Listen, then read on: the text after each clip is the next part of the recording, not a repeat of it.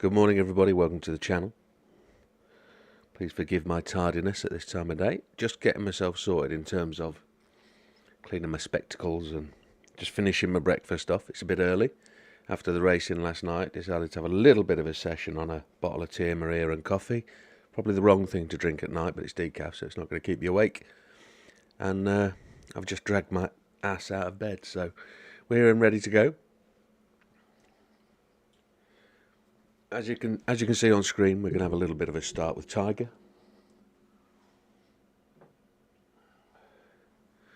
I've actually been trying to master the Tiger Woods since, well, day dot, and since the last time I played.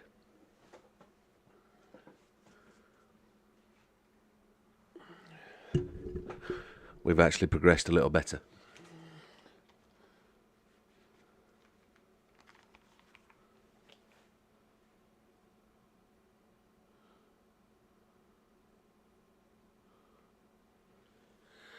No, Mariana, there were 4 people immediately logged in as soon as they saw the stream.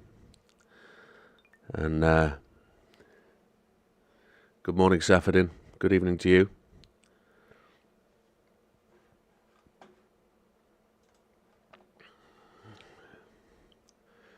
I've got adverts on my copy of the stream because I've just started it, so I'm just waiting for the chat to come up.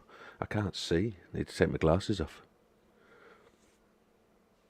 So let's crack on with a little round of the old Tiger just while we get the stream up and running.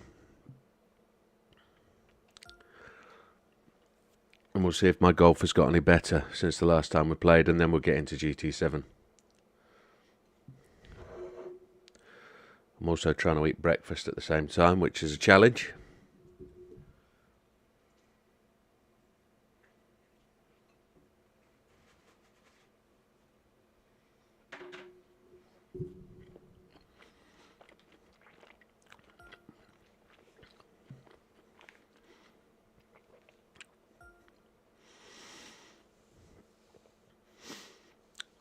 So the last time you will have seen me play Tiger, it would have been a little bit hit and miss. We'd have been slashing around the course, backwards, forwards, left, right. 2K Sports and the Corn Ferry Tour are delighted to welcome you to today's event. Today's coverage of the Corn Ferry Tour season opener is about to begin. Pleased you could join us for this final round action. And you would have noticed when I played, It's been great to have your company here. And Rich, we're into the final round now. What's our next player dealing with us? They get that I hadn't qualified, so wish this commentator had shut up. There's not a lot of room for error, but in saying that, they do have the lead, so they can't afford to make a mistake somewhere along the line if it should happen to come up. But in saying that, they just don't want to make any mistakes. It's going to be a difficult day all around. Oh, I'm fired up too, Rich. Let's see how this one plays out.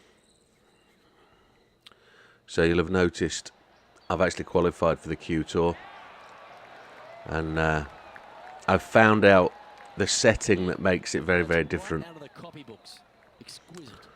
The setting is the timing setting. This one, bit hard. Yeah, too hard. He's got a par putt here. Let's see if he can make it. He's got a chance. He's currently sitting in second. Time to tee off at the second.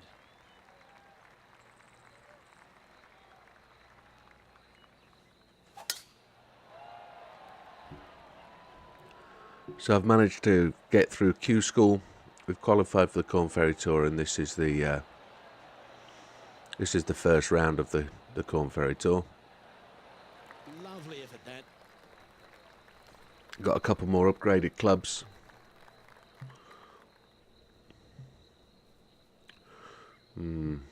Challenge. Just going to bring that back to the edge of the green there. Try and get some rolling. Looks like they've got the 5 wood. Let's not push that a bit. Club down here. We're okay. Yeah, this is the stuff we love. Getting after this par 5 in 2. I tell you what a sensational play. This player stepped up their game, a bold play, hopefully a bold reward.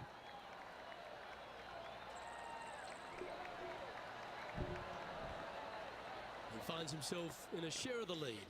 Moving up the leaderboard. I like it. Well, they'll be looking to use that momentum they generated on the last with an eagle.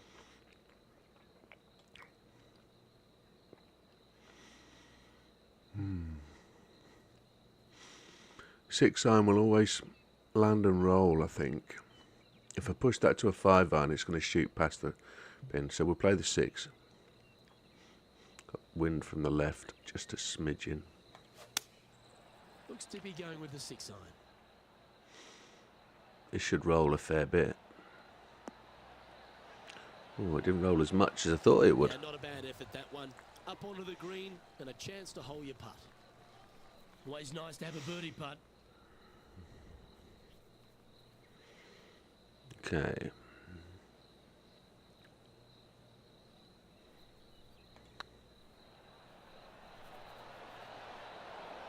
That was a gallant attempt. Oh. And just a little bit of clean-up work remaining on this hole.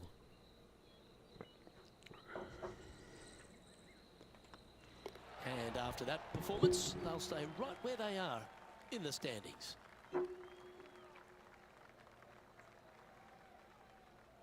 Welcome to this hole. It's a par 4.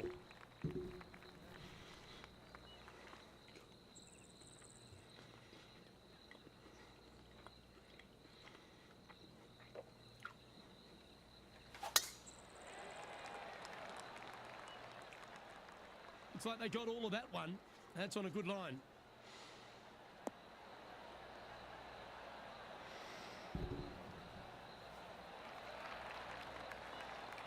And Henny, what's he looking at here? Setting up this shot from about 120.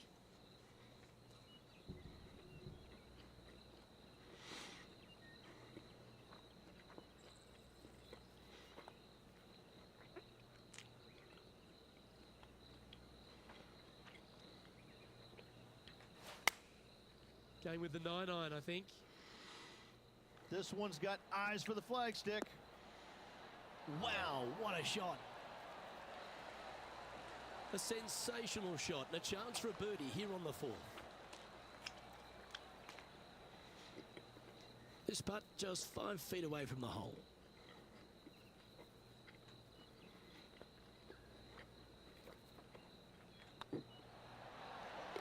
Fair effort that. Good birdie.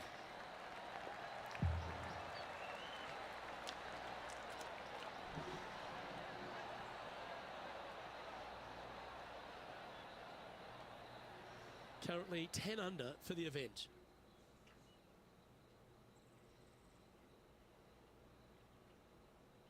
And they'd be feeling buoyed with confidence after that birdie. Here's a good chance to maintain the momentum. Haven't started out too badly, I don't think. Wow, that was just... But it's definitely a much better game with the swing timing turned off.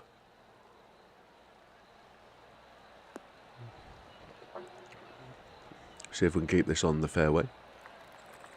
Easily done. Playing this shot from 120 yards. He shares the lead. Oh, gap wedge. This looks like one of those where we can apply some spin. See if we can... the ball's going to move right off the ground because you can see the ball's below my feet. So just got to be a bit wary about how much it's going to move right. And it'll probably overcompensate, so...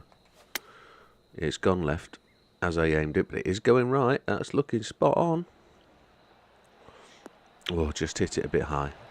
Gee, I think they've got the handle of this game. Yeah, we start with a bit of golf, Mark. I tell you, you just dream about days like today. Greens and regulations, spot on all day. Awesome. And you should all have access to this game because it was free, wasn't it, from PlayStation Network? I like it. 2 in a row. He's feeling it. Currently 11 under par for the event. But it's one of the Positive coming off a birdie. Let's one see of the what happens games here. I've played a long time.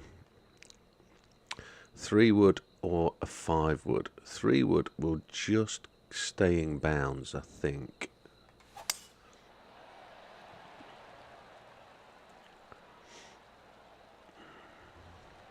Yeah, bob on.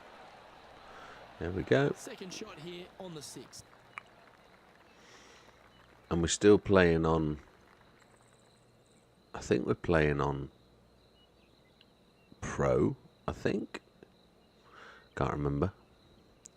I know we didn't change the level, we just changed the swing timing. So this is a pitch. This is going to be interesting. I don't know how it's going to kick through. I've hit it right. This one needs to kick left. It won't do.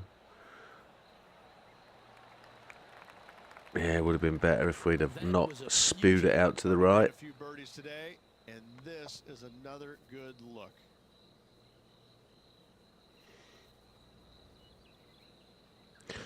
Yeah, FIFA. I bought the original Xbox to play the very first FIFA. Tracking. It's missed. Oh. And I have enjoyed FIFA many a year. I've got many copies. But you've got to feel like an opportunity was lost. But there was one year where genuinely they just changed something and went that step too far of just trying to change something to make it different. And I just found it so annoying that they changed stuff for the sake of changing stuff. So that's a 5 wood.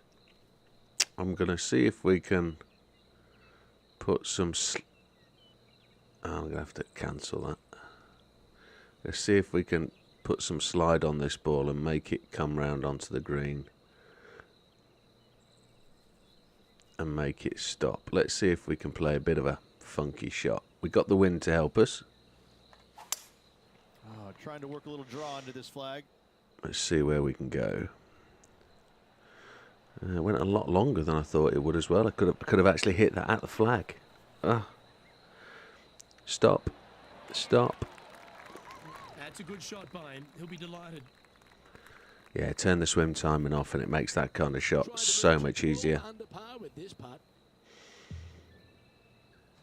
If I was going to be playing somebody with swing timing forced, it would be not a very good game. Probably like the 3 or 4 rounds I played on here, first time showing you guys, but it is a good game this. I've been associated with it since Tiger Woods 2001. I used to play 99, there wasn't a Tiger Woods 2000. Then 2003 I started testing the game for EA. And then it's developed so it's no longer a PC platform anymore. Well, they chose to go away from the PC platform. And then I managed to catch up with it around about 2020, I think. Having played 2008 for the last time on PC. Got, about 140, I'd say.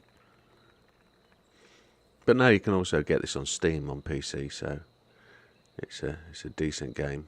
And I have bought it for the PC as well as this, which is a bit bizarre. But right, we've got that little type of shot. It's a normal shot with a pitching wedge. It's going to roll to the right a bit. I've put some backspin on. We've got wind from the front, so let's see what happens. It's pushed right. You can see that already. This is looking pretty good in the air. It's going to move to the right again. Yeah. Not bad. Well, that's well played into birdie range here at the 8th. This putt's about 4 feet from the hole.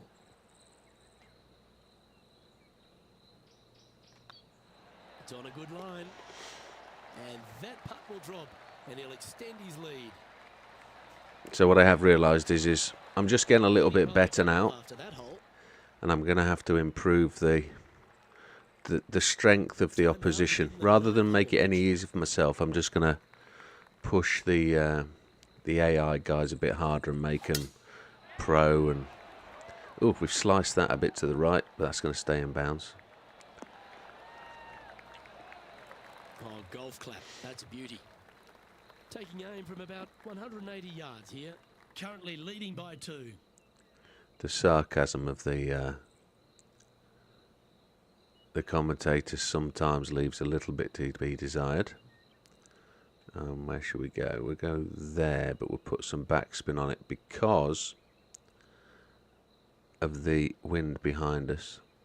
That should do it. Got the same problem with the slope. I've just pushed it a bit. I can see that. That needs to just kick and stop. There we go. That's it. That's what we visualised, but it would have been better online, I guess. Looking for back-to-back birdies here, Luke. Online would have been better because we wouldn't have this left to right. I think he likes it. 10 Looking foot. for another birdie here. Hey, nice looking line. There she is. And with that, that's their 4th birdie. 2 in a row there, Luke. Getting their groove on. Here we go, Rich. In the lead, late in the championship. It's exciting. Could be some trying times indeed. Tough holes lay ahead, but yes, you're in the position that you want to be, ahead of the pack. Yeah, that FIFA change that they made that made me really go off the game. And I can remember the day it happened. Second shot here at the 10th. I was playing the game as I normally would, first day of buying it, and it made the game feel as though I wasn't controlling the players anymore. As though, oh, that might go splash. Yeah. Looked a little thirsty.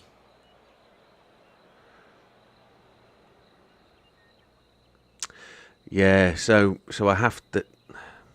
There's a bit of a confession about last night, unfortunately. It looks like they've changed something in the way they set up the game, so...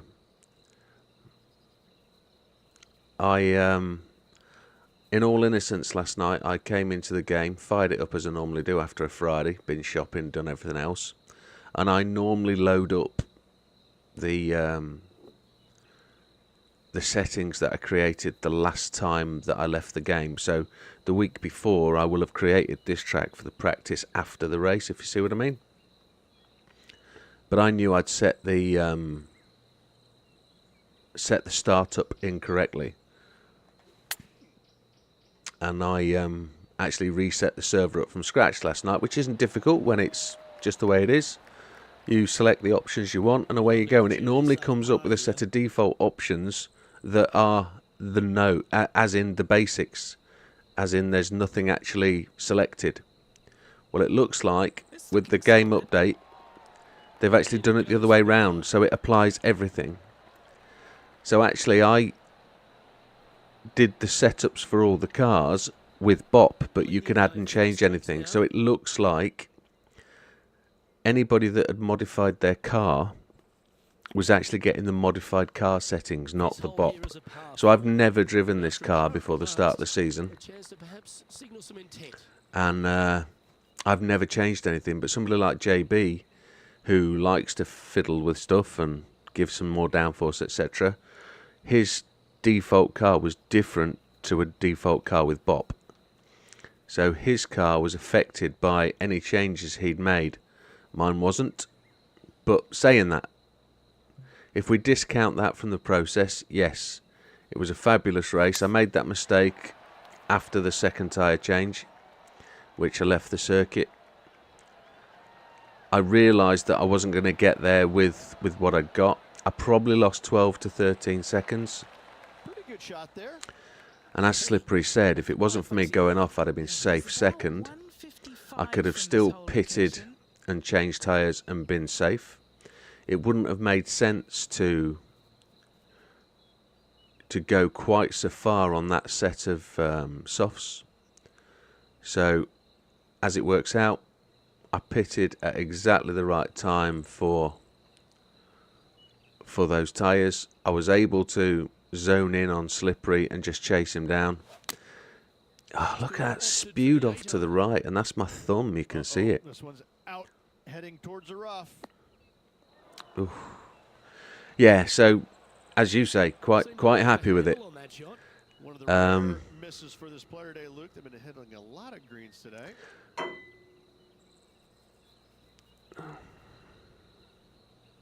Mark Dodson is Slippery. I'm thinking. It is, isn't it?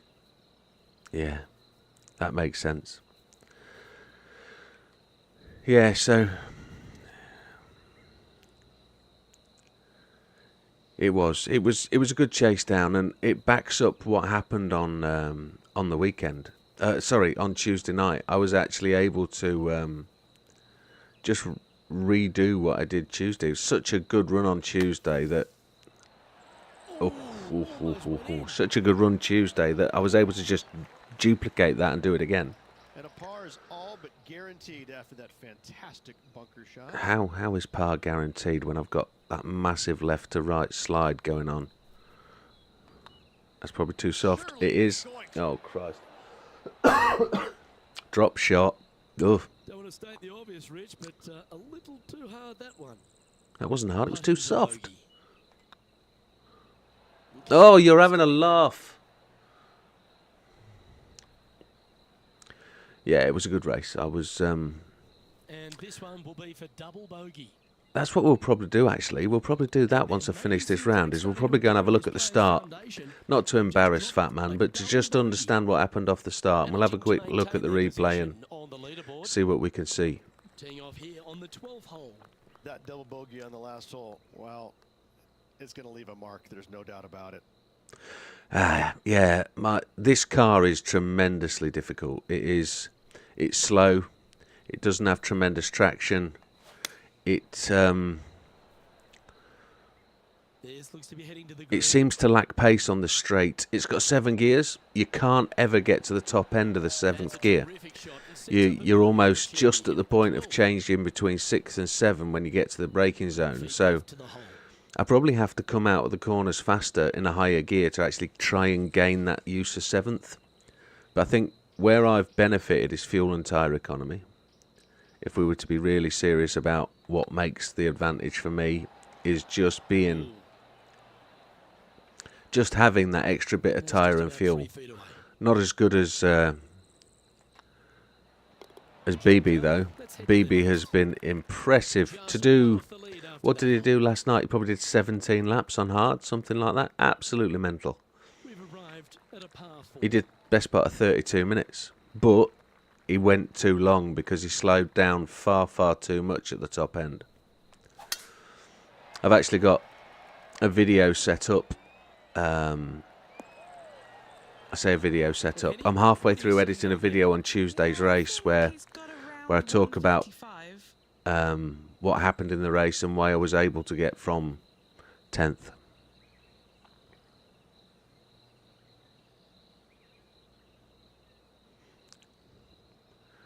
It's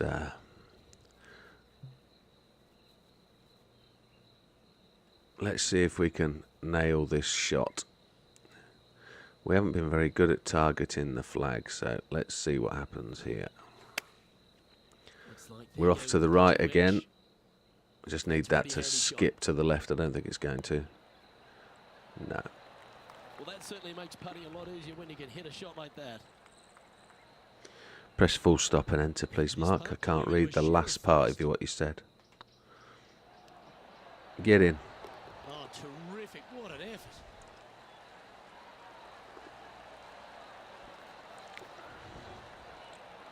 Sitting at 12 under par for the event.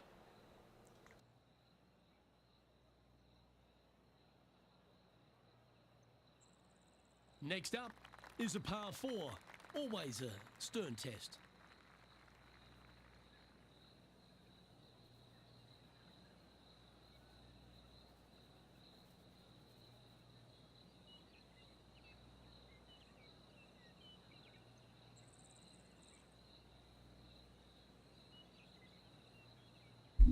There we go, we've moved rigs. I was sat at the desk just whilst eating breakfast and doing that kind of thing. So, yeah, we're over this way now. Hopefully you've got audio.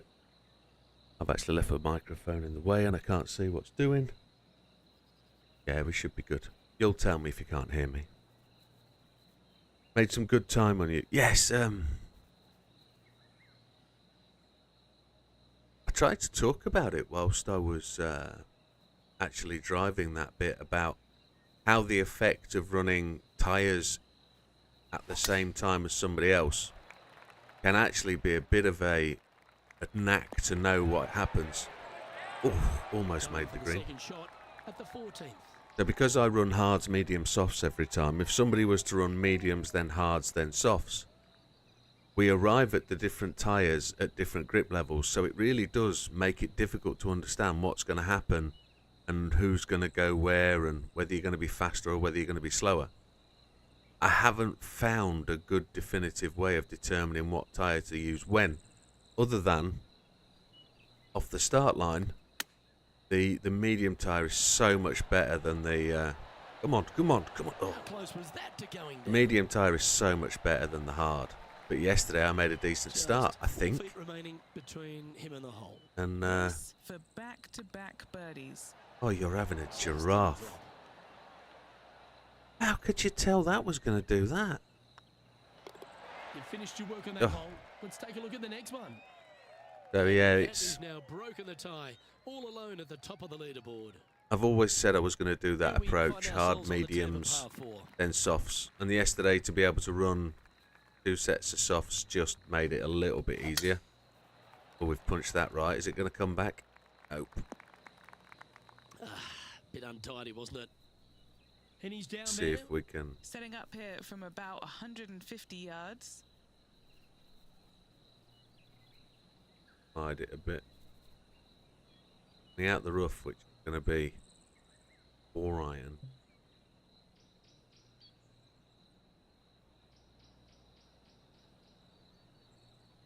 We can get it to come back in and roll on the green. Opting for the 5 iron. Yep, solid connection. This is looking good. Oh, dear.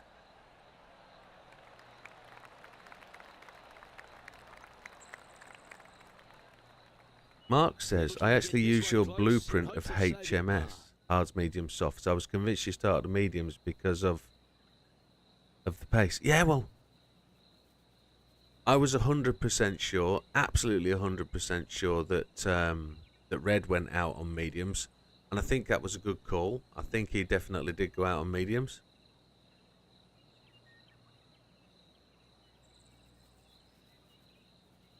I don't generally know. I don't know how much that settings change made as a difference.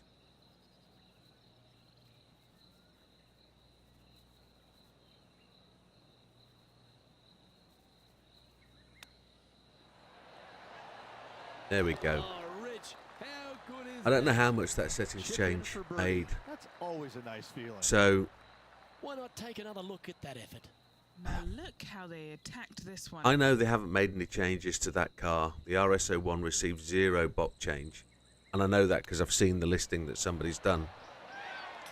But it did feel good. It felt good in that first stint. Other than I was losing twice the amount of time to Red as I was gaining on you. So that's what told me he was on hards. I just thought I Our was leader is a probably couple of shots up at more this used to the stage. circuit than 3 you were. holes remaining. This is So- what it's all about. Time to see who. As I say, is as I gonna said get it last done. night, I've done a few thousand laps there, purely because of human comedy. 9 iron. This one. Let's see if we can get this one. Okay, that Choosing felt the good. 9 iron here. Gonna be short, I think. Probably should have pushed for an 8 and backed it up. Yeah. Didn't get the run I was expecting. Oh, gonna be further away. Gonna have to clean Yeah, that quality pitch mark shot, up. that. Well, this would be a bonus. This is a very long putt. All right, guys. This for 2 birdies in a row. It's a bit short. Way off. Got the yips. I might be quick, but the car is What are we looking at for tremendously this putt, difficult. Henny? Careful It is to leave not this a one short. fast It's car. back So uphill I and appreciate nothing you saying worse you than think I'm a. leaving an uphill putt short.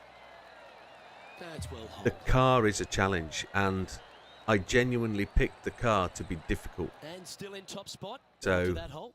Keep it going. 2 holes to go, Luke. Next time And round, I'm they going hang AMG, on. going Mercedes, This hole is a par 5. definitely. Where I'd like to be, I think. We're going to do that today, actually. First thing we're going to do is we're going to run Lego after we've watched the video highlights. We're going to have a shot at the human comedy Lego Majore with the Merc, and we'll see if it is as quick as we think it is. Second shot here on the 17th hole. I don't blow smoke up my own backside. I just try and say it how it is. Try and understand. Very much. Try and understand what is what. So,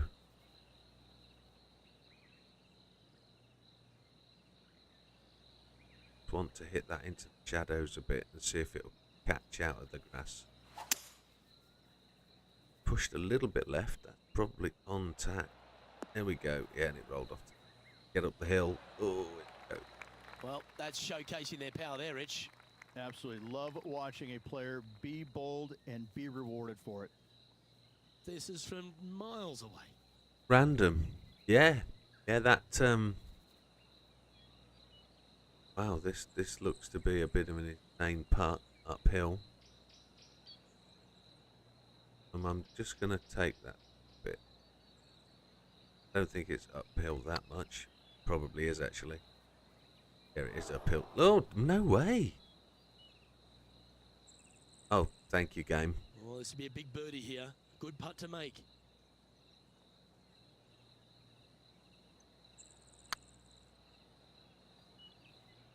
That's going to come slanging past.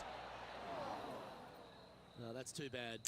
Random 7 picker. feet to the cup. Yeah, I think it might be This is what good they have left for a to do a par. draw night and get people online, and you're having a giraffe. Right by the hole. So the level of frustration this game brings about Punters will make these. is Right on is 5 amazing. feet. You don't One get started out on a good line. slopes on greens like this at And real makes it golf for the courses. bogey. Another bogey. We're on the green, man. He's currently tied for first. We've thrown it away. This Coming down the player last. tees If off we on can their final hole of the event, tied for the lead. Luke, If we there's some can anxious moments out there. birdie this, It would we'll not have shock it. me at all to see this go to a playoff. Don't want it to go to a playoff. Hooked that left a bit. Fine, we made room. Yep, Now this that'll one's work, got to that's zero fine. the flag. And they're playing from about Really have got to 140 zero yards the out. flag here. He's currently tied for the lead. It's a 9-iron, so we'll check. Wind is from the right a fraction, so see if this will. We've Opting pushed it for a the bit. 9-iron. See if it comes back. And Slope. looking shot that one. That's a lovely shot here at the 18th. Oh yes, I've got a Chance coffee. for birdie at the last. The coffee number 2 of the morning. And here we Espresso, are with his and putt then to win the first full event size. of the Corn Ferry Tour season.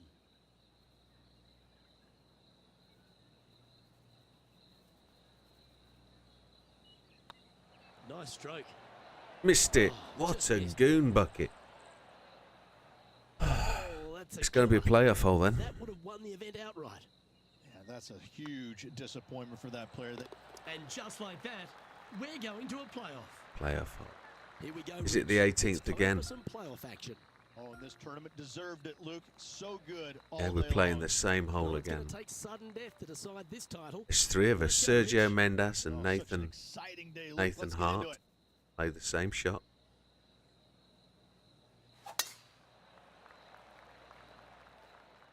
It kicks out of the. Yes, it did. We avoided the tree. Well, a big moment here. Really got to be aggressive if they want to have a chance in this one. The wind is the same. Opponent in there close, 8 Luke. iron. Absolutely. Take dead aim. See what happens. And I've choosing spewed the it a 8 bit iron. right in exactly the same way. Pay attention, folks. That's how you play golf. This truly is do or die. They need this to extend the playoff. So somebody's birdied. Extend the playoff. It's all on this hole then. I don't know. I think it's got to be there. Missed it. Oh. Good line. Nathan Hart won it. That's a shame. Blew it over the last 2 Well, that's holes. a shame, Rich. They toiled all tournament. Only to Those come unstuck putts. when it mattered most. Getting to the playoff was a great accomplishment. However, losing on the first hole doesn't feel good, but still a good week. There we go. Well, ladies and gentlemen, hope you enjoyed our extra coverage in this week's playoff finale. From myself and all the hardworking people at 2K Sports, thanks for tuning in. See you next time. There we go. Got 250 credits. We'll get you some club stuff. Yeah, came tied second. Shocking. Absolutely shocking that we get robbed right at the death. Can't do the music. Stop the music. This is what I like about having a PS5 with downloaded games. You don't have to change discs.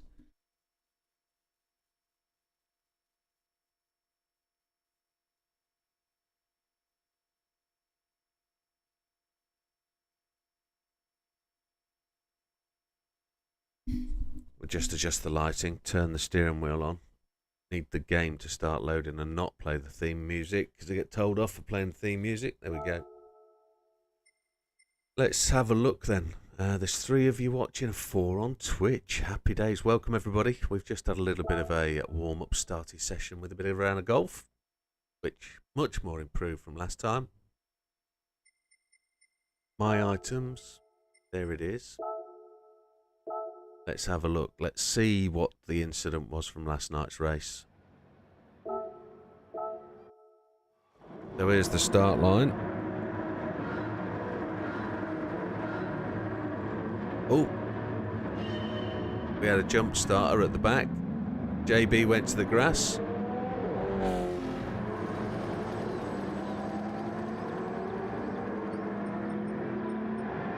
All looks good at this point.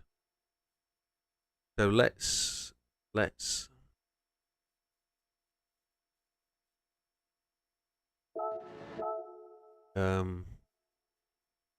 change camera target. How do we change camera? There we go. We're with who right now? Mayhem incoming, yes. Here we go. Right, we'll watch it from there. Oh yeah, he pumps as, doesn't he? Oh, Love It gets a tap. Big Papa gets a scooch.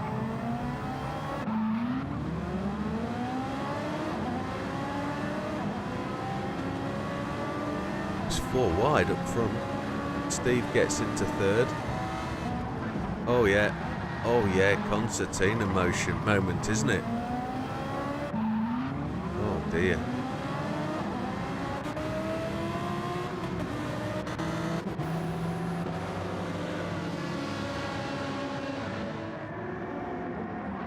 Oh, just clipped.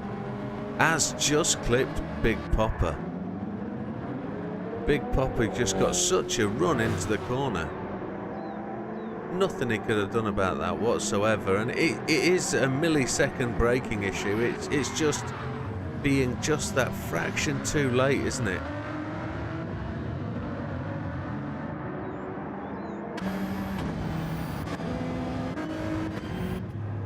So how much did Big Papa suffer?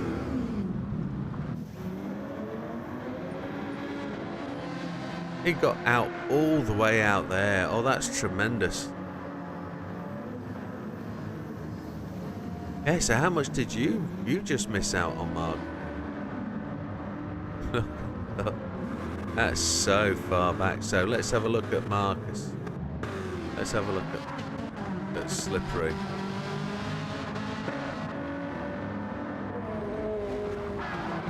Oh, you were so close. Well, that was me. There's you.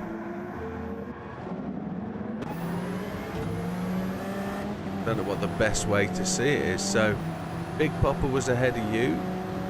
Oh yeah, BB's there, isn't he? So, just as comes through the gap between you two. Oh. And there go me and Red. That is tremendous. So as, that's who we want. There he is.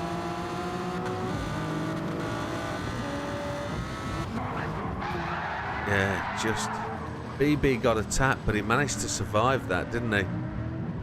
Love it. Reverses out onto the track. Yeah, Love it. If Lovett had only gone another 10 foot backwards, he could have turned and been gone and away. I'm not surprised. And then, as thinking he'd done bad, he's giving way to people. Big Popper's last out the gravel. Batman's letting people go.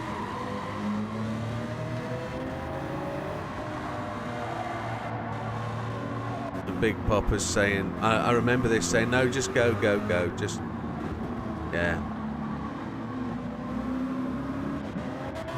That's tremendous. BB is there thinking he's made a mistake, letting people go, but BB hadn't. BB for his... Yeah, BB thinks he did it. He thinks he punched Papa off, didn't he? And he's thinking, oh no, I've got to wait for this. But BB was totally innocent. BB could have kept going without any remorse. BB could have just... Yeah, that was very gentlemanly, BB, and you believed you were in the wrong, so you weren't. No, you weren't, not at all. Yeah, BB's waiting. Bump, dump, dump. Just... Is there anything that Batman could have done? I don't think so. He's trying to push down the left. It's very tight because it'd be on the grass. He's not watching for his braking marker. You know that because he's past it. And yeah, it's such a shame. There it is. We won't dwell on Matthew. It's that was a good do. That was genuinely a good do. I don't think there's any malice there. I don't think there's any requirement to take any action. It's just what it would be. Yeah. I expect it to happen more from a standing start than a rolling start, because you're much tighter going into that corner, and that's why I kind of at the start of the season wanted to keep the rolling start, because it increases the gap between cars.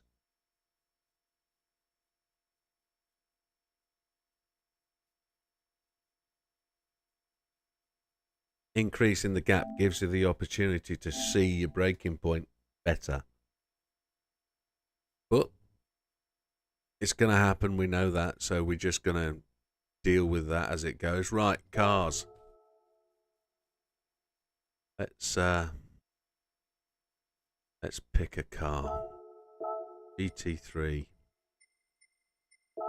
GR3. We know what the do is.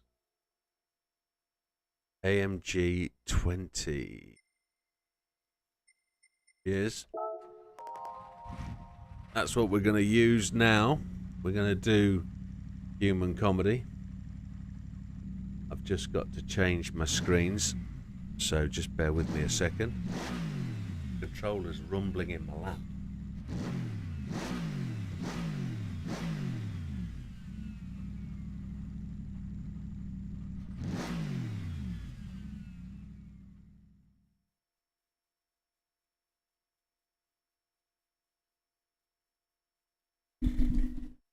So I'm going to attempt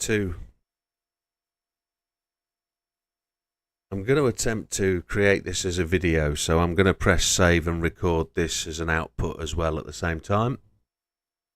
So bit of a chesty cough this morning. Don't know why. It's been cold this week, and I've been out and about in the cold a bit. So maybe that's what it is. Right. Off to Lego.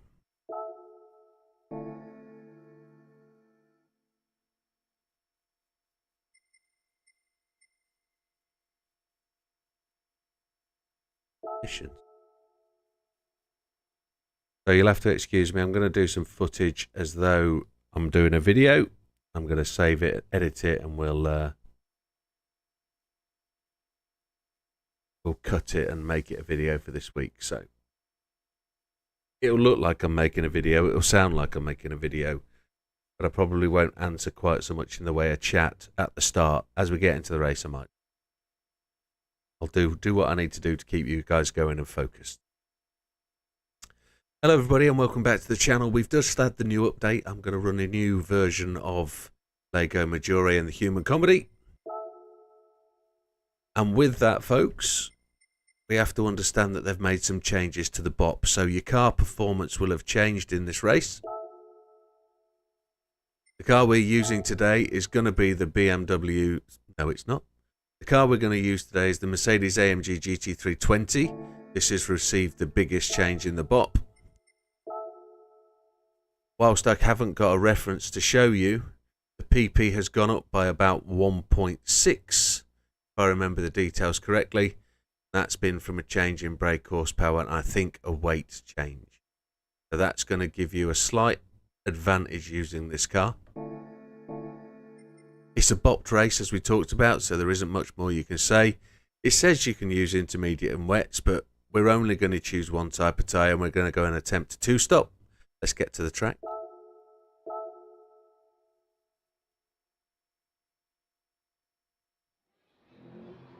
So settings for the race today will be... we've just done that. Settings for the race today will be assists, traction control 1, default ABS, everything else off. Controller settings will be controller steering sensitivity 5. Now somebody did ask me what the changes will be. If you change it more to 1, it's going to be more likely to oversteer. If you change it to 10, it's going to be more likely to understeer. So I've left it at 5 in the middle. I probably need to do a bit more work now that they've changed some things to try and find out whether it's 5 or 4 or 3 or 6 or 7. But that might be different for different cars, so I'm just leaving it where it is for now. I know it's been 2 years with the game, but we only found out about that 4 or 5 months ago. Force feedback max torque 7, force feedback sensitivity 7. That's slightly a heavier, more feedback based setup. I've found over the game over the last sort of 12 weeks or so that I need to have that heavier feel or more feedback setting. Let's have a look at the ranking board. We don't usually look at the ranking. We can see there we've all done 30 laps, Mr. Maguire top. The fastest guys are now pushing in 31 laps. I've never made an attempt at hitting that 31 lap because I don't think I'm fast enough. I haven't really found a way of getting any closer to those 31s. I haven't found the strategy that works that way. I can do a 2-stop, I can do a 1-stop, but I haven't found that 31st lap. And I'm probably 45 seconds away from that lap. So if you're first time doing this race, you've got to really go and pick up the car that you find yourself fastest with. If you're controller auto, you're going to find this race tremendously difficult until you can run consecutive laps and get those laps down to a relatively quick time. If you can do 1:58s on controller auto, you're going to be good for this race. So let's have a crack and see where we go. I'm going to do a 2-stop strategy today. I'm not going to run any assists other than TC1 as we've just said. So let's see how this goes and we'll see you at the end. So fuel map is the critical one. It isn't really on a 2-stop. But you can see there 10.6 laps. It's just going to be good enough. Brake on the end of the fence. We'll push the AI out the way, sod it. They're going to push us on the grass. It's dog eat dog.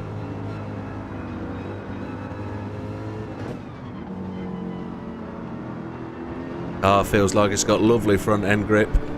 Rear not so much. So the biggest change I've noticed in this race over the last 4 or 5 months is the performance of the car through the high-speed bank corner.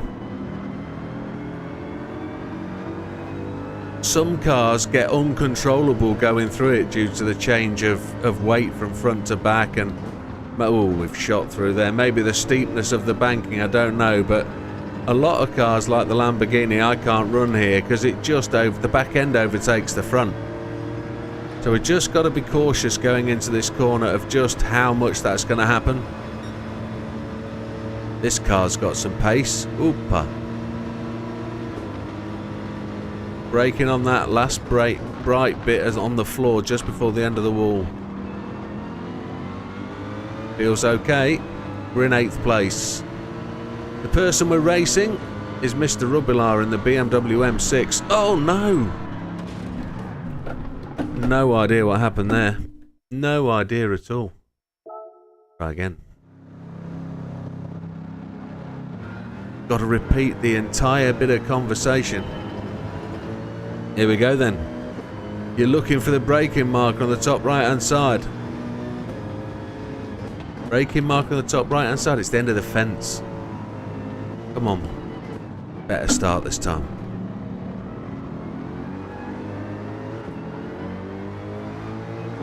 I tapped the back end of that car and it just made the front, the back end go light.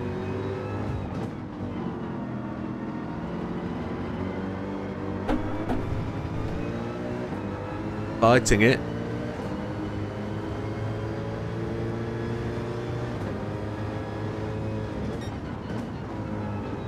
Just get this first lap under a belt. We'll get the car settled, get the tyres up to temperature. Then we'll start to give you a rundown on what's going on. Such a shame we wrecked. I was well into that vibe of commentary flow. It's completely messed with my head now. Mr. Huffman will put you behind us. So I used to find this car particularly quick. It feels particularly quick now.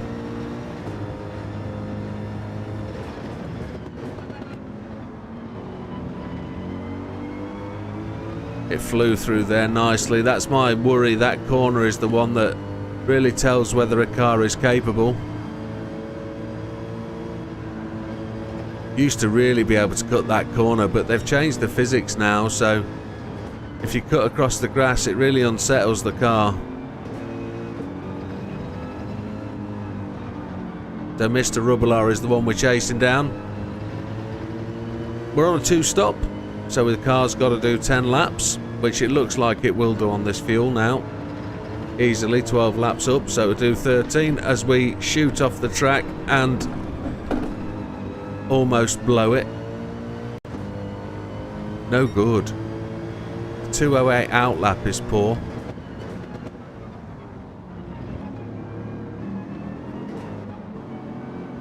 Car feels very active. And as you can see, I've only ever driven this car 90 miles prior, so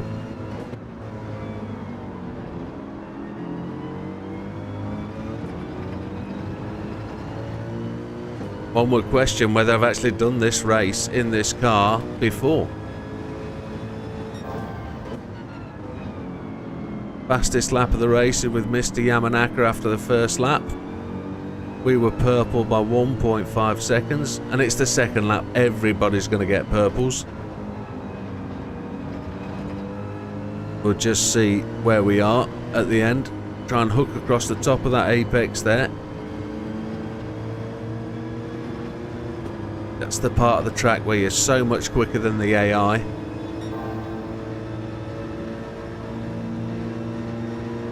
Need to get that split down to 101.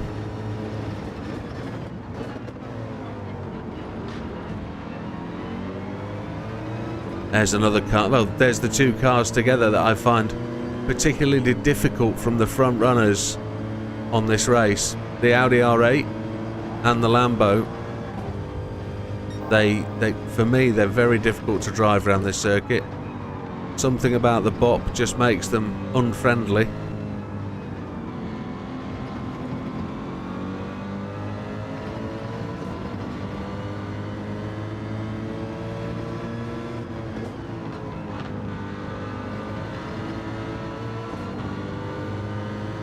We've actually put in a clean lap this time. We're up to 7th place.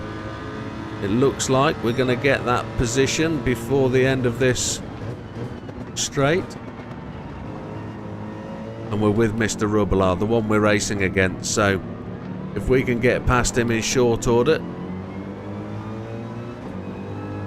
we're going to start to make big gains. Mr. Yamanaka. He is on a 3-stop. He'll run out of juice fairly well towards the end. The 3rd stop will kill his attempt. Can't let Mr. Rubilar go. If you find this corner difficult, the trick is to brake in a straight line before it. Mr. Rubilar's just about to get hung out to dry. He's about to tap me across the corner. No, he's not. We made our way through there nicely. In front, the Mazda is the very first car I ever won this race with, and it still sits as a very capable competitor. It's a very capable car. If you are struggling on your controller auto, it's got good economy, good tyre wear, and it's not too aggressive with the throttle, so you won't suffer massive amount of wheel spin and spin out on the rear. What you are likely to suffer with is wearing front tyres. But it's a good car, and it sounds good. Your ears bleed after an hour of racing it, but so Mr. Rubilar is on R6. He's chasing hard. He's with us. He's going to try and make the pass on the inside, and he's donked us. Oh, that was aggressive. Mr. Cookerman lost a couple of places. The R8's come past us. Oh my lord. Filthy, dirty dogs. We'll do a bit back. We don't mind. It's going to get a bit dodging for the next couple of laps, but we'll give it back. We will. The R8's pushing up our inside now.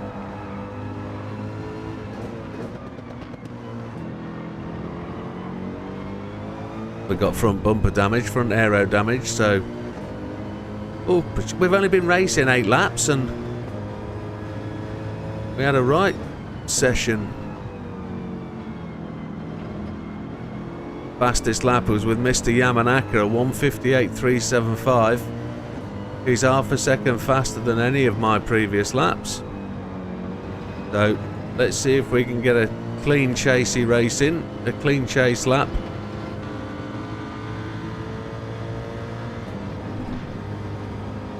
You can split the sausage if you need to, folks. Straddle the sausage.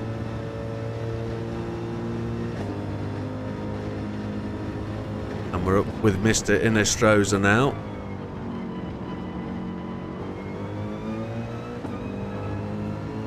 And we'll get Rubilar back. Hopefully sort of lap 7-ish we'll be back with him.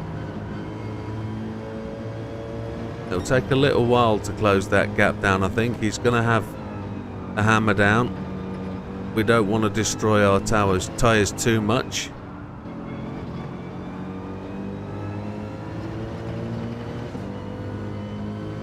It was a bit of a lungy manoeuvre he made. I guess I didn't have to close the door quite so much, but I don't know if there's 2 lines through that corner, to be honest.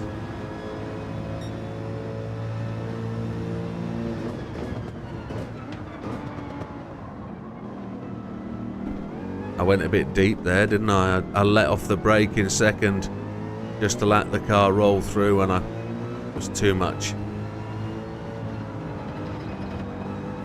Rubilar takes the fastest lap at 1:58.136.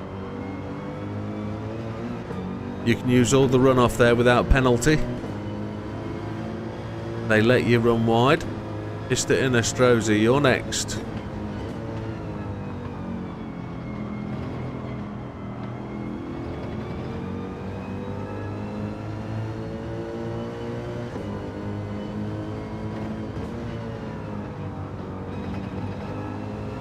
And Rubilar is pushing on after Beauvoir. Let's see if we can chase him down as well.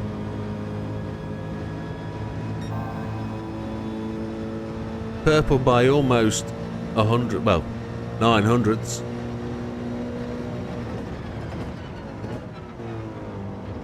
I don't think I went to 6th gear then, did I? No, and that caused me to F up because I didn't get the right amount of gears into that corner either. Gonna short shift a bit with it and get it up to the higher gears.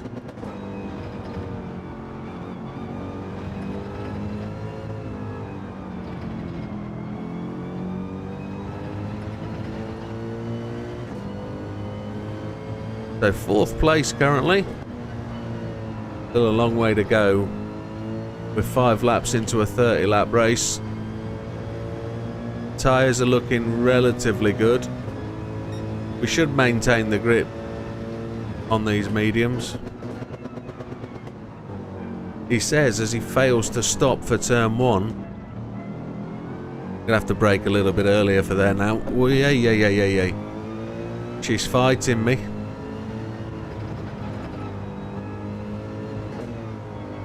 Tyre temperature's up, I think. So there's Beauvoir and Rubelart all in the same window. Yamanaka is probably 2 laps away from his stop, his first one. So we were hoping to chase Rubelart down, but it looks like he's going to have the lead going into the pit stops.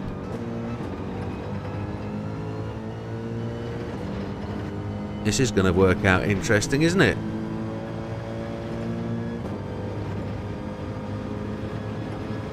A bit of dirty driving from Rubelart has certainly opened up the stakes. He's 4.2 seconds ahead. We made the change to 6th this time round.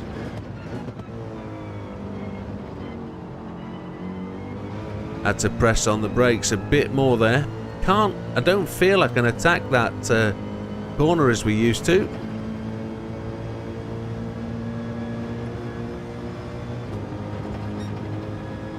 He's pulled out 0.3 of a second through that corner.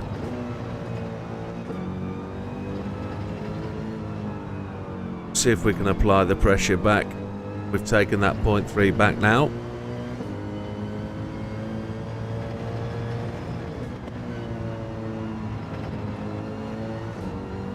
Over the months, they certainly have made this race tougher, without a doubt.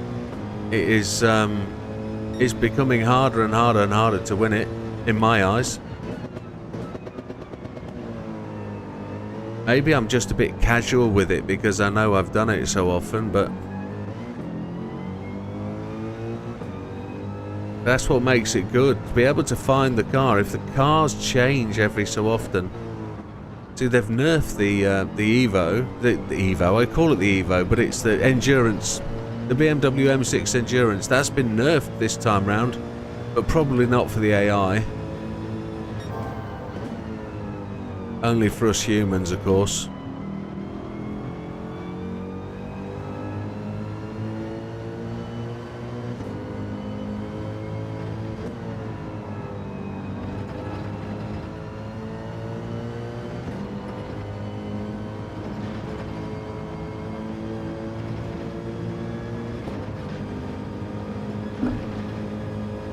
We're doing the 59s. We're close to the 58s.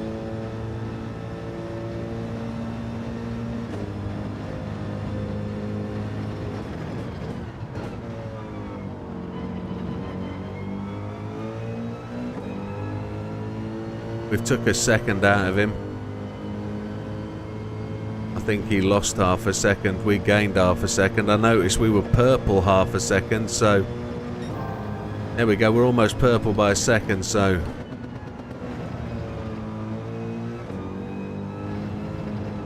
just starting to get it together. Lap 6, lap 7. But he's still got a 3-second advantage on us.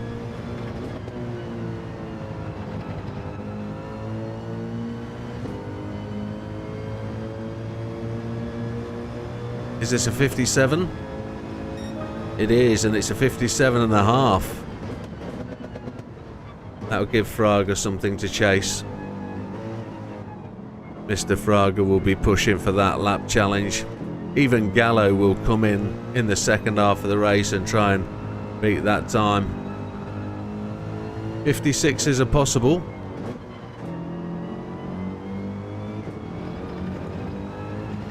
And there they are, Beauvoir and Lovelaar, just 3.5 seconds ahead. We'll see if we can just close the door to them just a little bit more. Just a little bit. Gina G. That's who that was.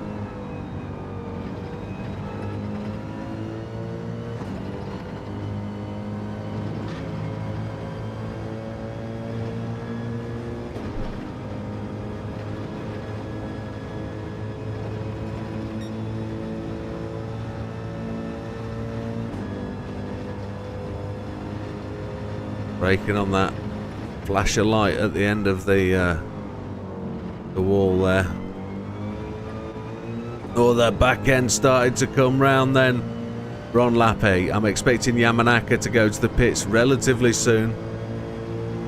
That'll leave a situation where I'm chasing Beauvoir and Robillard. They're together. Does it look like... Oh, there's smoke there. Robillard is about to make the move on Beauvoir. Beauvoir is my teammate today, so I'm expecting him to do the dirty on Robillard just for me. Has he gone round the outside? No, it was... he's got past him now. Yamanaka stayed out. He's probably going to lap 9 then. Well, that's obvious.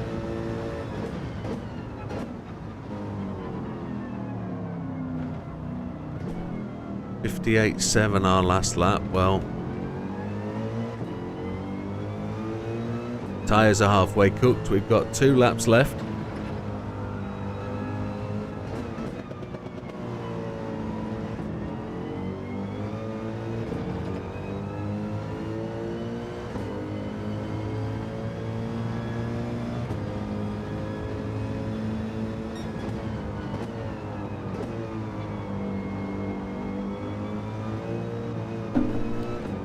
The back end just started to go then on the throttle. Ooh.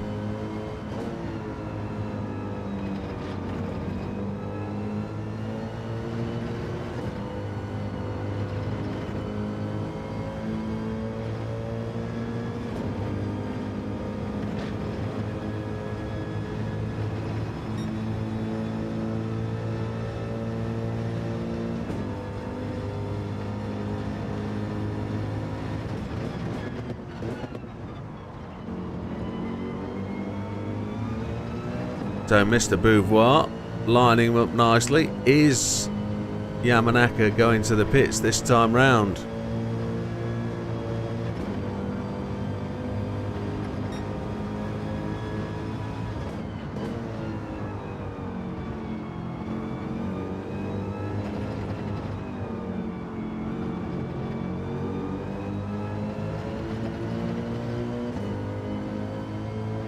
He has. He's gone to the pits. Just the 1 lap earlier than we will go. Oh, Beauvoir's gone as well. My teammate clears out the way and gives me the opportunity to chase down Robillard. We're going to pit at the end of this lap.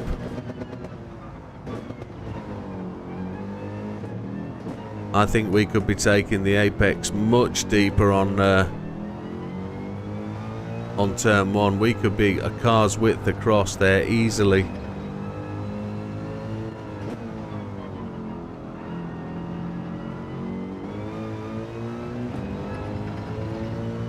So we're just 4 seconds behind Robillard. He's been managing to keep that lead.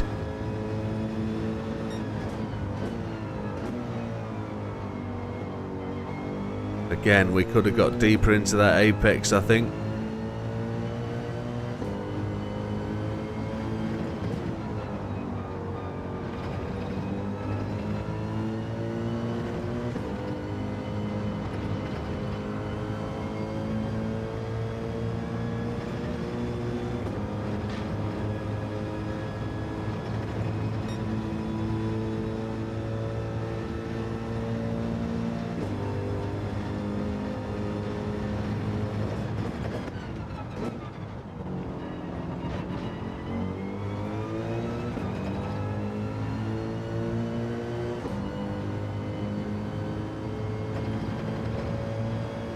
So can't forget, we're going to pit this lap. We've got plenty of fuel left. I don't want to go one more lap just to try and force the overcut or undercut. We'll let him do that if he wants to carry on. We'll stick to our plan, 10-10. And then we'll see where that goes. Let's take to the pits this time. He's carried on, right, good stuff. So we're taking the mediums and we'll fuel up to 10.2 laps, even though we don't need to. I think we could do 9.7, but...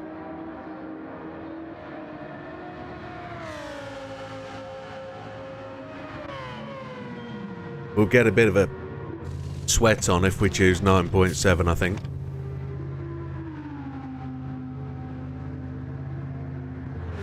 I don't know if they've changed the refueling speed. It feels incredibly slow. Incredibly slow. 10.2. There we go. Coming out. We're in 11th place. 38 seconds behind him. Feels like lots more grip. But we've got less fuel than we started the race with, so the car should be faster overall. We put in a 57, and then we were running 58s for the last couple of laps, so the pace has come. We've built up.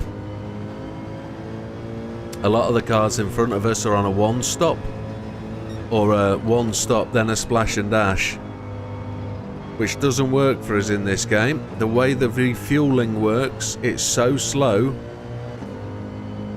that genuinely it doesn't pay to pit.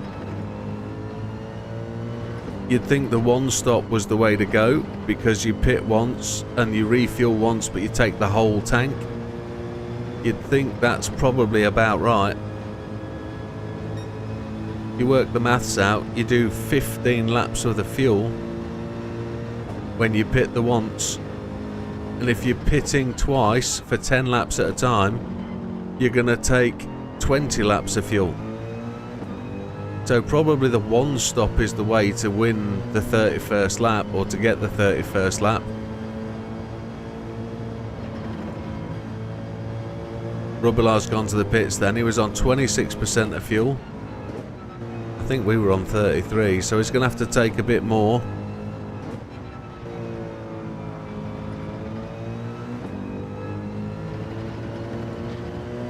This session we've got to be on the gun because we can't give away much more to Rubilar. I don't know if we'll get a penalty for that. Rubilar is taking fuel. He still is. We're past him. So the undercut worked on this occasion. He filled up to 100% as well. He filled up all the way, so he's got the opportunity to run really long or run short and not take all the fuel, which will give him a really rapid pit stop second time round. We know we're taking 10 laps of fuel.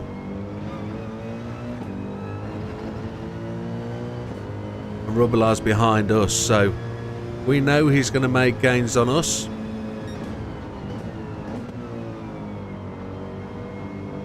All we've got to do is put some of those cars that are in front of us behind us and give him some cars to overtake. But a lot of these guys are going to pit anyway and move out of our way, which is... I don't want to have to overtake them, then they move out of Rubilar's way by pitting. That would really just be advantageous to him, so...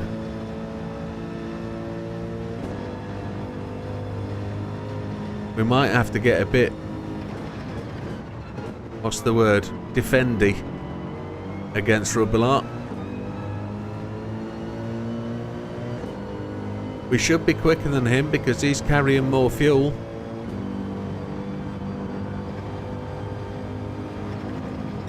We will see. There's Yamanaka, who was leading the race up to lap 9.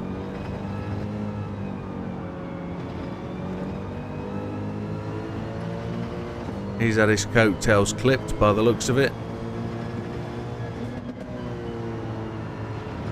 We've just managed to put Another second on top of Rubbelaar, so happy with that. These guys are running at some pace, you know. They feel incredibly quick.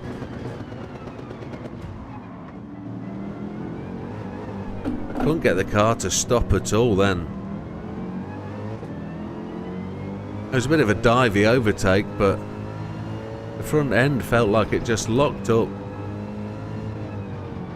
The ABS light is on a lot, isn't it?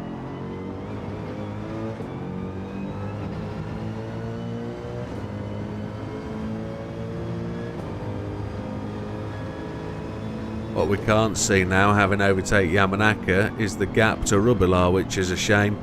Yeah, that was my one thing I suggested last night. I'd like to see the time gap to every player in that timing list. We know computing time is quite processor heavy, so maybe they haven't done it for that reason, or maybe it's more difficult, but I'm sure it's possible. Time relevant to me, so I want to see the distance, the time wise, the time behind me and the time in front. That would be nice. Be able to work that out. Little tap on the back of the RS01 there. We'll just ask him to get out of the way. We've got aero damage, so that doesn't help.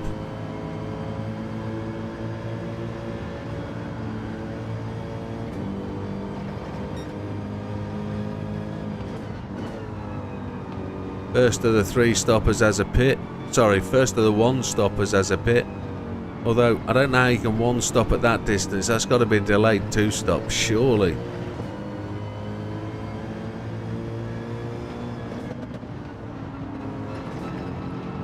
Fastest lap of the race is still ours. As we're attempting to make our way up to 6th place. That's the line we were looking for through that corner. Back end got a bit lighty-flighty like it just did there. It's a Matson Unger in the terribly good-looking RCF. I like the honeycomb effect on the back door, that's really quite good.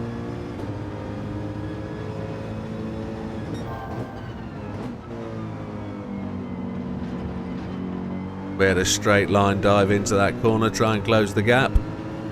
And we're a bit slow coming out the corner, but it did the job that it needed to. Oh, so much quicker than him through there. We got that damage on the front end again. Let's see if we can just split the R8 out. There we go. I didn't want him to tap me out. So there we are, 9 seconds behind Inestrosa, 11 seconds behind Kukabun. So that's put some people between us and Rubbelaar. Give him some people to play with, but you watch. Very soon they will pit. And that massive gap will open up behind us for him to just close down as the race progresses. But we're already on. We're already halfway through this stint almost as we're about to go on to lap 5.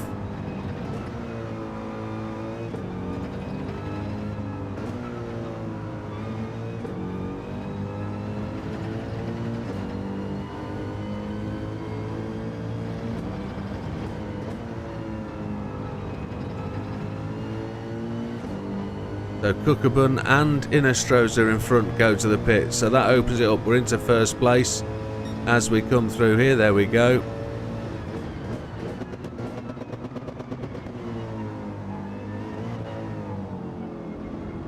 Still braking a long way through that corner. Did I mention we've got the fastest lap, a 1:57.464, which we achieved back on lap 7. That's actually a mighty tasty lap time for that early on in the race. Brady is behind us in the R8.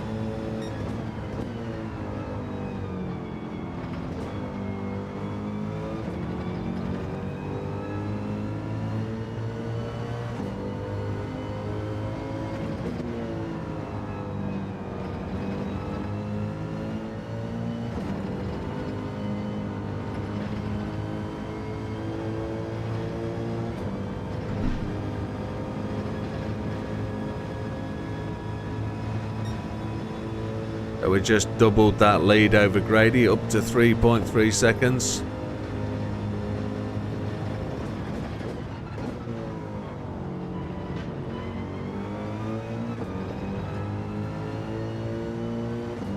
There's Rubelar, he's in 7th place, so the problem we've got now is those guys between us and him, they're all going to pit. Oh, we're purple. There's an opportunity for us here to increase that fastest lap if we put in a really good final sector.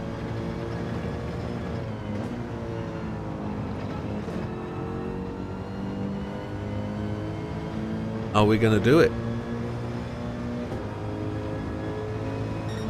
There it is, even better time.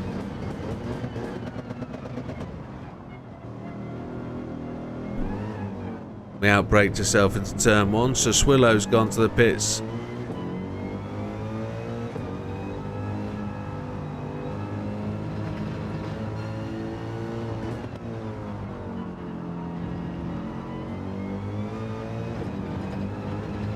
Occasionally first gear works through that last corner. I say last corner, that corner we just went round.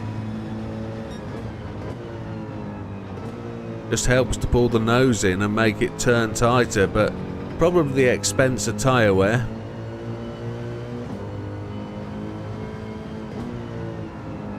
Now what we do know is Rubelar is going to short pit at the next pit stop. So we've got to take 10 laps of fuel. He's probably going to take in the region of 4, maybe 4 laps of fuel. So we really have to push on now and make hay. We're 7 seconds above in front of Grady. We're on lap 16, so we're over halfway through our stint now.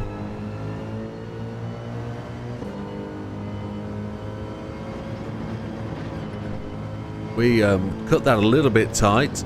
I'm looking left towards my monitor. And there we get the penalty. I thought we might get that. That was from just looking off screen. It's just the throttle lift though, so no major damage done. Rubelar's up to 4th.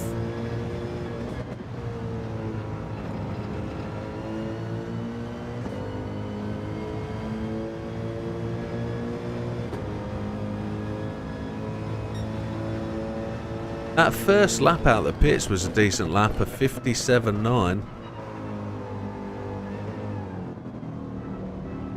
Grady's gone in, so there's just Matsununga now between us and Rubelar.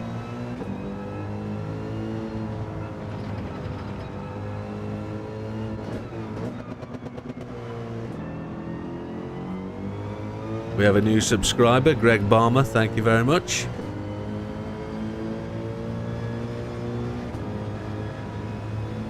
That'll be in the video forever.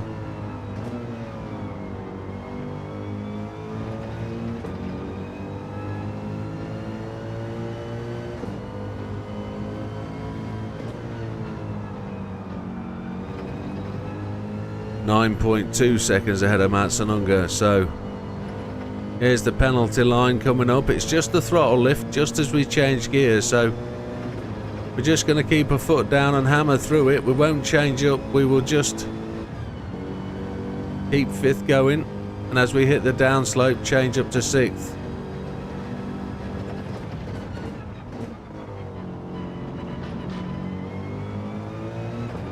Feels so much better when you run through those low curbs, the red and whites.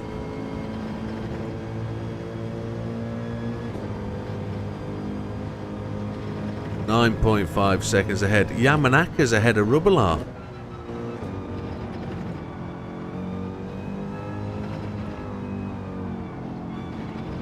Feel like this is a really slow lap.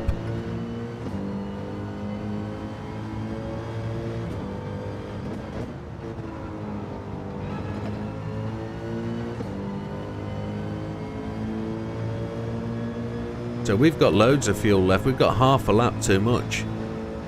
So we can actually probably take 9.8 at the last fill up, as we suggested when we were in there last time. Matsununga's gone to the pit, so Yamanaka's just holding Rubbelaar back at 11 seconds. That could work for us. We've got the remains of this lap and 2 more to go. Do we need to put in a 156 to be able to maintain that fastest lap? A 156 seems a long way off.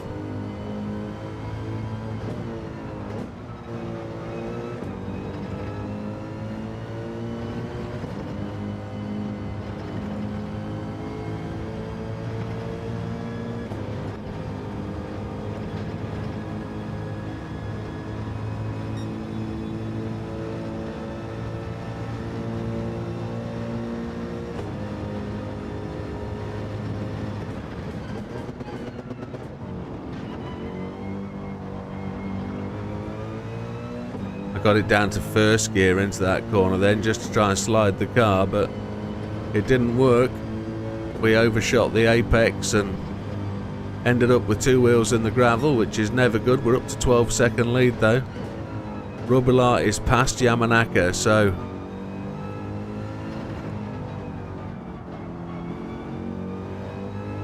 the question is, when will Rubbelaar pit? That is the big question.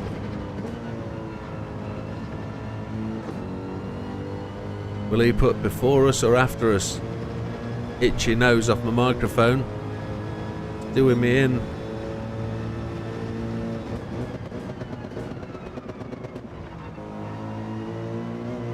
This car wants to brake just that little bit earlier than my normal braking marker. Yamanaka's gone in. Beauvoir's gone in again.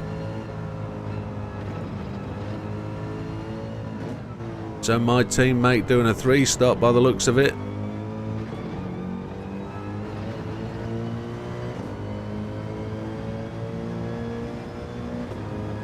We've got 1 more lap to do. A really narrow there. Probably turned in too tight. Just trying to straighten that braking line up.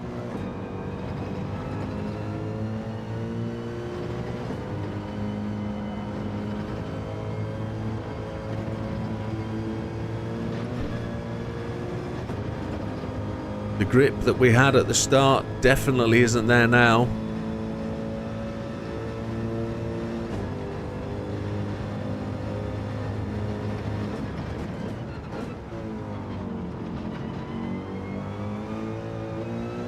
Back end lit up on me, which is never fun. It makes it go, the steering wheel go really light and you can feel it. It's tremendous how it makes you feel that. You know where the car is affected. And another subscriber pumping in quite quickly. Alex D, as I run it off the track, which is really not what we need to be doing. Right, on to the last lap. I just had a panic then, thinking, should I pit now? Should I pit now? No. 10.9 seconds on.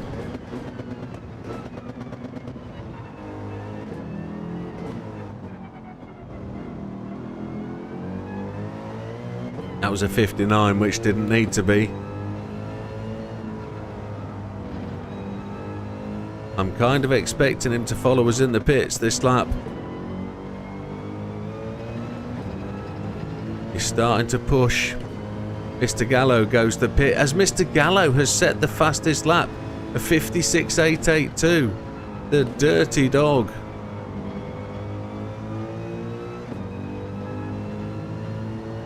Well, we're not going to stand for that, are we? That's next stint now.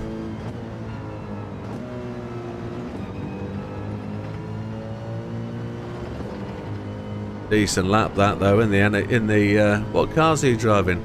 NSX, isn't it? Yes. He's a Honda man.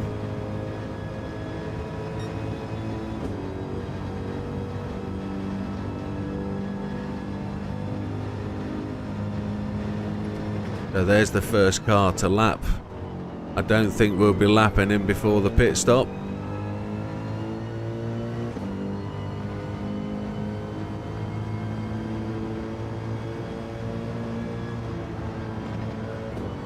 We've got the lead back out to 11.8 seconds over Rubilar on this last lap.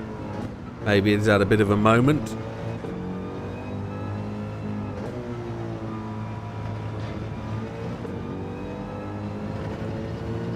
Don't forget to pit. Pit this time round, Widow. Come on.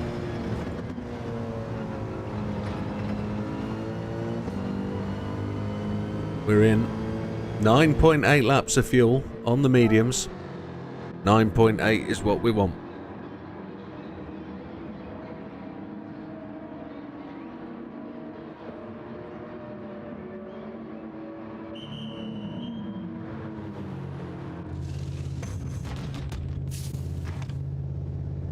Rubilar carried on. We're 24 seconds ahead of Lopez. The timer has just ticked off. 9.8 we're looking for. 9.8.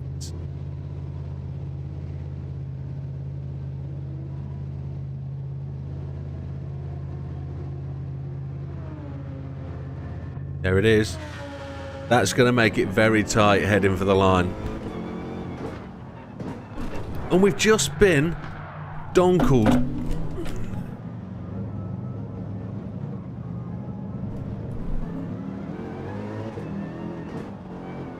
I can't believe it. Can't believe it.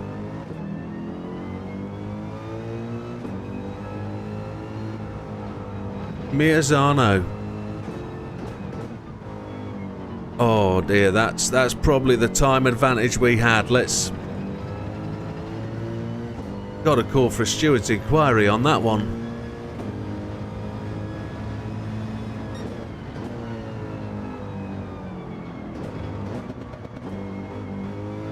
I'm not going to give up just yet. That was just unfair. That was rude. All about the timing. We will find an opportunity to bring that back. That's extra distance because the lap we had, well, we had to spin it round. We had to drive it all the way round in a loop, didn't we, to get it back on track.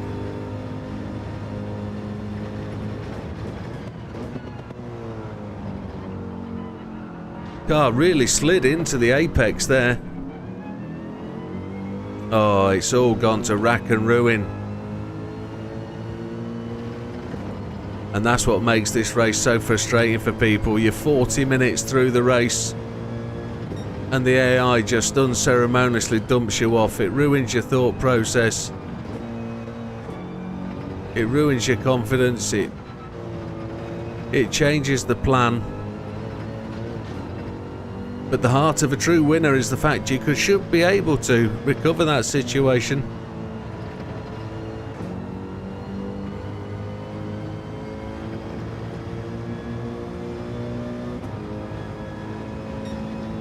Right, let's get control of it.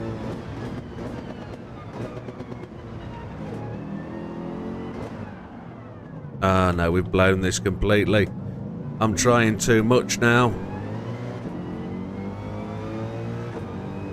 No, completely blown it, hasn't it?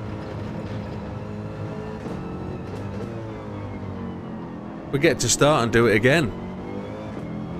I'm not redoing it on 40 minutes. I'll do it privately offline. We'll put this one down as a loss. Not everyone turns out to be a good one, said the nun to the vicar.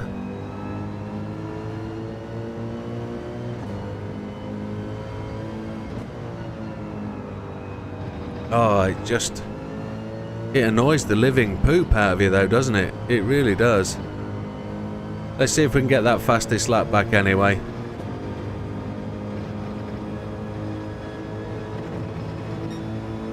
It all depends where we come out against Rubilar. We're probably 15 seconds down, so if he pits this time round.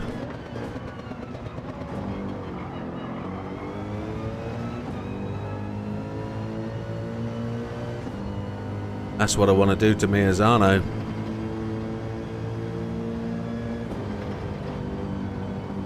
And Rubilar's going long by the looks of it. He is he's running on all that gas that he filled up on.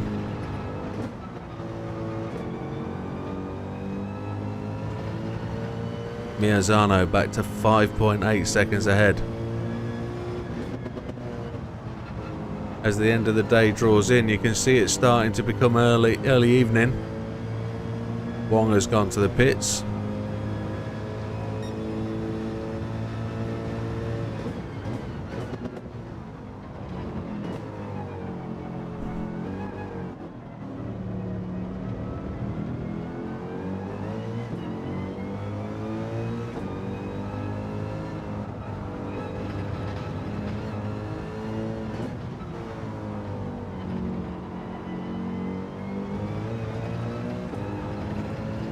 Not giving up. Not for any man.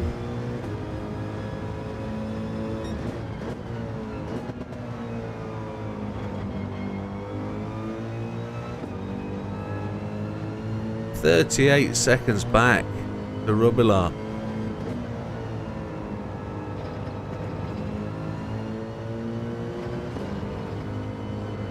And I'm not able to cut into that. Not much at all.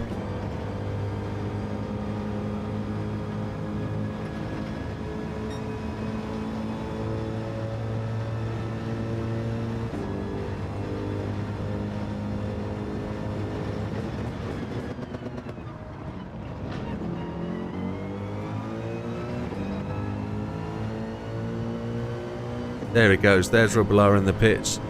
20% of fuel, so he's got to take some. It's not going to be enough though. I've really got to really apply myself and get after him.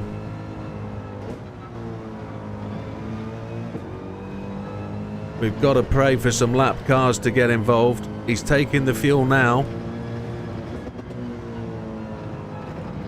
He's got to 50% and he's away, so we're going to see him drive out the pits. There he is. We've got to chase him down. I don't think we've got a chance, but let's not give up. We're going to use every bit of available road space.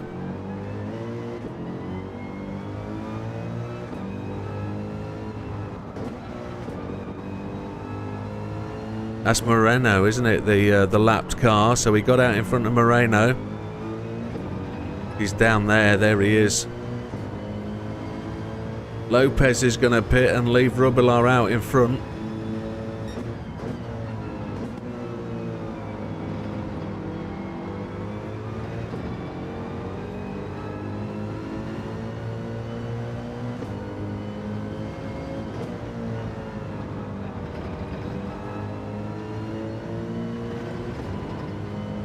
Miazano, you're in about the best spot I could hope for.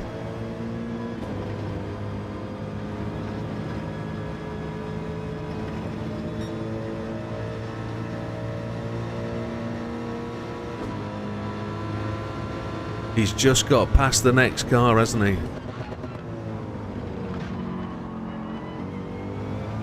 He just got past him.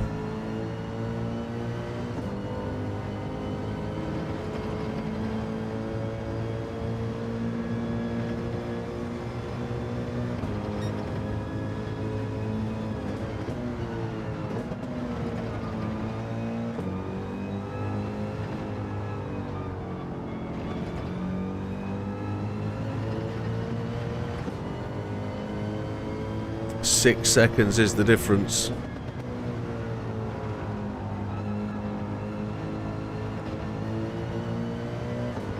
Pushing too hard.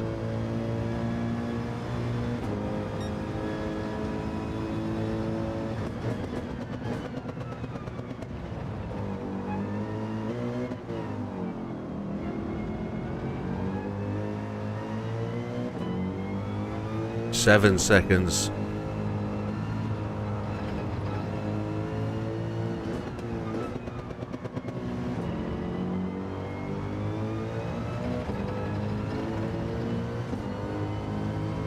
Come on, boy wonder. Let's see what you can do.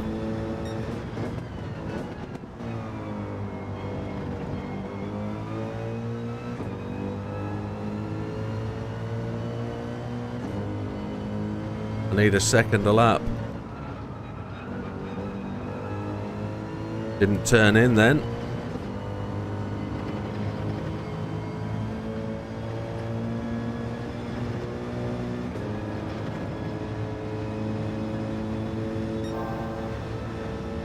We're purple. And there he is.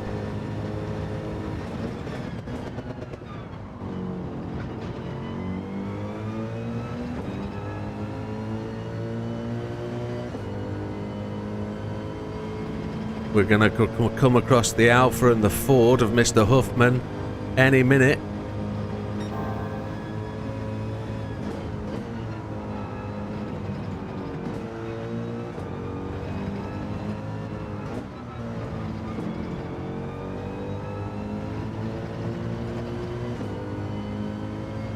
Blue flags.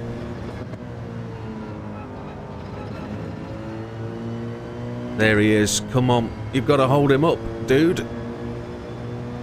Fastest lap should be ours. A 1:56.7. That's done.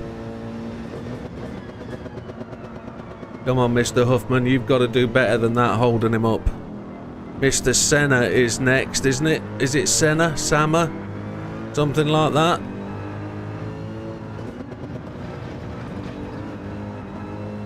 I'm really overdriving this now.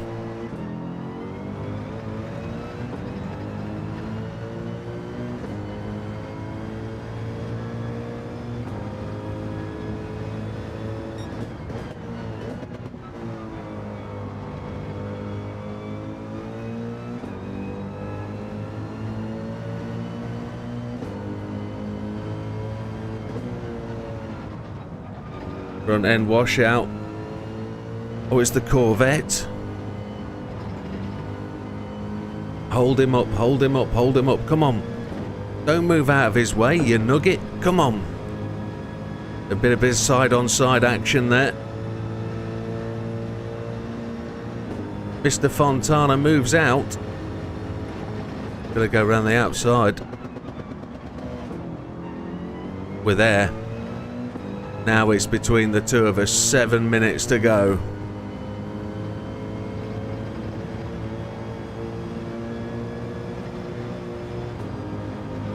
You couldn't ask for a more gripping finale, could you? We have the fastest lap, a 1:56.707, which I thought was going to be a 1:56.3, but we lost a bit of time through the last sector, I think.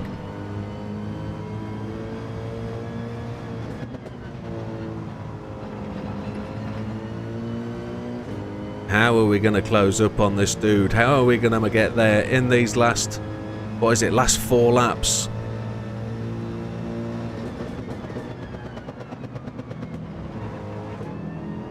The valves are going to appear through the bonnet in front of me, aren't they, as I overslow the car using the gear slamming technique.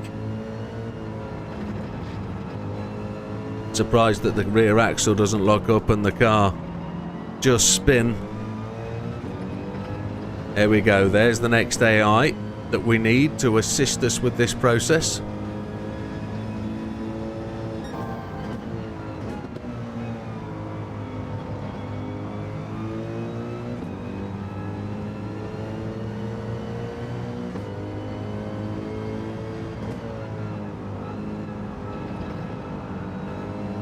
Sana, that's his name. Rubilar, you're in our sights. Round the outside, there we go. Oh yes, one either side of him. Absolutely tremendous. Is he going to come back at us and give us a fight? Or is he having to fuel save because he really has cut his fuel level too much?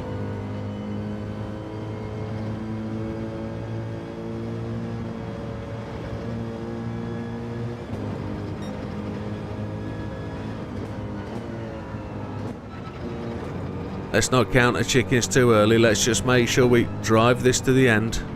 He's going to catch us back. We know he is. He's not going to give up quite as easily as we do occasionally. This is his time to shine.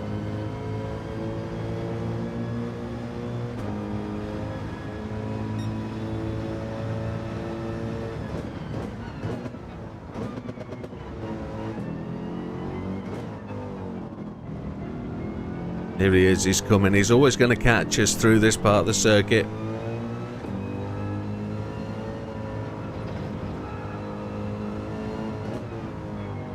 Yamanaka now goes in for his third stop.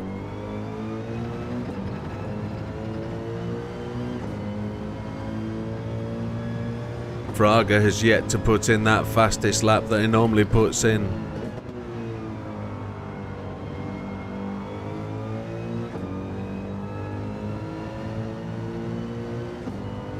Hopefully we'll extend the gap just a little bit here. Getting this corner right.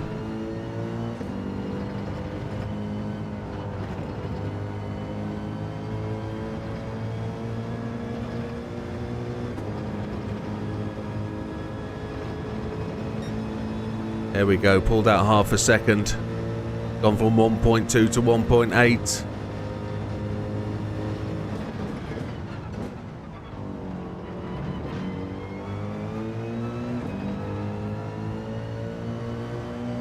I think he's low on fuel because we're now accelerating way more than he is.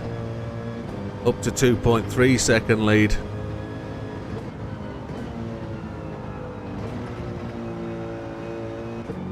I'm trying to use the engine to brake more than I am the actual physical brakes.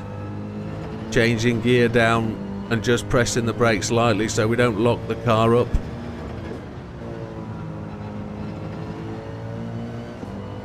Just overran that corner a wee bit, but it's no drama. 2.6 second lead, 2 laps remaining.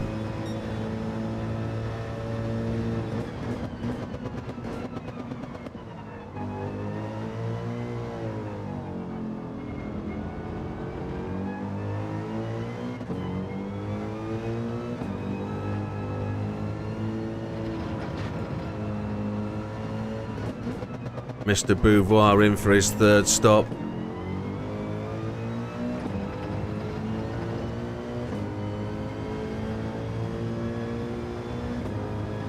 I'm expecting Gallo or Fraga to come in and put in a right heroic lap anytime soon.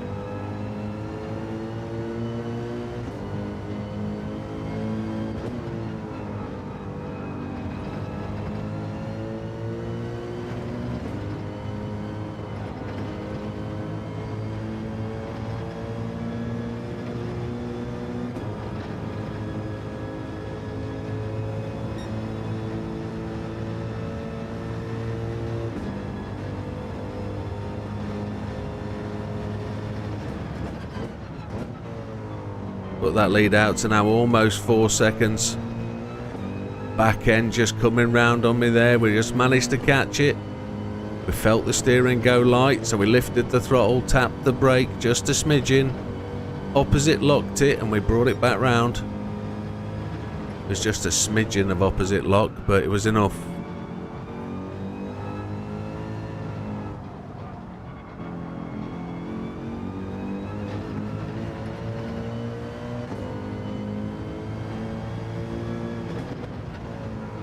Here we're coming through onto the final lap. Only going to be 30 laps this time. It's not a record attempt. We've got 1 lap of fuel remaining. Is that in front of us the guy that tapped us off as we came out the pits? It's Miyazano, isn't it? Or is it Matsununga? I hope it's Matsununga, not Miyazano, because Miyazano will be going to the gravel trap if it's him. I think it's going to be Matsununga based on the yeah, it's the RCF. You see the back of the car, the shape.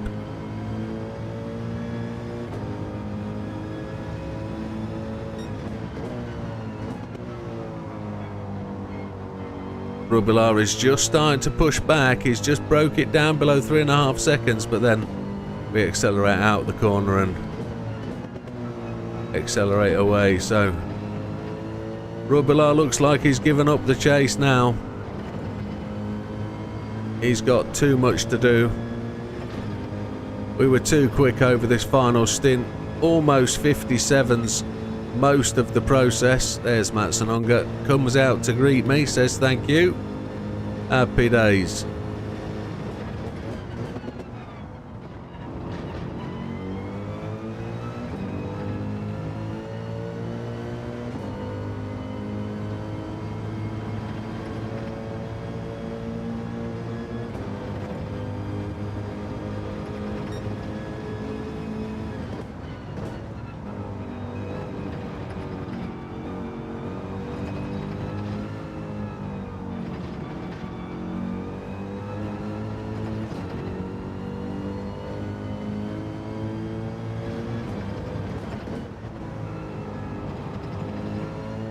And here we go, this will be the finish of the race, folks. We were looking like we were on a real sad boat, but we made it. Fuel all the way to the end, first place. Ticked to lap 31, but I don't think we get 31 laps. It calls it 30. And there we have it. Wasn't really expecting to push through and win that one. But there it is, the AMG GT3, folks. The one car that got the major bop with update 1.42. It's the car that is certainly capable. We beat Rubilar by 5.4 seconds. We got the fastest lap, a 1:56.707 back on lap 25. We lapped Moreno twice, and from 14th place we lapped everybody. Absolutely tip top. What more can I say? There you have it, folks. We'll see you on the next one. All the best. Take care. See you now. And that was the end of the video, not saying goodbye to all you folks. Happy days, job done. That's the way to go. So still third there on the franking list. Friends ranking.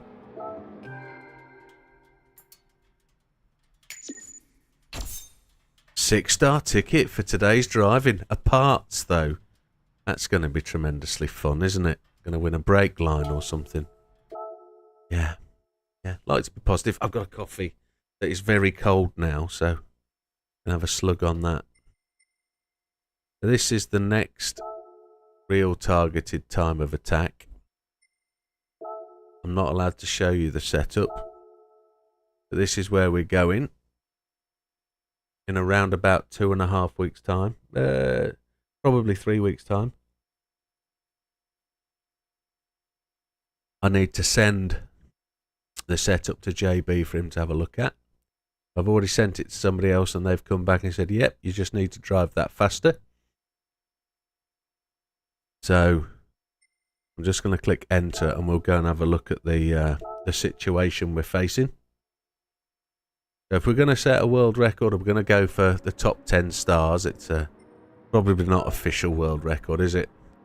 As you'll notice, folks, we are not very far up the ranking. We're down there on 24 laps, and we did it deliberately just so that we have this run up, we have this attempt to get somewhere near. We need to be able to put in the 27th lap, and that 27th lap is going to be quite a challenge. 27 laps will get us to the top 3. If we can really smash that 27th lap, we've got the opportunity of getting to these top 10 stars. As you can see there, Sphinx has done it with this car. Everybody else is doing it with the Abarth engine swap. I'd like to try and do it with this car. The Abarth engine swap is just a bit of a beast to drive, to be honest. But we could actually take a run at it with the Abarth engine swap if we wanted to, and see where we can get it. But I don't want to hit the 27th lap and ruin the opportunity to go top of the tree. So that's where we're looking to be. As I say, we're so far down the list on 30th place with the Corvette. We did that, well, probably the best part of a year ago, to be honest. But hey ho. Now then, what else are we going to do? I think it's time for licenses. That's what we're going to push on with for a little bit this morning. We're going to try and set some times on the licenses. America should be waking up anytime soon. And we'll start to make progress through these and start golding some times. Golding? I think we've golded them all anyway. National A's, we've just done the wet one. Where did we just do? We've just done this one, we've just done the Alpha. And now we're on to the Mercedes in Barcelona, Catalunya. That's what we're going to do.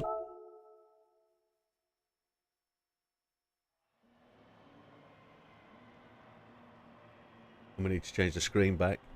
So there we go, we're just ticking that subscriber up. Happy days. Right, so we're looking at a 25,504. We're not on the list, are we? 25,504 was my time. That would put us sometime around about 52nd spot. Holy Chipotle. Yeah, 25,504. Best gold time now is 25 since they readjusted the leaderboards. Big Popper's up there with a 24,225. Red's up there. Bish is up there, so let's see where we go. Settings, assists, traction control 1, default ABS. That's everything. Usual steering settings. So let's give it a go. NW actually gave us the methodology to try and beat this one.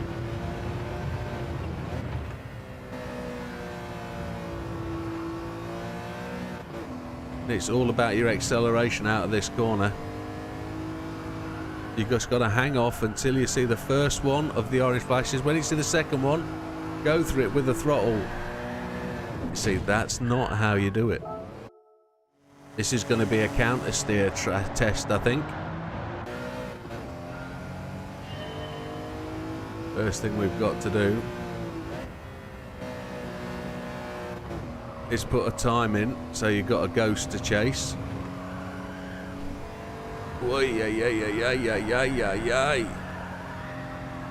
It's a drift car, alright.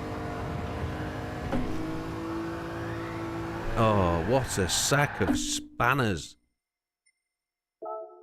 Oh, good morning, Flameburst. Welcome to the channel.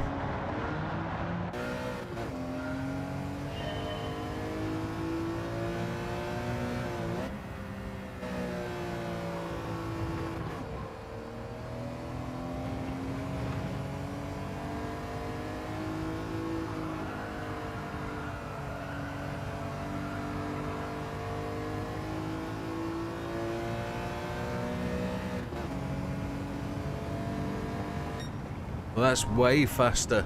That's way faster, and it's gold first time through the line. Let's see where that puts us. Let's see where that puts us. It doesn't put us in the top 10. It puts us top 15, so we've just got to improve on that.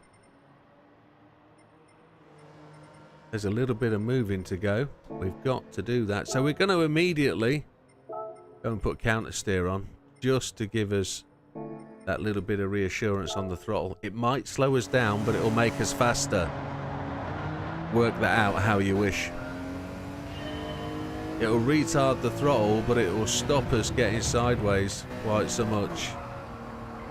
That change back up to third was at the wrong time. It slid the car. That counter steer isn't really doing a massive amount, is it?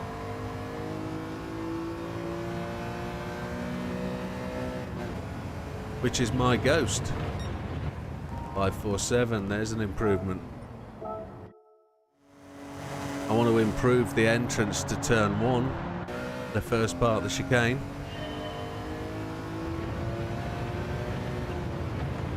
Gonna leave it in third, try and get the car in and tight.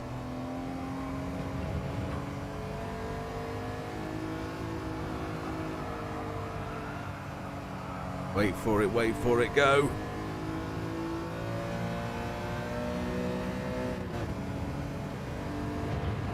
And 24-2. Let's keep pushing.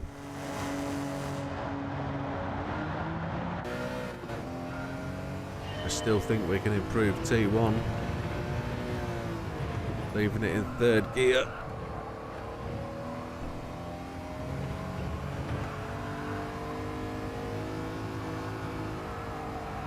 We'll lift the throttle. Wait for that second orange flash to come round the corner.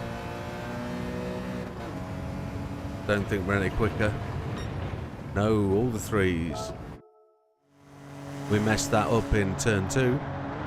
The second half of the chicane.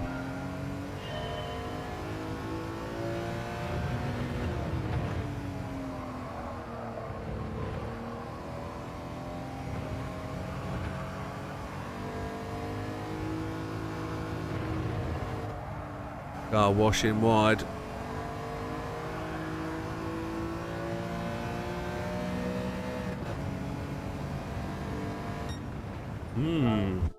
Experimenting too much, we think.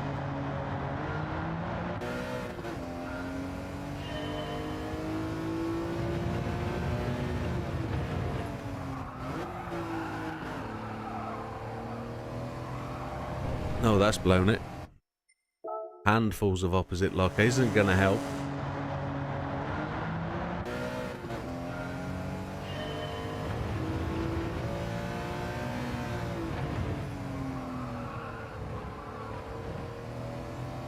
That cut that corner quite nicely, but then too much. Too much, too much. Too much, too young. Right. See if some extra width will help. Missed that apex.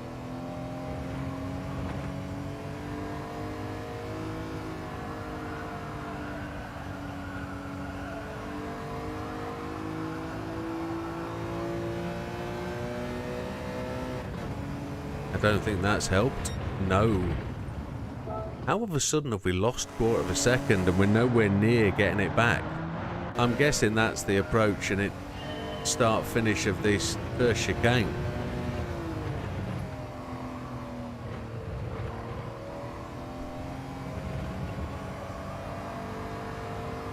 What we found on a couple of tests previously is that if you keep all 4 tyres on the track, you've got more chance of getting stability and drive. We lost that halfway through that corner, didn't we? Oh dear.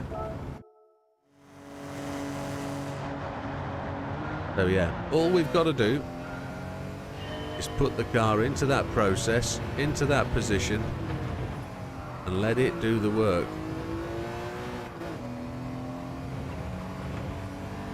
Try not to get the back end sliding, don't break traction.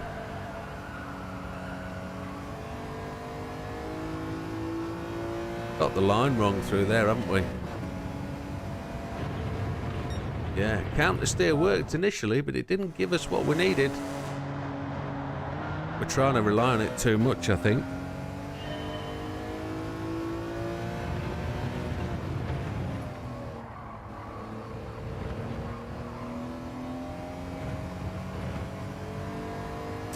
Oh, wow, wow, wow, wow.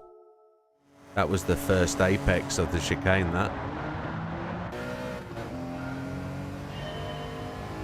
It gave us a slowdown, it didn't give us a stop death.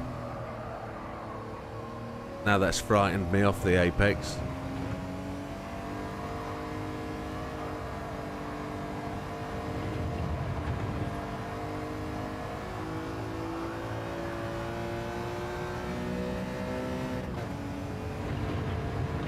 Oh.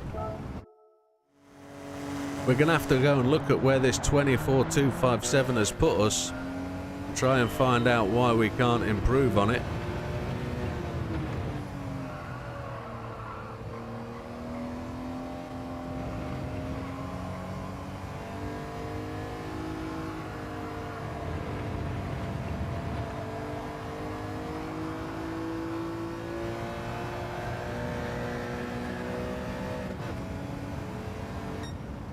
Let's go and have a look. Let's see where that puts us as potentially on 4th place, just behind Big Popper. Oh my lord. Oh, we can't give up now, can we? We're two thousandths outside Big Popper.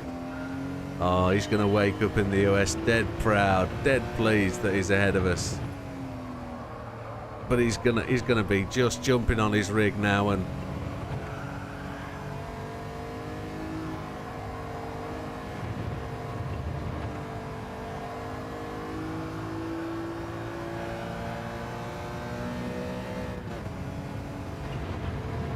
oh, come on.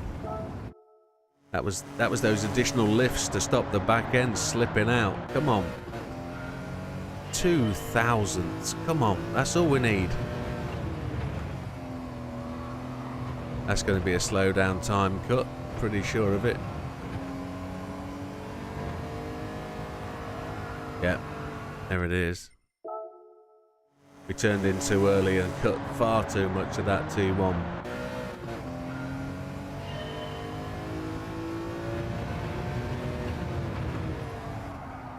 Ooh. I'm gonna try something different. I'm gonna see if we can upset the apple cart and do a bit of ASM. I never use counter steer weak. Don't know why. It's either all of it or none of it in my world. Let's see how this affects the car. I think it's going to stop at the car turning.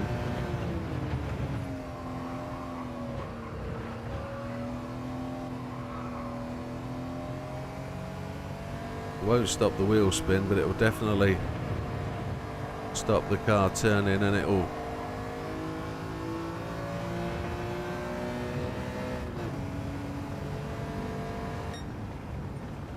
just got to get used to that. Needs a little bit of downforce.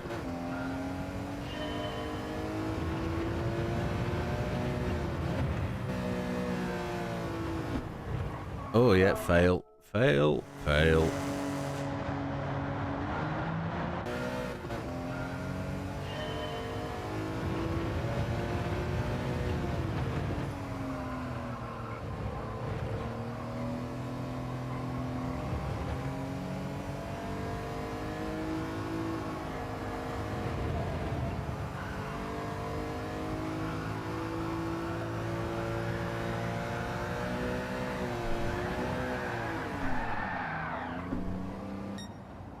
Any points for style?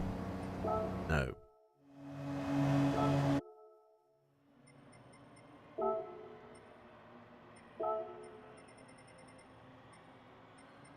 Let's see.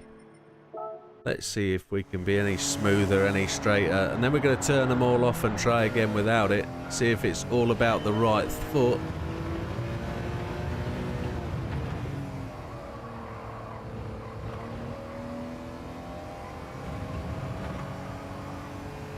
This is such a similar test to that one at Spa. It's just dry.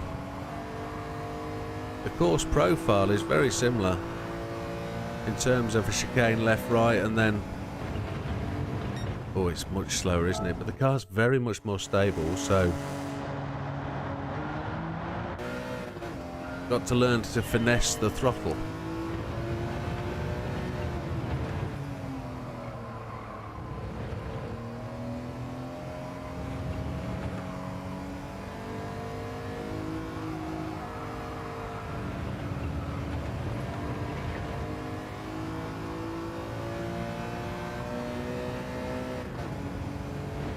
Gonna sneeze.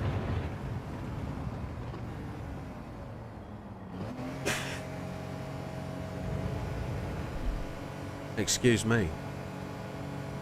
That's the closest we've been for a long time. A tenth away.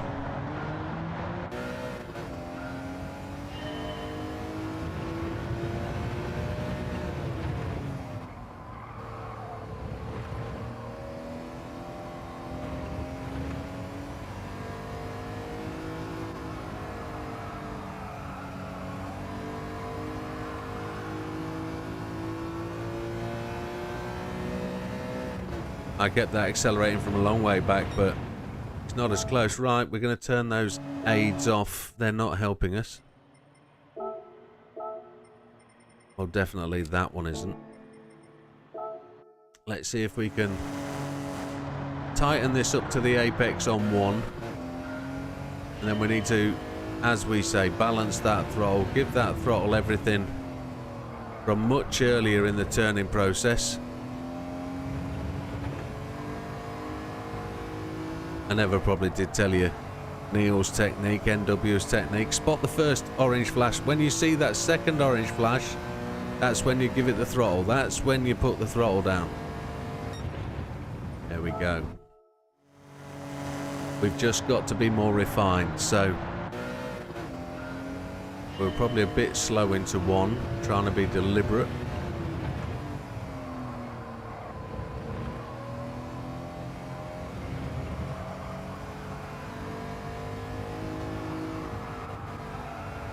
There's 1. There's 2.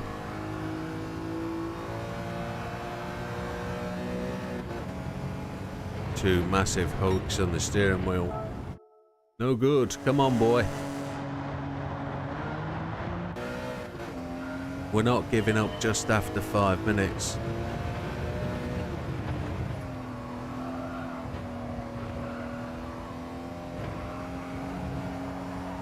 Oh, yeah.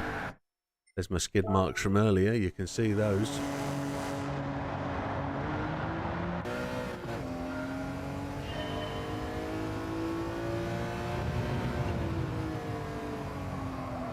Oh, I sponged the brakes there. That didn't work. Didn't really give them the beans.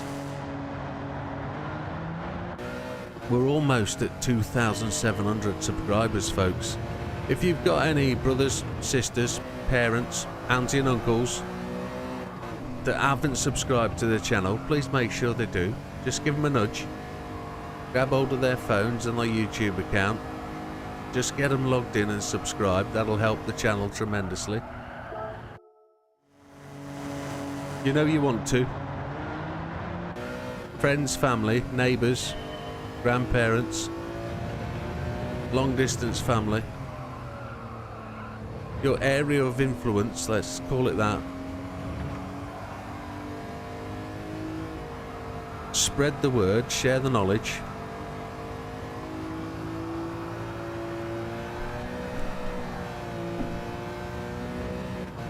I went very early on the throttle there, and that cost us a lot of time, didn't it? Got to be patient. I was aiming to predict for when that orange thing came round the corner, but it didn't. It waited, then jumped out on us.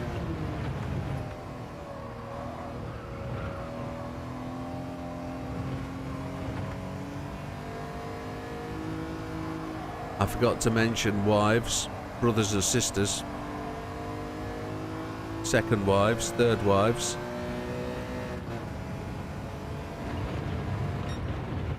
Unborns. If you've got unborns, get their account logged in, ready for when they're coming.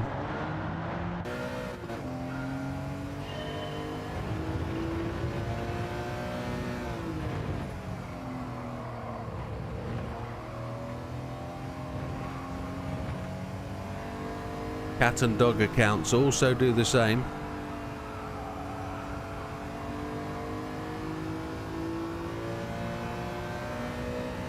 I waited. It doesn't feel like this has got anything, but there. Whoa!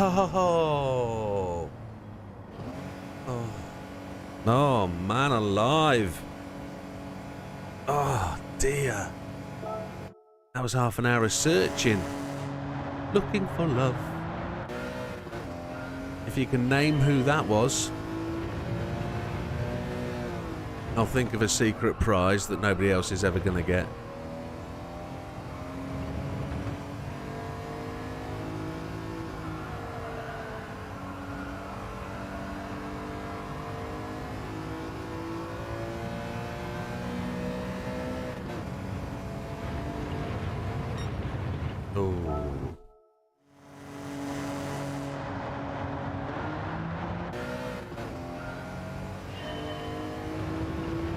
Come on.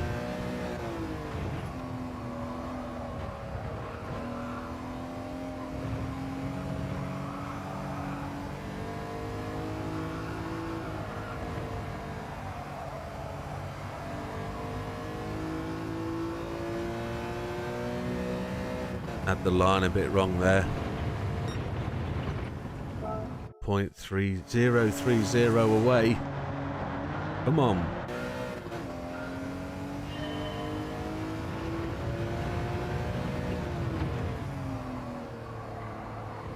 A bit slow there. I let off the brake and then re-braked.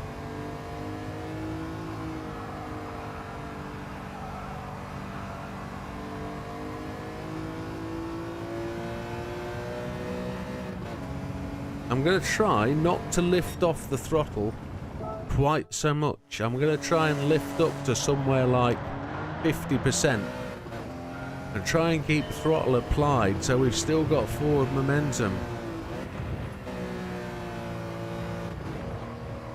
through the long corner. Now that's no good, no good, no good. We'll keep going.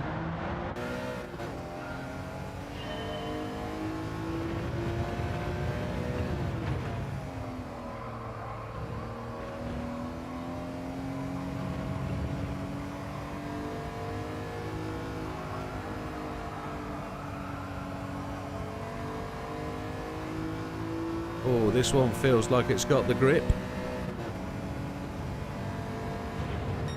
There it is. Bumble! Absolutely.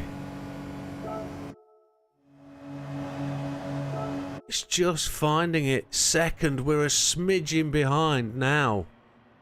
Let's just have a look. Let's have a look. Somebody did say they wanted to see the names of people at the top of my list so they could add their usernames. So there we have one. If that was you and you are watching, do a screen cap now if you can. If you're on your phone, just press power and top volume button, or whichever phone it is you've got. Just press that screen capture now. And we're miles away. A 24015 will get us there, so just a smidgen away. I don't think it's worth giving up just yet. So as we said, trying to keep the throttle applied. Even though we're lifting, we're just going to make the minimum throttle point higher.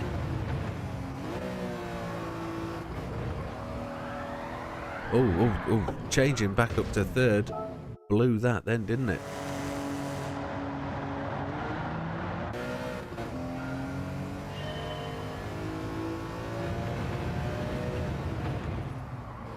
Try and keep the third gear involved. I might draw a penalty that. We backed off to zero and the car slid out. No good.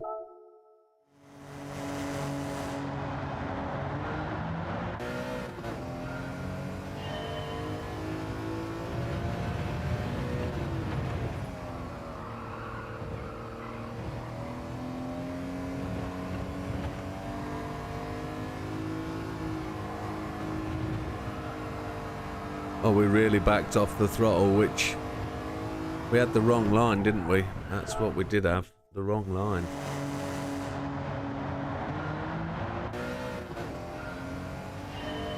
.24163, that's pretty decent. And we'll throw in for a fat old grey-haired old dude.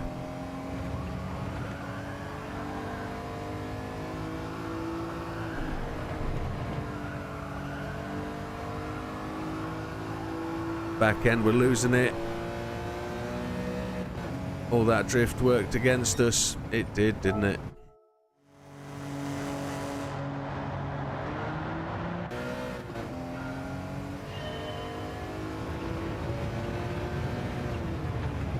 I'd like to think that every time we start this test that the that the environmental conditions are exactly the same. Track temperature, cloud, sunshine, etc. Because if it does change, that means you're going to have optimal grip at different times, different settings, different cloud cover.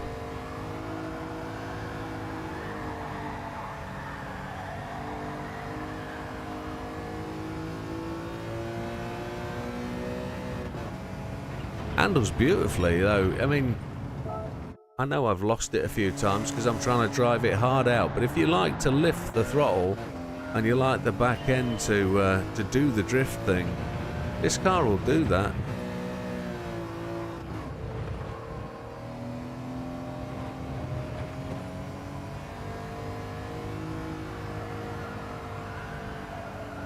To turn the car more instead of lifting the throttle. We're miles back. Well, I'm going to call it at that, folks. A 24.163 is absolutely bob on. Just a smidgen behind Space Cow, just above Mr. Maguire, but more importantly, above Mr. Big Popper. Happy days. No reward, no cash value. Must drink.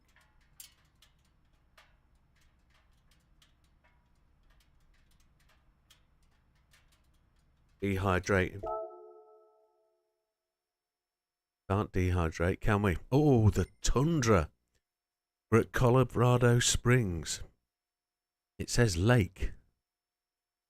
And it's a funny bend. Dirt driving beginner. Alexa, shut that face. He goes quiet. Oh my lord.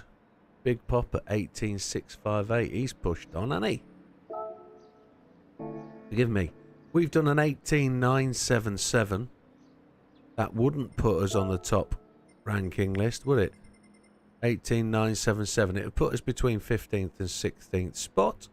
We would take 16th. Let's just have a look who's in there. What is gold? Gold is 19.3. So 19.3. Blooming heck, folks. Look at that. NW just scraped in with a 19.298. That's 50th spot if you get gold. That's pretty epic. Pretty epic. And I'll just hit the square button for people to see who's at the top of the list. There you go. There's the usernames. If you want to send them friends requests, I'm sure they'll accept. Scampy's there in 10th spot. Look. Red's there in 5th. Let's give it a shot. Settings. I'm guessing traction control is going to be 0. ABS is at default. We're going to turn everything else off and we're just going to give it a shot. Controller settings. Steering sensitivity 5. 7 and 7, folks. Nothing's changed. Let's see where we go. It's through the start finish line. Yes, it is. This one's all about keeping the car handled.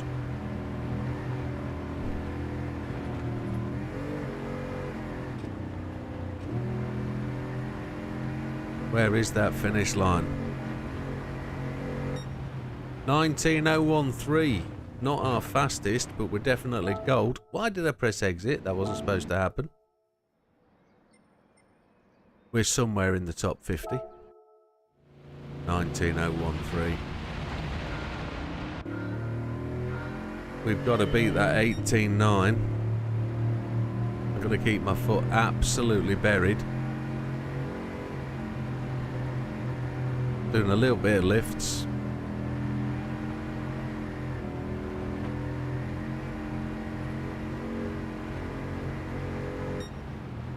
$18.967, so that's an entire 10 hundredths faster than my previous gold.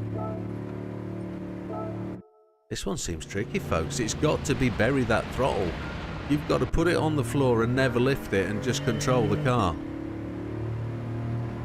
You've just got to drive this four-wheel drive Tundra-y thing. No lift, no lift, no lift. You've got to lift. You've got to lift. It won't work without a lift.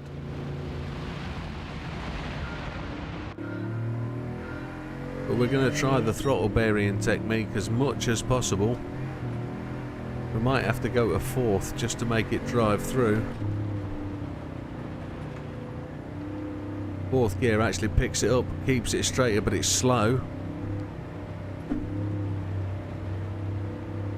18.833, it worked. There was a no lift approach. Good morning, NW. Welcome back to the UK. Chatterers. There's another way to talk about it. Yes, we had chatter yesterday. Somebody said that. We're still searching for that name.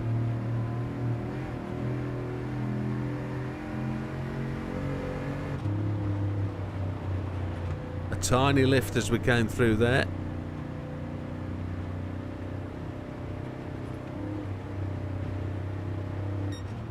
$18,844, just a fraction outside.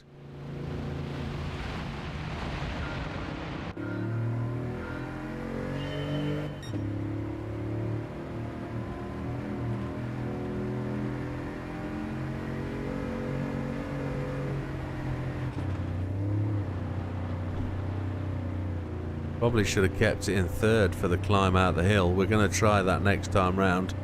Fourth gear didn't work very well. They did it. Excuse me.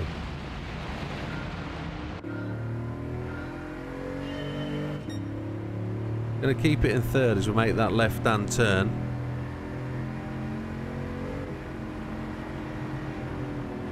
Absolutely fine, Neil. You go and do that. That's very important. I'm sure it will. Mercedes quality and all that. Thank you. Yeah, look, seeing you later, pal.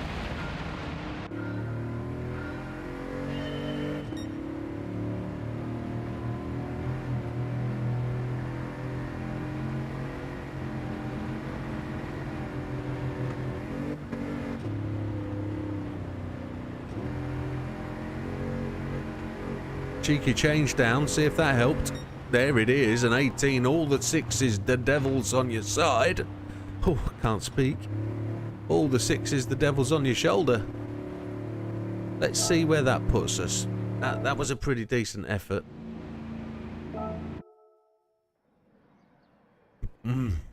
Always the same, isn't it? Always the same. We come for a look. There we are, just behind the popper. So we're only 66th doodahs behind the top tree, so let's keep going. No help aids. This is just bury the throttle and gear choice at the time.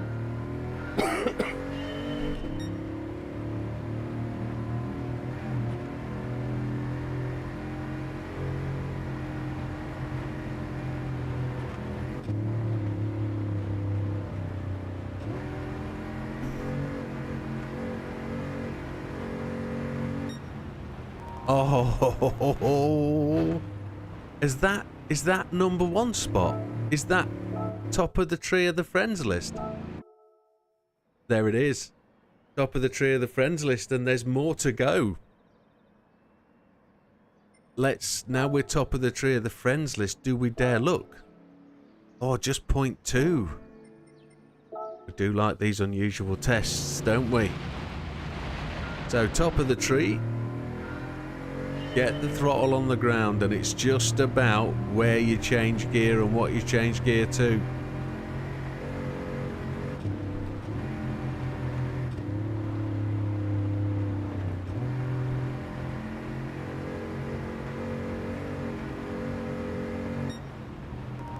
$18,552.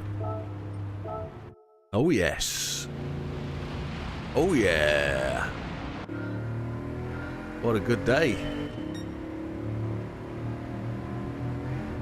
We liked the test at the Australian circuit Bathurst, didn't we? Because you could get into it, repeat it, repeat it, repeat it. This one is just the same. You can start to play with it and just smash it. Just do very simple changes. I'm actually going to induce a lift, I think, just as we make this turn in. And I probably think I've been lifting a couple of times as well already.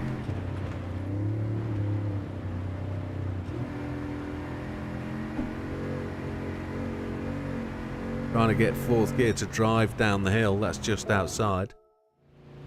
Trying to get fourth gear to drive as we go over that crest.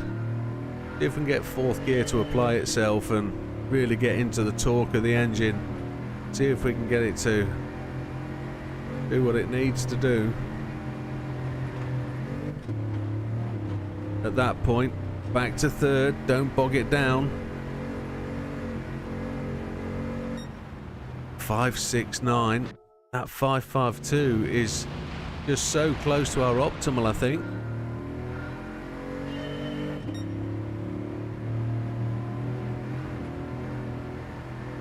Would be lucky to just find a squidgin more. A squidgin, whatever a squidgin is. It's a tiny amount. 5, 6, 7. We're so close to being... We need to get into the threes though, I think, don't we? 18 threes. Where are we going to find 2/10? Oh, we went to second. Why did we go to second? That doesn't work. It should have been a change up, not a change down.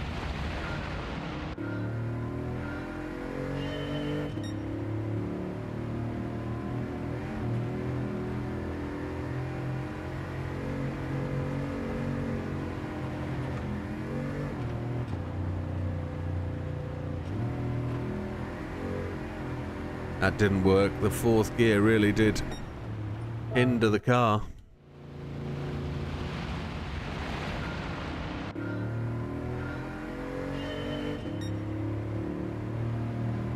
Top of the friends list is where we want to be.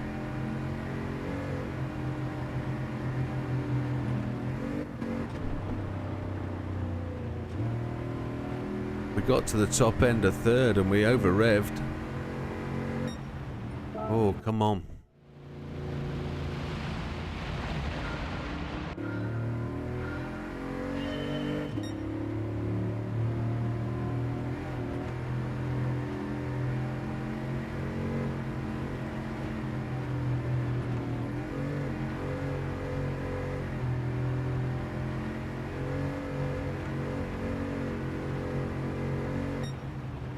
Oh, it's just not having it. We're not finding that anything extra. We're trying throttle lifts, we're trying gear changes, we're trying different gears before the hill. That wide swing in though is working.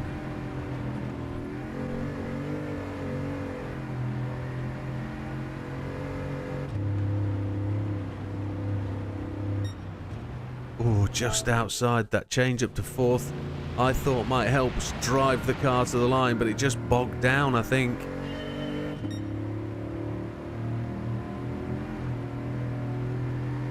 I don't know where there's much more of a run through the corner. We'll try a half throttle instead of a full lift. Oh, just outside again. Got to try something different. So I'm not going to try and go so wide on this initial swing out. We're going to try and keep it narrow, try and keep the car on the gravel. See if that helps at all. Bit of a lift, drive on the gravel, cut the corner if we can, see if that helps. Looks slow, 6, 7, 8, yeah, so that's not worked. Wonder if we can keep it in the gravel going over the hill. See if that actually gives us a bit of drive.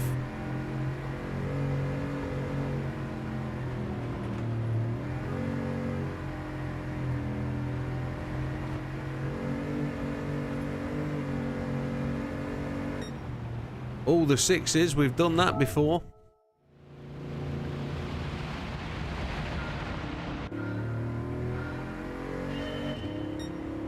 Now, on the assumption that those people that are watching are trying to drive it as well and do the same thing. Not seeing anybody really getting into it at this minute.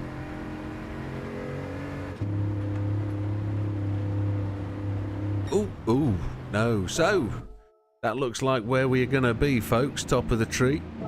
Number 1 on the friends list this time round. Now look at that, Stefan's there at the bottom, an 18.871. But we've blew through the pack. Let's have a look at the official ranking board.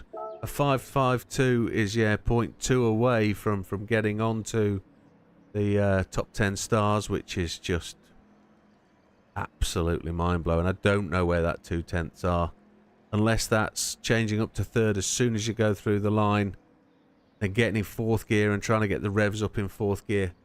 Maybe that's the way. Maybe it's a controller thing where you've got much more response on the turn in and turn out, and you can do so much more. Maybe. I don't know. But happy with that. Top of the tree, 18552. Let's move on.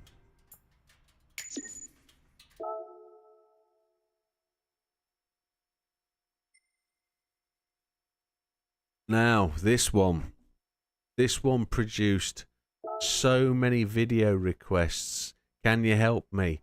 Right back at the start of the game, this one produced massive people saying, how can you help? As you can see, 16997 is my fastest time. The reward for gold is now 16900, which is absolutely mind-blowing. So 16900 is the gold. Loads of people done it. 16900. Look. There we go. Don Machiavelli actually hits the nose at 56. So with my 200 or so friends that we have on here, 25% are in the gold, which is happy days. And there's lots of people there in the gold spot. So let's have a dig. Settings will be assist, traction control 1, default ABS, everything else off, and that's where we're going to start. So let's go. As we come out of the last Degner 2, we're going to head our way down to the start, down to the corner.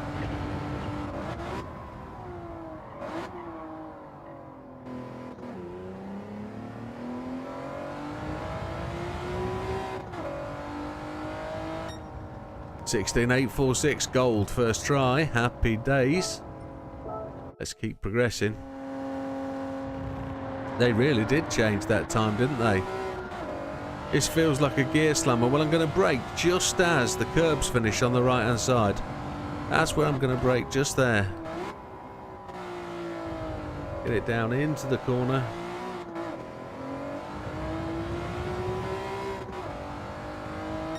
$16,890. Slower. Can you believe that? Slower. Gold is at 0.9. Sorry, Ghost is at 0.9.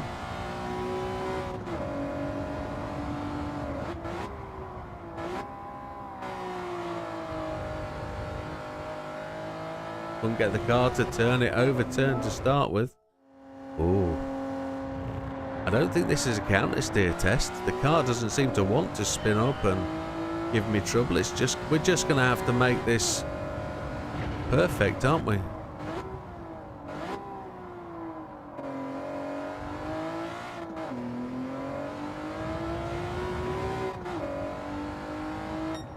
There we go, there's better. 16.6.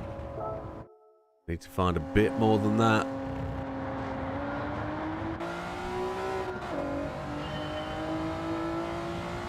This feels like a lovely driving car.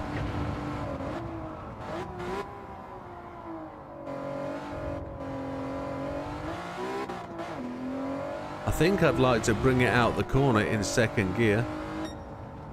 I think that's the first time we haven't got gold. Let's see if we can get this to come out.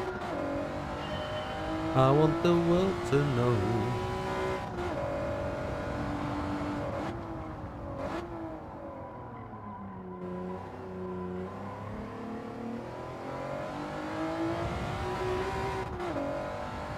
Love the sound, it's absolutely tremendous. Sounds very much like a very mildly tuned F1 engine.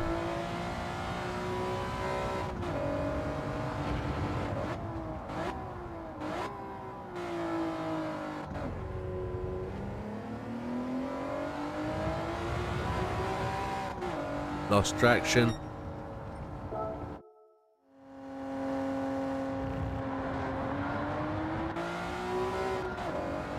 But people did find this test tremendously difficult when the game was first released. And there was me saying it's a really nice handling car. That's where the gear slam down into second didn't help. It locked the rear axle.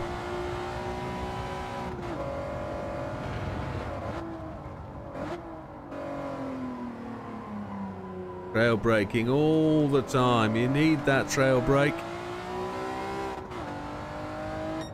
I think we need to exploit the VTEC. Not that the... I don't think this car had the VTEC, did it? But it depends. It's not the engine swap version, is it? So...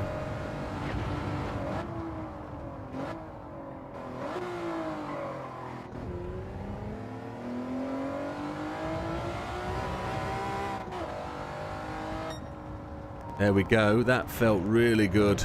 We just need to avoid that grass on the right hand side, and that will certainly help us improve. The 575. I think we need to see a 3 at the start of that.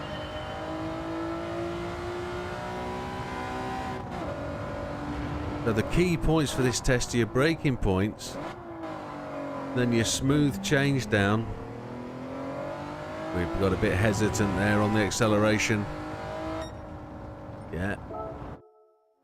You've got to brake right at the edge of the curbs on the right hand side, then change down very smoothly, and then get the car accelerating and not to run too wide.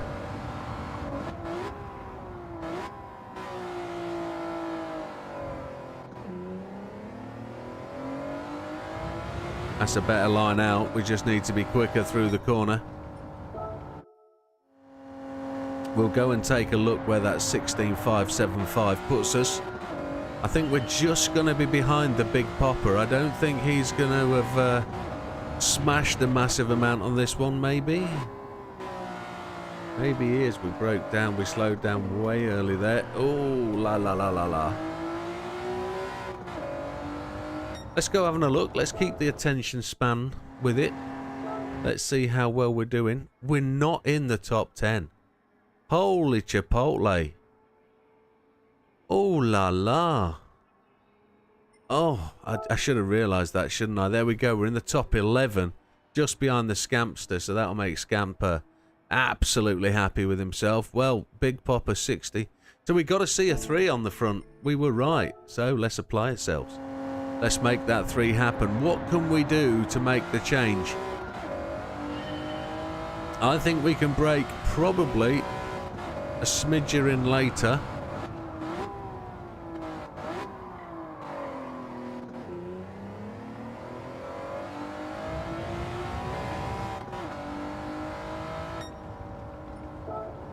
Probably not. Top of the friends list, Phil. I think we need to see a 3, a 16.3 to get to... Well, no, we need to see a 16.3 to get to the top of the friends list. But the goal with everyone is to try and to get to the top 10 stars if we possibly can. That feels quicker. There's a 5.23. There's an improvement. Don't really know what I did differently there, but if we can get to the top of the friends list, and then try and get into that top 10, that would be ideal. But you know when you feel when you've reached your maximum.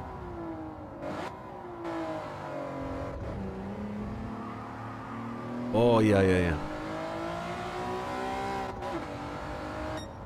I want the kudos, I think. As Phil says, you're a glutton for punishment. But it's... You know when you're done, though. That's the thing. I discussed it a couple of tests ago about whether every test is exactly the same when you start it. Or do the conditions alter? Do they have the time setting set? In the setup for a lobby, there's a button you can tick called conditions same conditions. And that means every time it's the same conditions. But what I'm starting to realise is Gran Turismo set up some variations, and you won't achieve your optimal time because every test, every time you start it or restart it, oh forgive me, is slightly different on sunshine, temperature, environmental settings. So your tyre temperature is going to change, and I'm realising they do that. So you won't ever hit your optimal best without doing it a dozen so times. So you find the variations, and then you're going to hit it that one time, because the time changes are so different. They're subtly different, but you know, it's just playing it over and over again. You seem to find that it is different.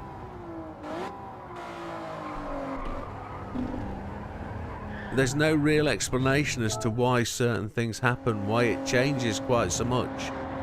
So it wouldn't surprise me if behind the test they've got this variation, this randomness, just on how the level plays itself out.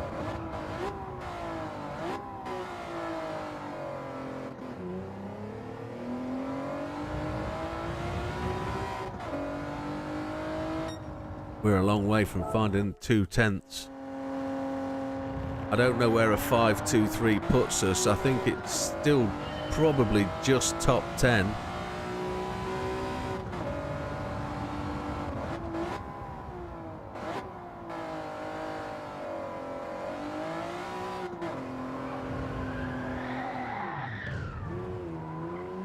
Yeah, and I get that, Phil. Do you do VR or not? Are you just flat screen?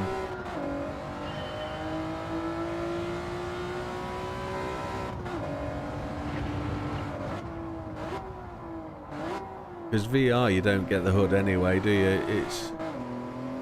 You only get to see the gauges inside the car, so flat screen, yeah. So yeah, the Nürburgring, I've done thousands of laps, and you can love that or hate that track as much as anybody.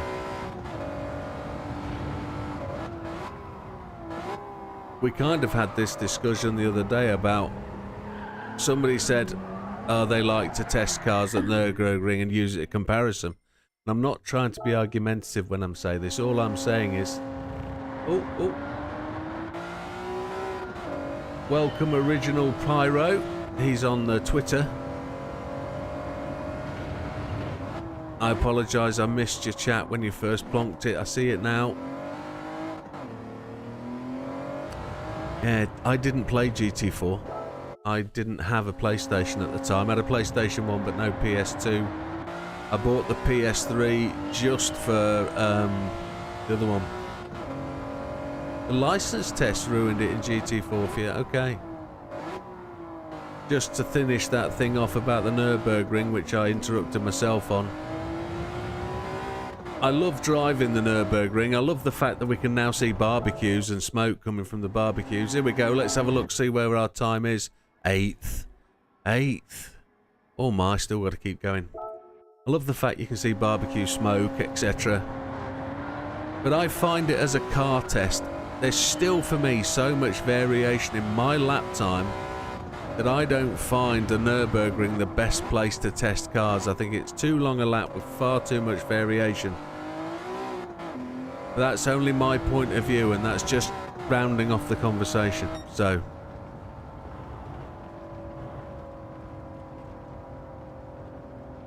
Bathurst is very, very good. It is. It's the only thing with that track is it seems very greasy in morning conditions and evening conditions, and I suppose they've replicated that from the hot tarmac cold air that you're gonna get. You're gonna get dew, aren't you, on the ground and in the air. Somebody, oh, huge ass Wilkie. Barbecue, yes, we do like to have a bit of barbecue, don't we? Last night that was mentioned by Red, saying he'd had a barbecue yesterday. It's like, yeah, well done, mate. Still bloody freezing here.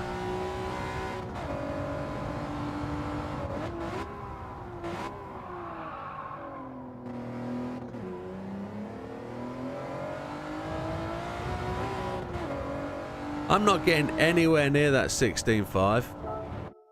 And I don't honestly know what's going to help me. I don't know if there's any help aids that are going to help me get closer.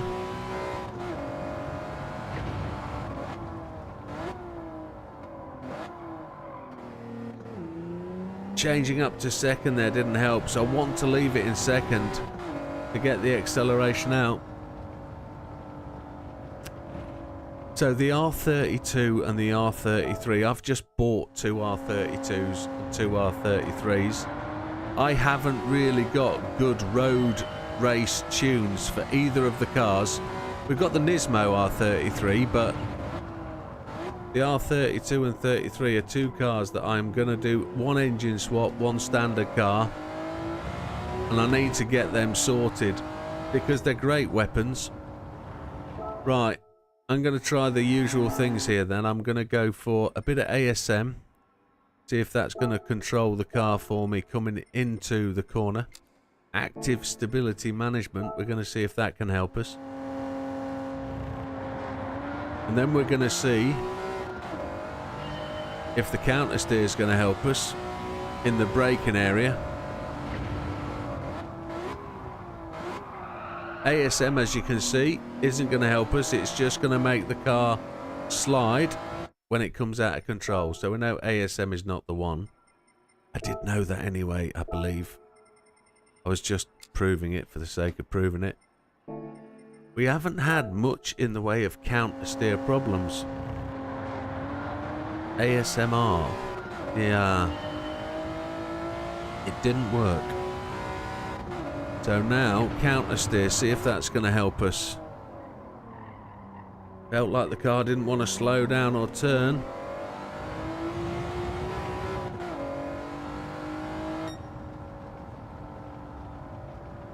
Oh yeah, so tuning down the tyres to make them challenging, yeah. That's one way to do it. It's like I started the day off playing golf on here today. And I've turned the opponent's level up to try and make it a bit more challenging. But I don't think you're talking about changing the AI to make it more challenging. You're more driving mano a mano against the clock, I think. So, oh, this is dire. I can't get anywhere near that fastest time that I did. Nowhere near.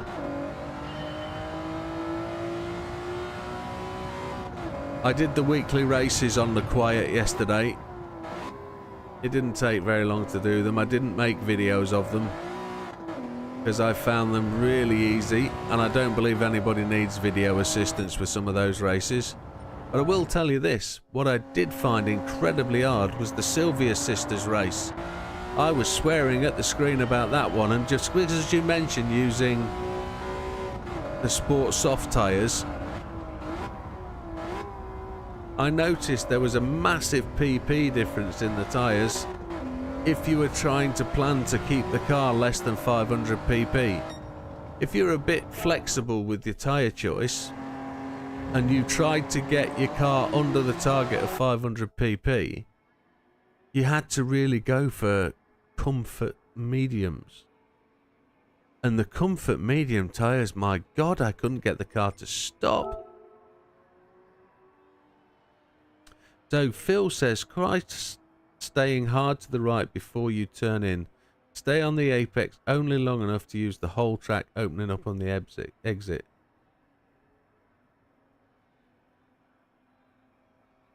Oh, crack on, Wilkie. You go and enjoy that, my friend. Do come back and join us, my friend, later on. But yeah, no issue at all. You go and play away to your heart's content, buddy. But if you keep the stream on another screen, I'm quite happy with that, my friend. You go do what you need to do. No, it does make sense. What I'm going to try and do is do as you say there. I'm going to try and straight line down the side of the track. So if I turn in from out here and try... Oh, no. That's what I was trying to do. Trying to... Yep, you keep me turned on, young Wilkie. I'm going to try and... the natural line is to come in towards the apex, but I'm going to... Oh, it's tremendously difficult. Morning, Vizan. It's tremendously difficult to keep the car to the right. So I'm not going to try and alter the turn-in point. I'm going to try and turn it without lifting the throttle. There we go.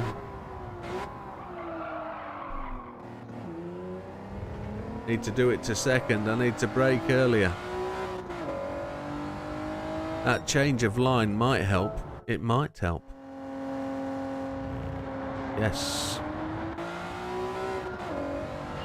Let's see if that works. It's got to have some sort of effect. I'm 100% sure.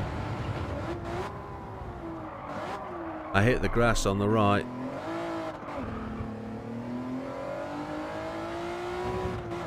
That was rubbish.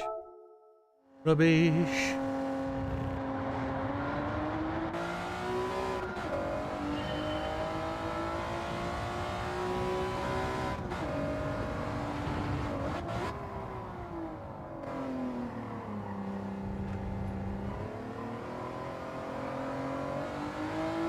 Or progressively on the throttle, just...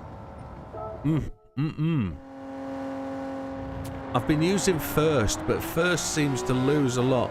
The enemy of the driver here is the gearbox in Gran Turismo, because of the time it takes to change gear. You need to be on the power through the acceleration phase, so...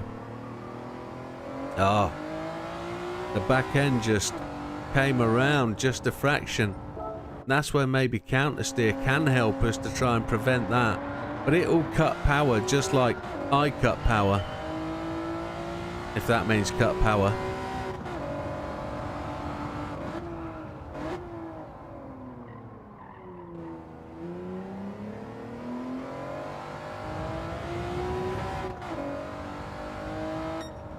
That's the closest I've been for a long time, but that is the technique. We've got to push the car out to the right, get a longer braking zone in with a bit of the old trail brake as long as possible.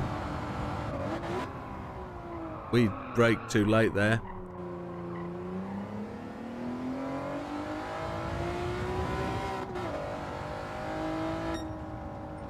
Even though we braked too late, it was a 16th and a 10th over. We were at 16.6. Come on. Phil McQueen speaks the truth.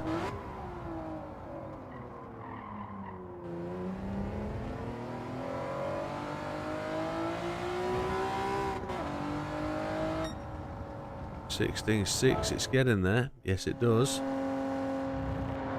It is quite correct. But we also want some of the weight on the back wheel, so we've got traction. We get the car to turn.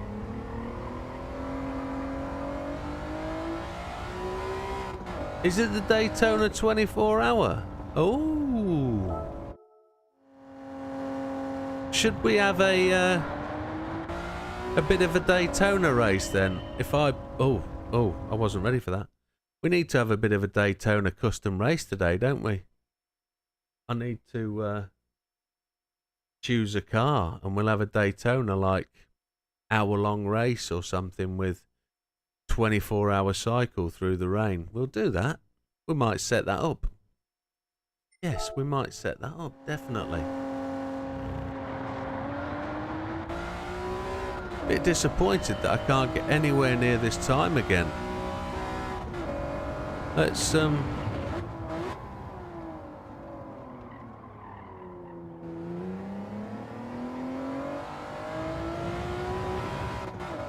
that feels perfect. Oh, what a goon bucket. Come on.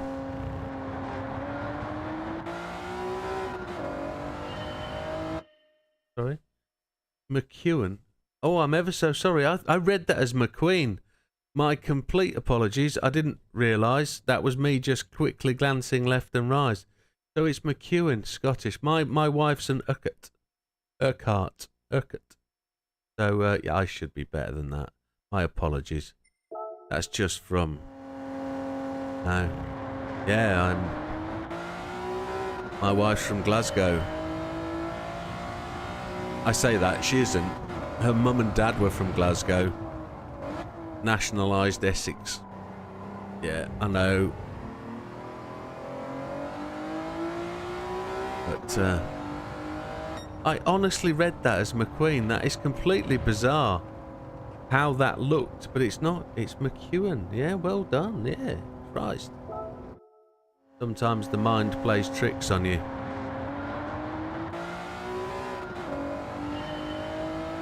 Or it's the fact I'm just an illiterate and I can't read.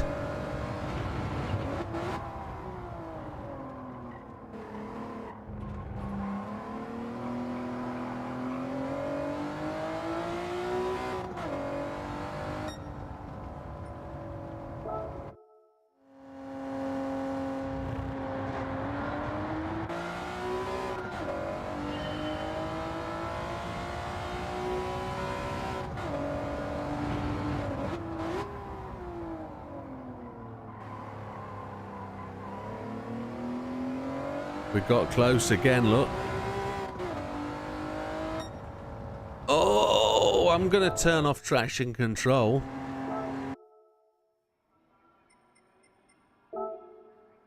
Now, here's a question. Does anybody know whether there's a difference between setting traction control 0 in this bit or traction control when you turn the dial to 0?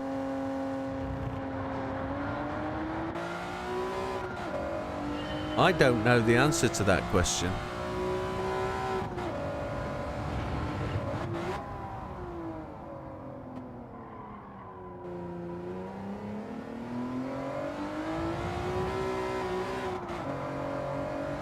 What I know is it blooming heck. Christ.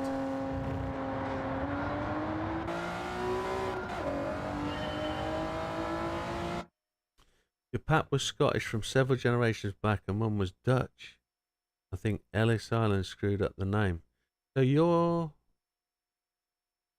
McEwen name, because here in the States people spell it McEwen most often and McEwen very... Oh, I see. No, that's absolutely fine, my friend. That is... I genuinely thought it was McEwen and a play on... Or McQueen, and it was a play on the Paul McQueen thing from the films. I thought you were... I didn't realise that it said McEwen. I read it as a Q. Bloomin' heck. No, so you're over in the US. Okay, happy days.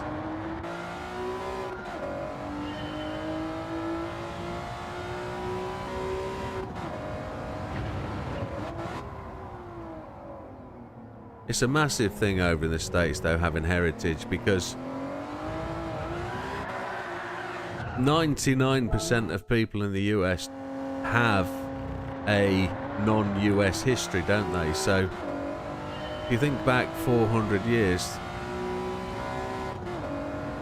it was only American Indians, the natives, that had history there. So... Oh, Chipotle, we're putting it back on. What a bag of spanners. There's no point having a setting on that doesn't give you ability to play the game. Jesus Christ. No. There is no point whatsoever. More time in the gravel trap. So, what we know is our optimal is with traction control.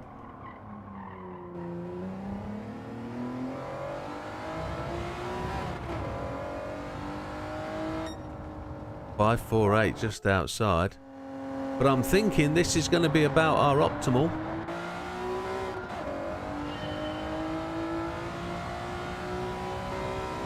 Yeah, somewhere in my family name there's Irish history, I believe, but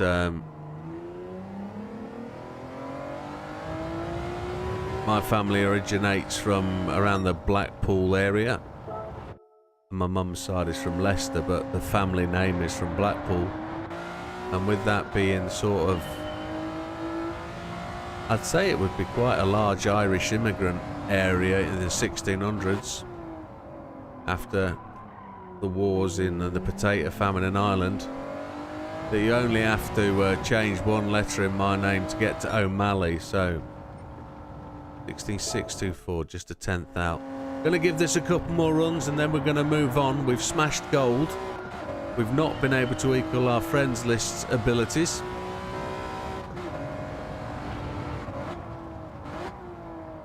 But I've never searched for a history or anything.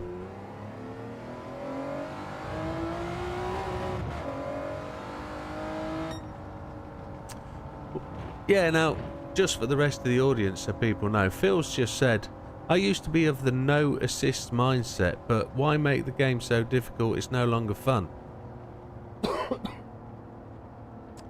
So I approve of the no assists mindset, but the assists are there to make the game easier.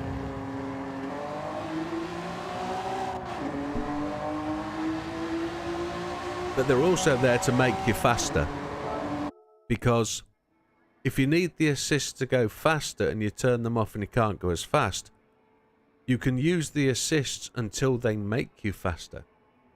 So, for example, I just took traction control off there, and I can't drive the car. I can't keep it straight without traction control on. My brain doesn't communicate quickly enough with my right foot. So I can't do that throttle thing and then the hands to counter steer. I can in certain cars, but I use counter steer because it makes me faster.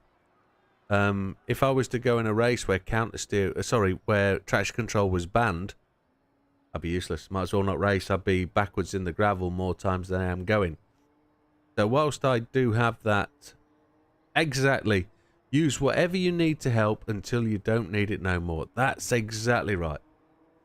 Exactly right. So with that, this test, we're 18,523. We're number 8. Congrats to everybody else on the friends list that's got above there. And if you've managed to get a gold, which I know there's best part of 60 of you, well done. Let's move on. And then we'll probably see where we are, see which test we're up to. If it's the big test, it's the fast one. It's the last one. Where is he? We're at the little finger test. You can see the little finger there at Autopolis. This was, again, one of the tests that people said was tremendously difficult. And a lot of requests for this video when we first started. So mine was a 28,678, and they've made the time a 28,500. 28,678, 28,500. So a lot of people have done really well on this. 28,500. Look, there we go. It's 56,678. I'm 28,678. I'm there. I'm there. I'm not in the golden. I'm just outside. ABS weak with brake bias 3 to the rear. Do they?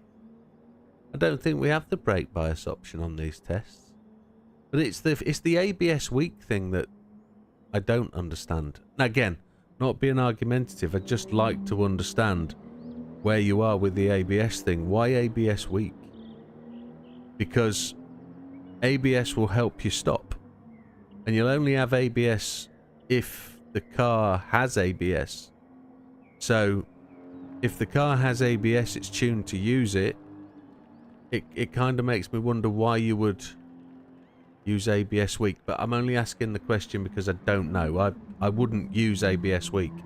I'd use ABS default. If a car has it, you use it. If it doesn't have it, you don't use it. But if you apply ABS weak, you have it on every car, even if it doesn't have it. Okay, okay. And your controller or wheel? If it works for you, absolutely fine, use it. And yeah, I'm just trying to understand what the process is, why you would choose to use it.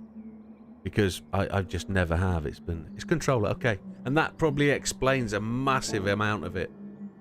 So, settings, assists, we're just going to make sure we're set. Yeah, nothing on. And then we're going to give this a pop. See where we go. I haven't focused on anybody else's time as yet. This is where we were in the race yesterday, so let's see if the braking points are the same.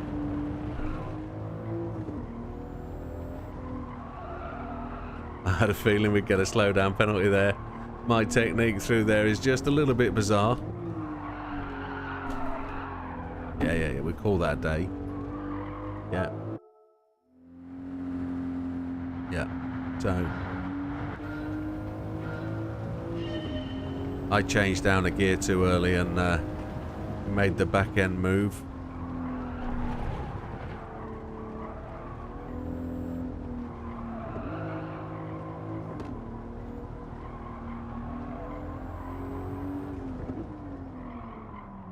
Ooh.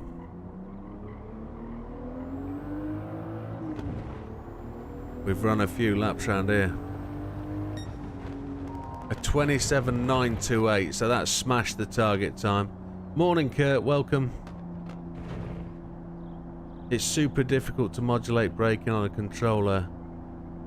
Yeah. No, you've got to manage grip and fingers and doing. I can't do it. No, I can't do it. Let's see where that puts us. It doesn't put us in the top 10. Top 11 again, look. First hit, we go to top 11. Big Popper's always the target if we're going to beat anybody, but Red's there in 7th. Right, we can tighten this up. We can give it a run. Kurt's just arrived on the channel, so... I know it's not... It's proper late in the evening there for Kurt, I think. No, it's first thing in the morning, isn't it? No! It's late at night. He's about to go to bed. It was this morning. We were doing the old league racing, so... He'll have had his barbecue for the day, will Kurt, down there in the Aussie sun.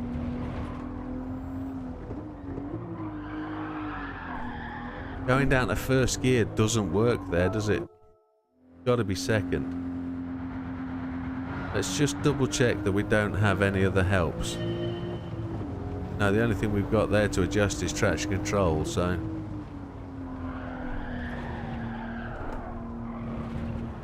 Jeebus.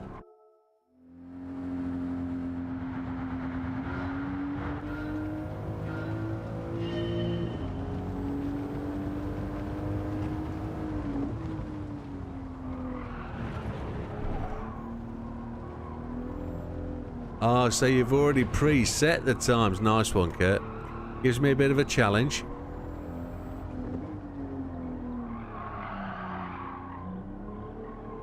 I've got to get smoother at this one. Oh, yeah, look at that go. That's just a fraction quicker. We've got to smooth this up. One thing people say about my driving is I seem to be tremendously smooth, so... Let's see if we can do that today and become smoother. Keep it in third gear. Don't want the car to wash out all over the place. Missed that apex, didn't we? Down to second. Try and keep the car in tight.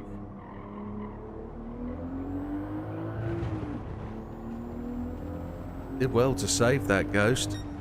There's a 7. 2/10 quicker.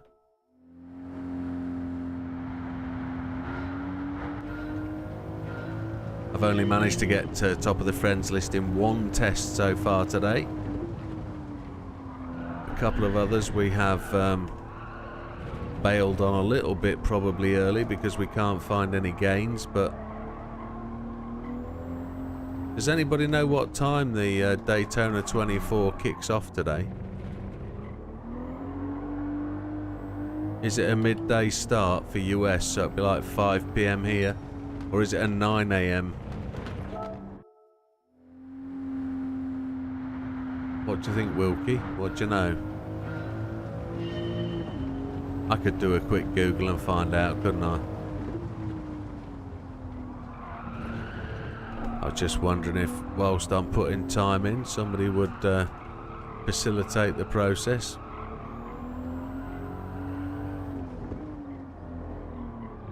Just tried a wider iron line there to try and see if we could carry some speed. Oh. Oh ho ho.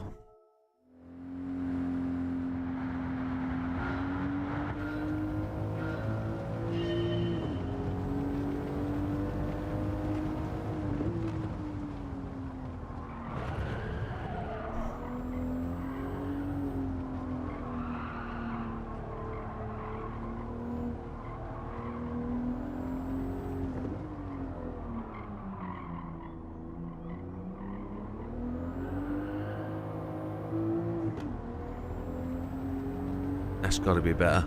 There we go. 1340 Eastern.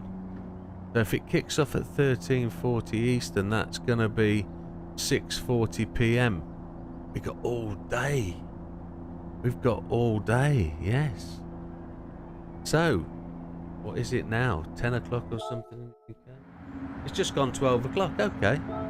Let's see where we put ourselves now. Hey! Big Popper down. Yes! Happy days, let's keep going. We're not too far off.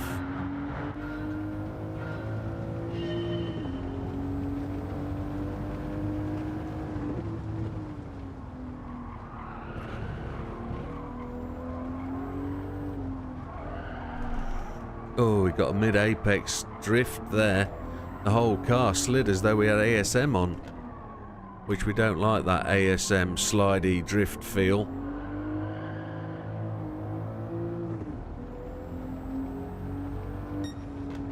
No. Yeah, so we're all on the hour, so that will be 6:40 p.m. for us. There's 5 hours between us, isn't there? Between the Eastern Seaboard and an hour UTC time.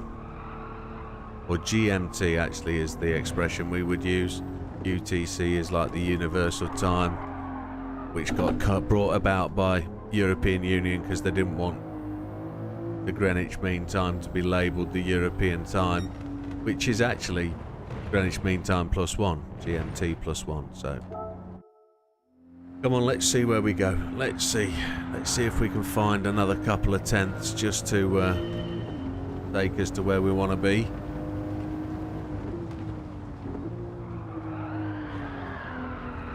No, changing down. It's got to be third gear for that corner. Third gear. That's a really strange start time. Really strange.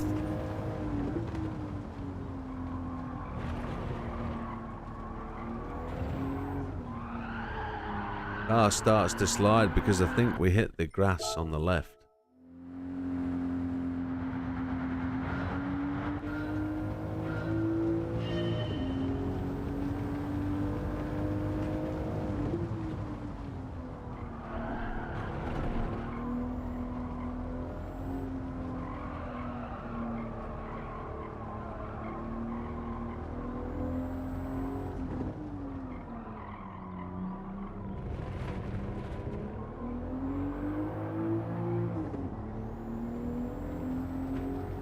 Just lost it at the end there. Oh, we didn't. We actually improved on that. Happy days. I thought I lost it coming into the droopy finger. That's not what Scampy called it last night. Because I suggested that this was the poor part of the track. I want the track to go straight on there. As a modification, remove this little hairpin. I find this hairpin frustrating.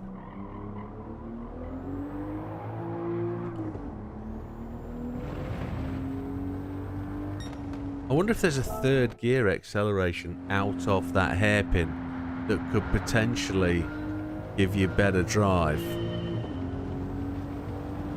This is definitely third gear through here because the car doesn't like second. I'm not going to brake, I'm just going to lift and coast through there.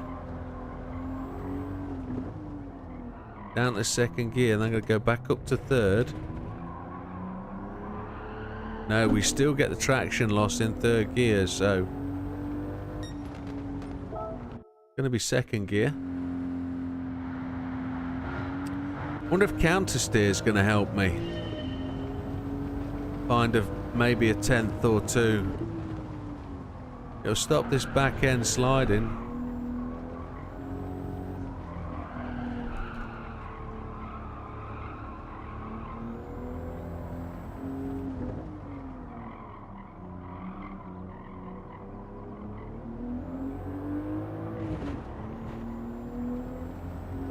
We're going to apply the counter steer. That was just outside. That was the old time, roughly. So let's see where we are with the 616. We're just up there, so a 5. We need a 4 to equal Space Cow, so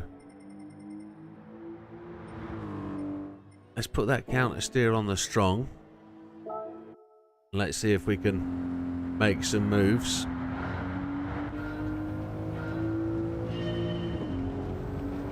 Oh, we got into the grass as my phone chirped up. What have we got on here? Oh, oh. House alarm triggered. That's the wife gone out the back door. That's what it is. Oh, we've got somebody with a...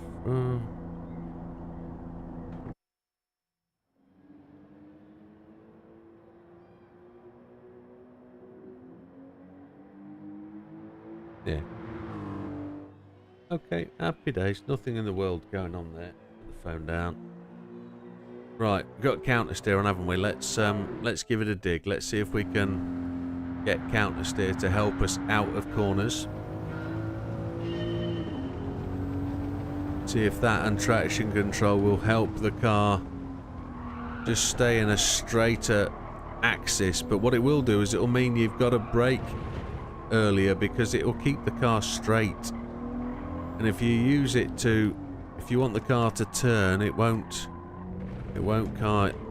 kind of help you. We got to third gear, much easier. Oh, look at that! Look at that! That's worth exploiting.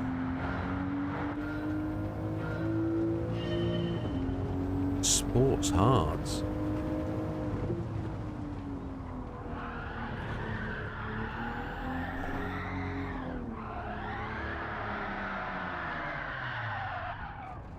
Just handed the boyo off to Mum so he could have breakfast. Time for some Nurburgring. You do it, my friend. Is that a young... I'm assuming you've got a youngster there. He needs to sit on your lap when you're doing the old Nurburgring. Give him the feel for it.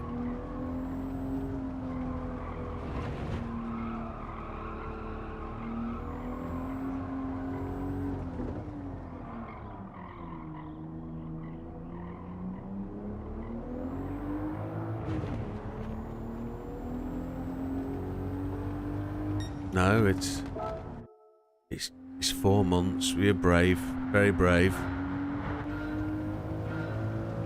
Still at the gorgeous baby time rather than screaming, mauling brat, which is where I am. I'm still that screaming, bawling brat, but yeah.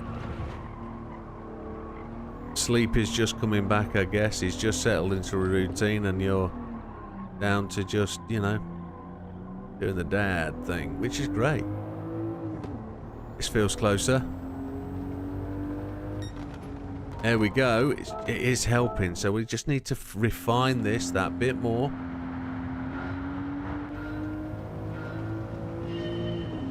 Get confident with the gear changes.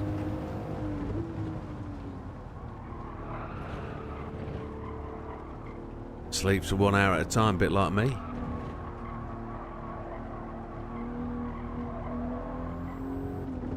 I bet it is.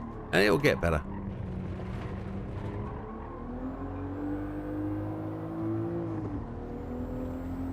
Quicker. There we go. Evening opera. We're just finding that the counter steer really is giving us that ability to plant the throttle out the corner. 27.549.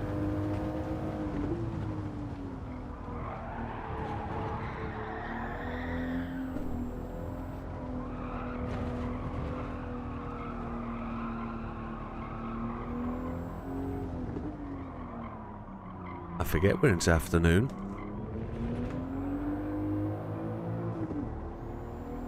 We haven't caught up that point. No.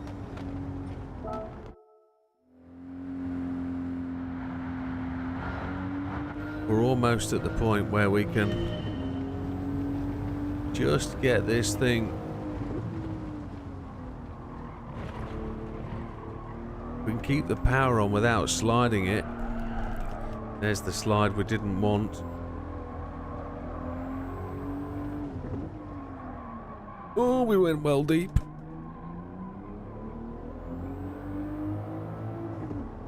No good.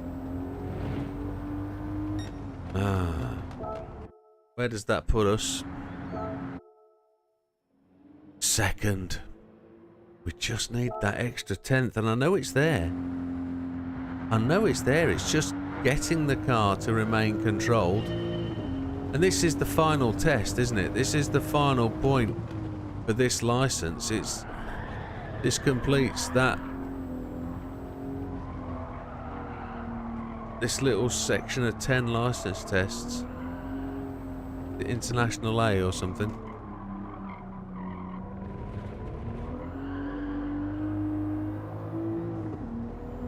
Saw the throttle hesitate there as we came out that corner. Come on. Just need to be so smooth. No counter steer, no slide. And you can induce slides so many ways. Oversteering. Letting off the brake too suddenly. Stamping on the brake too hard. Letting off the throttle can induce slide. Oh, this feels good.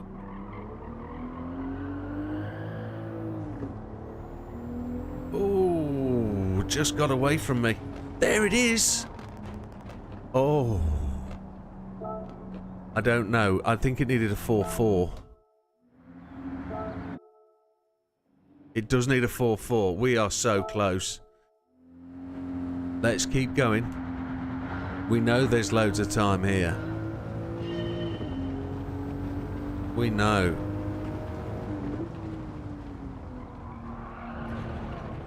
You got to start the slide and then allow the car to get into the slide and then apply the throttle to catch the slide and drive it through it. We know when we're close because we have caught the ghost in that apex. We just trailed off a bit there. Let's keep going.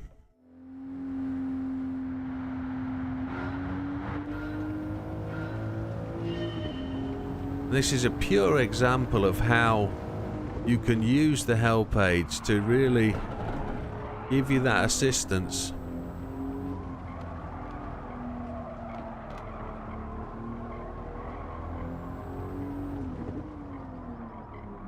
This feels closer.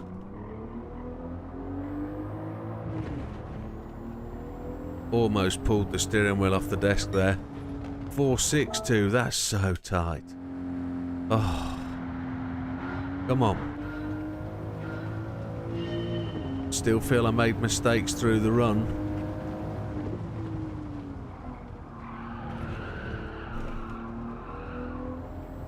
Slides will help you when it comes to putting down the power. It'll get the car to the point you need it to be at to be able to apply the power.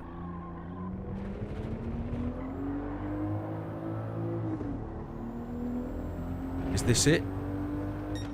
There it is. There it is.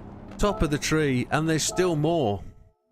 There's still more to be found. Absolutely is. 440. Let's see what the ranking board says for the top 10 stars. It's a 27.2. Oh my lord. 27.2. One person I haven't seen in this list is the Samster. I know Sam could probably smoke this, but that's it. We're getting there. We're finding the time, and there's more to be found. So it's about making the car slide. We found the optimal process and getting the power down so you carry the slide into the drive.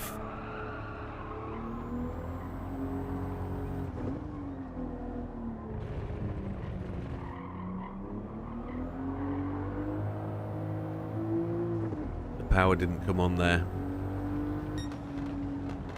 Traction control 1, yeah, it's we've had a little bit of a discussion this morning just about how the help aids are. Help aids are there until you need them. So exhaust the help aids and use them effectively. Find a balance and setup that you're quite happy with using, and then set your fastest time with it, and then play with the help aids and see which ones help you. But TCS1 is my default, it's my go-to, it's the where I start the day every day. If I'm going to race, I'm going to use TC1 every time. TC1 does not make you slow. Those people that tell you turn it off, all they're interested in is being faster than you. I hate to say it. When you go onto Facebook and you say, I'm doing this, they say turn TCS off. Leave it on until you're faster than without it. Drive the car, TC1, then turn it off and just see the difference. TC1 of a year ago is TC 0.5 today. So the traction control we have today is half what it used to be, but it's enough just to keep the back of the car in line and drive it. You can be very quick with TC1. You can be faster without it, but until you're ready to turn it off, use TC1, is my point of view. And I've had that argument many times with people. People say, turn TC off, you'll be faster. I won't be. I can promise you I won't be. Not until I know I'm ready to be.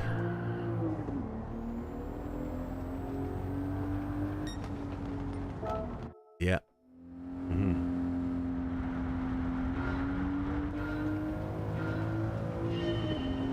I've probably found my limit now.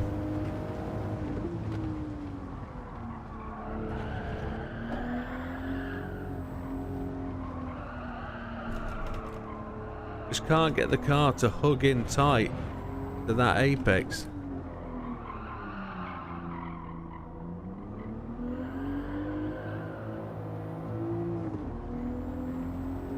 This is close.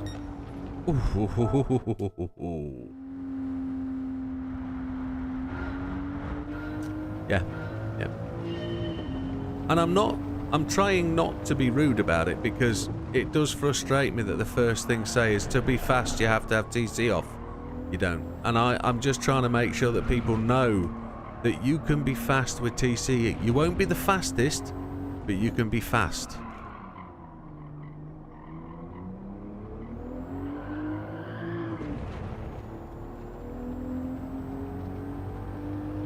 But using traction control will give you certain other advantages as well. If you're racing online in a tyre wear lobby or in a lobby, you'll actually get better tyre wear usage, length. Your tyres will last longer, your fuel will last longer, because if you think about it, it's cutting the fuel because it's not letting you accelerate quite so quickly. It's also not giving you wheel spin, so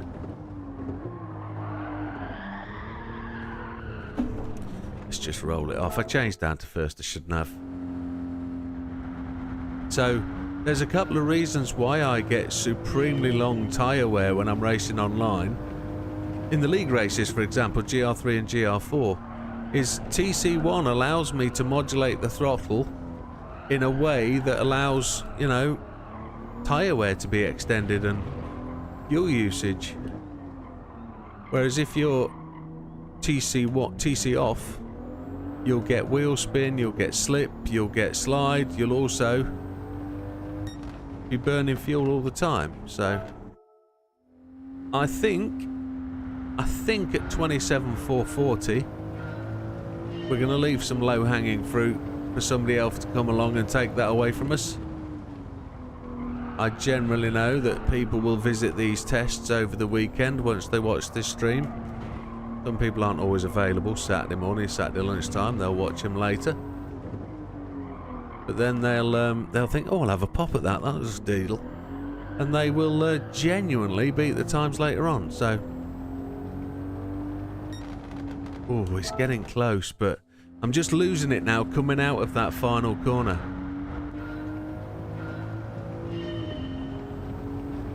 I don't know if I can bring the Ghost closer to try and encourage me to turn at a different point.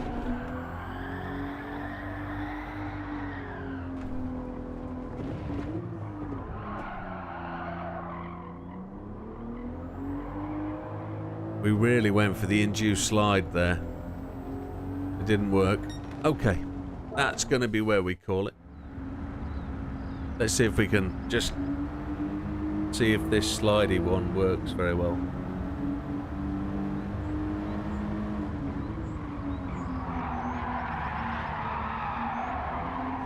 Doesn't really look like a drift, does it? It just looks like the back end of the car is a little bit out of control.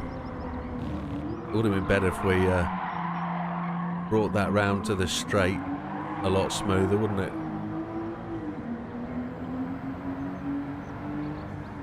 Yeah. It wasn't really drifty, was it? So there we are, top of the tree, just 007 in front of Space Cow, but enough to put us there. So that's them complete. Right. Now it's time for something extra. We are going to go to Daytona It's the Daytona 24 Hours, the IMSA series. Is it IMSA? I believe it might be. World Circuits, Daytona. It looks like we're going to do an LMP1 race. And we're going to set this up over a little bit of time because it takes a little while to set up a custom race. But it'll be sort of PP 950 sort of setup. We'll see what does. Over an hour. We'll put 24 hours worth of time in it. And we will see how it goes. Do we have weather? That's a question, you guys. We then need to change a car. Oh, sandwiches have been delivered. Thank you very much. So it's kind of lunch. And we'll turn my face off as I'm munching sandwiches. Good luck. The finest ham sandwich. I probably wasn't talking to the microphone then. So, custom race, that's where we're going. And I haven't got setups for these guys. It's generally going to be AI versus it.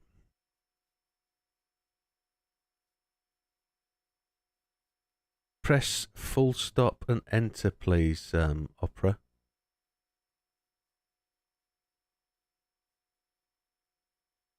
I can't see the end of redoing. I don't know what's there. If you're asking, will I be redoing license times? Yes, we will go back to it after this. Because this will only take an hour, probably about 20 minutes to set up, then an hour, then we'll go back to licenses. We'll do that. But we'll give people a warm-up to get into the old Daytona Speedway. It might be interesting to do a 4-hour one of these. If we do it from like 1 till 5. What time is it now? It's 15 minutes to 1 o'clock. We could do a 4-hour one of these as a single person sort of how does it go kind of thing. And do 6 hours in the hour. So do 4 hours, 4 hours. And make night time incredibly long. It'd be a wicked race, but it's the road course, isn't it? It's endurance.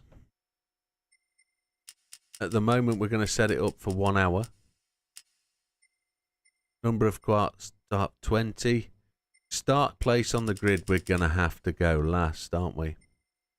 Rolling start would be good. I don't think it ever changes this. You can't ever change it to anything more.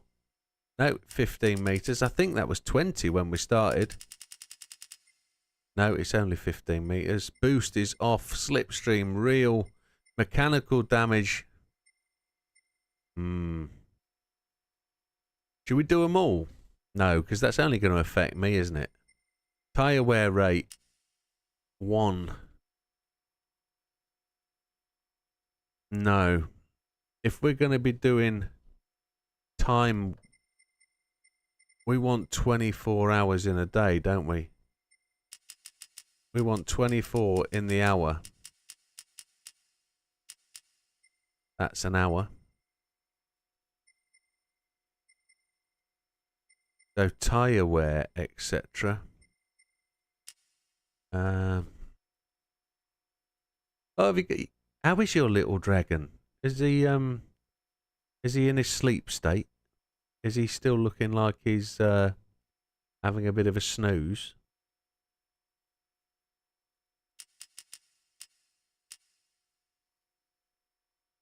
Evening, Azza. Oh, morning, afternoon, Azza. Sorry, I'm totally befuzzled with my time.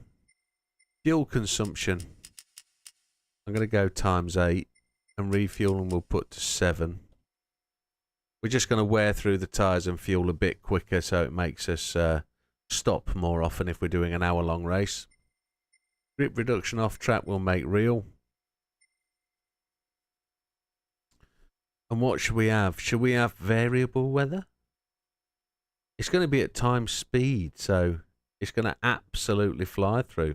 Evening, Uncle June. Evening. It's afternoon, Uncle June. You are correct. It's me that's getting it wrong. Times are flicking off. So. Well, the one's fast asleep and the other's on my lap watching you. I bet he is. Equal conditions mode, we're going to leave it off. Preset weather, we're going to go custom weather. We're going to have 9 sessions in the hour of potentially random weather. We're just going to have to see what it does. Randoms are going to come from category, and they're going to come from GR1. Intermediate, we're going to go pro. Shortcut penalty, we're going to... only are going to apply to me. Wall collision penalty off, it don't matter. Car collision, correct, because I hate that. Turn it off. Car collision penalty off, da-da-da. We're going to get 400k if we win this. But we've got to choose...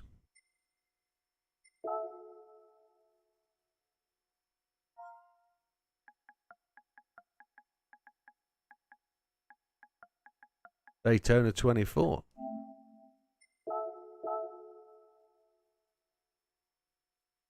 So, do we get to choose the grid? Do we get to choose it at this point? I think we do, don't we? So, select by car category. GR1. Yeah, that's right.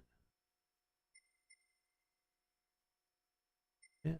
It's going to choose them for us, so happy days.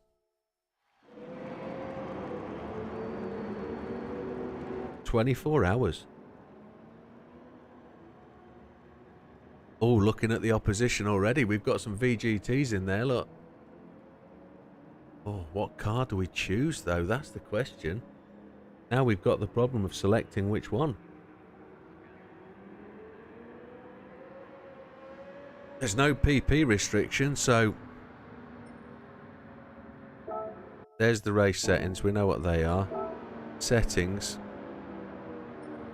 Oh, do you know what really annoys me? Is it's made me choose the car I've chosen, the RA272. So let's just exit a second and go and put the correct car on.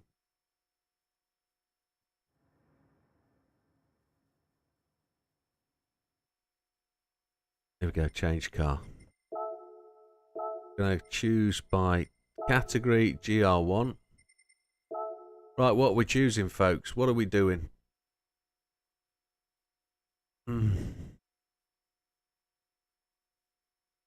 My personal choice would be to go for something like...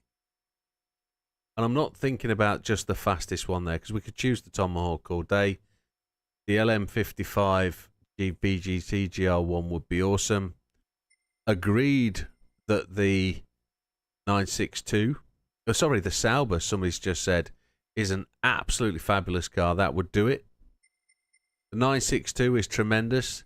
The 92 CP is tremendous. The 787B is also smashing. But I think I want to be somewhere in this zone. Or the 908. But I don't know what's going to happen with the batteries on these bad boys. Some of these battery use and limitations are really, really quite poor. So the Sauber might be the... Oh, I fancy that one actually. But I don't know what that's going to be like.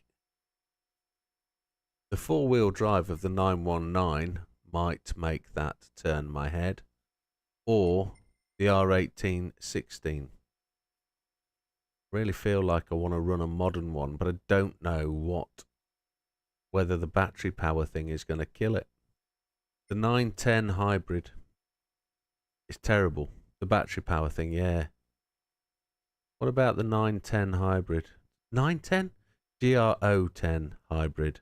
No, that's got the hybrid thing in it. It's got to be this one. We don't want the hybrid, do we? That's only got 248 brake horsepower. Sod that. That's the one with the Nismo's the worst in this class, yeah. 248 brake horsepower. You're having a laugh, Mo. It's probably that one I want to choose. So we might make the wrong choice, but I know the Sauber's there to be used, but I wanted to run something pretty much in line with the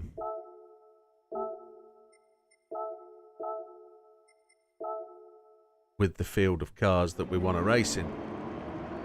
I think there are going to be... It might change the entrance now.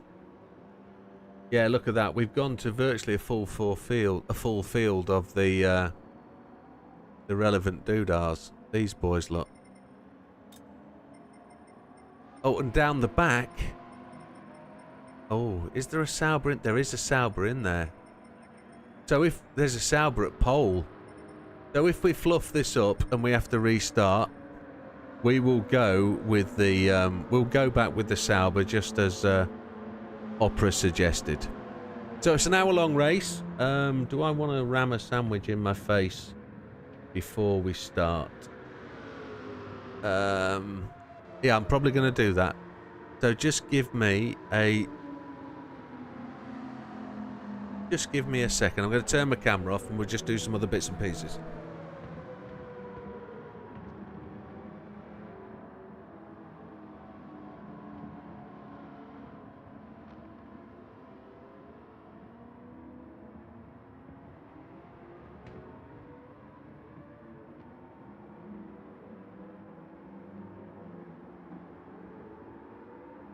Basically got double sandwich, which is even better.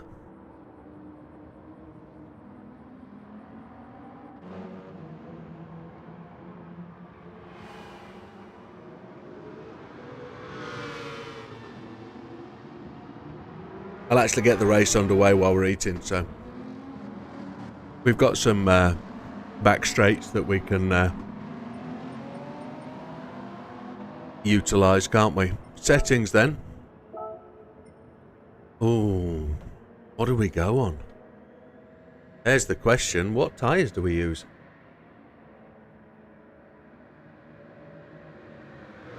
I need to check the weather report.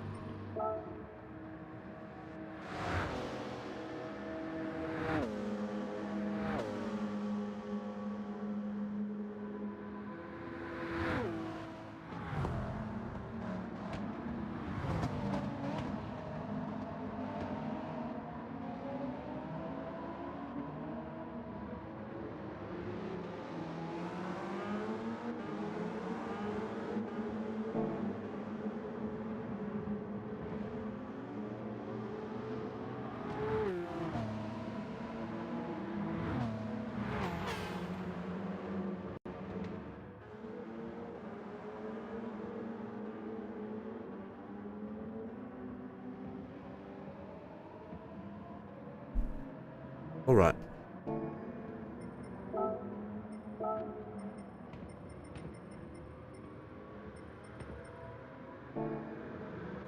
So, usual settings. We're going to go on medium tyres. It doesn't suggest there's any rain. There's no qualifying either, so we're back of the grid. We're just going to have to see how we go. And I will reach for sandwiches as we progress around the race, so... Oh my.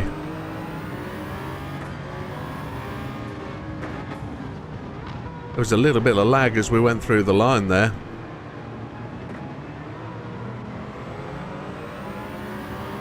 Hour-long IMSA race. 24 hours. We have a battery, but we don't have nitrous. Doesn't rain here. We don't get weather at this circuit. No, we don't, do we? That's a shame. No wet tyres required. Did you buy the wet tyres, Jim? Yes. We don't have rain here, you stupid monkey. Go to 14th place.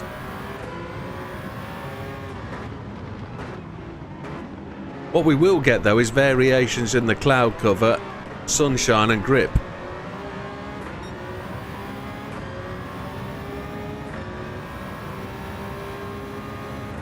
Interesting selection of names we're up against. Boss, Hervenen, Pons, Valenti, Cantu, Baba and Dahl. Looks like we're falling back a bit. Oh, Chipotle. Righto, okay. I think I need to, as we know, we're going to mess around with it, I said. Let's just... Ah, yeah. There we go. That's something we could have done. Give ourselves a bit more. It's four-wheel drive, so don't get the magic 555. Happy days. Let's give it another whirl. See if we can get some advantage We still smack the back end of the car in front.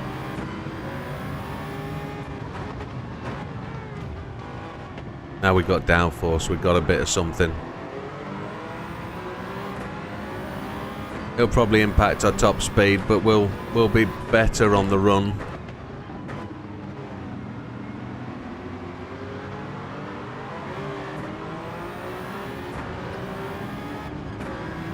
Have you watched the 2 seasons of World's Fastest Game? No, I haven't. Didn't know it was a thing. What's that on, Wilkie?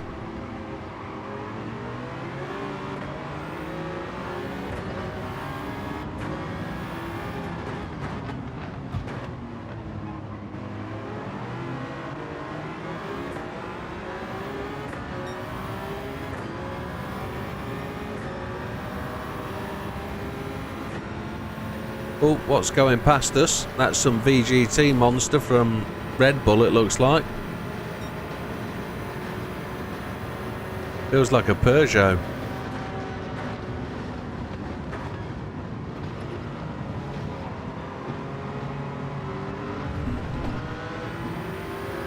Might get a shortcut penalty there, might not.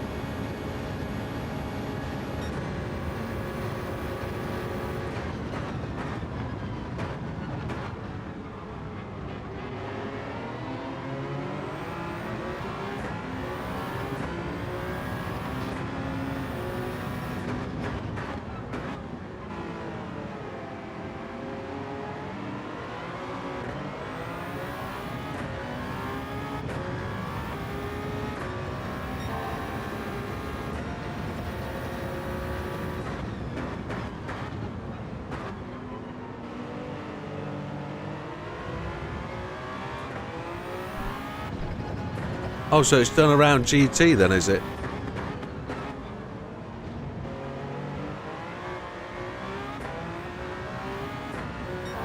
I'll have to look it up. I've never heard of it.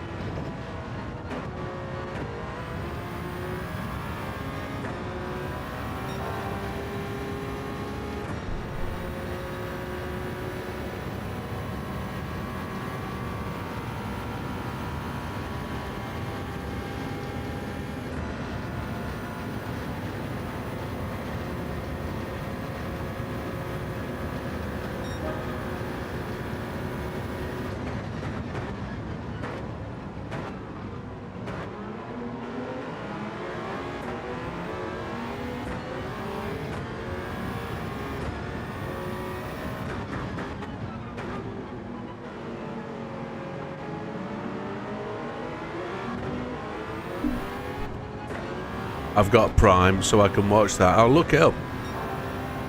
We'll have a look. See what it's about. Track's starting to get that shine on it, like night time's coming along. Battery's starting to run down just a bit. We're not recovering it.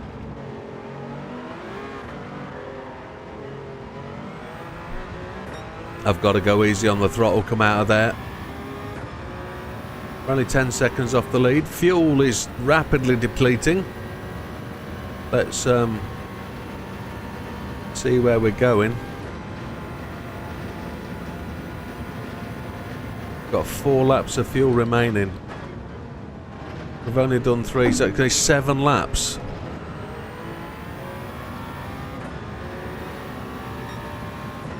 I'm wondering whether we need to just... I don't know if we're actually going to make any gains by dropping off the actual fuel usage. We're just going to have to get up to the higher gear.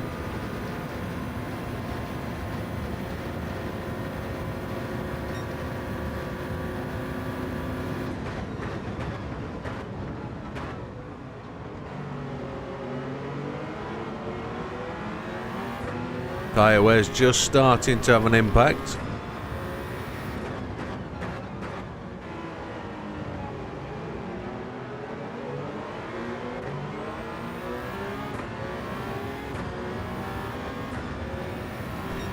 I don't know if we stand a chance of winning this, you know.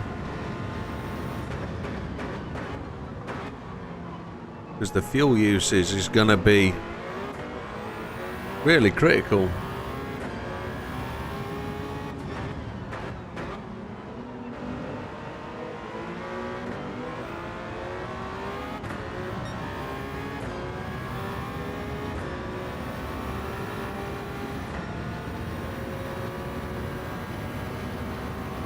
I'm sure there'll be others on ×8 fuel. I'm sure the other cars will be going to pit.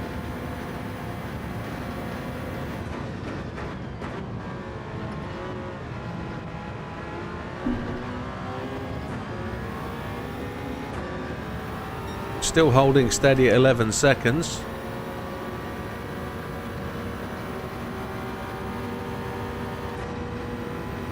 We'll be reaching for another sandwich anytime soon. Here we go, we've got the draft. Oh, what's this beauty? Is that an Audi? NSX, it's an Audi. Oh, I'll get past you. He's nerfed me off. Mr. Olivier, Mr. Olive.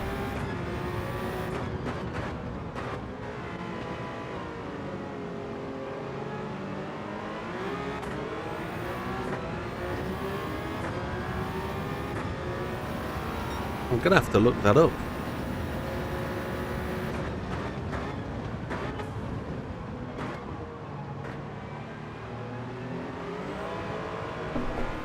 Oh my lord.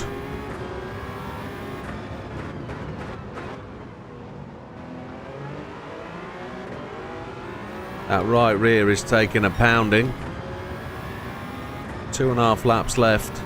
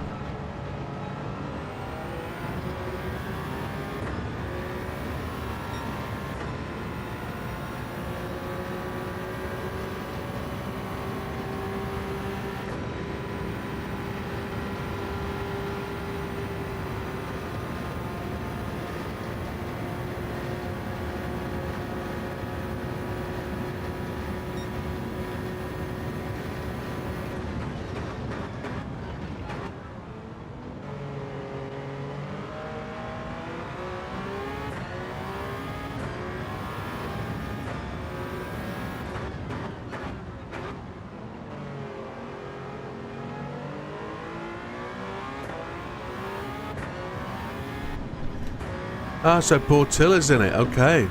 The Viper driver.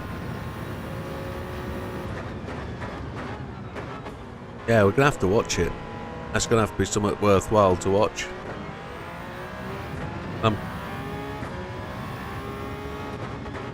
The new update on ACC seems to have gone down well with people.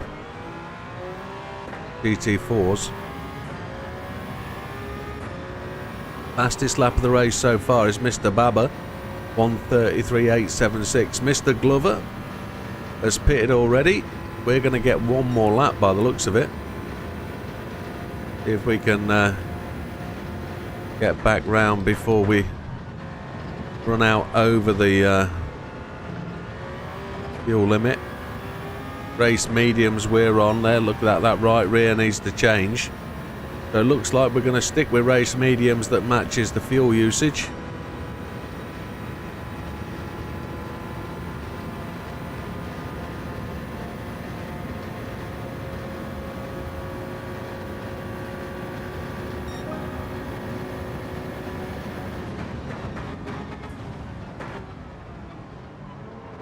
Just Mr. Pons left out in front. Oh my lord, that right rear.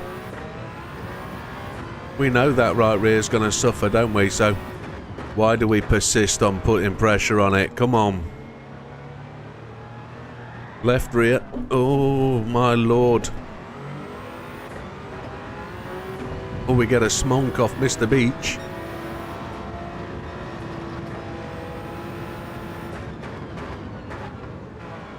But that's because of the night time. It's got cold. I'm guessing grip on the track has dropped off, so hello, flame burst.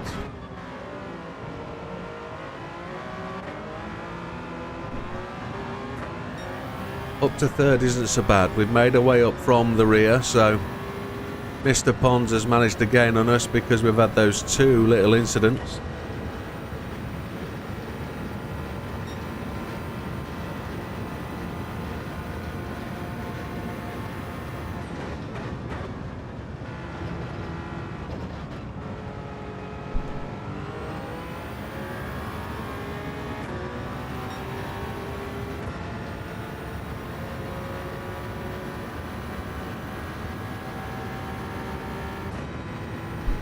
Here we go then, into the pits. We're going to take mediums, because they're the only ones we're allowed to use. Yeah, we're doing a custom endurance race because it's Daytona 24 today.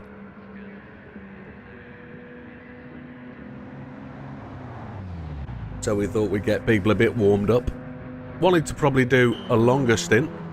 Look, loads of people in on this final lap. So Hervinen and Glover go back to the front. It looks like we'll do a 4-stop. Hervinen and Glover, Jarvis. We're taking fuel. The other guys are just filling up now. Dahl is yet to take fuel. Gonna drop us right down the pack, and away we go.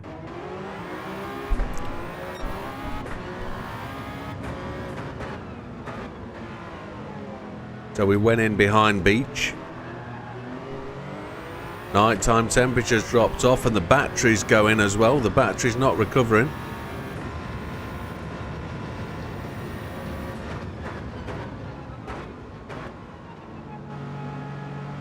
We'll try and induce a longer braking phase. See if we can recover that battery longer by being on the brakes more. Doesn't look like it will.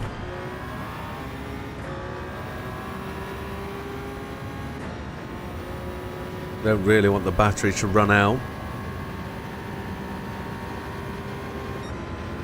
So, first pit stop came after 12 minutes. The maths would suggest, with people going in 2 laps, maybe 1 lap earlier, that we will all pit the same amount of times.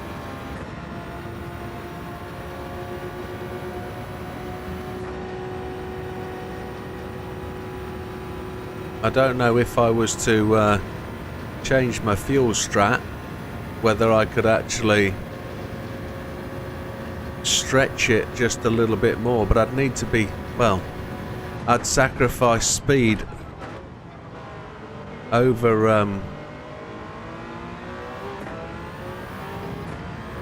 over fuel use, so whether they would go faster and what's the word I'm looking for? I was thinking eliminate the requirement for the pit stop. That's just daft. I was reading the text.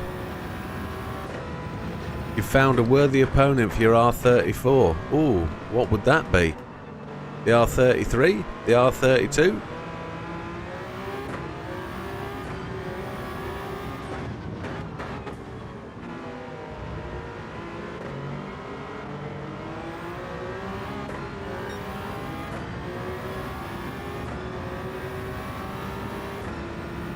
"17 seconds off the lead. We've got to make this up somehow.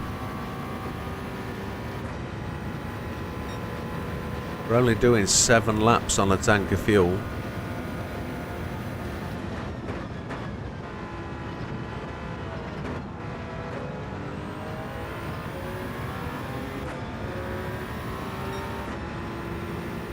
And they are up there in that pack. And I'm guessing they're going to be the Sauber and the 787 crew. Ah, the engine swap XJ220.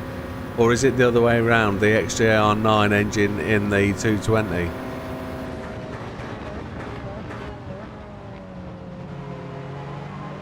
We'll lean on our friend there just to take us round the corner.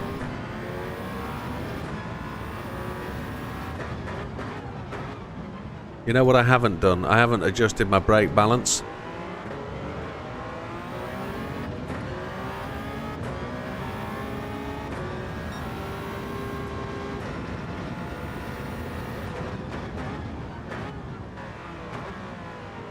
Taking the weight off the rears.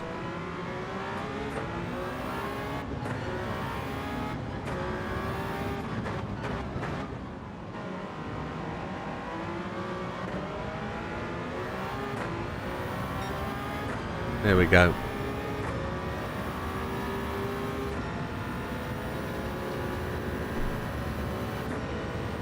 Face camera's gone because I'm stuffing sandwiches into my face. I apologise. I think it's better that you don't see me stuffing sandwich.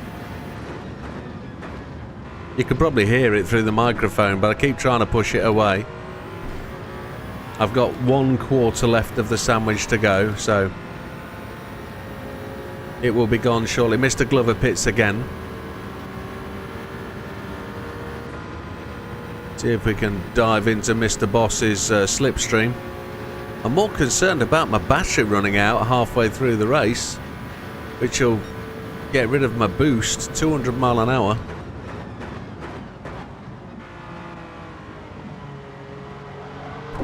Oh, that was rude.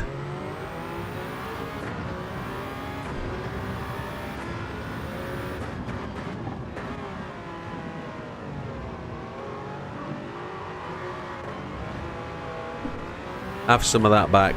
Sandwich time as we get to the back straight, and we'll demolish that.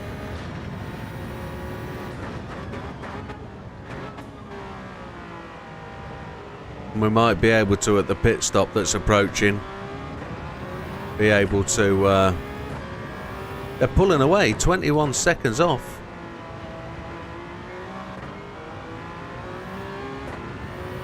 We might be able to get out the seat while we're pit stopping and turn the camera back on without interrupting the race. That might do it. Sandwich time.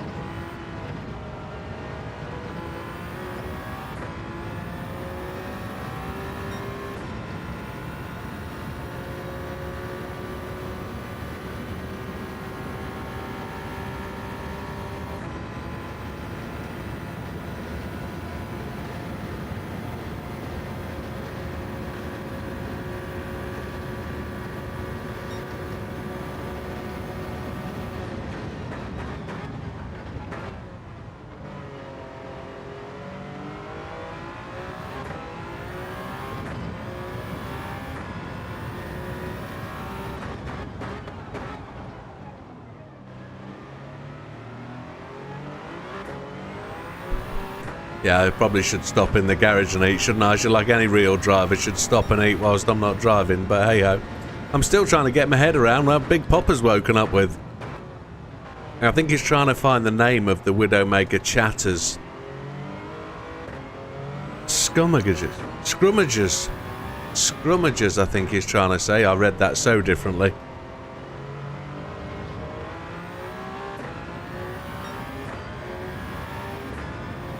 Where are we? 2.8. So we're going to do 2 more laps after this one.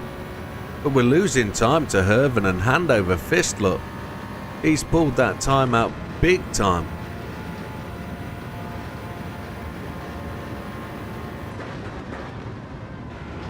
Question is, we're being chased down by a 787.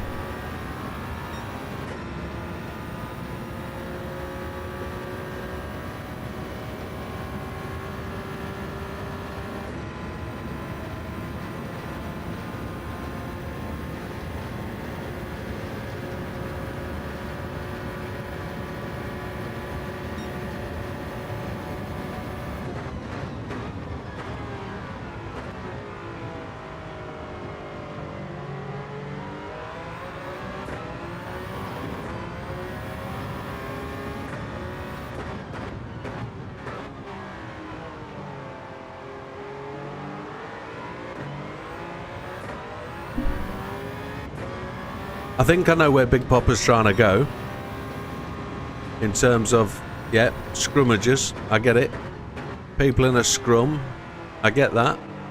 Not sure it was funny in anybody else's head, but I know he's chuckling away to himself. Yeah.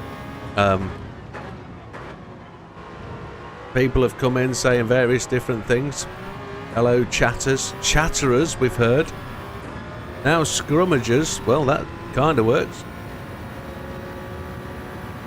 Right, the 787 is just quicker than us. Final mouthful of sandwich to go.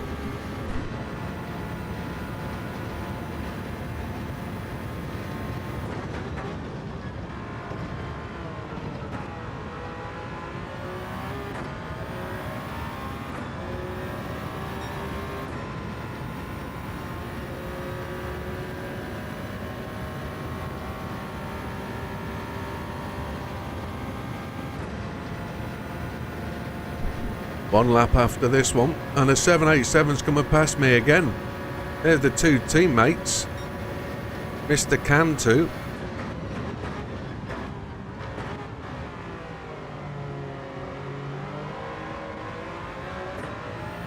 My right rear is just starting to give me the vibe that it wants to give up. We're pitting this time round. I know we can't run softs to try and catch up. That's so true.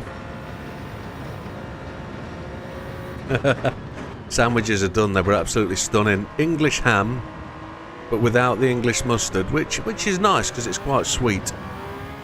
But it's salty. But we'll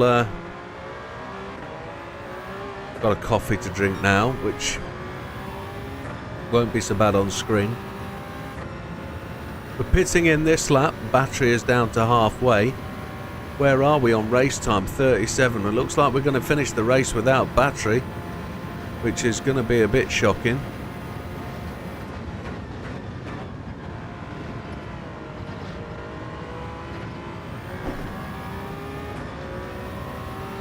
Going in this time. Fastest lap of the race, Mr. Kempenanen. Can I say that? Campaignen? Campaignen, yes. He's going in as well. Yeah, they're both going in. We'll absolutely hammer it into their mediums. We're going to refuel.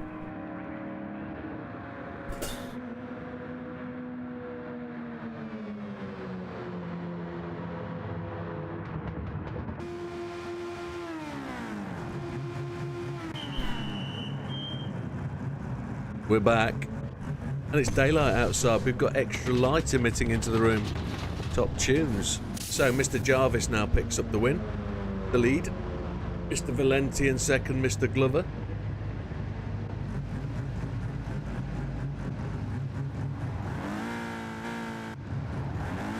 We need to do our best to get back with those 787Bs. It looks like there's a Tomahawk in there, in the mix up front.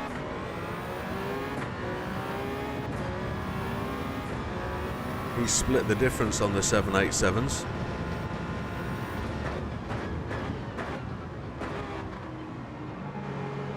Or is that an LM55? An LM, I think.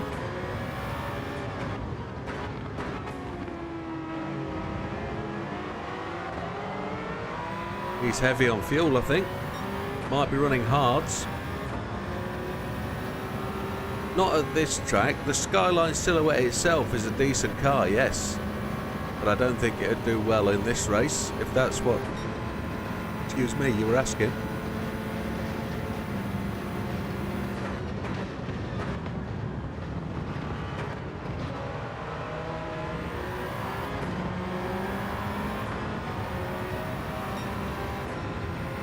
Ah, we're getting the run.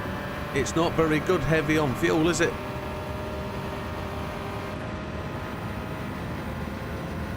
We've got it back. We're 21 seconds down though. Mr. Glover has pitted again. We should be hitting 200 down the straight there. Yeah, this is a 950 pp race. Well, it's unlimited pp, it's just GR1 class. And I suppose the only thing that would make the Skyline Silhouette any good here was whether its lap time would be equal to what we're showing. 131 by Mr. Campinen. Don't, you got to stop, you swine. Front end didn't want to slide to a stop there at all, did it?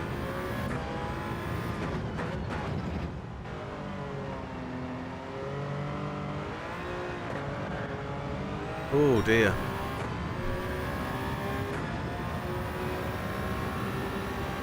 Bit of a shortcut. Not 100% sure on its fuel consumption, Mariana. I think again it's the class of car of its own, so GT3. I think it could be quite handy because that's what it kind of ran in.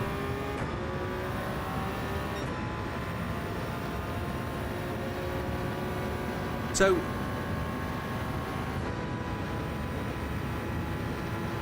just skipping over what Flameburst has said just for a moment, back on to Mr. Popper, who's just rubbing his eyes and waking up. Wreckers sound rude, yes.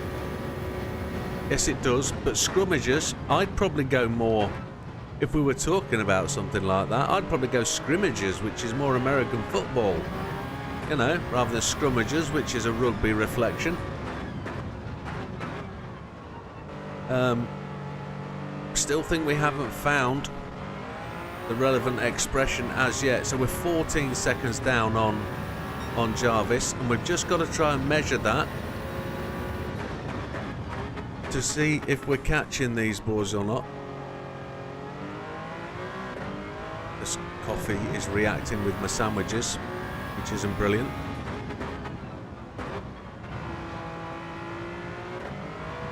The coffee's overtaken the sandwich. Cultists. I don't think we're a cult.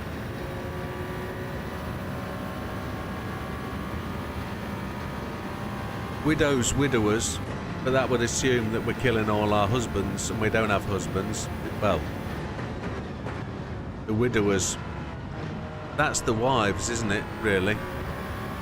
A widower is a male person. Happy days.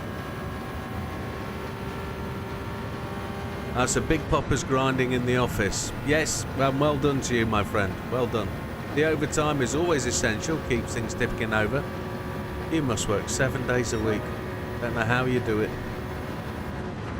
In the orifice. Must be lots to do. It's great if you're paid.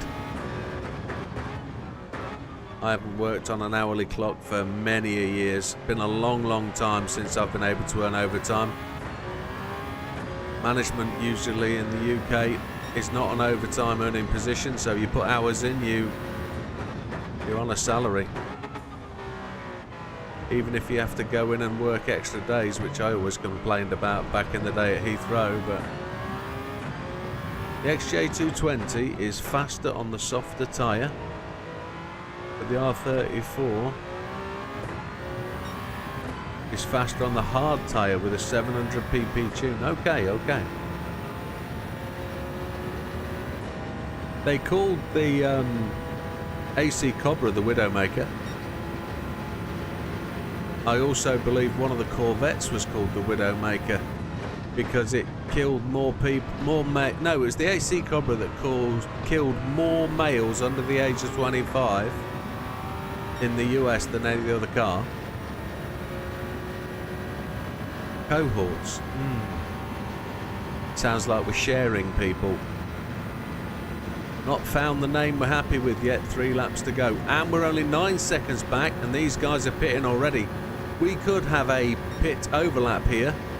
We could be running 1 pit longer than these guys, and we could be gaining an advantage because they're pitting at 1 time extra. There's still a chance for us to win this yet, but I'm expecting Kempinen and Mr. Cantu to come flying through the field as they get lighter on fuel.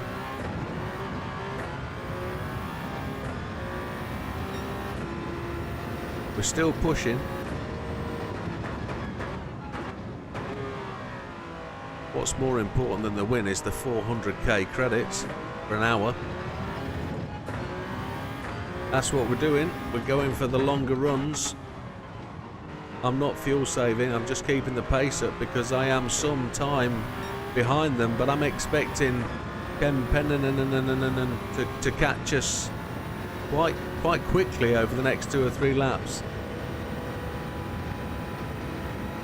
There is actually a decent car for sale currently in Legends, and I've forgotten what it is. We'll go and have a look after I've completed the race. There is a good car in there that needs buying.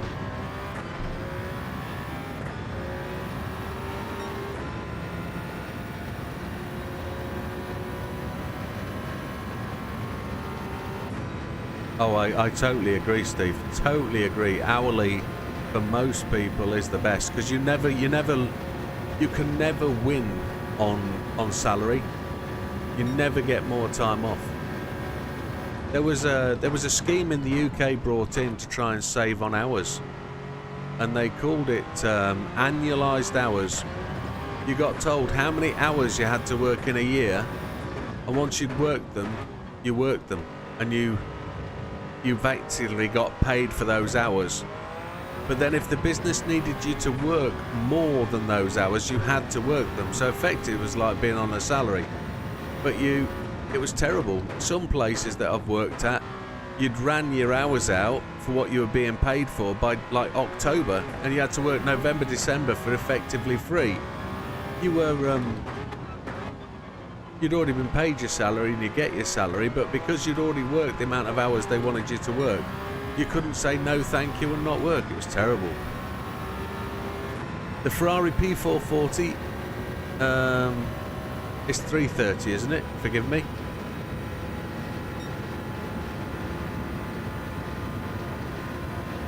No, they're not. You're quite right. They're not in the Legend cars. They're in there, but there is definitely a car worth buying that is in Legends cars at the minute, and I can't remember. 27 minutes time, I will share that with you. We're 4 seconds ahead of Ken Pennon. Oh, it's terrible, Opera. That hours system was appalling. I hated every minute of it, and I'm glad I left that company. Annualized hours was just a con. They paid you a higher hourly rate, but then they asked you to work overtime as it was required, and they needed more overtime.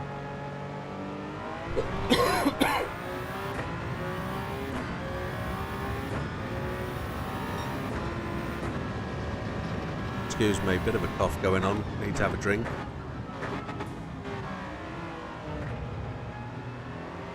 We're pitting though at the end of this lap, I think.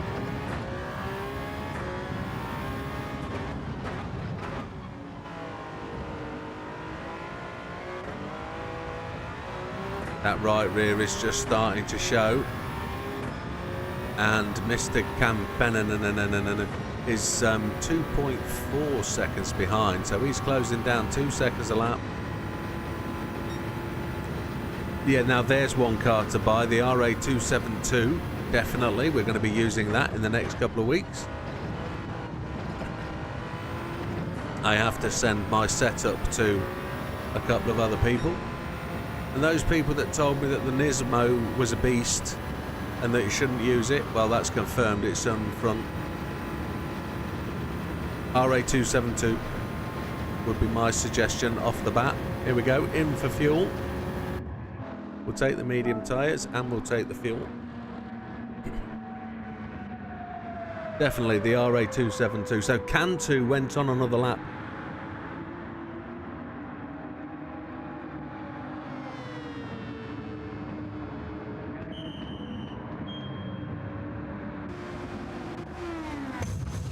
Kante is super fuel saving, I think.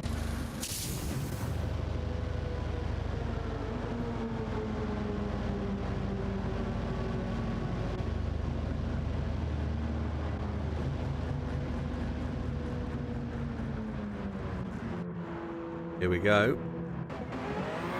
Bald Eagle, welcome to the channel, sir. Hope you were able to have not too much of a busy night last night. So down to 5th place, 25 seconds behind the boys at the front of the track.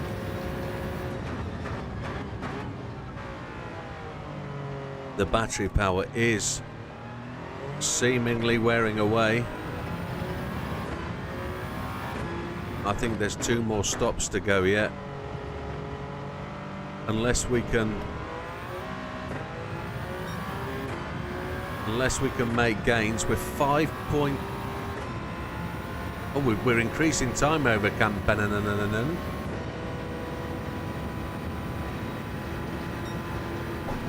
Oh.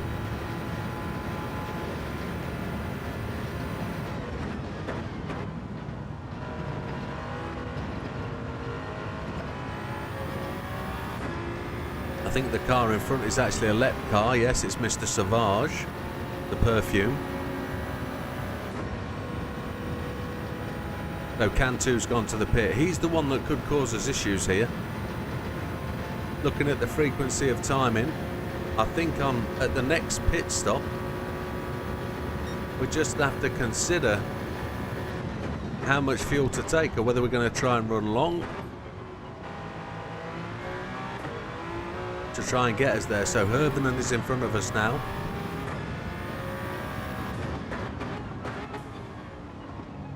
That looks like a VGT car. Well, it is, isn't it?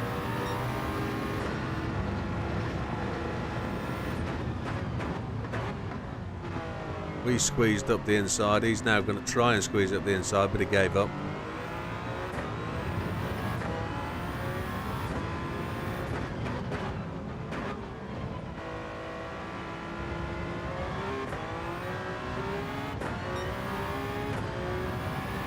I still find it quite impressive how steep these banks are. Have you ever been to an American oval track and you've stood at the bottom of the bank? You'd just be stunned.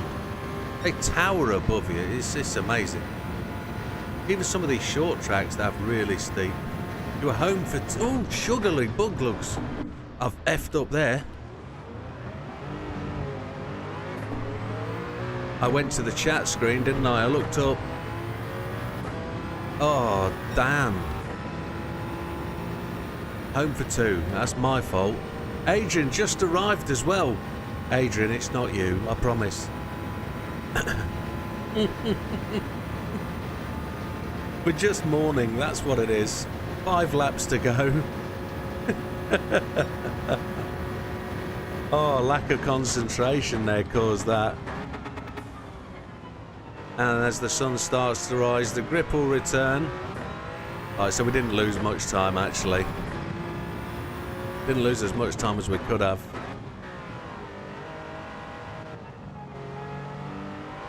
Well, I do have 2 chat windows to read.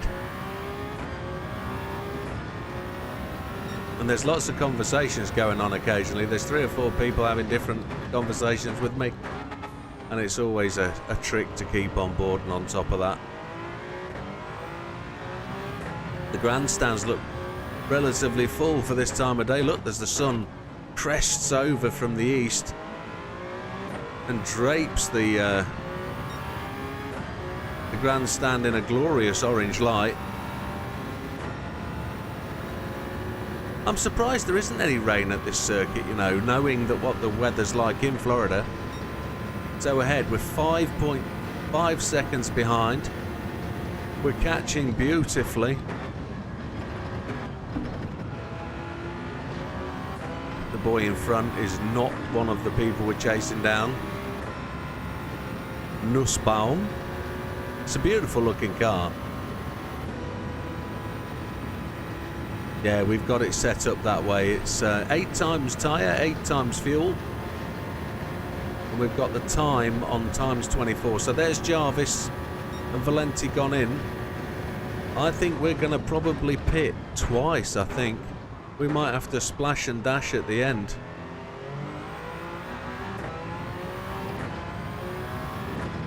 I would like to think they're definitely going to pit again.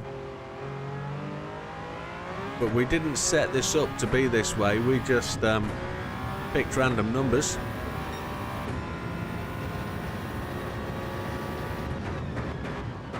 And it kind of works for the medium tyres to fit beautifully to the fuel tank on this car. So we're 20 seconds ahead. And we don't need any more off incidents, do we?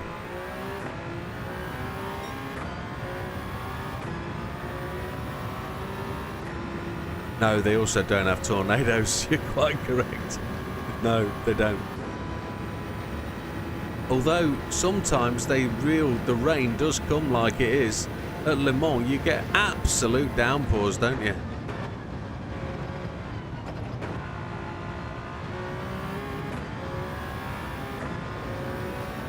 So we're not keeping that 20 seconds. He's chopping it down, look, 17 seconds.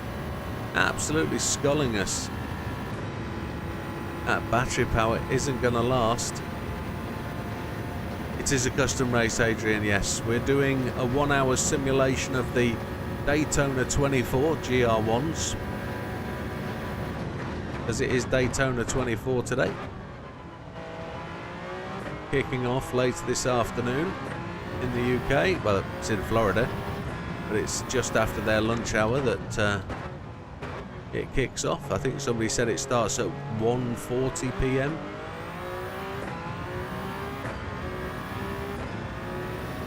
That plane's coming into land aggressively. Holy Chipotle.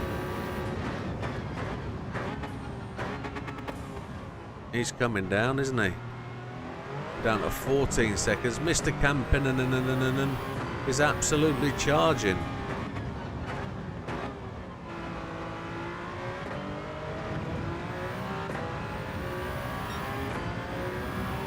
We're probably not taking the fastest line, but we're pushing for our fastest lap, and Cantu has set the fastest lap, although he's now dropped away down to 5th place because of his irrational pit stopping ability.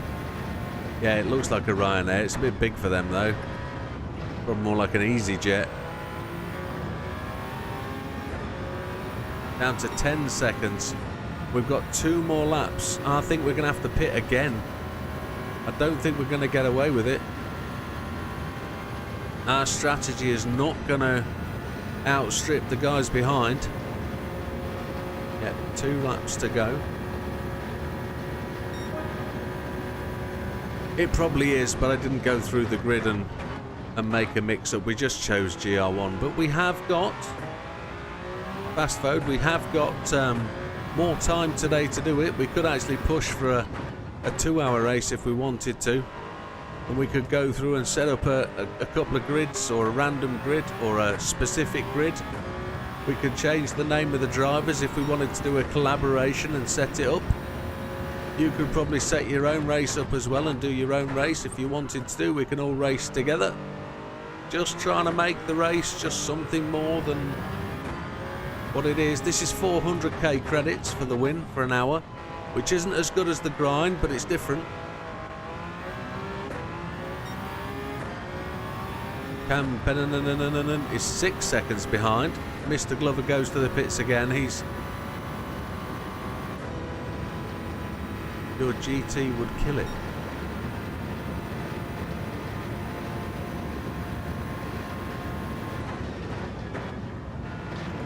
Your particular car, yes, agreed.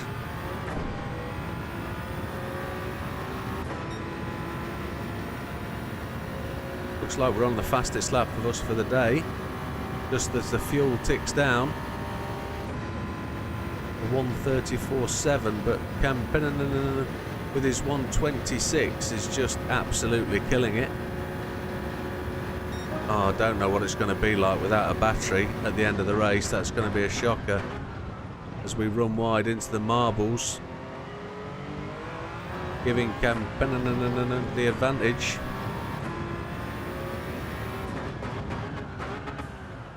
Oh, the car's just sliding through the corners.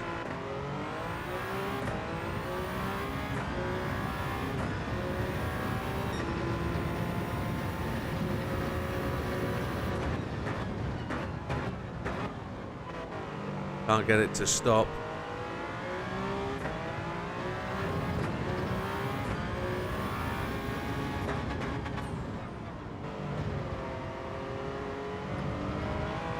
Final lap of this stint then. We're going to go in, take the fuel. There's 15 minutes remaining. We're doing it what looks like 6 or 7 laps on a stint. So 6 or 7 laps, we're going to be coming in with like 6 minutes to go. So it's going to be a half tank and run to the finish. But I don't know how that's going to plan out with lap time calculations. We're going to have to do that on the fly. Oh, Fastfo's working on a new livery, and in Le Mans inspired one. Very good. Right, we're diving for the pits this time round. Half a tank left. We're not going to split the difference, we're just going to take the lot. And Campinanen has just about caught us up. Need some juice. Has he carried on? No, he's come in. Cantu's gone in ahead.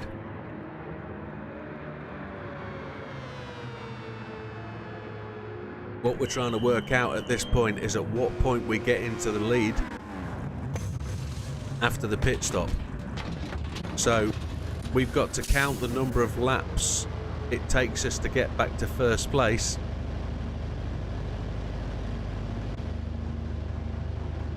Press full stop and enter.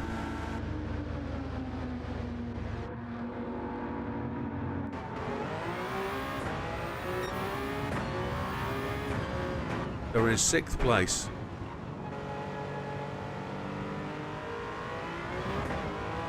What we know is we need to run this as well as we can. 7 laps. 7 laps at 1.5.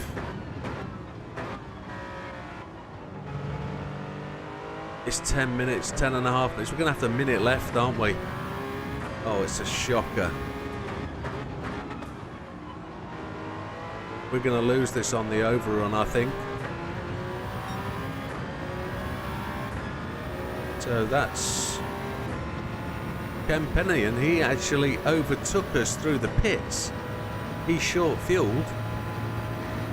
There's Hervenen. Go past Hervenen. Campainen. Campinanen. Gave him a nudge just to let him know. He always starts the stint off pretty slow.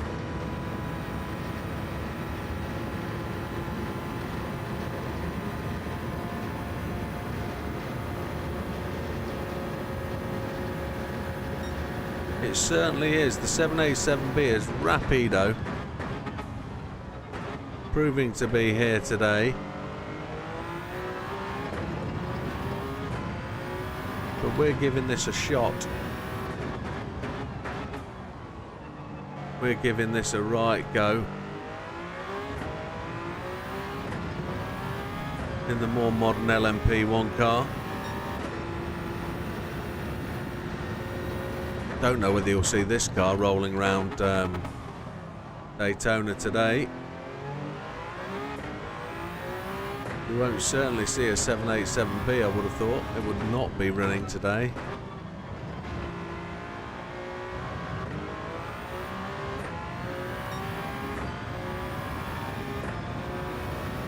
Battery power is looking pretty dire. Pretty poor. We're 18 seconds back from the guys at front. We need to know when they're going to pit and how long it is till they pit.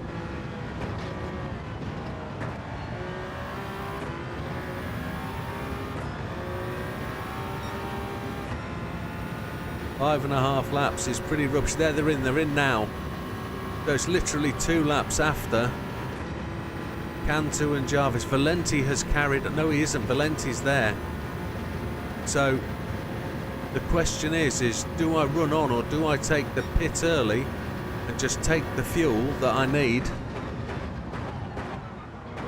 on the premise that they might pit one more time yet? Or is it just me to pit? Oh, I don't know. It's all ums and ahs. Campanian is going to come past me. This is really tight. I just don't know which way to go at this moment. My brain is actively trying to work out what to do. And what my brain is trying to tell it is don't go off the track at a critical time like now. The car is incredibly light, and I don't know whether it's the battery power that is stopping it stopping. I'm not allowed to choose softs, it says. I can only take the mediums. Maybe I only own the mediums, I don't know. Maybe I haven't bought the tyres. I could probably drop the fuel, yes. It's only a lap.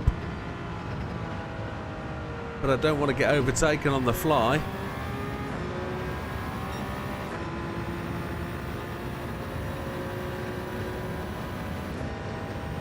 The battery's going to drop off and die, isn't it? So we're down about 10 mile an hour as the battery gets really towards the end.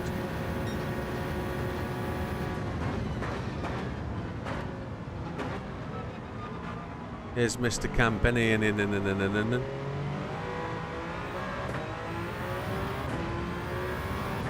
8 minutes remaining, 4 laps.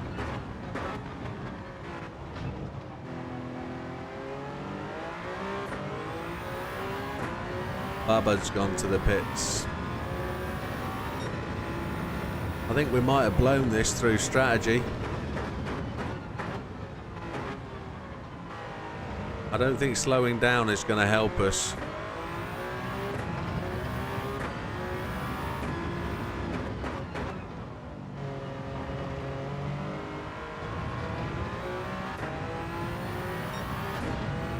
Hitting walls doesn't help. We've just managed to pull out a massive chunk on Campanian.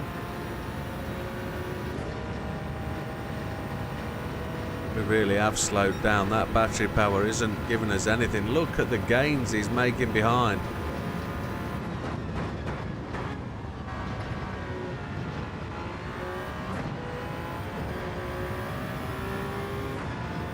When we brake, we give ourselves battery power back. 6 minutes. 1 minute 40, 1 minute 30 per lap. It's 4 laps, we've got 3.5. Look at him go. But he's got the same problem as us. He has to pit as well. Unless he's been saving fuel.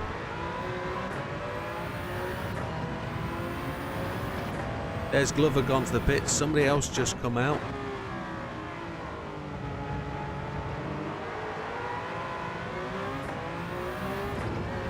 Look at him go. He's just trying to show us a clean pair of heels now.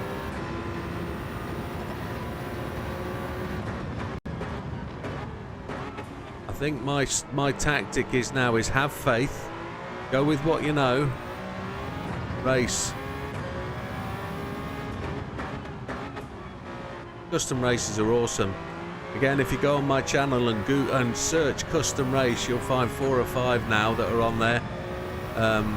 I've been promising myself a DTM custom race. I've got it all set up. I've tried one race and they were just a little bit weird when I raced them, so I've just got to do a bit of refining. But as soon as I get that refined and find the time, we'll enjoy a DTM custom race.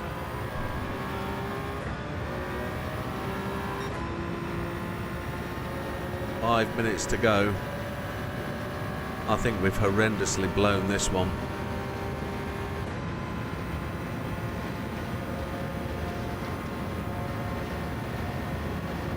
We're just the 1 lap short.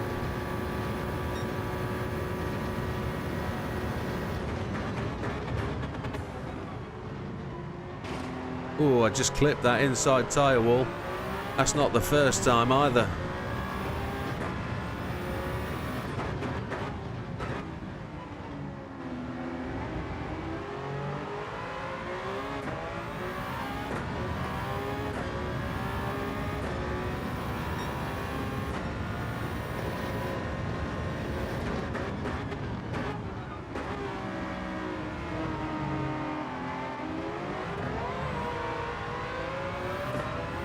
That woke him up.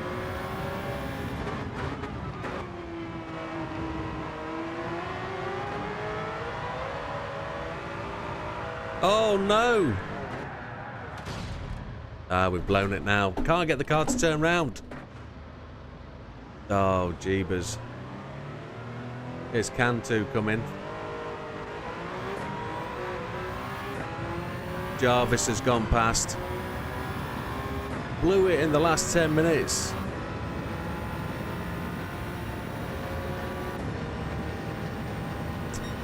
Not going to be 400,000 credits now, is it? We're through 15 seconds away. Come on, Cantu. I didn't expect him to dive off the track just like that. Yeah, it's over. Dead as a doornail. One more lap.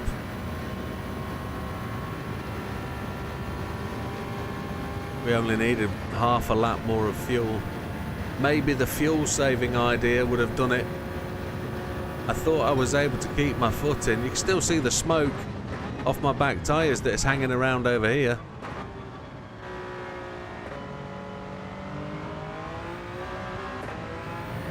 Is he going to pit though? He's up there.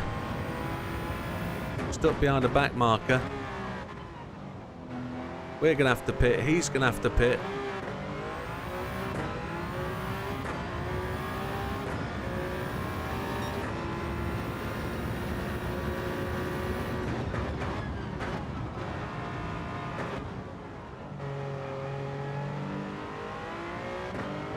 I think he's run out of fuel.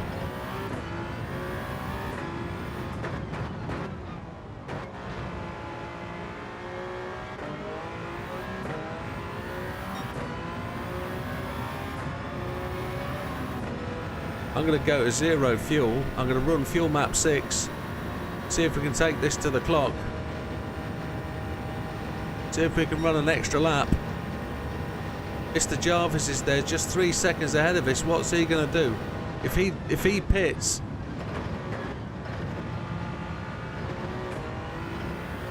what's he going to do? 1 minute 52 to go. I'm well down on fuel, but Cam is still full. He's catching us now. Oh, Jarvis has gone for the extra lap.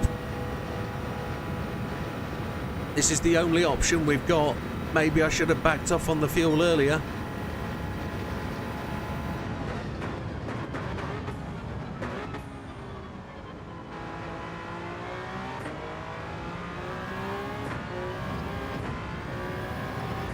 Campaninen pitted. It was Jarvis who we were racing though.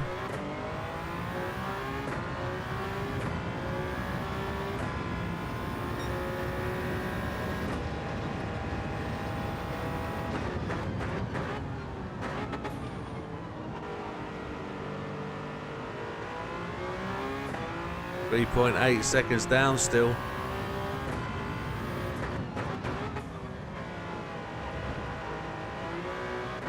If only that back end hadn't have whipped on us,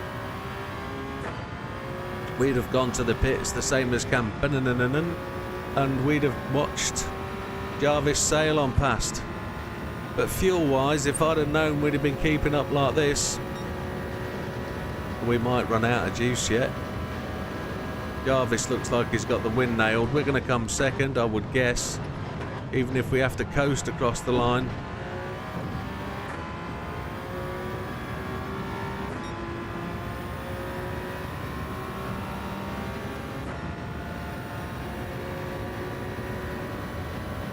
Second place for us. We're not catching him. He's pulling away. Oh, we are not catching. No. He gets the win. We're coming in second, which is marginally decent. Can't fault that, would they? Sorry, Fast Food was talking away up there and I didn't get a chance to look up. The GR1 are bad with bop. What GR1 are bad with bop? The Nismo. 787 is the best sounding. D or B? I should host a true 24-hour start. I should host a true 24-hour style race with GR1 maybe before. I don't think I could dedicate time to do a full 24-hour race. But there it is, folks. We came second. If we'd have only done, as Mariana said, and back off the fuel much earlier, we could have had the chance there. I managed to do a full lap on 0.7 of a tank of fuel, which was pretty impressive. So, Mariana, yes, top of the tree. If you'd have done as you said, we'd have done better. But a 24-hour race, well, there's something. If we could get a bit of a live stream together with some decent YouTubers and not a 24, but a GR1 to GR3 race in the same field. Well, yeah, I've seen that done before on YouTube. That particular track, wasn't it? In the US. I could calling it is it Mid-Atlanta? I want to call it Mid-Atlanta. What's it called? Road Atlanta. Yes, Road Atlanta, they do that GR1 prototype series race, but somebody's done it with GR1 and GR3s. And a 12-hour race. Yeah. Can you do cockpit swaps yet in GT7? I don't think you can. It'd have to be your own car and you'd have to actually drive that entire thing, wouldn't you? That would be mental. Absolutely mental. Right, somebody suggested or requested we just go and have a look at Legend Cars and have a suggest of what to buy. So, yep. That is a stunning car to be bought, should be bought. The RA272 should definitely bought. The Alpine is worth a buy as well. Very, very good car. Very, very good car. That's one that used to work well at Alsace. The Nismo, always buy that one. Buy that one a lot. Buy that one, yes. Very good. In white. That's a nice looking car. The Pikes Peak you can't purchase, but that'd be one you'd definitely buy. And the 330 P4 is also worth buying. As discussed, that is the Widdowmaker, commonly known as, if you go on the old, what's it called? The thing that you Google, Wikipedia, you'll see the rundown of the Shelby Cobra, and it is known as the Widdowmaker. Definitely is. The Palace. Now, I have wanted to run that. That is the lead car of the AI in the Alsace race, and they can be extremely quick, those cars. The estate version, the Citroen Safari, absolute beast. And there concludes the review of the Hegarty collection. Right, we're now into the early part of the afternoon. It's 2 p.m. We've got another 3 hours. The now, funny you should say.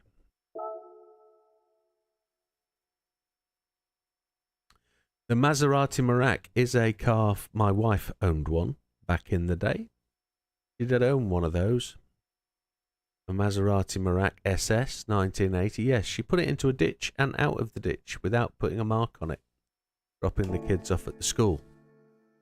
So yes, we've owned one of those. Not we, she.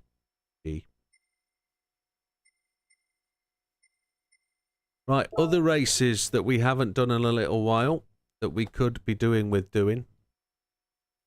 Yes, we're going to do the human comedy ranking. Might be a good event for charity and reasonably long endurance event. You pick the charity and get folks to commit for a day and time. People can donate during a stream. Absolutely right. That would be a good one. Maybe if we got the league together to commit to a day to do a long 12-hour day. For those people that want to, of course, I wouldn't force anybody. Merak, yes. Yeah, it would be a good idea for a charity event. That would be something great to do. Get the old collector bucket up there. Use the donation or tip bucket so that nothing is extracted by the YouTube. And absolutely, yeah. Advertise it to other streamers. See if they'd join in. See if we would do a big charity day. I know there are plenty that go on. There's some 24-hour races, etc. But a 12-hour day for people who aren't used to it is quite a stunning thing. And it certainly is a good call. I do like that idea. Right, somebody wanted to see Human comedy ranking. Let's go to the human comedy and let's do it. So, Sabuka. Change car. We'll pick one. Enter, and we'll have a look at the ranking, and then you can run through. So Sam, Sam is top of the tree. Sphinx, then Red. All on. Sam's got 59 laps. Big Popper on 58. Red's there on 58. As you can see, Sam actually holds the number 1 spot there on 59. Only one other person hit the 59. And Sam took my setup and went up. I say mine. Somebody else developed this strategy, but he took that strategy on and went on to win that. He's pretty awesome. Did you want to see the usernames of the people in the friends list? That's what we're going to do, wasn't it? If you take a screenshot of that now, or whatever you want to do, we can move on to the next one. Is that what you were wanting, Flameburst?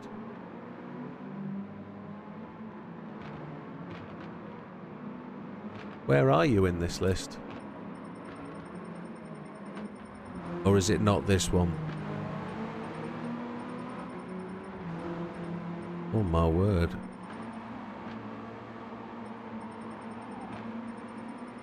Was it a particular race you wanted to see? I forget. I know it was last night, but I've done so much since last night. Which one? Which one? Tell me which one. Tell me which one. Alsace? No, it's Kyoto, wasn't it? That was the conversation. Those cars are noisy. It's Kyoto. That's where you wanted to go. It was this one. Just pick a car that works. This one. That was the conversation. So much going through my head. So there we go. And where are you, Flameburst? Are you the same name?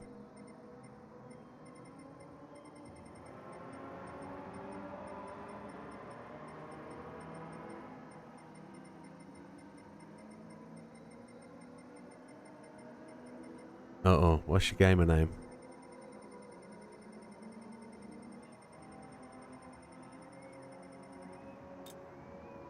Holy Chipotle. What is your gamer name, Flameburst? It'll have something GT in it, won't it? You used the R34, that's how I find you. R34 wouldn't work, would it? What did you use in the end?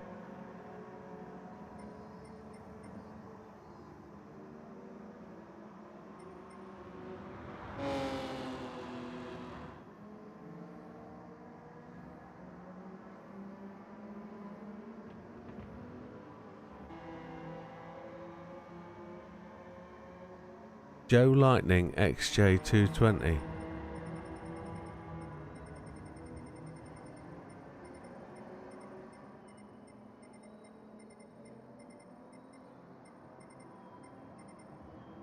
There you are, 51st on the friends list. Ooh, 22. That's a long way down the pack, but that's using the engine swap, is it? Yeah, it is. Yeah, bud. The old Cappuccino rocks here. Fastest car. 51st.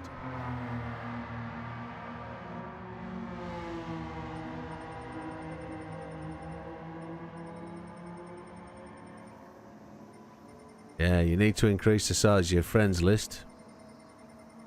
And then make your way through. Did you want to screenshot those names and send them requests so you get people on your friends list? Or are you good?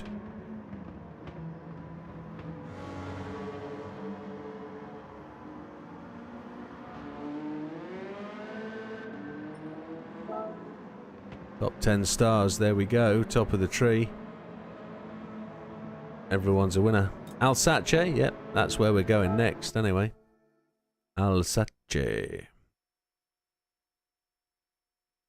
Some people call it Alsace. We call it Alsace. Like Versace. Not allowed to click on the settings button. Can't show you that. Yesterday was an eye-opener. I'm surprised how well I was following red yesterday, but I couldn't get 10th because for 30 minutes I was on his butt. Yeah. Now, we did discover something about those races that I need to find out a way to solve, but the way it is. Right. Leaderboard on this one, ranking board. I am not in the top of this. Let's have a look for Joe Lightning. There you are in 12th on 25 laps. Using the RA27265.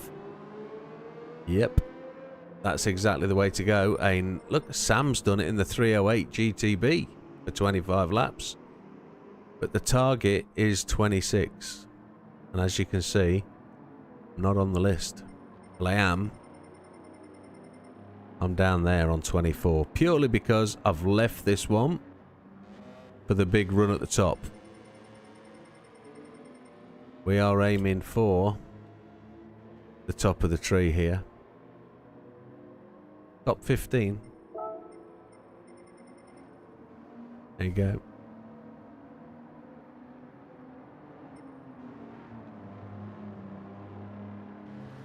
Yeah, top 15. Yeah, that's where you are, top 15. Yeah. Yeah. I would anticipate I could quite easily pop the 25 with the setup I've got now, but I want to pop the 26th. I want to go in there first time, but we'll find out. We'll see how close it is. I'm going to do a couple of practice sessions. It might be worth having a dig now, see how close we can get to the 26, but then we quit out just before the end. I'm up for that now if everybody else is. Oh, you want to do Deep Forest first? Yep, we'll have a look at Deep Forest. And then we'll come back here and have a little run at the 26 laps. Deep Forest. Oh, racing tyres, change car. There we go, we use the M3 just to...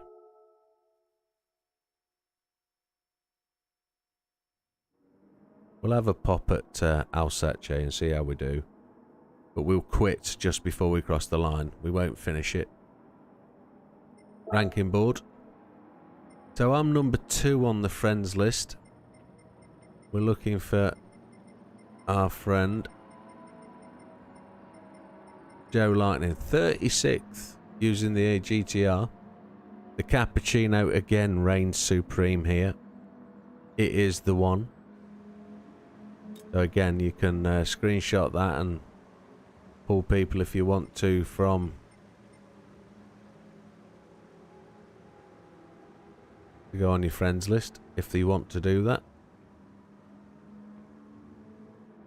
Yeah, the racing line. Learning the tracks is key. Once you get all those circuit experience done and you follow the circuit and you know where the track's going, it is a massive help.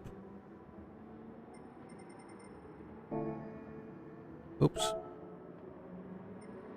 So just to clear up the fact, I am number 1 here on the world, on the top 10. Just going to beat my own chest a little bit. Yeah, that's where I am. Top of the tree.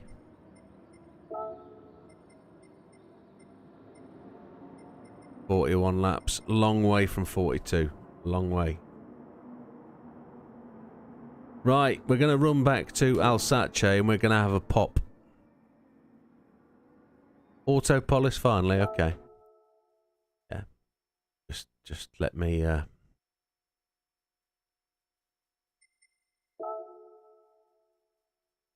787B, easy call. That one, Vizan Vlad, 787B. It's a K car. The Jimny is a K car. Oh, awesome. It's a K car. Absolute rock daddy. Superb. That's getting an engine swap. I'm absolutely sure of it. I am now. Yeah, the mission challenges are good. So, ranking board, we use the S660 for this one. Where is our man?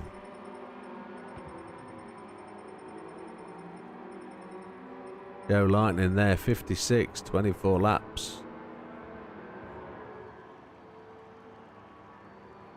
25 laps, sorry. Read the wrong line.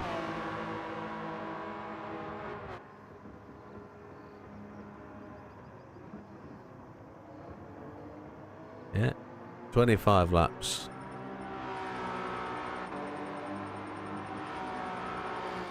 At the top of the tree, we are number 1 with 28, but we're number 2 with 28 on the master board. We didn't make it all the way to the top.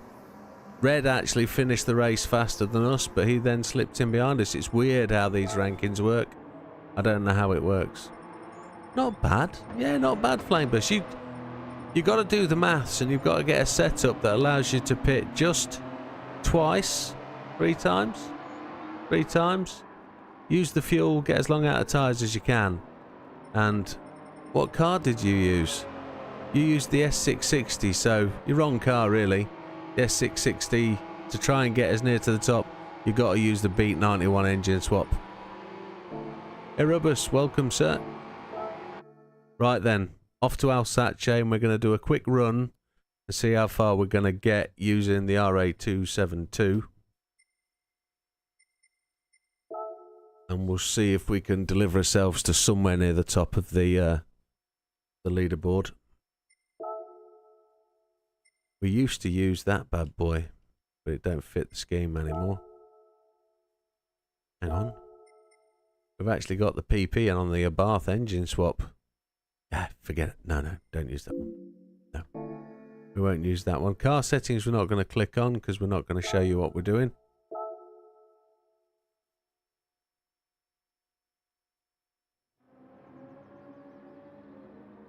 Settings will show you... Oh. Yeah, we've just done that. Car settings, no. Assist settings. Traction control 1. And then we're going to use ASM and counter steer. Anybody want to know why? Yes, because it's a dog. And away we go. 1 hour. Minus about 4 seconds.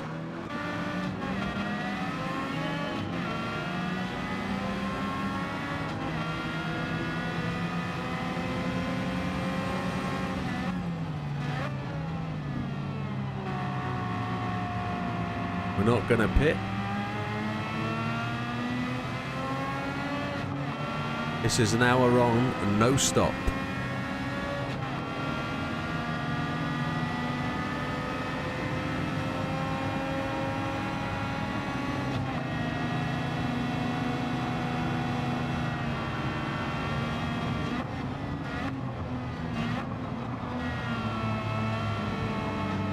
And my setup is really quite a drivable car.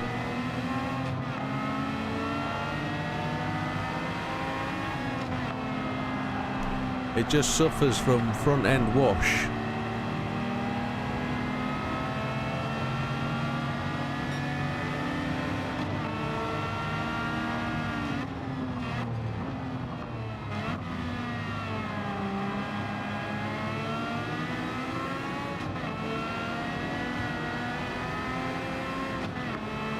And this is about to be the hardest corner on the track, this one here.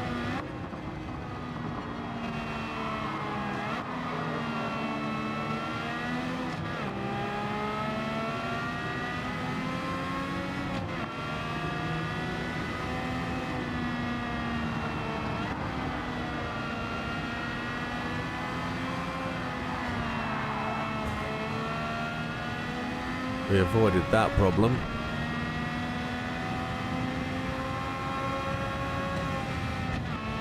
I could have run the same fuel map off the start line, couldn't I? But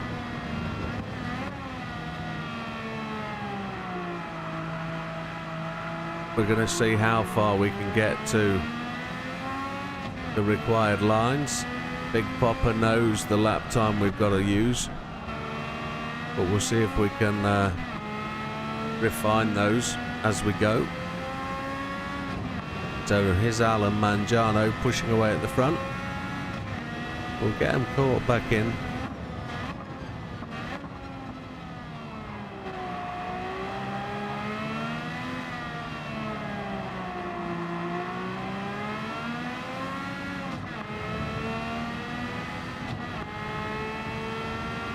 Group B cars tend to slide on braking. Maybe I am the problem.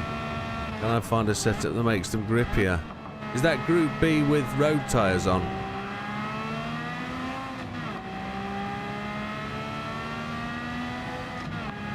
Yeah. Yeah. It's probably the diff settings. You've probably got to slow down the braking in the diffs. So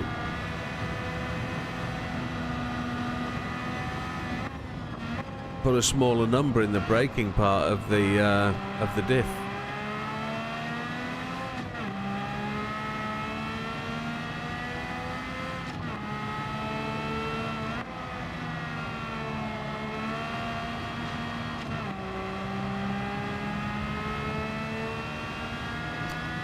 I need first lap, pit in and out.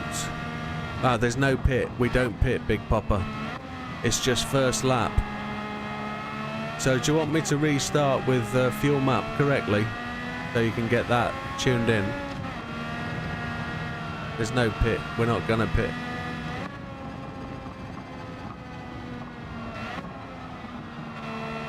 So if I restart and give you a proper go at first lap.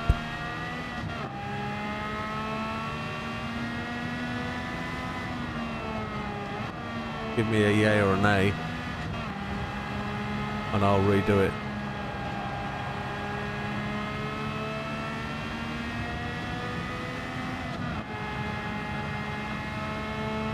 We are not going to pit.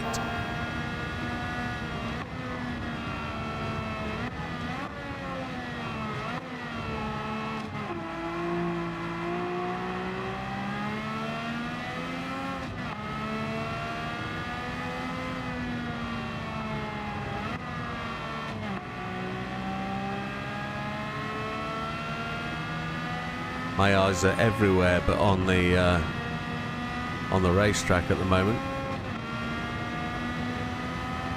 Setup's capable 227.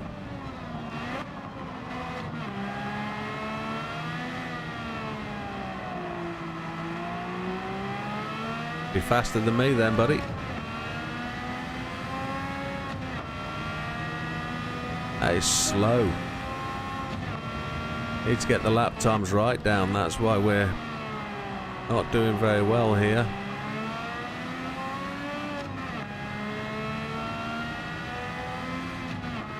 This is the February one, yes. But this is where we're starting with this setup. And we've got to get this down to like 210, I think, lap times.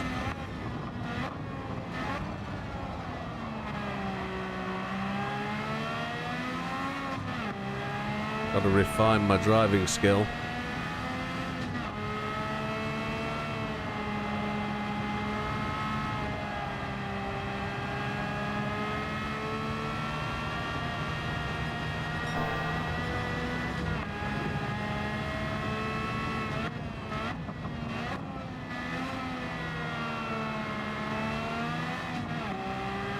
Alright, I'll run a few more laps just to get it under my belt, but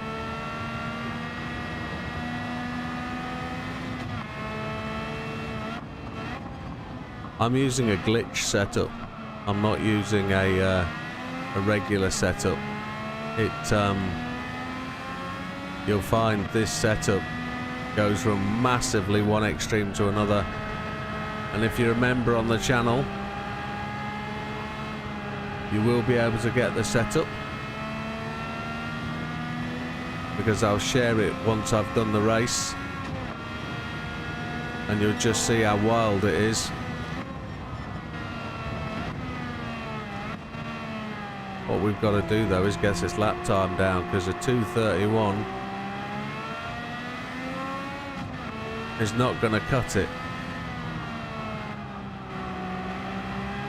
I need the front end to turn more.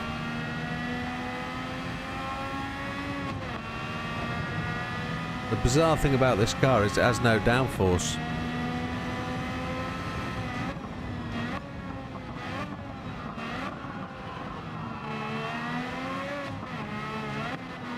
And you can see how much the front suspension chatters on traction. I shouldn't be this far back from these boys.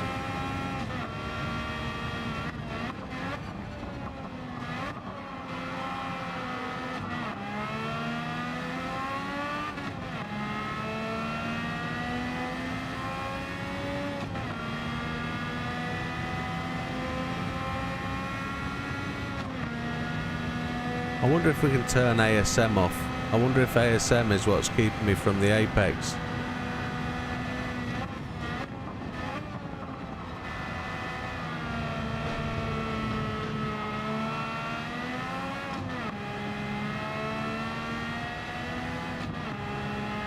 If your lap time is good enough for a 2:27, then you've got a decent car.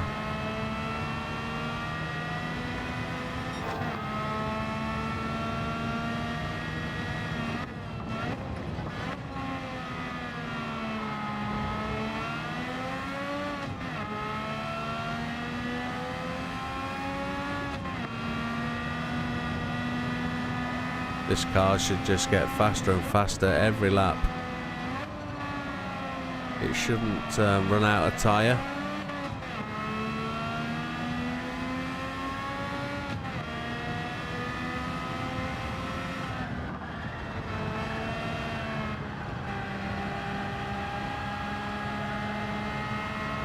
Even with the steering fully turned, the front wheels just getting no grip whatsoever.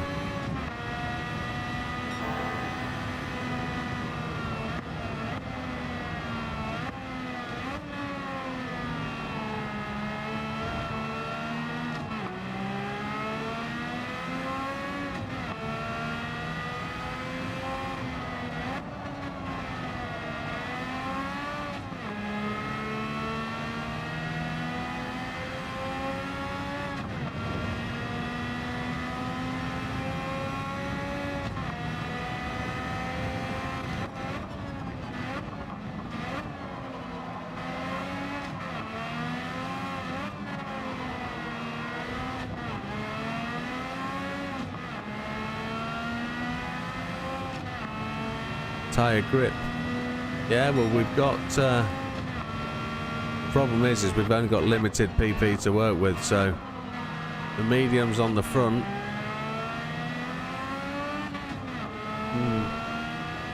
Maybe we could look at the softs at the front and give the setup a bit of a chop, but we'd have to add more weight rather than lose power, so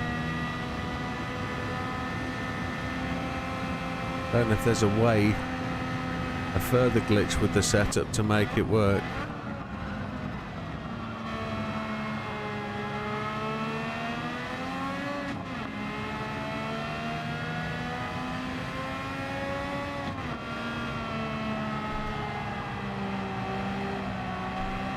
I'd love to be able to take off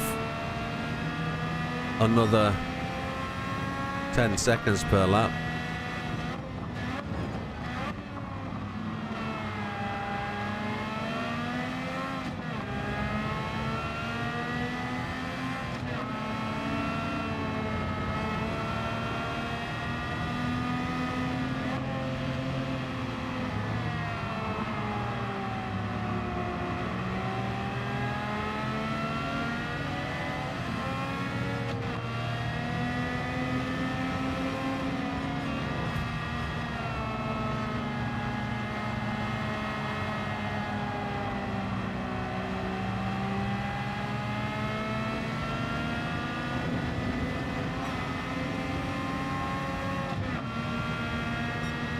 Is the larger tyres?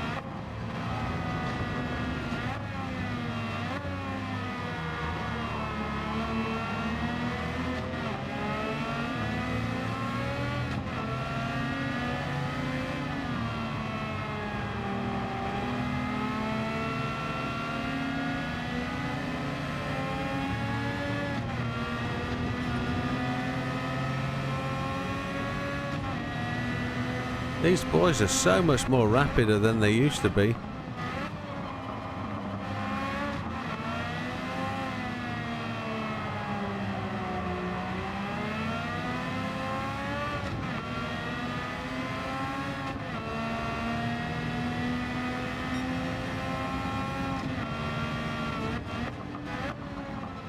Nice one, Maidstone. Don't like them carrot crunchers anyway, do we?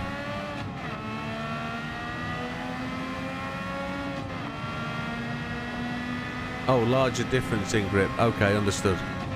I thought you meant larger circumference. Apologies.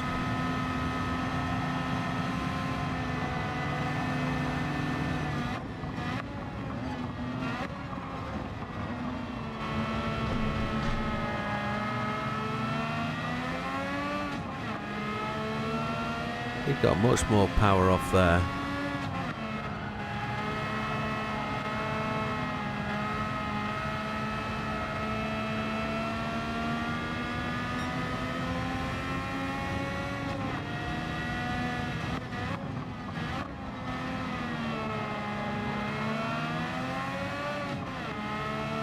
Mangiano's absolutely flying.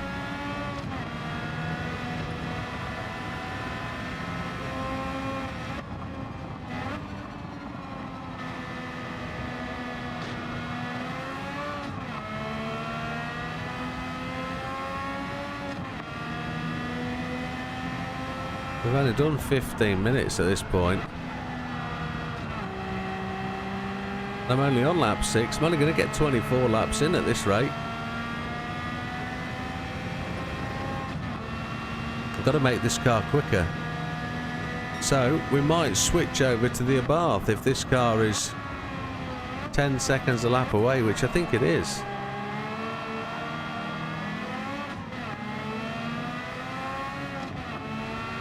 I need to double check and make sure I've got the right setup on.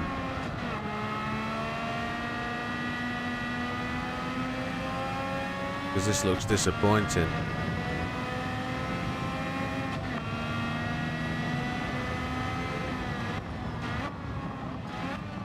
Oh, they're all there, Arubus. Many videos. Many. Giving you the full race rundown, the strategy, the way it works. You'll see the improvement if you go back to the start of the channel as well. So there's a 26, but that isn't going to be fast enough, so forgive me, folks. I'm just going to just do a little thing. So that's my Alsace setup, yes. Got a Deep Forest and a Sardinia one. So the problem we have is if I want to put comfort softs on the front as well, we are 31 pp over. And I can't find a way at this moment in time of putting... There is a turbocharger option which takes us to 550, so that's just not going to happen. There are no engine upgrades available. There's nothing more that could be done apart from ballast and ECU adjustment. So if I went comfort softs, comfort mediums on the front like I've done, and comfort mediums on the rear, we only gain 4 pp. So there's no real benefit to changing anything we've got. What I could do is give myself a little bit of adjustment in the diff. Let's see if giving yourself some acceleration difference with the diff is going to do anything. Let's see, fuel map 6. And this will give an idea of what's going to happen. See if we can get some acceleration out of the corner.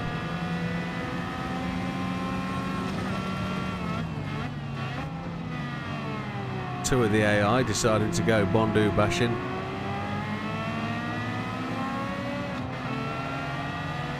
I also think we could probably turn ASM over. Sorry, Fast Fode. I'm not getting the fastest update, it seems, on Twitch. And my eyes are on the screen more often than not, so I apologise if you're getting missed. That's not the intention. I'm should be paying more attention to those screens.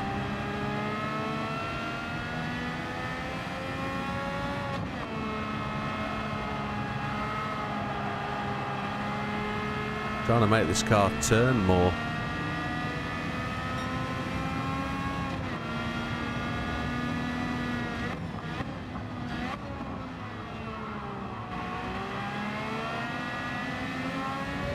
Nice little switch back there by Mr. Lopez.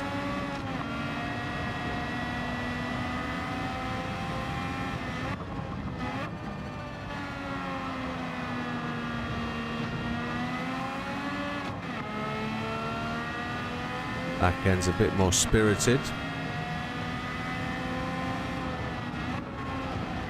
Fastest outlap by the Papa, or fastest outlap information for Papa is about to come. We did a 2:28 last time, did we? Or was it 2:38? 2:38.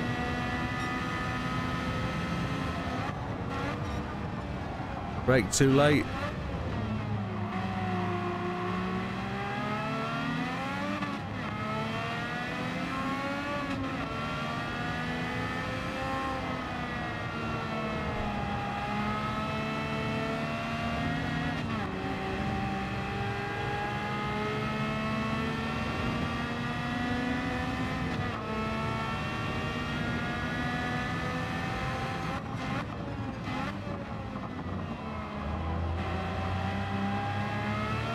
Oh, wonder what that caused that then, flame burst. I don't know.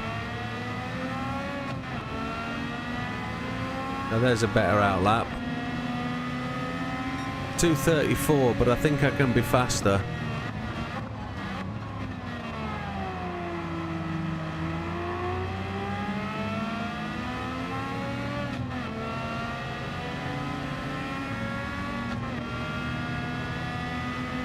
Now I know this car's going to get faster and faster and faster with every lap. But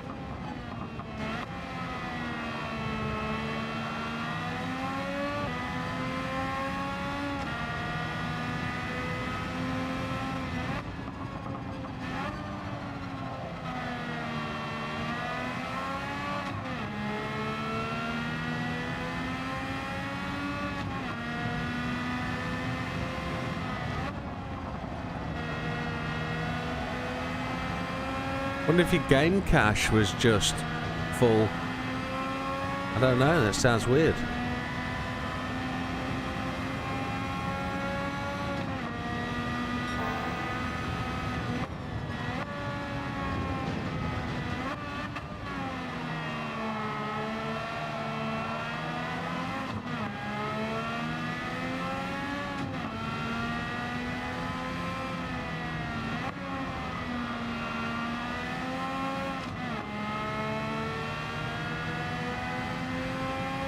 Total lap goal.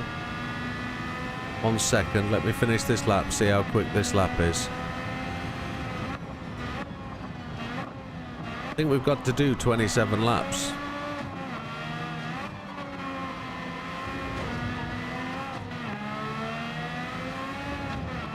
I've got to make a realistic decision.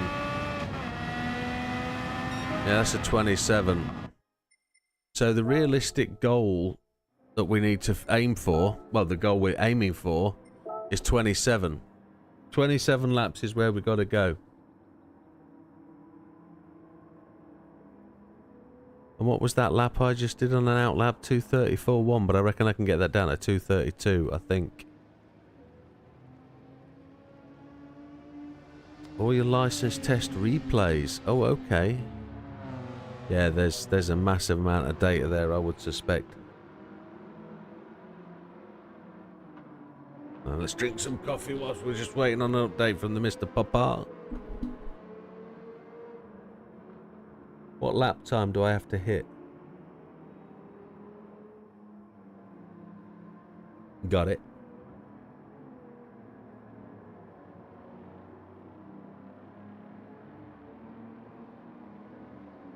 We might have to switch to the Abarth. We might have to try and make the Abarth drivable.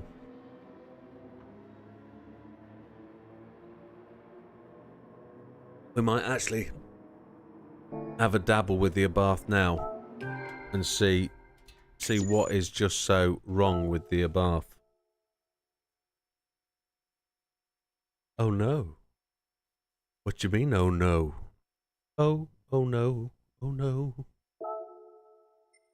What do you mean, oh no? I'll show you the settings on this one. 429, it's underneath the PP.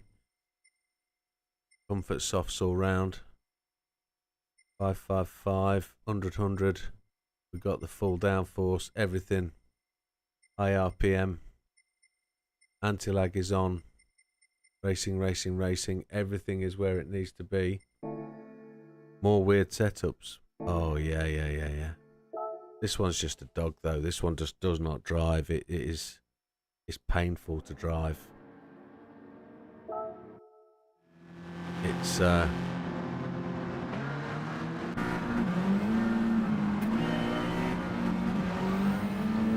fuel map is going to be the problem on this one.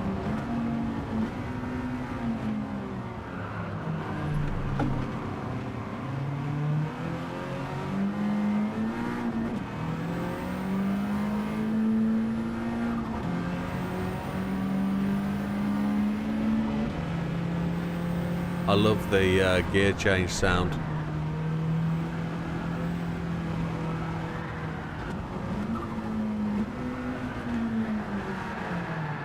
And that's why I can't drive it. It's an absolute abomination.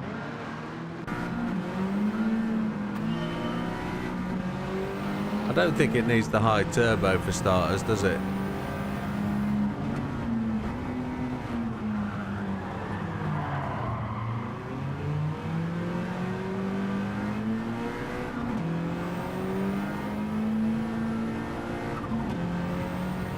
I love it. That sound is awesome, but to drive, it's an absolute pig dog.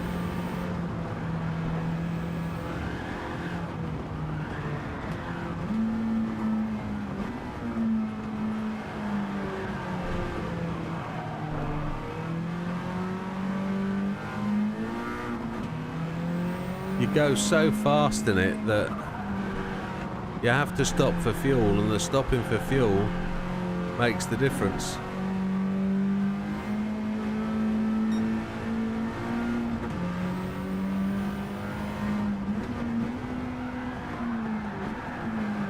No, the guy in the Abarth has a major skill issue. That's the problem.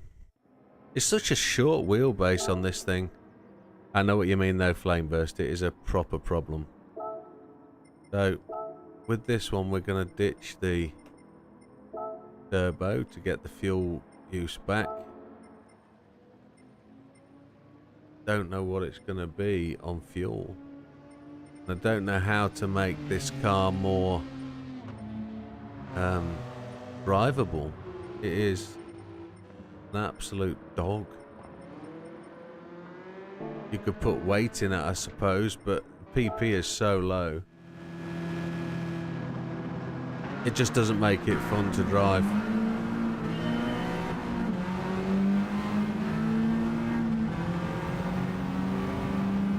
Still don't think we're going to have the fuel to make it any much of a difference. Probably end up a one-stopper.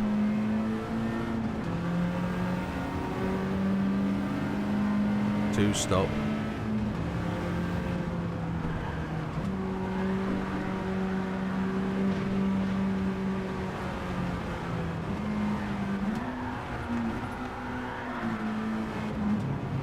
No, it's absolutely horrible. Hate it with a passion. Don't even want to try. But what we need to do is try and get as much of that into the RA272 as we can.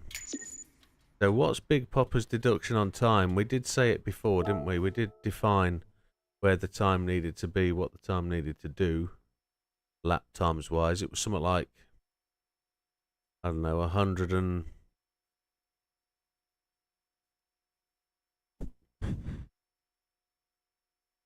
Was it 130 seconds? 2 minutes 10. If I'm right. I just don't know effectively what else we could do. This is where I'm stuck with. Oh, I'm not going to show you that. I have to press that button. 234 out plus a 25 lap is a 217 with a tiny buffer.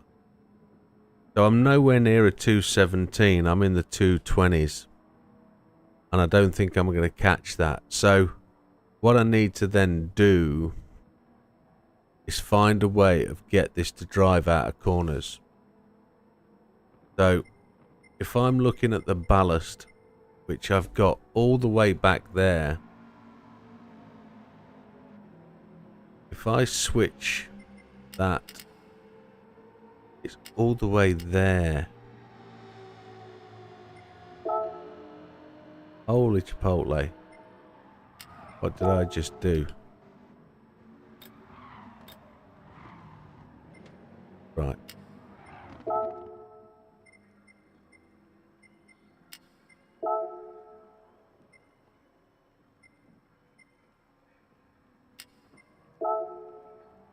You guys can't see what I'm doing at this point, I appreciate.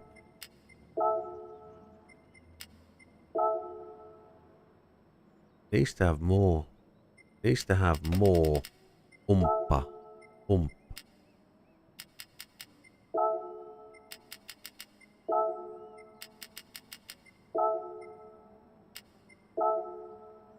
Oh, there's a change.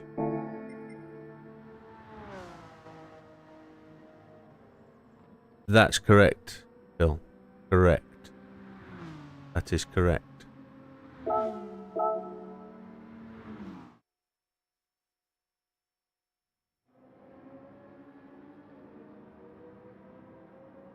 Yes. So, yeah, that's why it won't turn, but I can't put the PP, I can't put the softs at the front.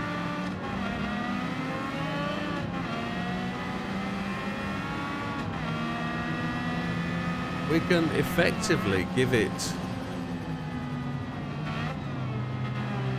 more fuel map. Well, we can't give it more fuel map. We know it's all the fuel map at the start, don't we?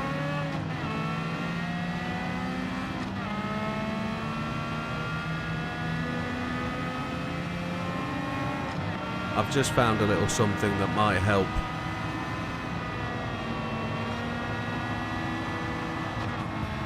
Just going to restart.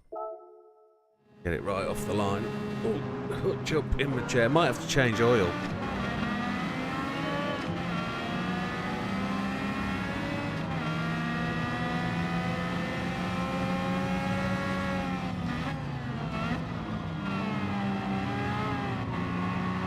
We know the Abarth is the car, but I think there's more in it for this.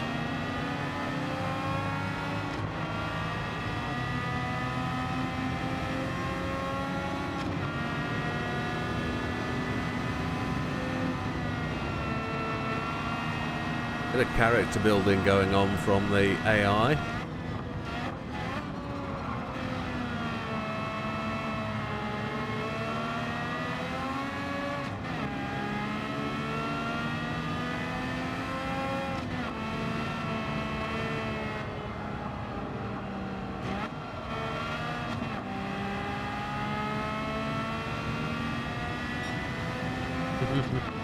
Yeah, that Ferrari dude is not having a good day with that car.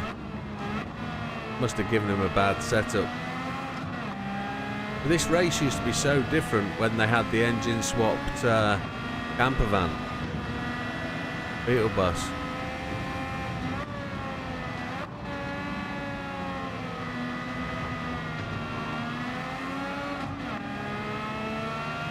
probably could try super negative rear camber. Could try that. Just need to get the lap times down early on. But this car is always going to start slow because of the full fuel weight. But the only way to make this car super competitive is to add weight.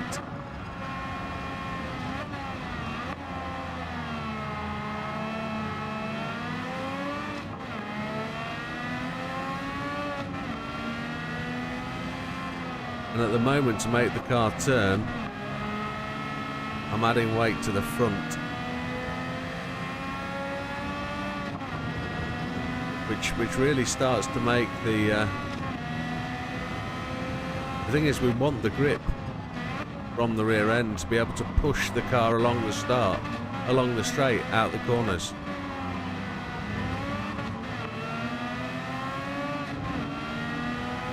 What did you work on, Big Popper? 234? Yeah, 232.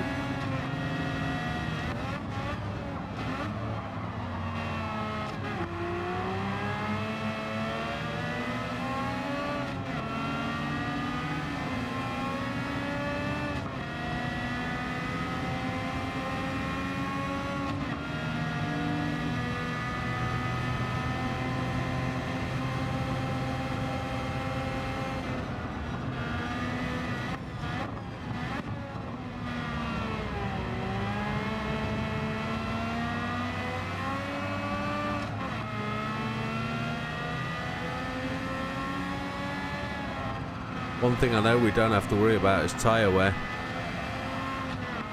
If I went to mediums on the rear, which is possible, I can run mediums on the rear. There's no drama with running mediums on the rear, it gains us more PP. I'll just show you in a minute what that's like in terms of, because this is a test session today, we're not going to have a slam at it.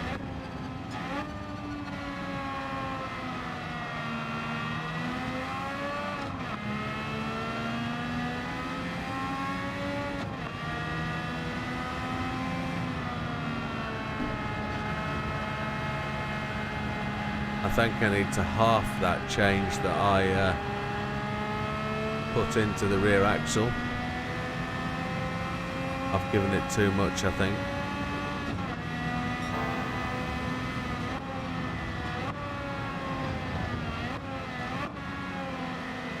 Ooh, turned it too early. I also don't know whether there's a turbo we can put into this that will give it anything.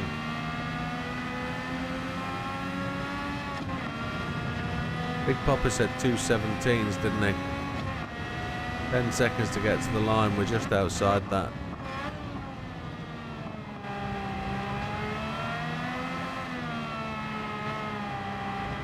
I'm just wondering how fast it will go on an empty tank of juice.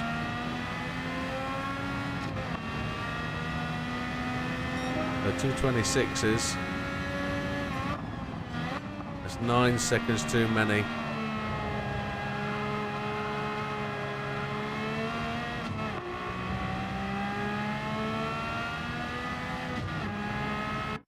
My missus just sneaked in and just scared the living bejesus out of me. Thank you. Oh, that frightened me to death. I did not know what that was coming in. I won't say lumbering in, that's the wrong expression. But what trundled in on the left-hand side? Oh, my Lord. Oh, I nearly died. Oh, right. So 226. 10 seconds, 9 seconds too much. So we were talking about a little bit of a change, weren't we? I don't know if you can hear me whilst... I think you can. Yes, I think you can. I've put the mic on that. So... what we talked about. If I put mediums on just as a thing on the rear, what does that make its PP? Its PP only drops by 5. So the change I would make with that for the PP to go down by 5 would be... Oh. Oh dear. That's far too much of a change. But... yeah. So let's just have a little...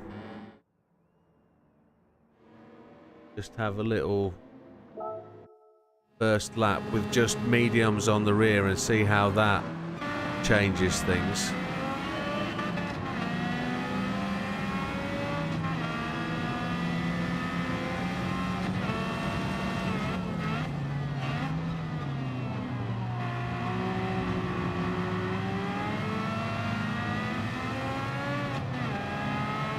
We get a little bit more resistance, don't we, from the rear axle because the traction control cuts in. We get the... oh, whoa, whoa, whoa, whoa, whoa, whoa. No, that's rude. Wouldn't let me take the line I wanted, I guess.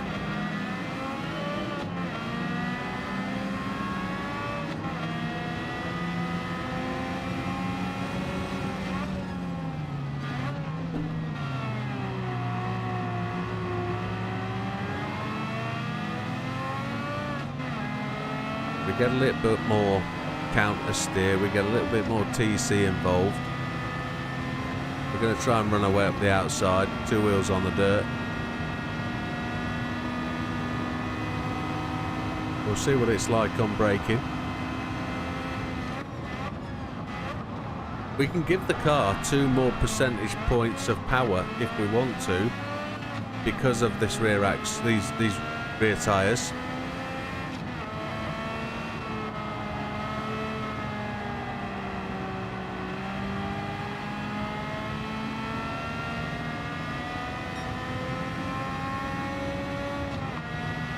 See if it turns anymore.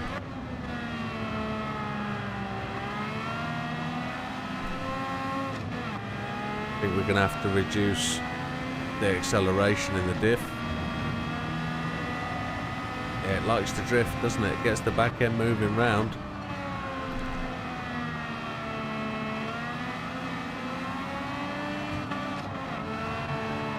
We've just been murdered again.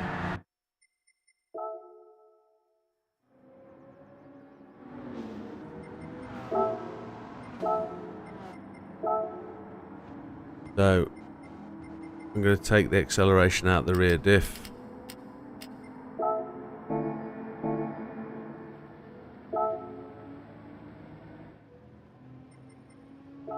See if we can encourage a bit more contact through the track. Then we'll look at a negative camber option and see if that means anything.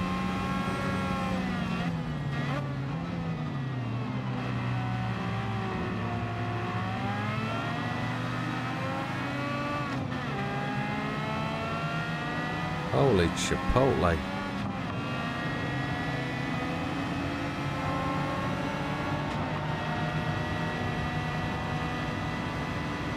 Round the outside, round the outside.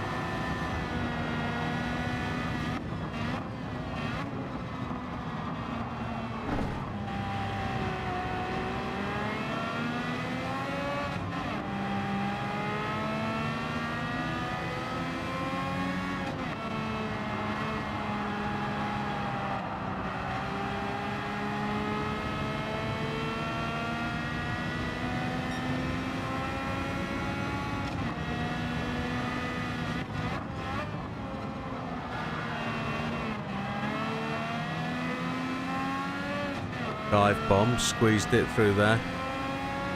You are the only Malaysian on my friends list, Flameburst, yes. I did notice your flag and thought, oh yeah, Malaysian, yes.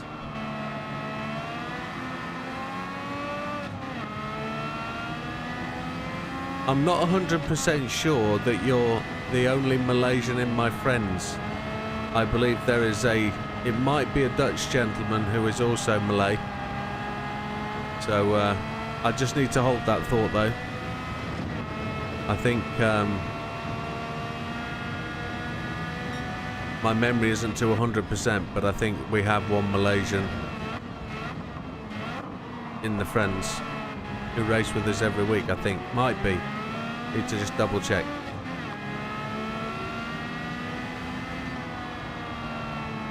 I know I have a Malay as a work colleague. A Malaysian as a works colleague. She's now nationalised UK, but she moved over after university, but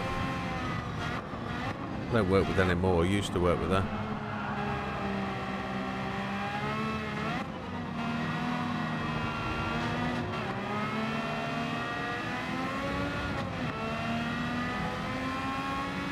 So no, we'll look 236 there. So those changes, it has to be the soft tyres on the rear. It has to be. I always almost forget and F up. So we got that bang on the 460 pp. I'm fine with that. But I'm now going to change car because I do want to have a pop at this race, and I want to set a time on that challenge board. But it's going to be a completely unrelated car. I'm going to take a very quick gentleman's break whilst I let you consider what's about to happen.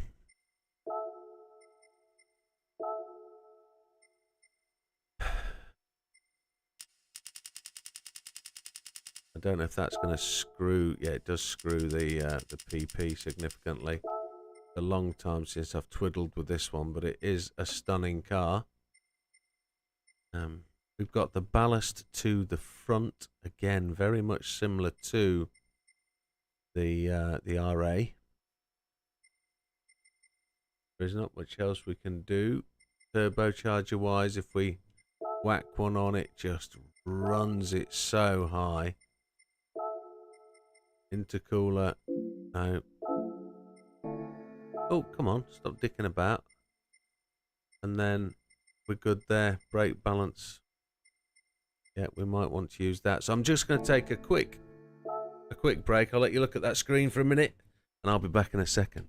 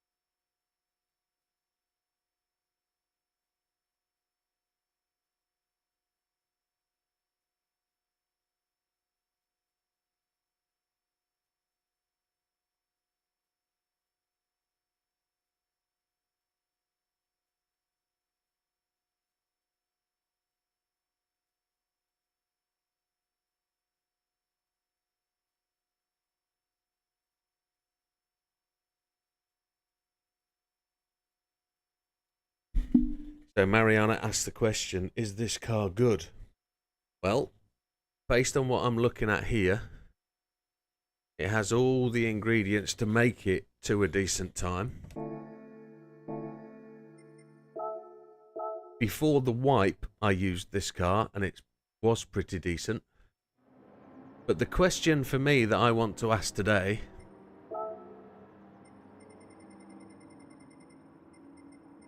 Is it any better than the Corvette 58? This is a full-blown race car. And there it is with Russ. Ruska's got it there, look. Rusko. He's there in 9th place, and Big Popper is there on 25 laps with 58, with the Corvette 58. And I reckon this car is better than the Corvette 58. So it's not going to affect our record attempt at going for the 26 laps, because I think it will only do the 25. But I want to see how well it does aiming for this race. So we're going to give it a shot. We're going to find out what it needs. It might need a couple of restarts purely because I don't know what fuel map to go on. And we'll see where it goes. See if we can get in the top 10. That'd be nice. And it won't interfere with our attempt at the world record. So let's have a go.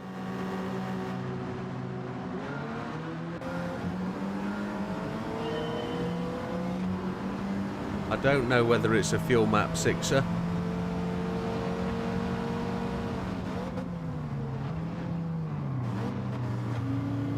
We might be able to get it down to 1 stop.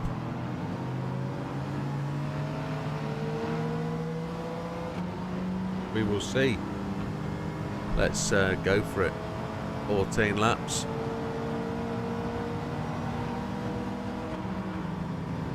Long range gears purely to aid the fuel saving. And stop wheel spin on acceleration as well.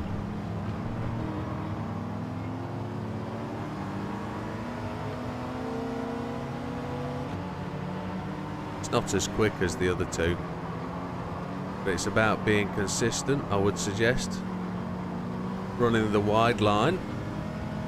Got to watch out for that little Ferrari, because he's about to have a moment, and it's involving me.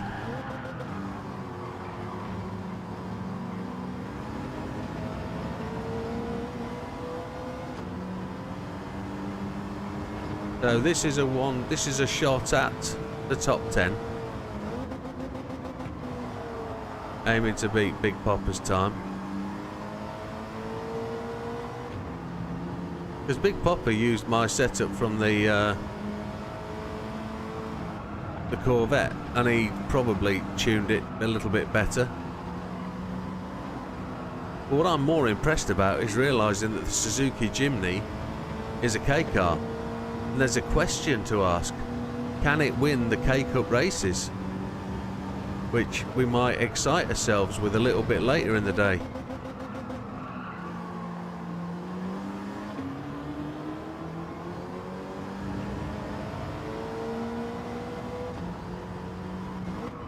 Now this hasn't got decent lap time, this car.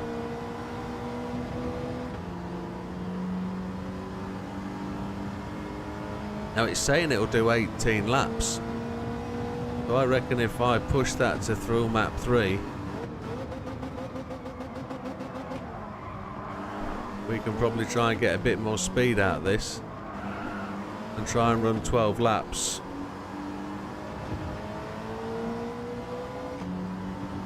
Try and run 12 laps and see if we can do a 1-stop.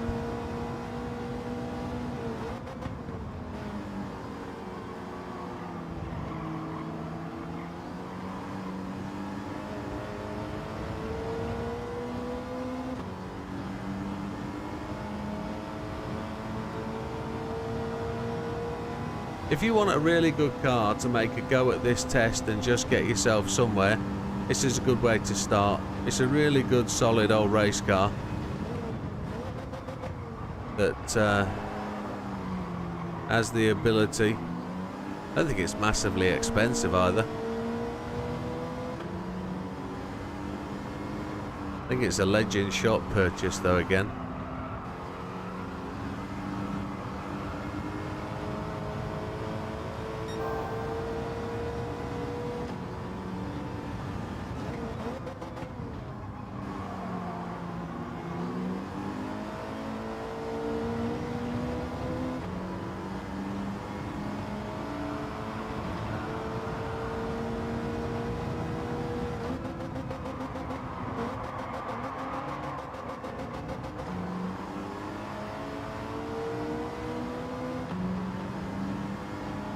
And the reason I'm hitting that lower gear is to purely try and get the car to turn.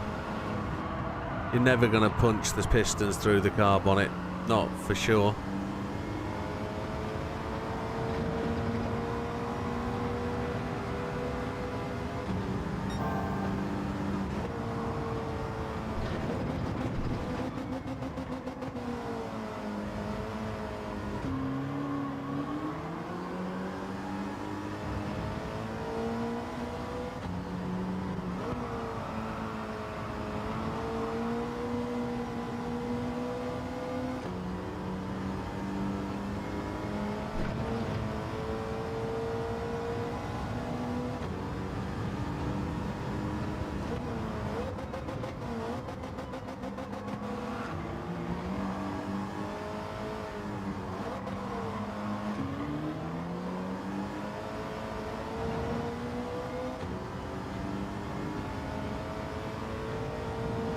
We've got it down to 2:27 lap time, so it's as fast as the RA lap 1.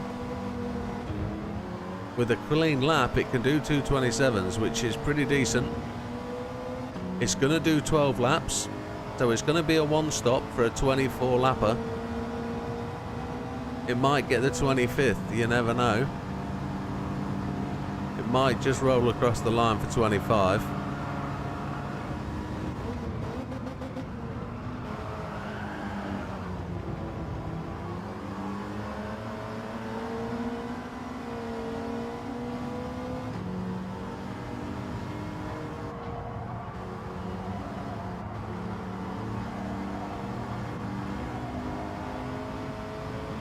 A lot of this comes down to the driver as well, I guess, in terms of his ability to keep it fast and flowing.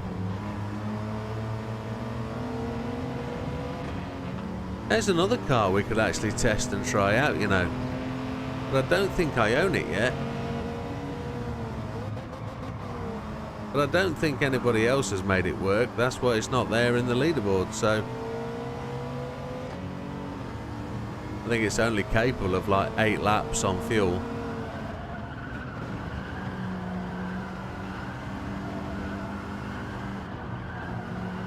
Really turning the front wheels of the car to make it go round the corner.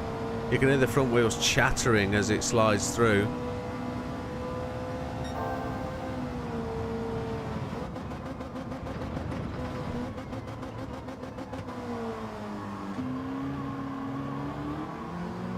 This is the opposite to VTEC. At the VTEC, you hammer it at the top end of the rev range, going up the gears. In these cars, you're hammering it at the top end of the rev range, going down the gears.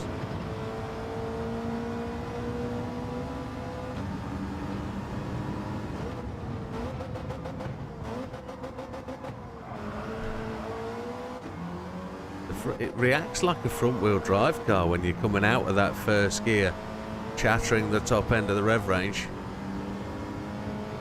So what we're going to get, a 26 or a 27 again? 27 but quicker.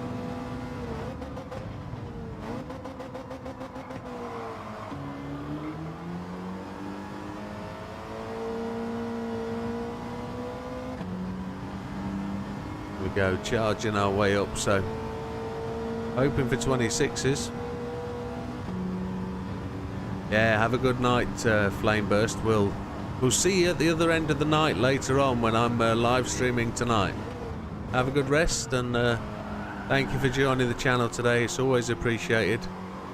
Your input is always on point and key to the discussion, so thank you very much.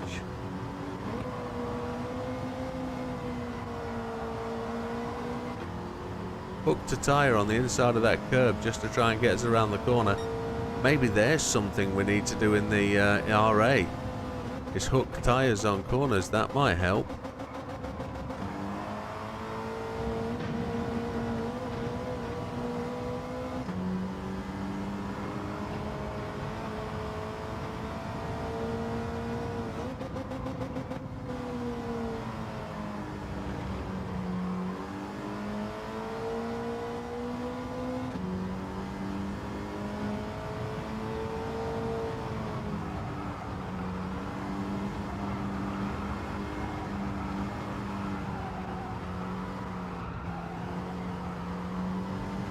Or let that wander high then. I should try and keep that lower. It will always be faster running around the lower end of that corner, I think.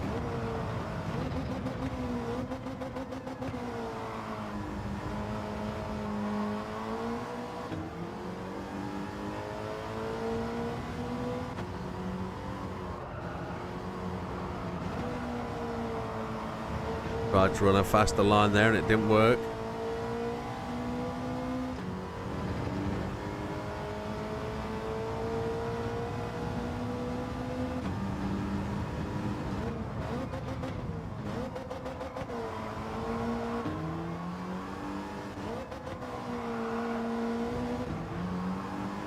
Had to have 2 bites at that corner. This is a slower lap because we've fluffed up that big fast corner.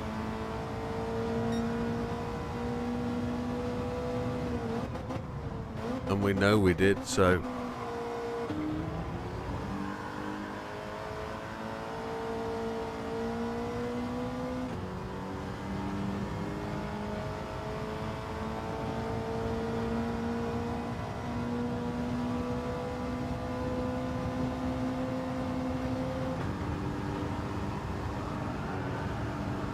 how much quicker than this can this car get is the question.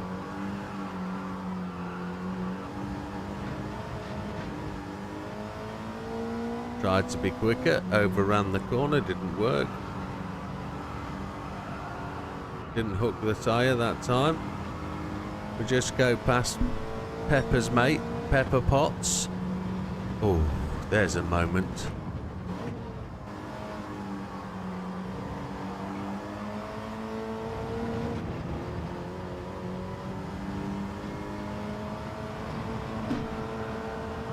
Cameron Diaz, isn't it? Pepper Potts.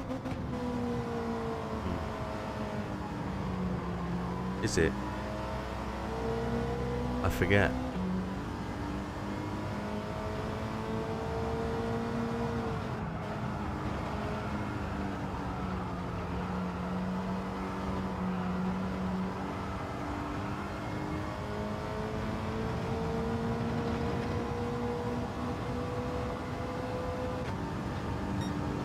We're 2nd down.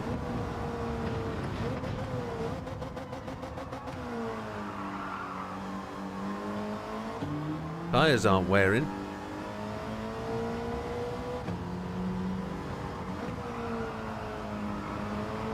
Trying to be as fast as I possibly can.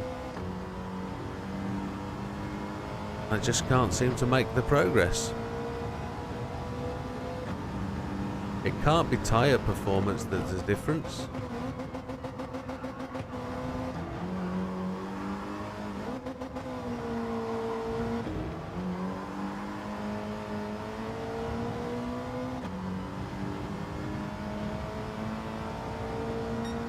Or 7's better. That was a good recovery.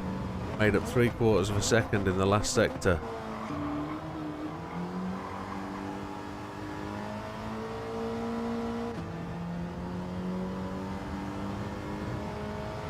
Looking for that 90th, 2,690th subscriber. It would be nice for that to come along relatively swiftly. We've hit a bit of a sticky point the last 3 days. I don't think the new update has thrilled people, and I think people have backed away from the game just a little bit over the last 3 days.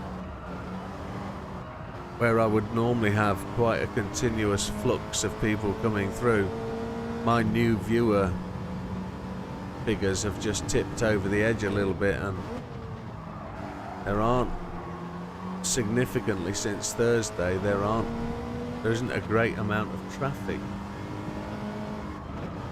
which is disappointing because that's GT7 letting us down, and it shouldn't do that. It should always have the attraction and the pull. We always seem to get a little bit more excitement as we come to an update day, and we notice when an update isn't really taken by the community very well because it drops off, and that's what we've experienced this time round. That's because people don't play the game the way we play the game. We play the game no matter.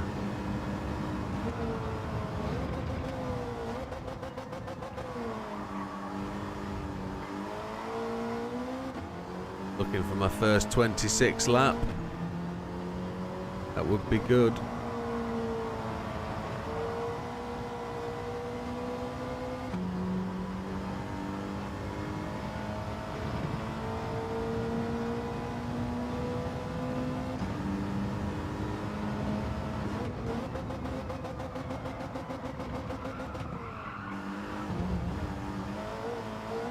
We braked a little bit late. Tried to recover it.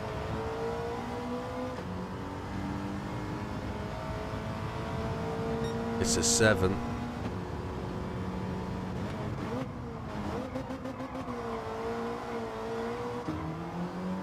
I have a funny feeling this is only going to be a 24 again.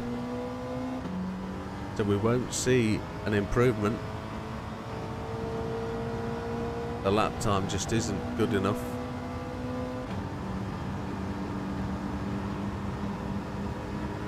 "15 minutes of the race gone and we've done 6 laps.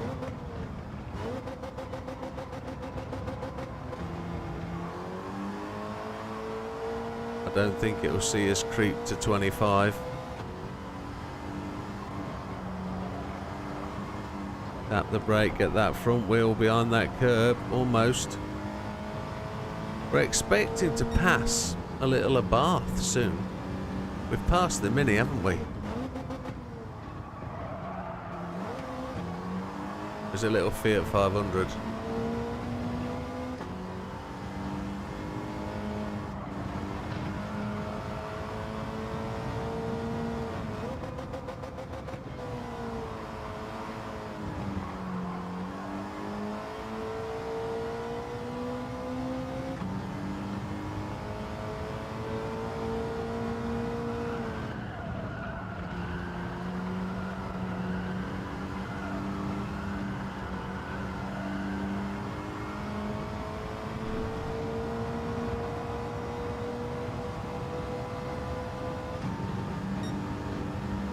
Three-quarters of 2/3 of a second down.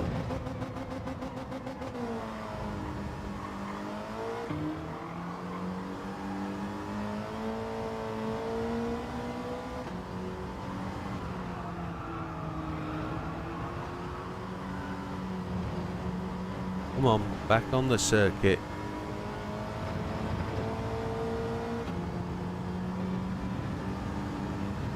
Do I have a tune for the 8? Yes, I do.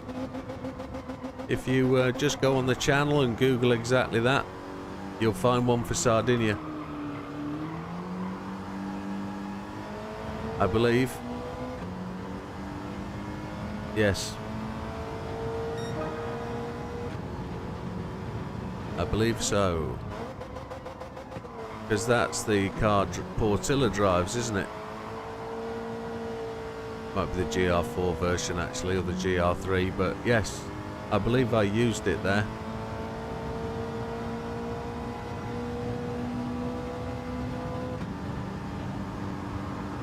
Yeah, it's just standard parts tuned with front downforce. Make the PP target.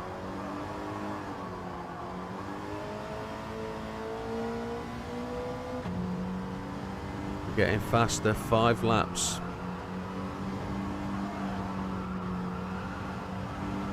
That'll take us to 8, 9, 10, 11, 12, yes.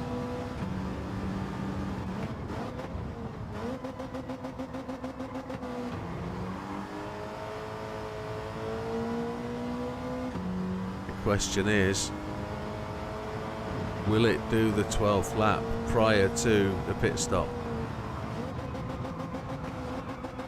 Before 30 minutes. Different line through there, looked slow, felt slow.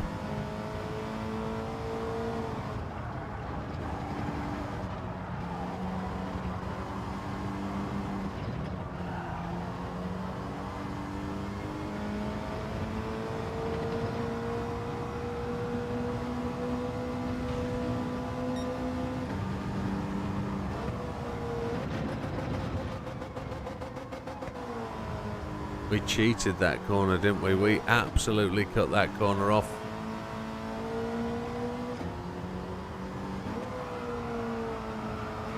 I wonder if there's a shortcut there that we can exploit. So we don't have to go past the corner and come back, we can just straight line it. The PS app keeps buzzing on my phone. And if somebody's sending me a message.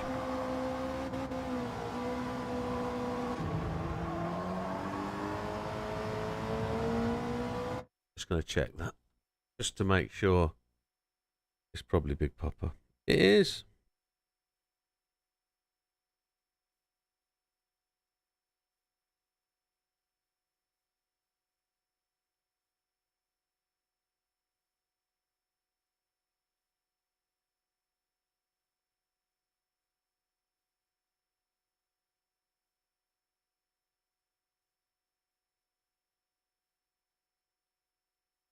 Oh, Az has posted up a picture of the his dragon. Stunning.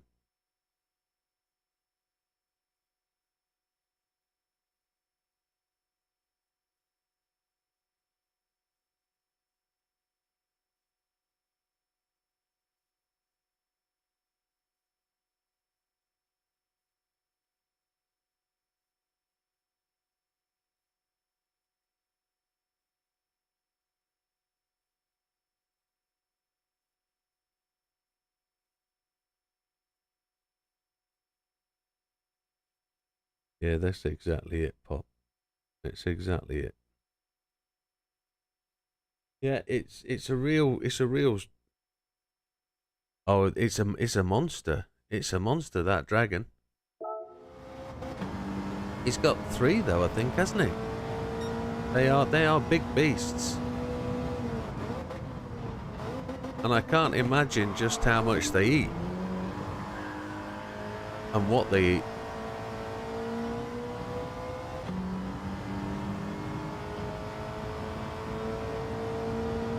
No biggie. I just checked it out for myself.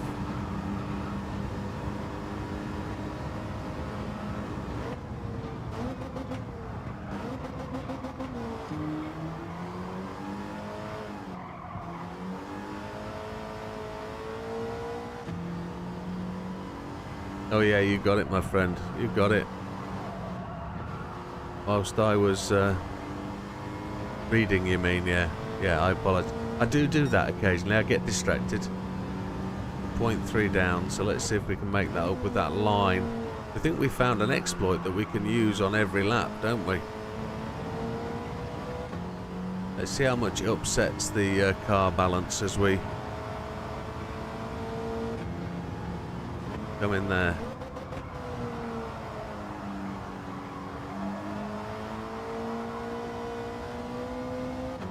We're coming up on the Abarth and the Mini. Or the 500 and the Mini, I apologise. Surprised the Mini didn't quite make as much headroom here as the Abarth has done. But I guess it's fuel usage and economy that is the real critical thing. Right, straight line this. Use the grass if we can. I'm not going to get penalised for that.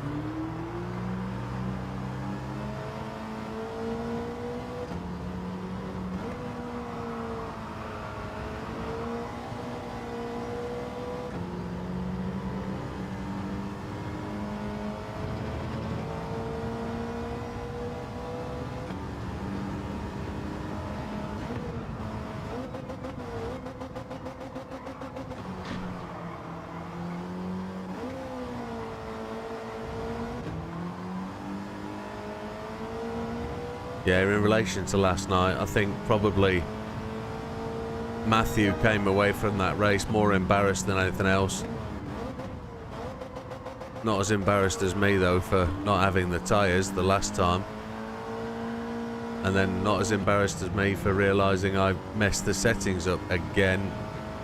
The biggest fear I have is screwing it up when we start, but there we go. Looks like we're going to get 13 laps, so that's good. 10. No, we're going to get 12, aren't we? 10, 11, 12. But I don't think we're going to get that final lap started.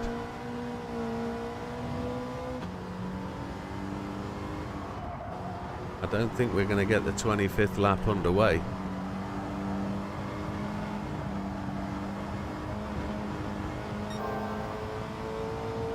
Off the track, but faster.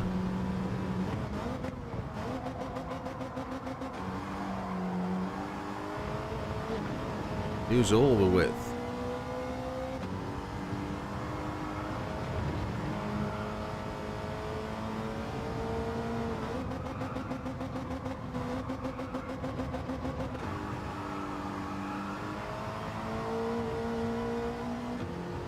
I'm in PSN app. I moved my phone so I couldn't see it and it's still flashing away. Right, love it. More than one way to communicate, which is good. That was slow round that corner, it felt slow, staying low. And we get a penalty for trimming that inside edge, that's a frustration.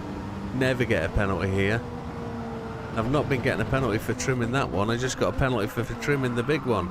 Oh, that's a swine bucket, isn't it? Where is the penalty line? Never had a penalty here before.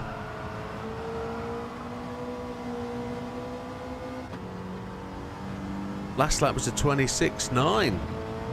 So we've dipped in the 26s, that's alright.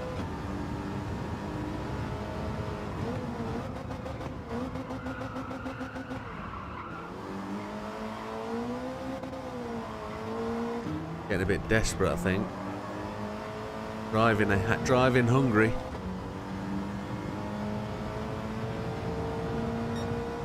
.28, not good. That was the first. Oh, we got 29 on lap 4, so.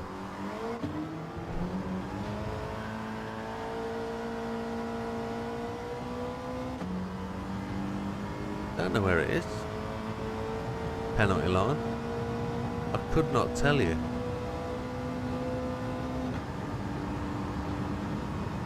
Who are we catching? Oh, Ferrari dude.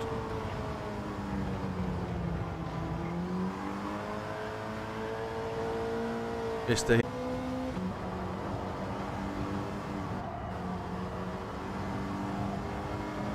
He's all over the show, isn't he? Mr. Margolino.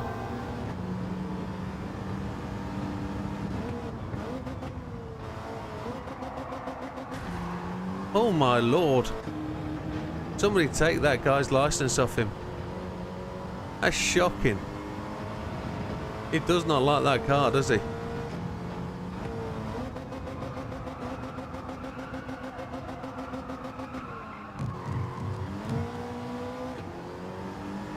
Somebody take my license off me. Ah, the penalty line is round the corner here, isn't it? Yes. These tyres are not showing anywhere whatsoever.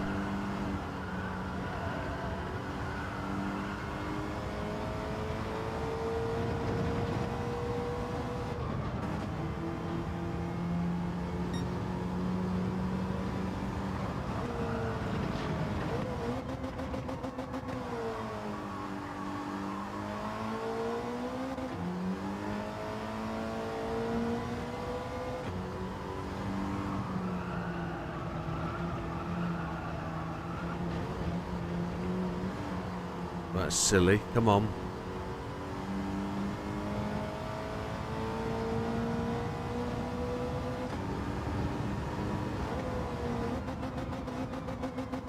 One more lap to do.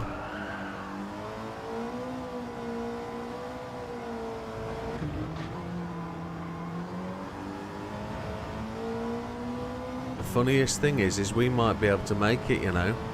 We might be able to make it to lap 25. Just depends how long the fuel fill up is.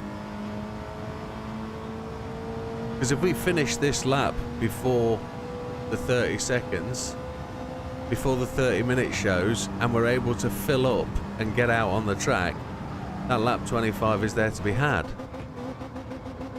And all it means is we have to run like 2:27s every lap. So Hizal and Margal can't speak. Hizal, Manjana, Takada have all come in.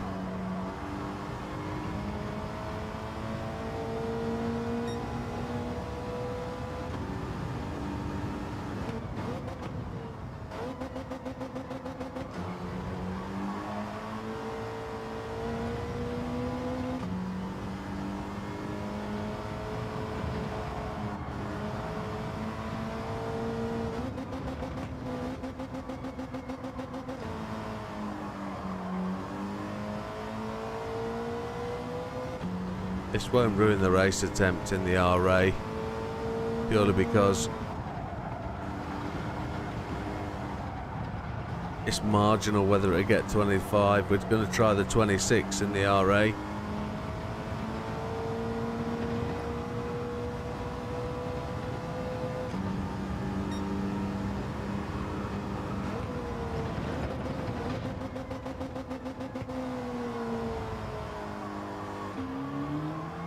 Got to pit in this lap.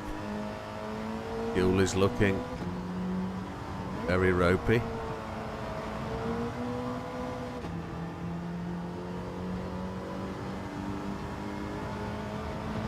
Seconds. I don't know how long we're going to be in the pit for.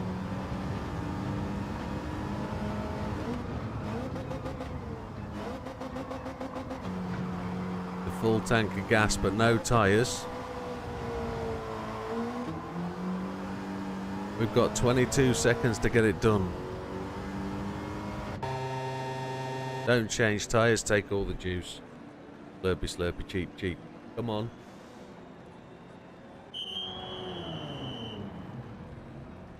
Time we've got to gain. Oh, it's going to be close. We're just 5 or 6 seconds off, so that's your 6 seconds. Let's call it 10 seconds off then. We're out of the pits at 50. So 10 seconds away from being able to complete the 25th lap.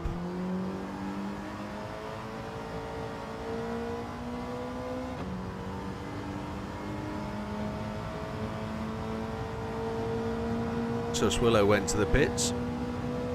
He's one stopping.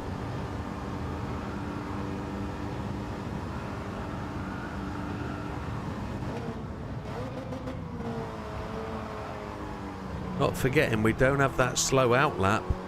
So what was the out lap we did? The out lap was like a 38, 10 seconds, wasn't it? We're absolutely bob on here. We are almost there to crawl across the line at 25 laps. Almost tuned in. So there's a chance we can go top 10 in our friends list. Not the top 10 stars. Our friends list. This will get us in top 10. If we can just pull off the next 30 minutes at 27s.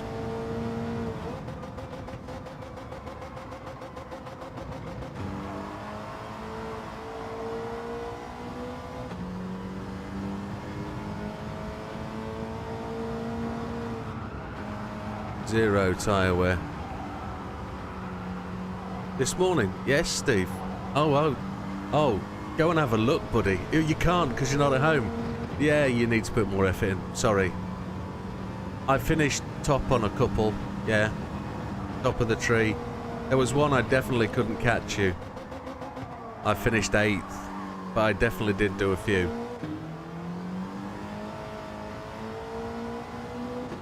Yeah, I smashed sometimes. Yeah, got all the way to the end of that second license, bank of 10, so we got through. You did do some good times. You did do some good ones. Yeah. Oh no, come on, think about the race, you nugget.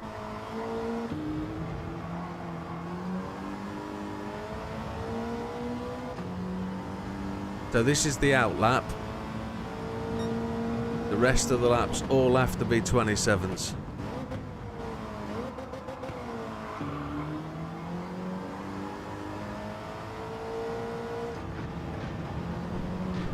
Focus, you goon.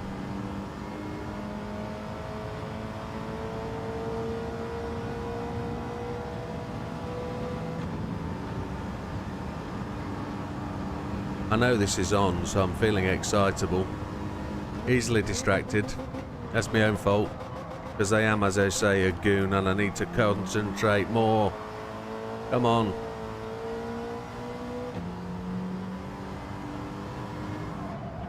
I don't know why, but I've got a Bananarama song knocking around my head. Robert De Niro's waiting. I don't know why. Talking Italian, talking Italian. It's because of that blooming Ferrari that's going all over the place. I don't know why.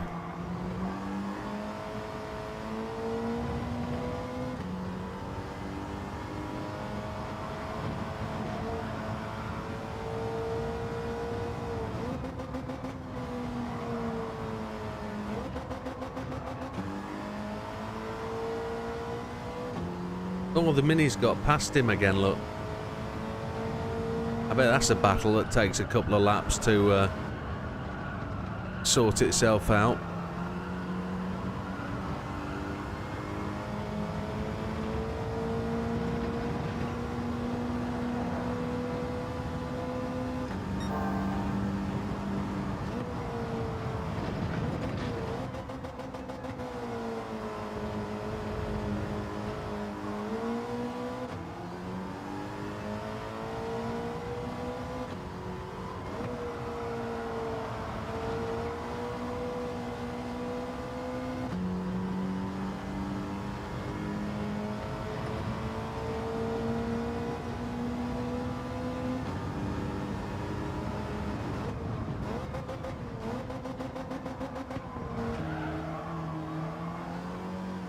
Can't help thinking this is slipping away from me already.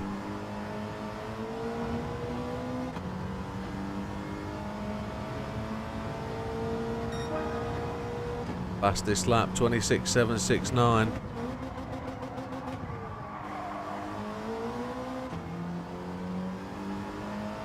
Just got to keep them going along. 10 laps, that's what we need. 10 laps to go.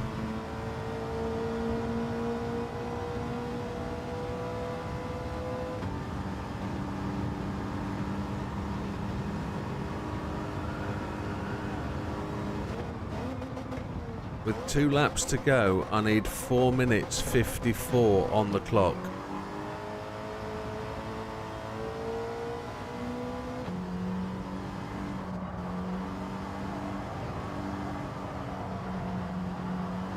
It's a long way to go before we find out if it's possible. More purples are good though.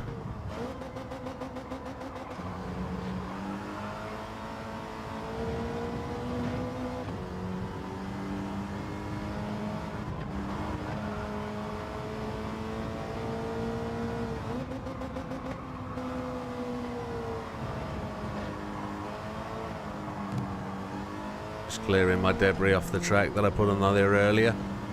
We'll just get rid of that.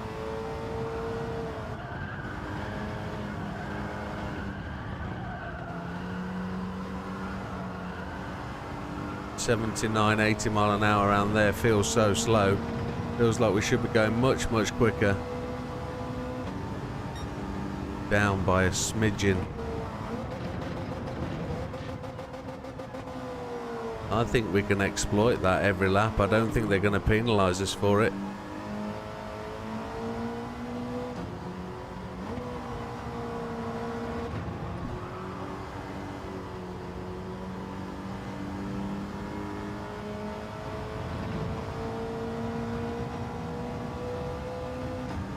Mr. Margolino is just up here again.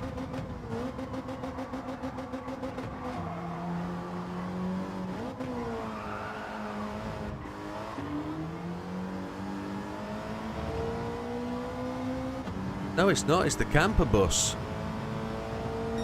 There's another fastest lap. So whilst I said last time round here I can feel it slipping away, it's actually one of those where I'm making gains. Am I making big enough gains? Good enough gains? to go for that 25th lap.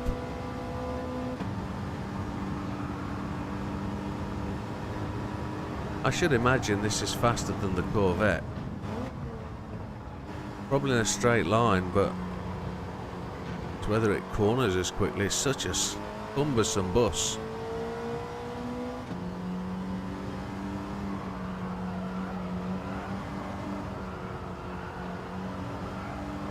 And the VW camper used to be so fast. The splitty bus used to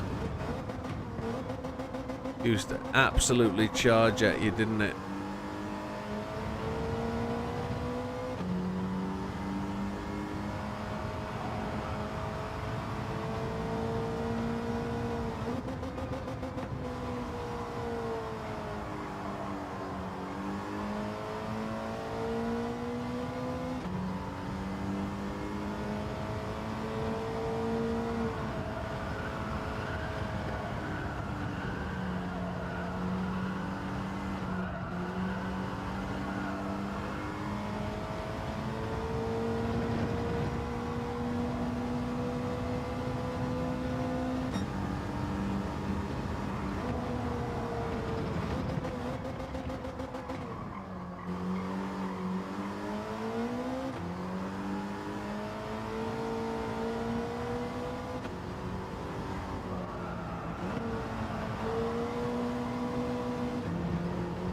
Mr. Ordonez, that's right. Let's see if you can draft me in.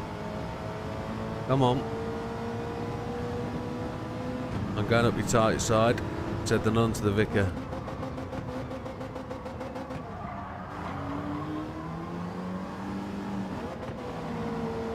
Don't impede my turning, you goose. It's going to be a slower lap, but to the 27, it's still there.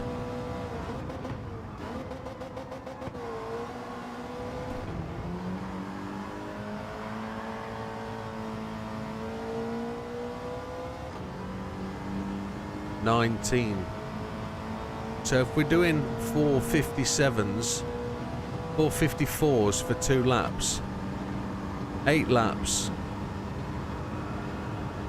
is going to be 4 times 454, 16, almost 20. You've got a minus 24 seconds. So it'd be 19:36. I don't know if we're there. 8 laps to go. 19:36. Oh. No, it's 16 seconds off. Be 19:46. No, it's 24. It's 19:36. I think we're outside. I think we're scrabbling at nothing.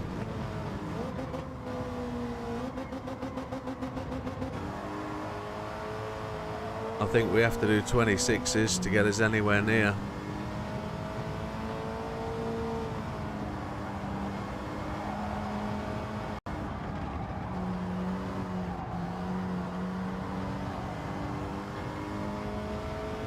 Too many mistakes. Too many slow laps.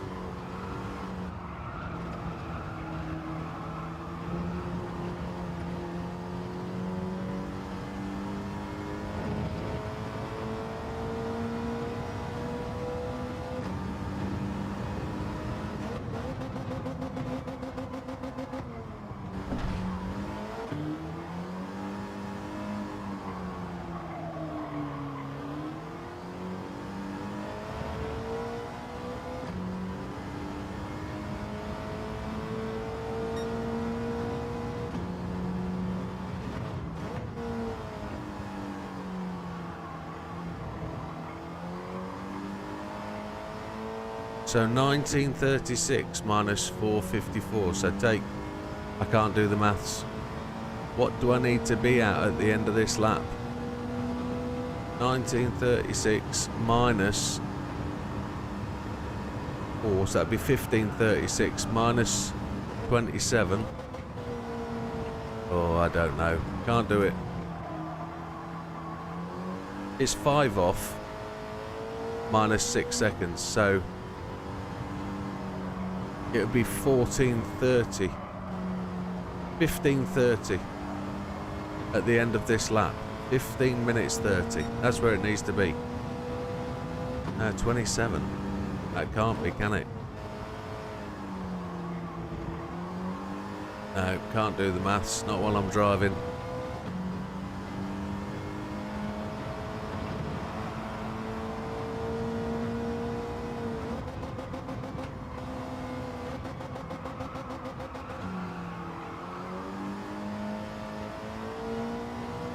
Mr. Orlando again.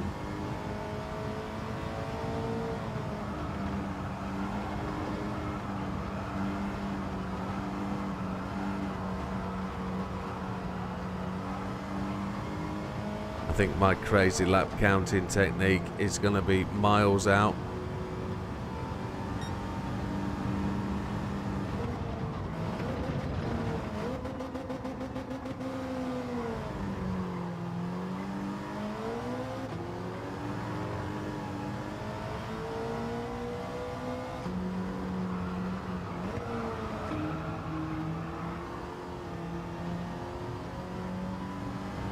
Can't do the maths like that.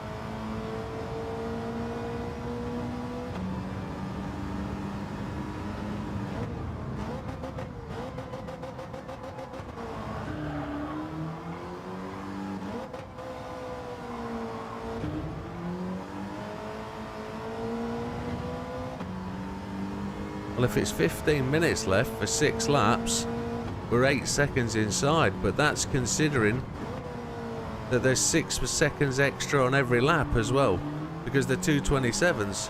So this is telling me we're actually 30 seconds inside the target for 25 laps, which,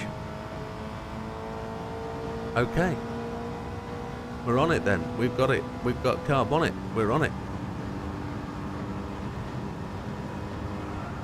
And then my heart's going to be broken as we get to the final lap, aren't we? I'm going to trash myself. 25 is on with a difficult car.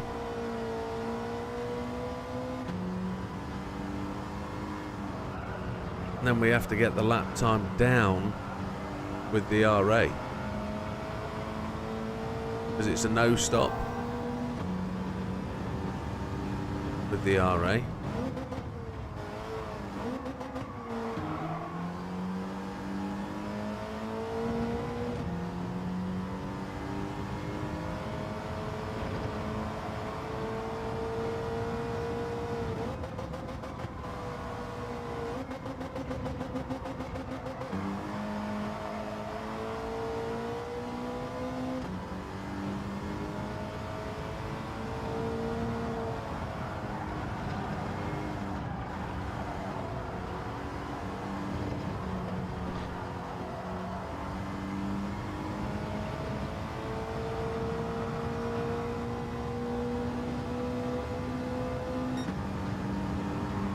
Down on the time.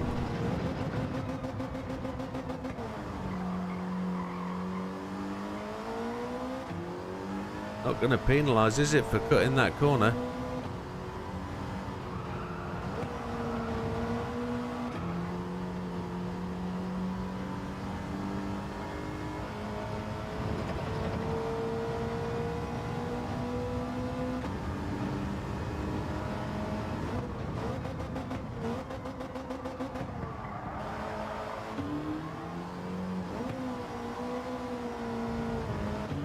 So at the end of this next lap, not this one, at the end of this lap, there needs to be a minimum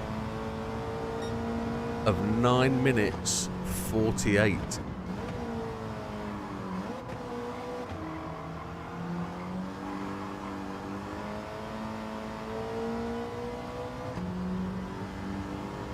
I think we're all right.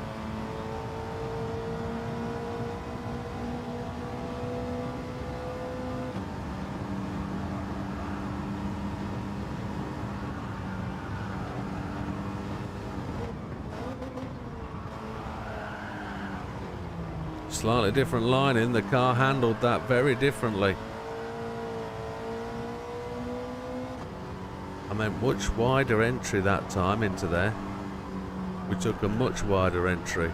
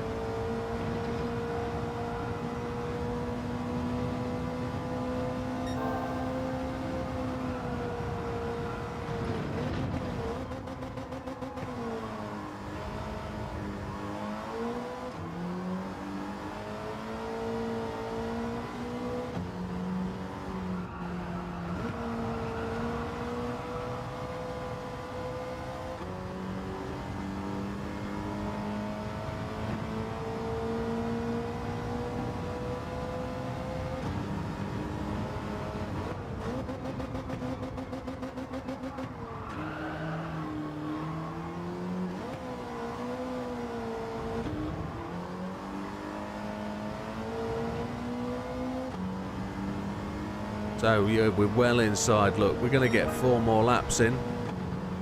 Lap 21, lap 22, lap 23, lap 24. And then we need to roll across the line into lap 25. And that's 25 secured with the Alpine A220. So that was just the fastest lap of the race, a 2:26.211. I think we're catching the Mini now, or we're catching at least Mr. Orlando, and we will see how he goes. We will see whether it's Mr. Orlando or Mr. Potts.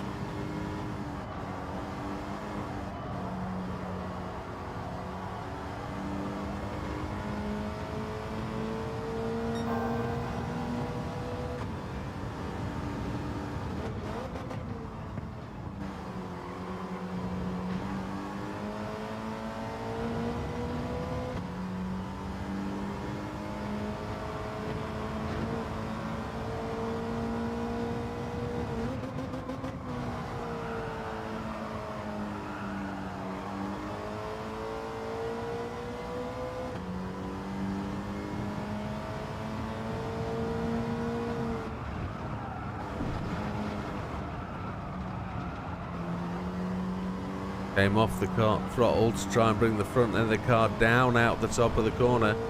See if we can make it any quicker through there. Half a second. That's all down to the fuel coming off, isn't it? Fuel burning off as well, so this could be a 25 if we nail everything we need to nail.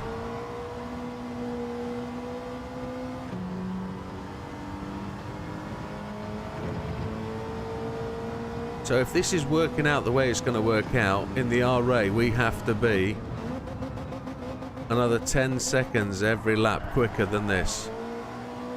And this is a great warm-up for this event. The RA is going to be a bit more predictable to drive. It doesn't have quite the oomph that this has got.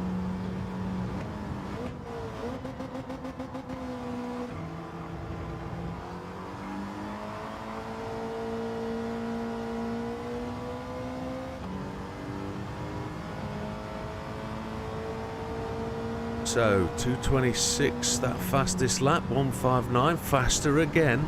We just keep slipping them in.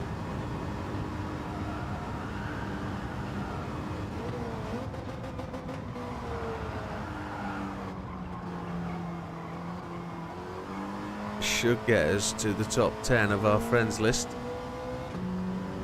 We just have to see where it gets us in that top 10. It'll only get us up to the first of the 26 lappers, but it depends on how else has everybody's done. And we also haven't been able to work what the classification means. Whether it's the fastest to the end of the lap, fastest to the end of the race, fastest to the last completed lap, fastest to, you know, I have no idea. Fastest based on number of pit stops. So if you do fastest lap, fastest race with 3 pit stops, whether that counts against you, I don't know. Whether it counts against you that you've done one less, but I don't know what kind of classification that is. But don't forget, it's the human comedy. All sorts of things could be used against you.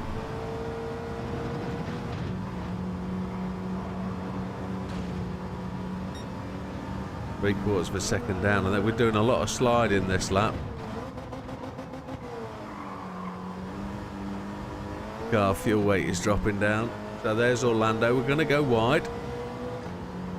Going to try and go round him nicely. Cut back to our apex. There we go. So we have to get to the line with 4:54 remaining, 4:48 remaining. Is it? No, 2:27, 4:54.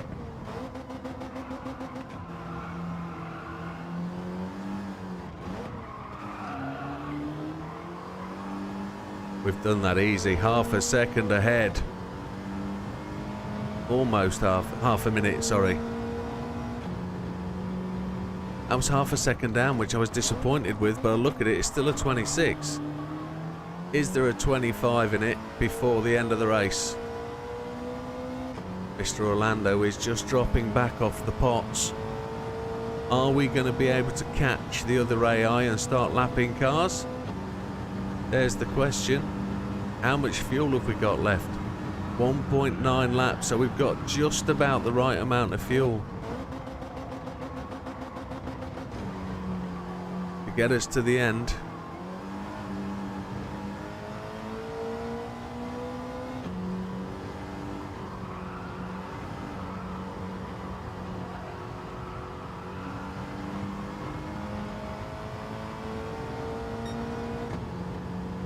The lap times are just avoiding me at the end here when the car's super light.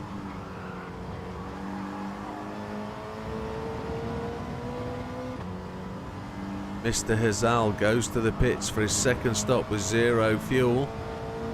So he's been pushing hard, but to no avail.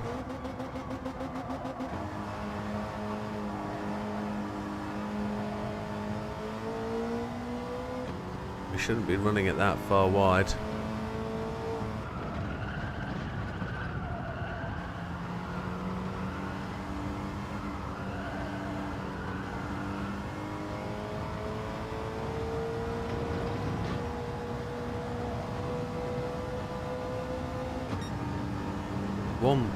.673 seconds down.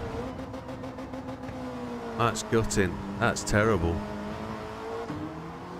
When we're right at the end of the race and we're trying to push for super fast lap times, I'm just fluffing it up just a little bit. A push for a 25 isn't uncalled for. Come on. Next lap. We know we're safe. We know we've got the 25. The 25 is good as he hits the wall, which he shouldn't do. Just living on the edge. Come on. Bon Jovi, living on the edge? Was it Bon Jovi? It might have been. We're living on the edge. Yeah, it might be.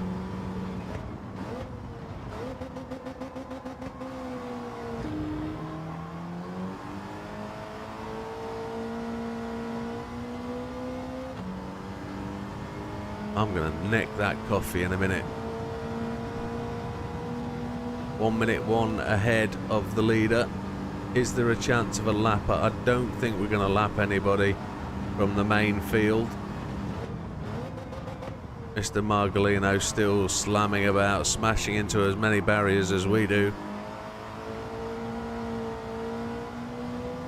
Mr. Potts is rolling laps. Mr. Orlando is rolling laps. But as it gets darker here, Nighttime is about to roll in and we're about to get the most stunning fireworks event, I believe, as we come round to the end.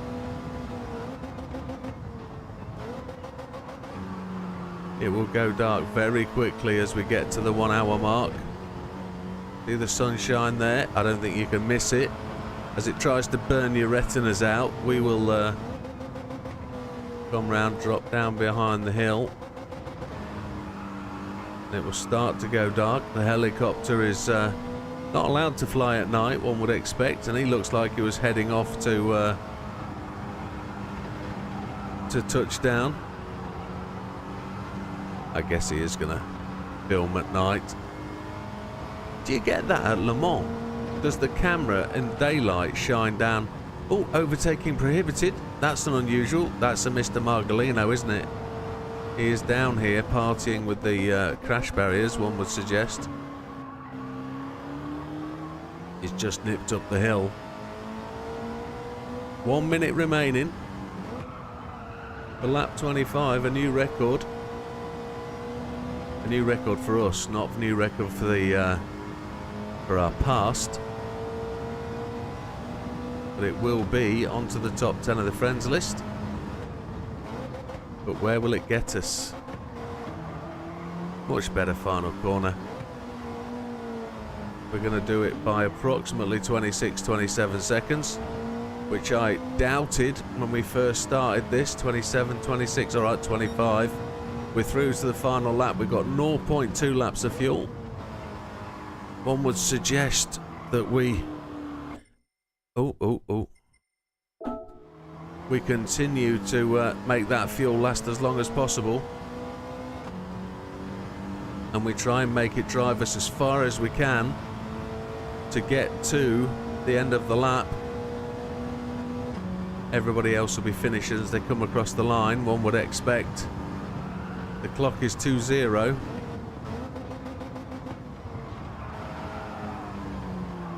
We have 0.1 remaining now. We've got a short shift just so that we get maximum fuel usage on the gearing. We're at 0-0, fifth gear. Doing 80 instead of the full maximum, but we'll be pegged back to 50 mile an hour at the point we've got no fuel left.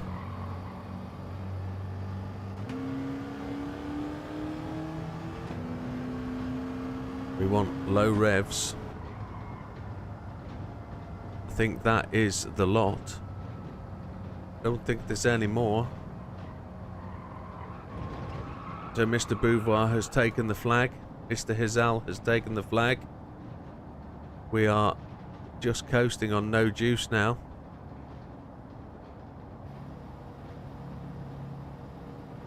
$50 mile an hour all the way. I don't believe anybody else is going to come through and overtake us because I don't think anybody else cleared the flag. Maybe Mr. Potts might have. But there's no drama with him running past us. I'm looking for the night time to fall and for the fireworks to start. Or whether that happens when we roll over the line. This is 23 seconds slower. Oh dear.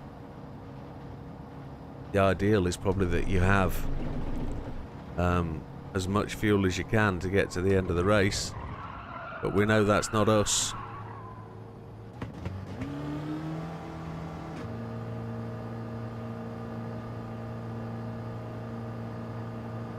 So we were 1 minute 10 ahead of Beauvoir.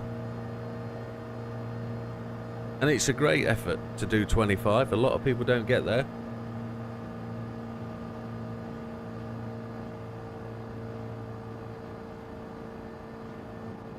But this is a way you can do it, folks. You can get there as well. A little bit of speed on with the coast downhill. How much do we have to brake? We're 59. Ooh, will we make the corner? I'm sure we will. Bit of a slide, but we're through it. 48. Do we go to the pits just to annoy everybody? No, we don't do that. Lap 25. There it is. So we come first and we get the gold with 25. Our best record ever is 25 laps. So that equals, there we come, 102.49. We don't know whether that affects the final standing, but we'll see. Big Popper, I know, is intently watching his screen. We are 2:26.159 on lap 21. We lapped Mr. Potsdam Orlando 6 times, Mr. Margolino 3 times, Mr. Ordonez, and I don't remember us lapping him twice, but he must have been in the pits when we went past or something. Everybody else lapped once. Where are we going on the friends list? And we didn't see the fireworks, did we? Where are we going? Friends list. Let's have a look. We didn't get above Big Popper. We didn't get above anybody. We are down in 14th. So that's made it even more interesting as to whether that car would be any faster. Joe Lightning, who we spoke to a lot earlier. Joe Lightning being... What was his username, which was what I'm looking for? There he is. It just goes to show we don't know what means the calculation. He must have finished the final lap much quicker than I did, and that can be the only thing we say. So 25 lap, that puts us to the bottom of the 25 list, doesn't it? We are the last. We're ahead of BB. I mean, that's a small insignificance of the process, but we are the slowest of the 25 lappers. So the only way we can get the RA to the 26 laps is get the RA to the 26 laps. And that's going to be very interesting. Oh, that's a shame, Big Papa says. Yeah, I know he was intently watching, but 26 laps we need to get onto the final board, so we've got to do a bit more research. And there we are, another 83 laps, taking 83 miles, taking today to 459, which isn't so bad, is it? Isn't so bad at all. How's my coffee doing? Is it almost all run out? Yes. You know, another one which we've never ever worried about the leaderboard is this one. We've never really worried about this one because of the rain. This is another one we can make a play for. We're not actually on this list at all. What does it say my fastest is? I don't know. Does it say what my best attempt is ever anywhere? I don't think it does. I don't think I'm actually on this. I think we have to go through to the race screen to have a look. Yeah, I'm not on it. So let's have a look what's fastest. Oh, it's all sorts of cars, isn't it? The RSR, the 911 RSR is quite popular. We are going to try the Mercedes though. I was just kind of listening along until you said I was watching intently. Then I need to see what I was missing. Yeah, what you missed was me failing miserably. But it was a good effort. I mean, you're the only person out of 9 to acknowledge the end of the race, so happy days. We've done it. It's all for the beauty of the viewers. So 38 laps, Sphinx. And this one, it rains like an absolute trooper, doesn't it? It pees it down. But the Genesis is up there, the Beetle's there, the top 10 on 38 laps. Lots of people with 38 laps. This is one we have never had a shot at because of the rain. And I think it's about being a two-stop. So you've got to change onto the right tyres at the time to make it worthwhile. Should we have a go at this one right now? Because I've never set a record. And then we'll just have to manage what we go for. Or should we do Suzuki Jimny setup on the K-Cups? We can do the K-Cups. That's this one. That's absolutely this one. You were smiling in the background. It's fine, Wilkie. Not a problem. But we know this one rains, and we know it rains big time, and the idea is to take the optimal tyres at the right time. Buy the bloody... yes. Have I bought the tyres? I don't own the tyres. Well reminded. I now own the tyres. Yeah. At it early today. Green Sammy. Yeah, we've been on it. This is hour number 7. We're about to go into hour number 8 very shortly. So we're doing good. I'm not seeing any likes. Has anybody got any likes? Are there any likes on the... I see 2 on the screen over there, but I see 0 on this one.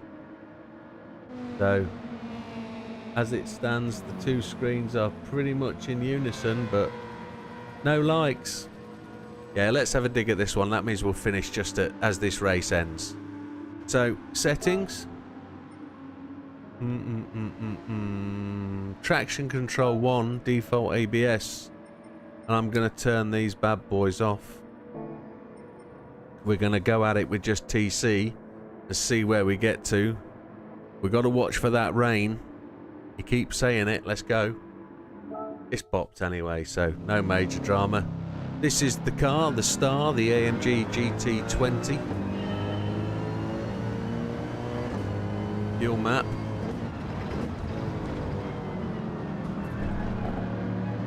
We got a little shove there.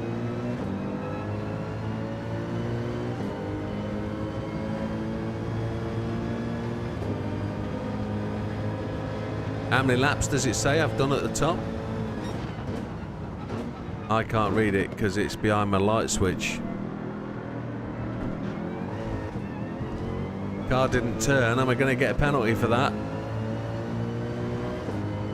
37 laps I've done. It says I'm only going to get 8 laps out of this on fuel, which I can't believe. That'll mean I'm going to have to pit like 4 times.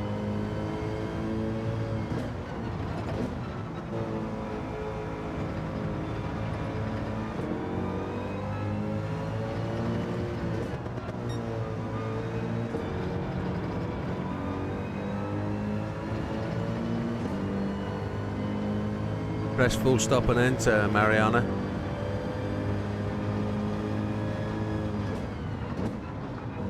I can't see what you've typed.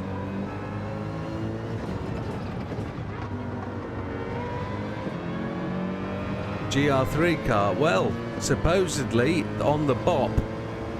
Now it's the Mercedes AMG GT20. Supposedly. It has been the McLaren. We've still got 8.3 laps of fuel. We're doing all right. I don't think this needed an oil change.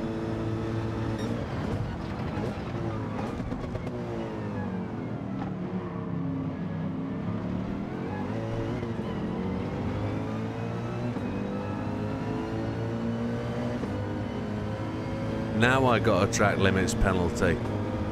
Just a half a second.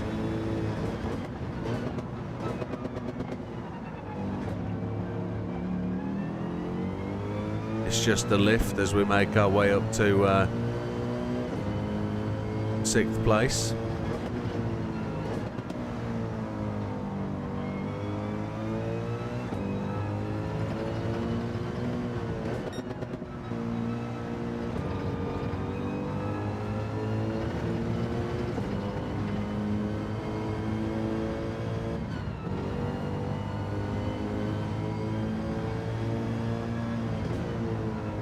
Half a second penalty really didn't have much impact on the lap time. As I say, it's just a lift. Chasing down 5th plane, Mr. Miyazono. Mr. Miyazono.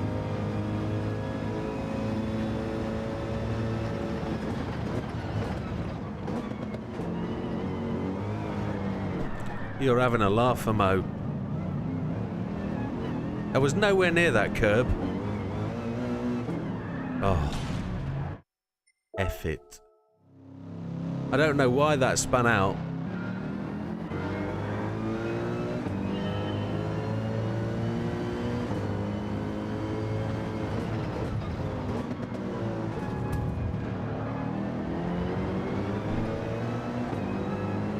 over rotation, one would suggest.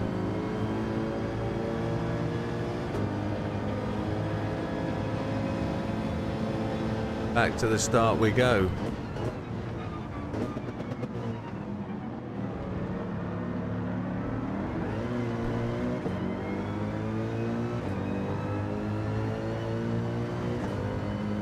Happy days.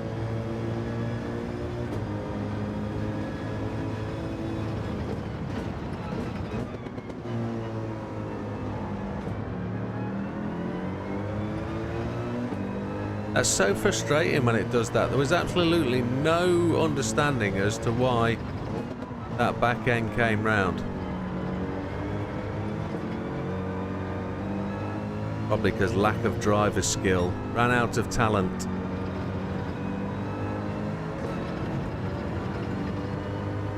Right, we were up to 5th place, weren't we?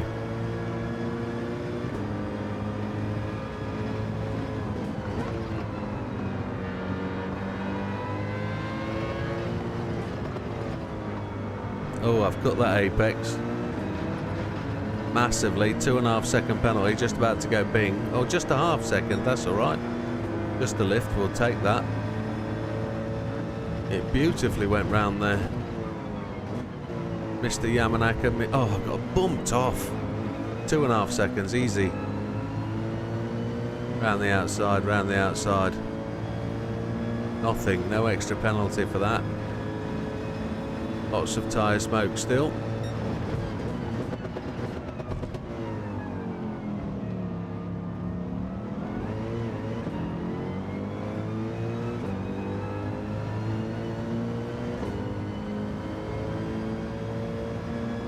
Putting the car in the right place to make the overtakes.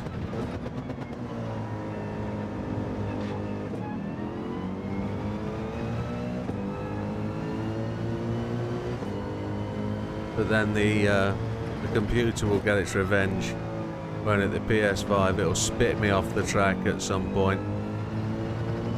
Just to spite me. Normally there in the wet. Lift.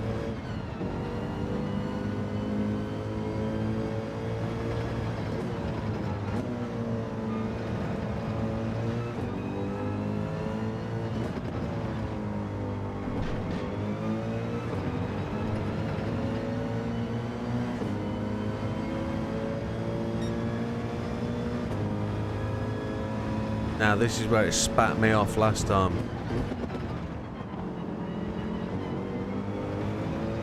I just braked and slowed it down just a bit more.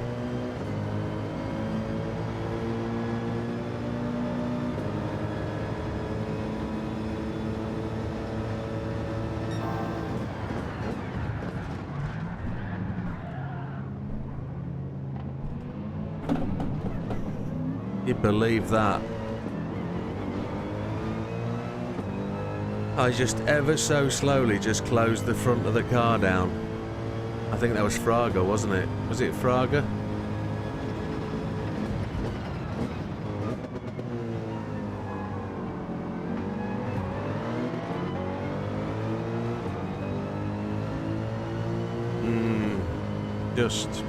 Just my own fault. I was trying to find the extra width to make that apex. I'm on mediums. Are mediums the right tyre for this fuel quantity? I think maybe softs would have done it based on the fuel.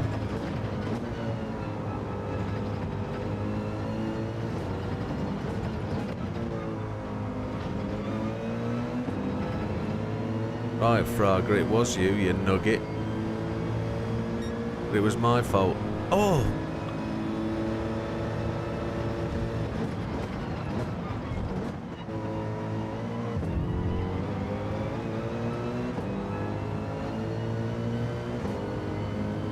Keep going.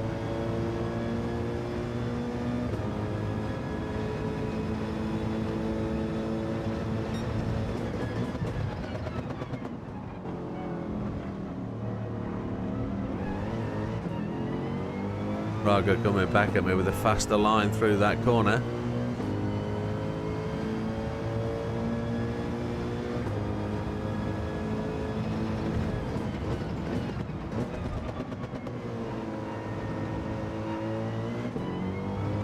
It's a lovely, bright, clear day. There's snow over on the hills on the far distance.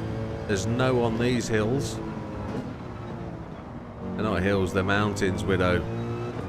Massive difference.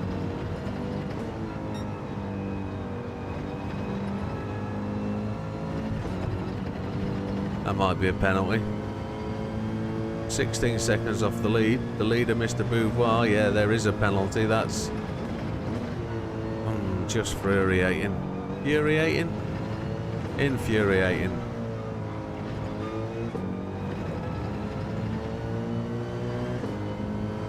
We'll take a look at the rain radar. Nothing on it.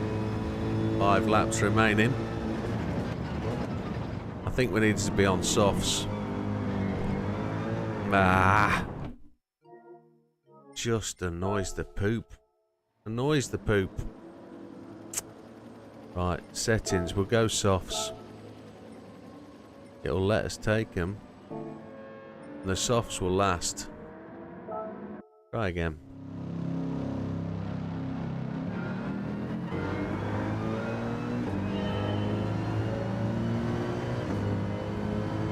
Let's get there.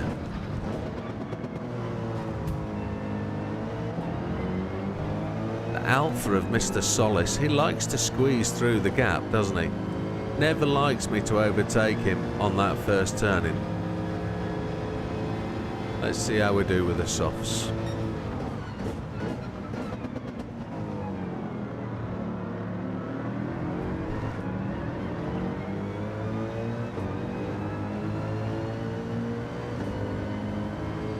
Sometimes you've just got to get back on the horse and then thrash it to death.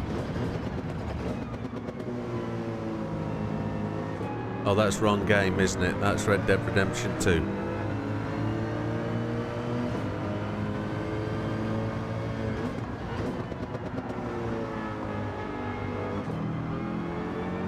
Love the sound of that RX.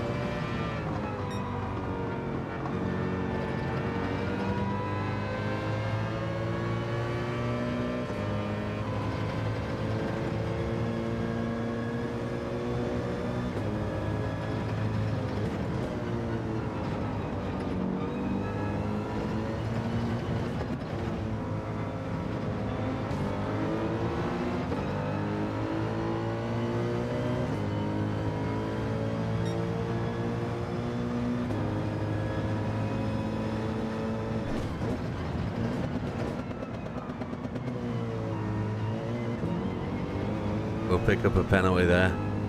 I tried to get to the outside to make that wider longer. We didn't pick up a penalty. Wow, the collision must have wiped that.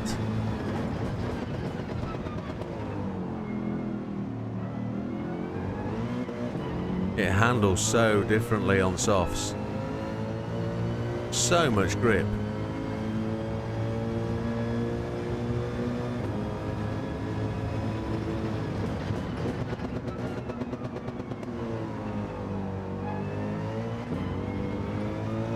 I really am stuck for what the strategy would be. I've never really studied this one.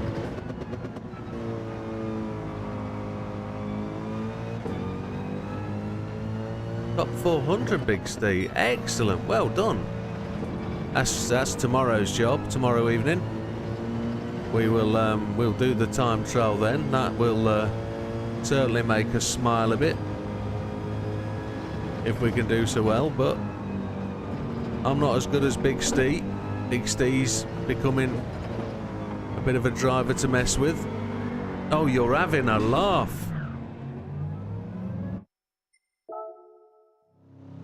I think we're going to have half an hour of start, restart until we go for dinner at 5 o'clock.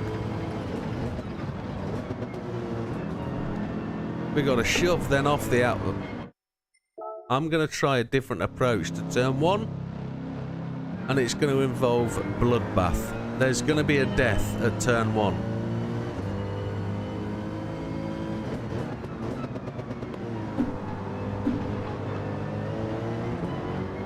Well, there wasn't, but I couldn't. He wouldn't even let me past him on turn 1, so I'm going to kill him this time out.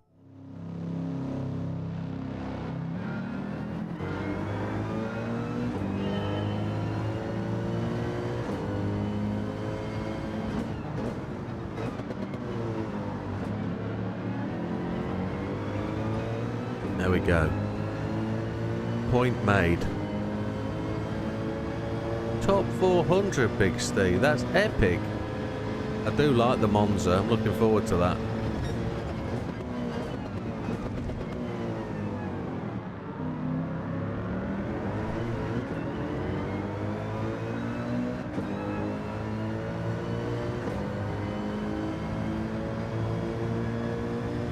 "84 laps, that's what we aim to do."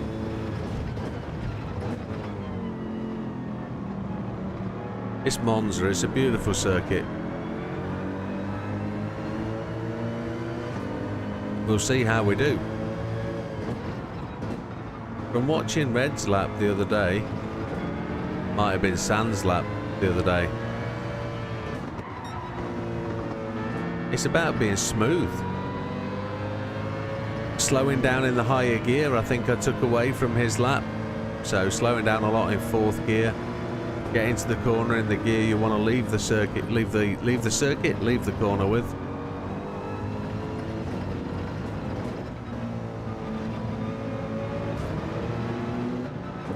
Just picked up damage there off Yamanaka because he was slow through the apex.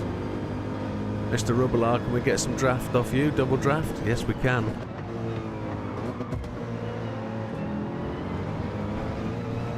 Followed Mr. Yamanaka through, tried to get a catapult.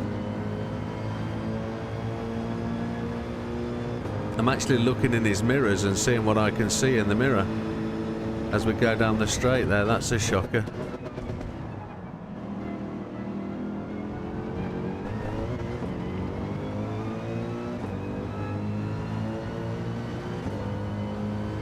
You're having a laugh. It's just a lift. Let's not worry.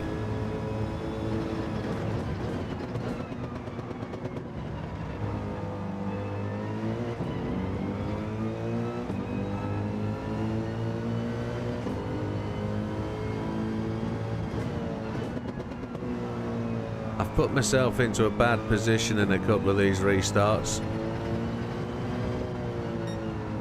On the outside of cars, or approaching for penalties, or crossing apexes, or bumping the front car and losing downforce, because it'll make you spin if you hit them too hard. So kind of my fault for what I've done, but around the outside, let's go. That's a better approach on Fraga. He can't resist that. No, we've got him. We've got him. Fastest lap of the race. That's better.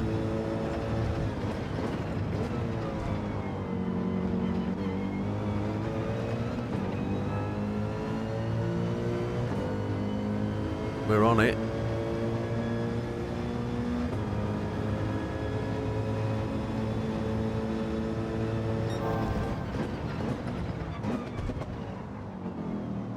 Turn 1 we got really quite well. We had a penalty within that lap, didn't we? The 1:30.1879. We actually served the penalty, I think. Wow.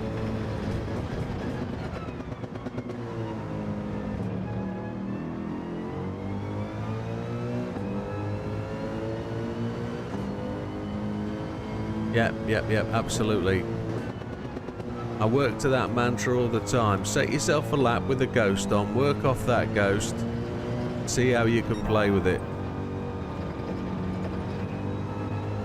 The ghost is a very useful tool, and I know some people don't like it, but it's no different to following a car in front, and it's you that you're following, so it's your time that you set. Oh, the only way you can beat it is to beat yourself. And I don't mean beat yourself. Dun, dun, dun, dun, dun. Dun, dun, dun, dun. There was the fastest lap.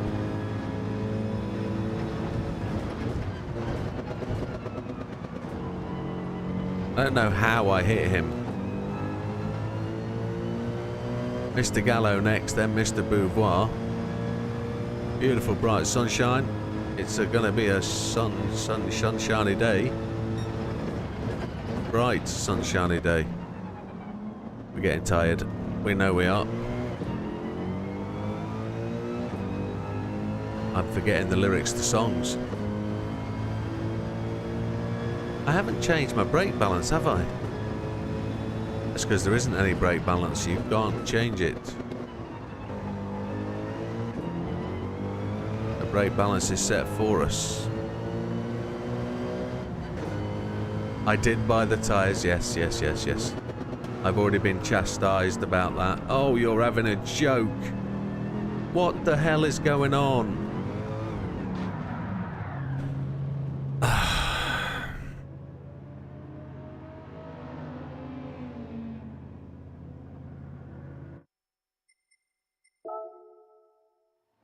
Well,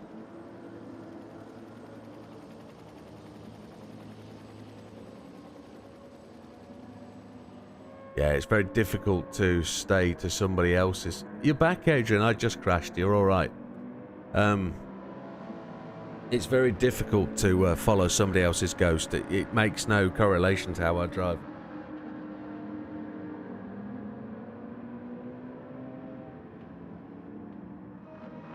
I don't think I've ever gone to a point, except for one video, of comparing what I do to somebody else. Because it's very, I think I drive very unique to me. I'm not classically trained, I'm not trained or anything. I'm just somebody who's thrashing about. And through thrashing about, I've tried to find the way to be able to get the goals. Because the thing I learn about this game, the more I play it, the more I realise that people just aren't bothered about getting gold every time, really. They just want to play the game, but then in the next vein they're saying I can't buy the cards, I can't do this, I can't do that, and it's, you know, yeah, everybody does drive different, 100% correctly. But I also realise that other people want different things from the game, so some people don't want to win. Some people just want to enjoy their time racing and, you know, happy days. But if you want to get fast, the only way is you're going to get fast is by you getting faster. You can't make everybody else go slower unless you're a lobby owner and you make the settings work for you, not them. I don't know of anybody that's done that as a lobby owner.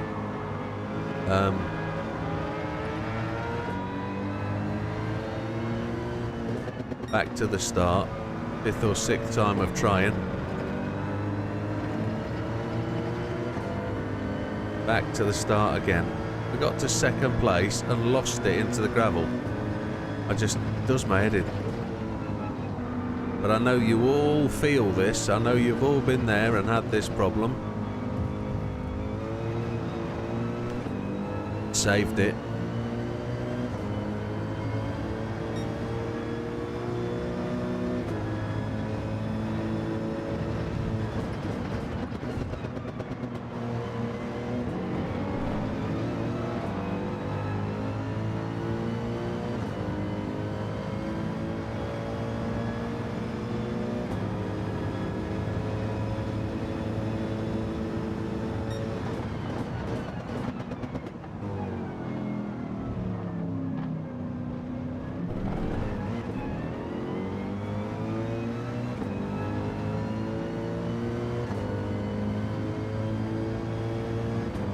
That's great to hear, Steve. That's great to hear.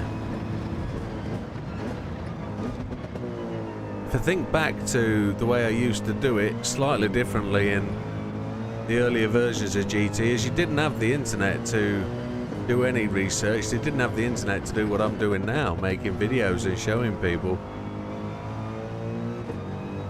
But here's the other thing I've found. I probably spend an hour and a half a day at various times scouting Facebook, and every time somebody says how do you do this, I try and drop a video on their post. and it shows them how to do it. And you know what? The most response I've had from that is people saying, oh, I don't watch videos, mate. I don't watch YouTube, don't watch TikTok. And it's like, oh, okay, up to you. So I really do appreciate when somebody says, oh great, that video really helped.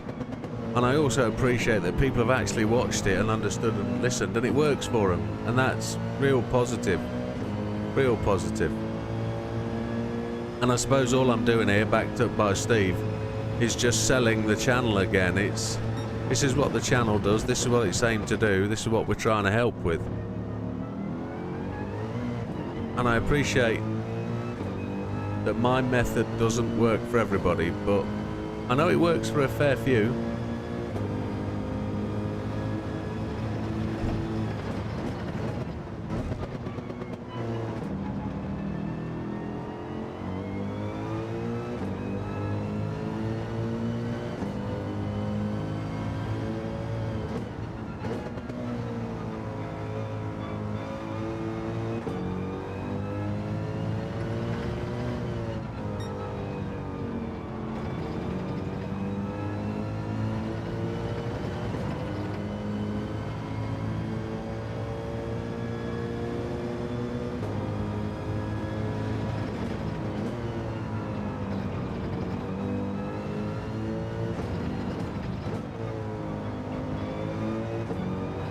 So up to Mr. Frager, let's see what Steve just said.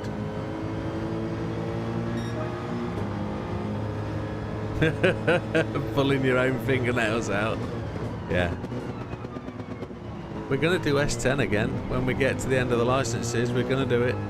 Adrian loves the Tokyo tracks. And a lot of people don't, yes. Yeah, the refresher tour, yeah. We're going to have to do it though, aren't we? 46 minutes. I think the challenge for me is to get to gold and set a gold time again from gold as quickly as I can. Try and get that first banker lap in, and I've never then gone on and tried to beat that lap. I've never tried to improve it. So that'll be the experience for me this time round. We've just got to find the way to the end without spitting off, and then we've got to improve the time. We know we've got a challenge there because Sam's actually top of the tree and Sam's quick, but it shouldn't make us shy off.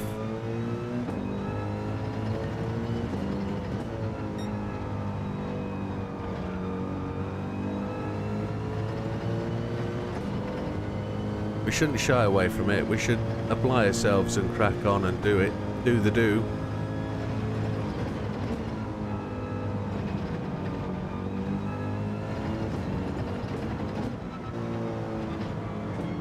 We're still 12 seconds behind Mr. Beauvoir, our teammate. Mr. Lopez, we gave you a bit of a clip last time, didn't we? We're not going to do that this time.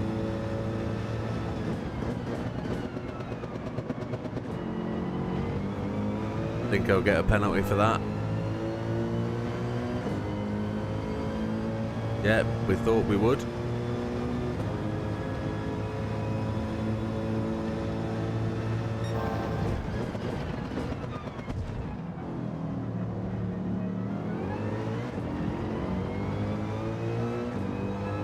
We're only 0.416 faster than the previous purple time, which is ours, but they gave us a half-second penalty. So we didn't gain what they penalised us, which is just mind-blowing, really. But it's the same, it's just the lift.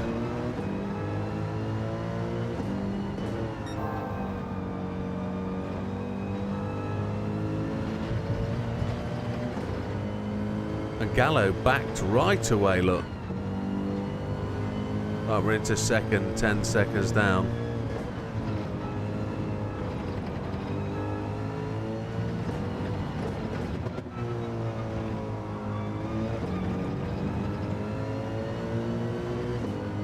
Now I believe we're going to get the first stop out of the way, and then it's going to rain at some point after that. I can see him. There's our teammate. We don't want to be into the same pit stop, do we? Don't want to be in the booth at the same time. So, don't want to stack up.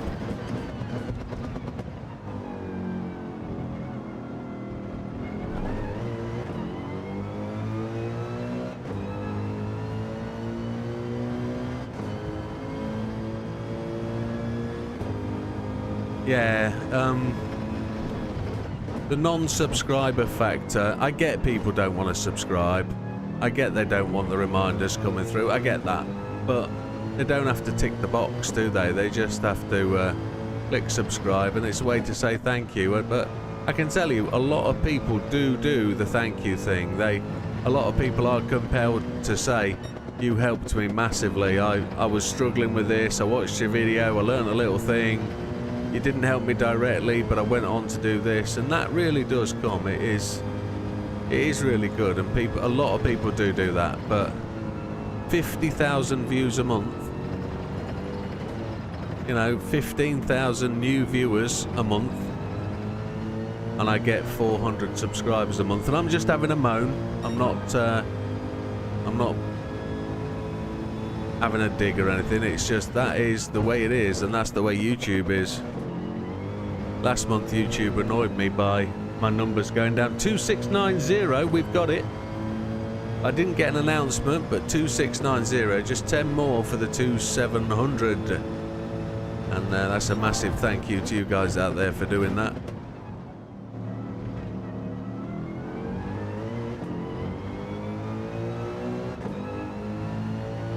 Yeah, I tend not to talk about it now on videos. I don't ever say, please click like, subscribe. I don't ever say it, because I think that's a negative. And I think people don't like you saying it, so I don't.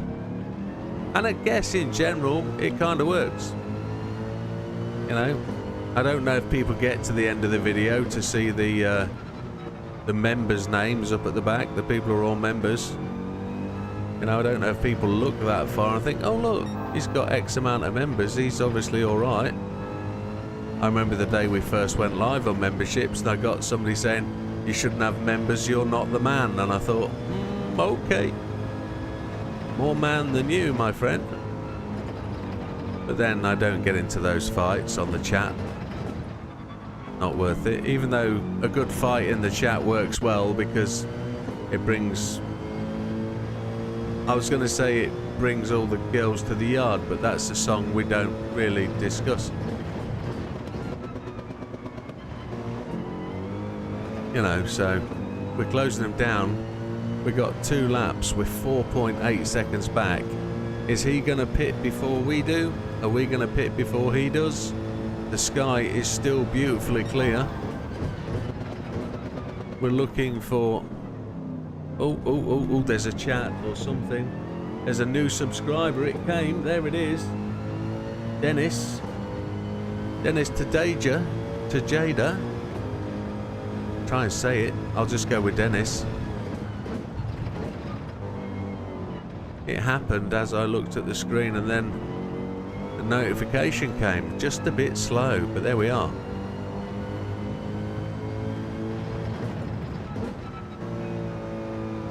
But no, knowing that Dave Cams took 7 years to get to 85,000, and he's now a full-time tuber. You know, it's took me best part of 2 and a bit years. Yes, I will try VR in this game. Yes, I will buy a VR, PSVR. I will.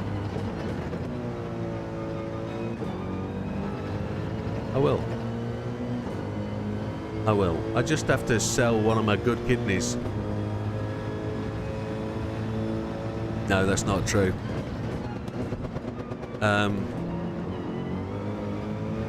We're on to the last lap now of this stint. We're catching. So things are happening, things are moving. I'd set myself a plan to upgrade my kit by the end of March without realising that I'd be out of a job and not have employment. Well, that's kind of going to put things on hold if I don't get another job. depending on how the situation works out, if I get made redundant and get a payoff, then that could help. If I'm lucky enough to start a new job before the end of that money runs out, that will help. If the new job's on more money or the same money on the job that I've got, that will help. But I've got a rather large outlay planned for Easter, so if I'm not working, that outlay's never going to happen. So that outlay comes first and then VR comes after. I've also got a holiday to America to pay for next Christmas, so... Oh, we got a pit. Oh, I've missed it. Oh, talk about me chatting away. Penalty for that. Softs. Refuel. Oh, I nearly blew that. I'm going to get a penalty for that, aren't I?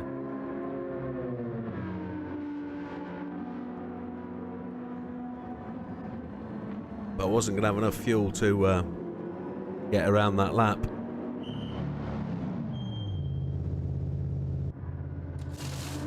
I probably could have got away with not changing tyres, in all fairness. But we don't know how far it is into the rain. We have been the first to pit, so... It was fuel that didn't last, though. Let's see if we get slammed with a massive pit penalty. Yeah, we do. Half a second, that's not too bad. We can cope with that. But, I've got the other problem of being blind. I'm not blind, I've only been wearing glasses for a year, but what we've worked out is one of my eyes isn't straight. It's off-centre in the location of my eyes. So, I've not got a medical problem or anything, it's just not in the same plane as my other eye. And guess what the problem is with VR kit? You can move your lenses in and out, left and right, but you can't move them independently so that you can target the eye. So I have to put it wonky on my head, and I've got the same problem with both my PSVR 1 and my Quest. Beauvoir's come to the pit. So it doesn't feel right, and it's always a little bit squinty, which I never knew until I had my eyes tested. And I'm also getting headaches again, so I need to go and get my eyes tested again and see what's going on. But moan after moan after moan, it's just factor of life. I will get a VR, definitely PSVR 2, and we will have a go at enjoying this game. It's got to be brilliant though, hasn't it? But then again, I'm going to end up driving from inside the car, and that might change things. Got to deal with the fact you don't get as much driver information in the cockpit when you are... You know, there's Beauvoir. He's exactly the same point as we were when we came in, went out. I'm going to put the weather radar on now because I'm starting to get a bit suspect. Oh, we've overshot. I didn't brake, didn't press the brakes all the way to the floor. We don't need the weather radar on just yet.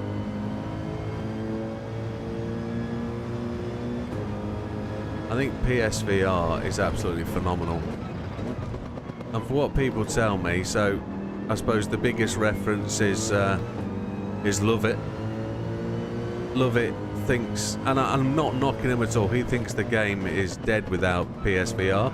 Effectively, he said it is such a game changer that, you know, he drives it with it and he can't handle it without it. And I guess, okay. I've always enjoyed a really big screen. So a projector on a wall, say this wall next to me here, would be absolutely fabulous as long as it's immersive. I think he's gone to the pit. No, he hasn't gone to the pits. I was expecting him to go in. He'd already been in, hasn't he? So Gallo's gone to the pits. It's just Lopez that hasn't. But we're about to lap somebody, is that right? The BMW Sprint model.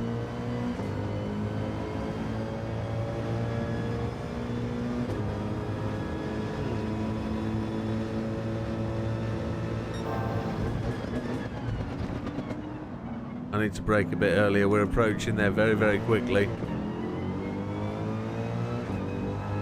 How far behind are we? Is that Lopez in the BMW? So why are we getting blue flags?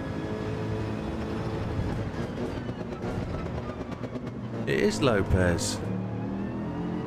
The Audi R18 must be ready for being lapped then.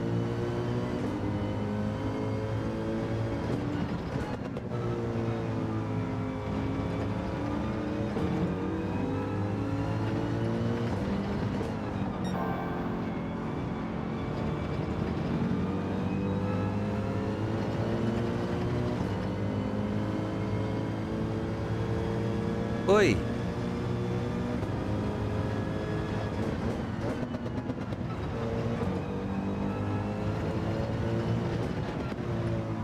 This is all about to go tragically, magically wrong, isn't it, when the rain arrives?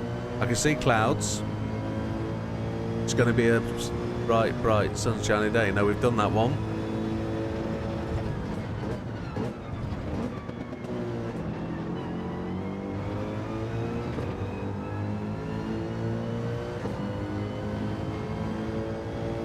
Horror games, yeah. Now I've got a brand new boxed version of a PSVR 1 game that I've never opened. It's oh, what's the current one that people are watching? People are playing. I've never taken the cellophane off it.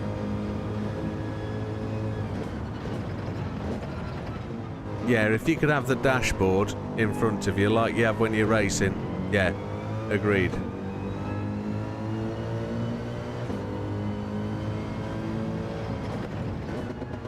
And I also need to know if I have to wear my glasses.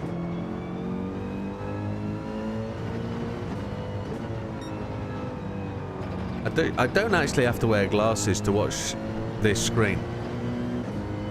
I don't actually have to, but I think it's just too far away. I've got it positioned too far away from me for it to be comfortable, so I do wear the glasses just because I've got to read the screen and the text next to it, and then I can look across the room and I can read the other screen. So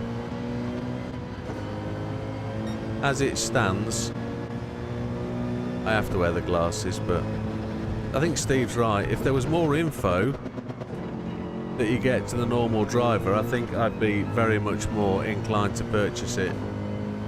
Hey Big Matt, I was thinking about you, not seen you in a couple of days, hope you're well.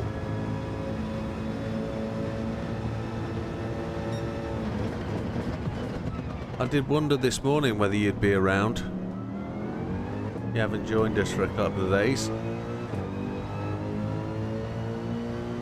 But welcome back, sir. We're 10 seconds in the lead. The sky is just starting to clear up. Oh, cloud up, I think is the expression, not clear up. A bit hazy over the hills. We can still see snow, but there's definite clouds lingering. We're going to be pitting again very shortly. Less than 10 minutes, one would say.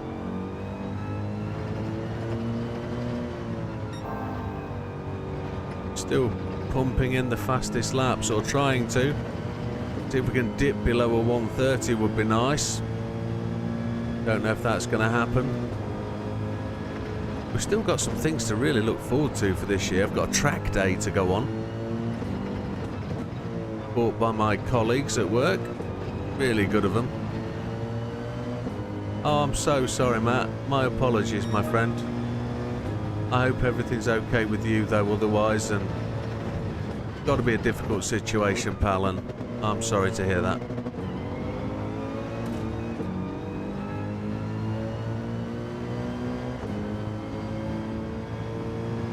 Yeah, it's a bit grim.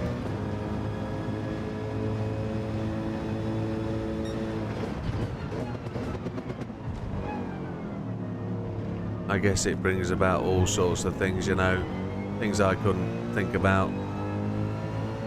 Makes it very tough. So our last lap was a 1:35.08.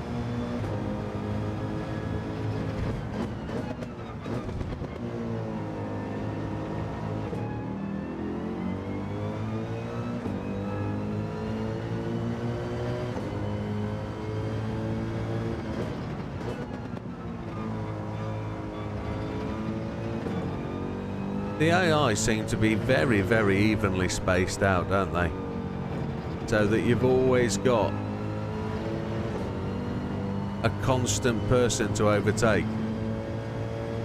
Oh, it's definitely starting to feel like it's greying up.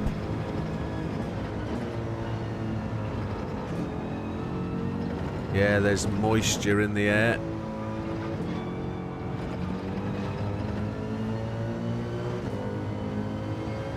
It's a very chunky, clunky car, this, and I don't mean that in a bad way. It feels very poised on the track. It used to be a bit of a fat old bird. But now it feels, it feels quite planted and stable, and as though it's going to just be everywhere you want it to be on the track. No, not anymore. Absolute pig dog.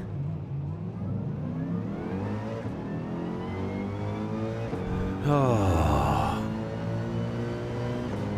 That lead has just been shattered, hasn't it? Over Beauvoir. I actually thought it was Lopez we were ahead of. I guess Lopez has pitted. What an absolute bag of... Yeah, we had an update last week, so update 1.42 has arrived. 2 new cars have come to the game immediately. The Suzuki Jimny, which I'm surprised and really happy, is a K car. It's the 4th K car. Sorry, the 5th K car, which is great. We're going to be doing those races this evening and a bit of licensed stuff. But we're going to see if the Jimny is actually capable of winning. We're going to set it up with a setup and, 400 pp, see what it will do. But you've also got 2 others which we're not really bothered about. One of them is a VGT car, which is this week's time trial. And then if you've bought a $5,000 watch, you can have the other car this month. If you haven't bought the $5,000 watch, you can have it next month. Other than that, they've changed the BOP. So some cars have got a boost, some haven't. My driving skill hasn't improved much while you've been away. I'm still able to spin it at turn 1 round Red Bull Ring. No, it's a K car. It's in the category and it's there. We'll get the Jimny somewhere where it needs to be able to run the race, but I don't think it'll be very successful without an engine swap, but we'll have to see. There's 3 races in the K Cup, isn't there? And we'll have to see if it's going to make it. Then we'll have to see if it'll do good in the 1 hour race. It's raining. It's raining. So we've got to make... I didn't see that rain come on quite so quickly. But we're alright, there's no rain depth yet.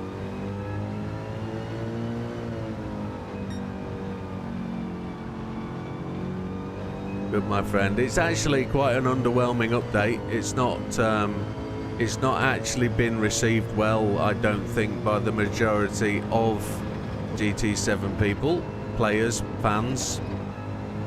We're going to do 1 more lap. And then we're going to wait for this hard stuff to come in. For me, it hasn't changed the game significantly. I'm not pissed off with the game. I'm not unimpressed with the update. I just think, we're at update 1.42. Let's move on. We'll wait for the next one. We'll see if it brings anything to the game more. And we'll keep going. I'm wondering if... Oh yeah, there's another penalty. I'm wondering if we're going to just be able to get another lap in.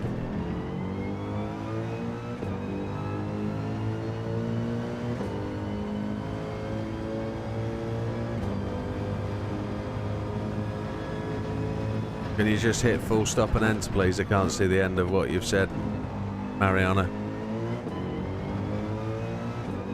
Yeah, classic Rhine rain. It comes in like a front, doesn't it? That's right. This car is a very good NGL. I think we're going to get 1 more lap in here before we have to pit. for tyres. The Aston's on my inside, isn't he? Oh, we've got one more lap, and then we're going to have to go for fuel. We don't have a choice. Okay, well that's going to work. And then we're going to go for what? Heavies? Weathers? It looks like weathers.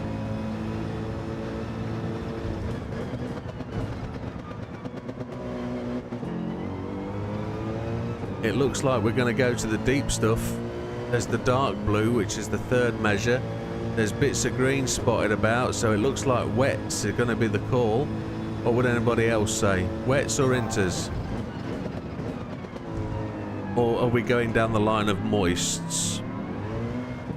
Heavy moists or medium moists? Can't say that. Inters, you think? With them green dots?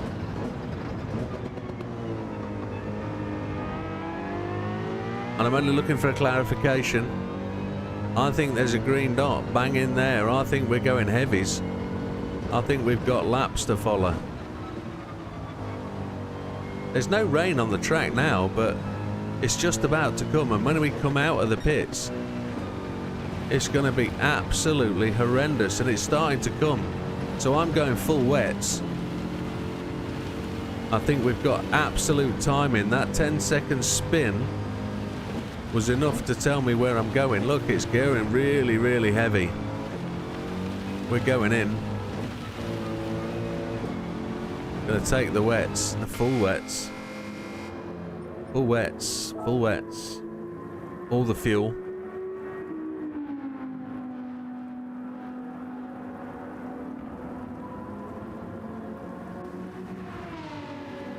I think it is a good car. I think you're right. Wets from Big Matt 2. I think I've made the right call. Now I believe this race is the same every time you race it, weather-wise. I don't think it changes so much. I think what changes on the rotation is how the AI sets up. But let's see. Let's look at the rain gauge. Let's see where it is. Other cars in the pits. He went for mediums. Yes, we're into the inters section, but it's going to get bad. I think it's going to get very, very bad. We will see. Stay off the curb. We just bumped the Mazda, why not? The back end is very light. We'll just drive him off the track, just drive through him. Okay. Have some people stayed? No, intermediates. They're always going to go inters wets, aren't they? They're always going to do that, the AI. They're never going to go straight to wets. Look how wet it is, though.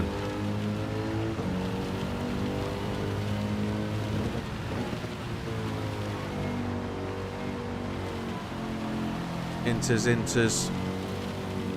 There's my teammate. He's showing at position number 1. He was. He managed to overtake me, but he'd lost it. Happy days. The R8 is drifting.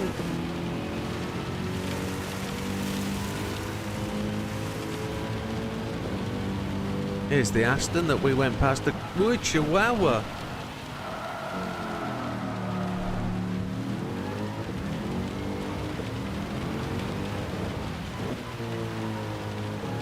We must have caught a wet spot then, darling, mustn't we? Wow. Oh yeah, it's proper damp. We're up into the torrential section. We can't stop. Beauvoir's gone in for his tyres.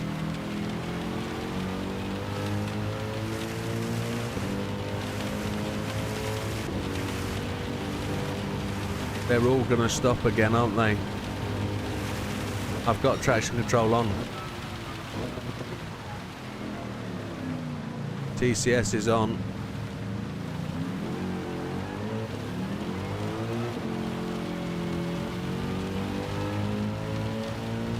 TCS is on.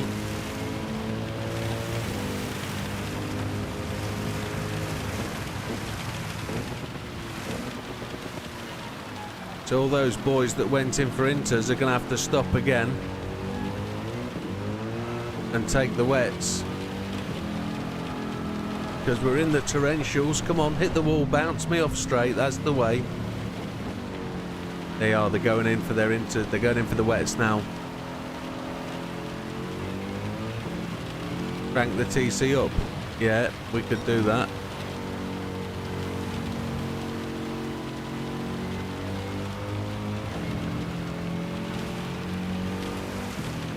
It's getting extremely treacherous.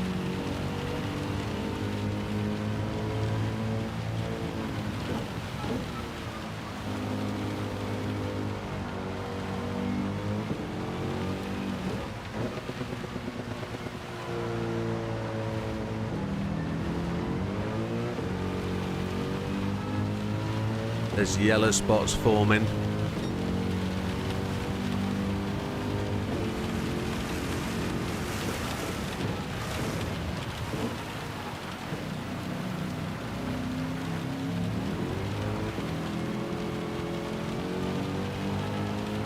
Oh, who was that just came out the pits?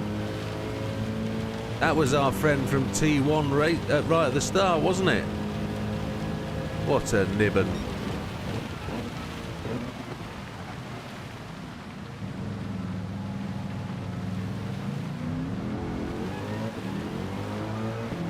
Right, the rain's just starting to back off a little bit. You can see the rainwater depth just slowly, slightly going down. Just going to stay off the curbs at this point in time.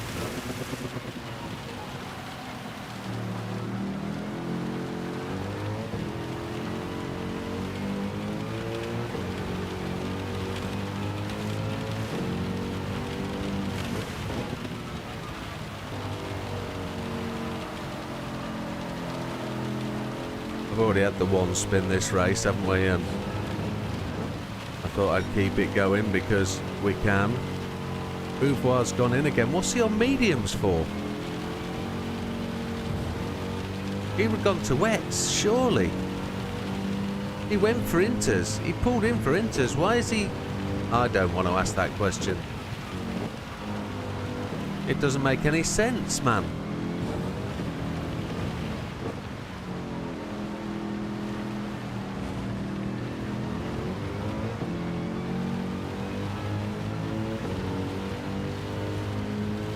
Doesn't make any sense at all. There's the end of the rain.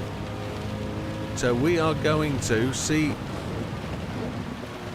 Oh, I've just coasted through there. That just didn't break at all. I touched the curb and it sent us a long shot. So we're going to pick up a penalty there, I'm pretty sure. It looks like snow floating down towards me.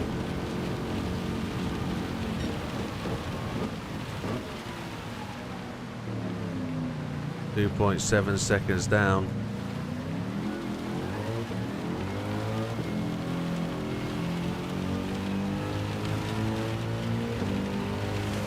So we're into the last heavy rainfall by the looks of it.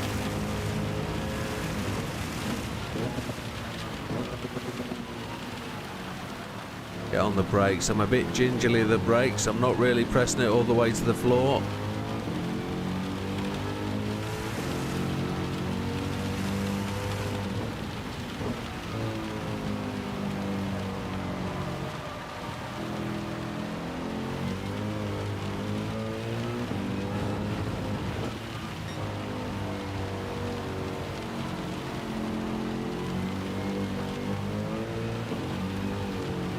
Oi, I nearly overreacted then. Wowzers.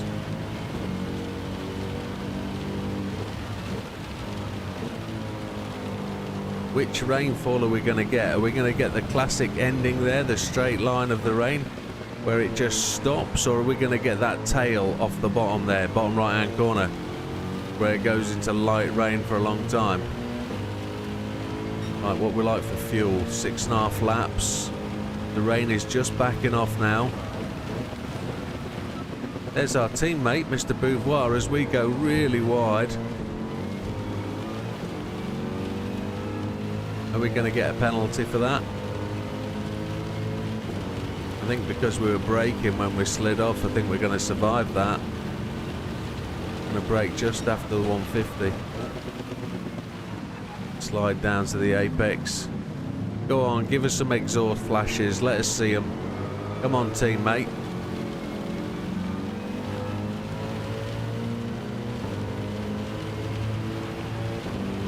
He's all over the show, isn't he?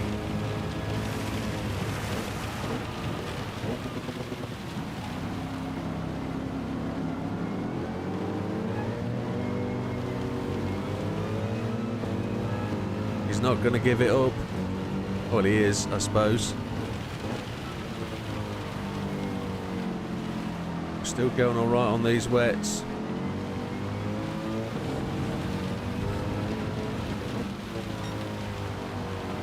Ten seconds down. That's terrible, isn't it? And a 2.5 second penalty for that slight overrun on the curb. I guess it's been storing them up for us. What an absolute chunky monkey that's been. Wow. Next lap, we'll give that up then. We'll go ghost for a week. Oh, we just slid through there. There's so much more on the ground. 4.5 seconds, you watch.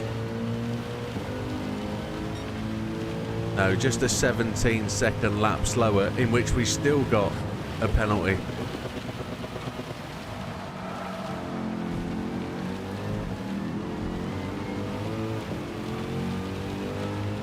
Absolutely ridiculous. Now the track's going to start to dry up, I guess. At which point we've got to determine and decide when we're going to reduce that traction control. Or do we leave the traction control where it is?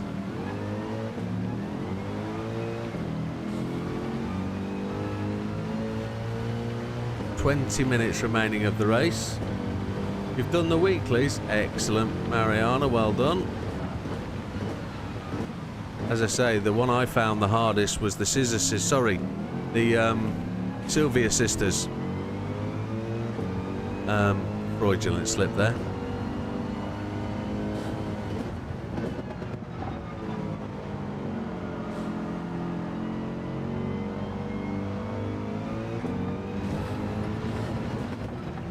That's where I picked up my penalty. Now I can't get round the man I'm trying to lap. Dry line has formed straight away. Look at that.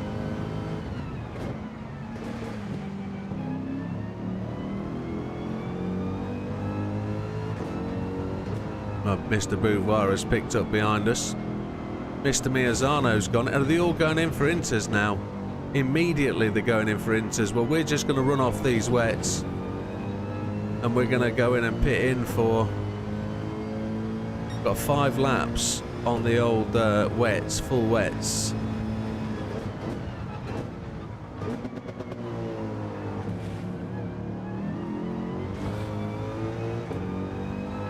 We can turn that traction, I think, a bit.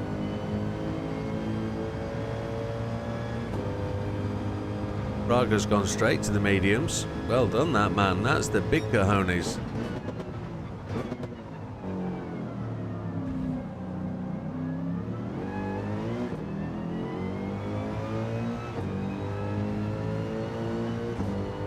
Yeah, we run a few laps very, very light there, didn't we?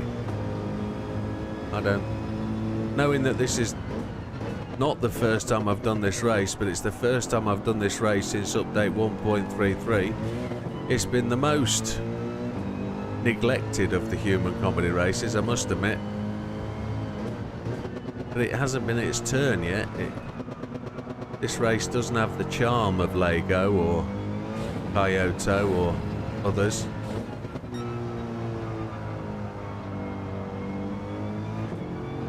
Looks like there's a probable we could just lap everybody here, isn't there?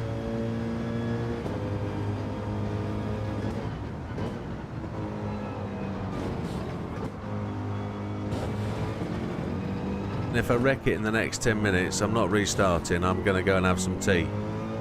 We'll have a meal. Auto gearbox. Okay. And that's probably the slowest assist you can imagine. The auto gearbox, it is probably the most painful one to utilise. So Yamanaka he's on IMs.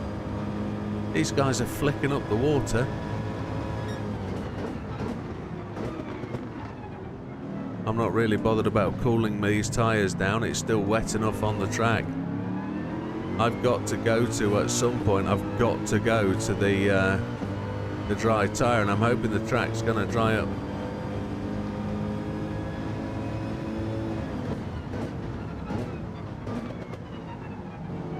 Exposito, you need to move your Anos off the old apex, my friend. Can you go wide next time, please, and leave the apex for me? There's lyrics to a song there. I'm sure there is.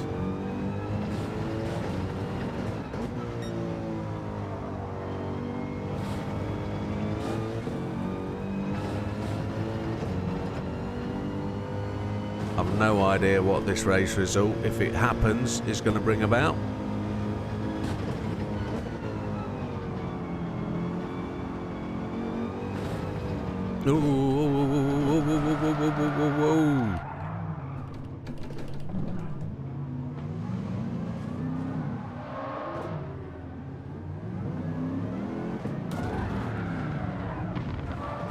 I deserve that, don't I, really? Come on, gearbox. There's me talking about what I'm going to do at the end of the race. My lord. I don't even know why we lost the back end. I was 1 minute 35 ahead.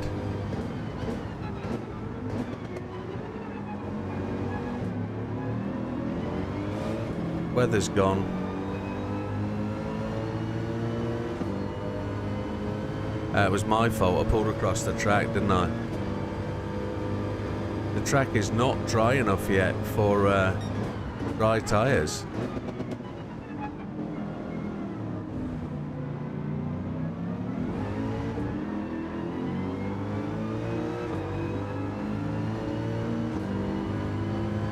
But I've got to do these extra 2 laps because a tank of fuel won't last 15 minutes.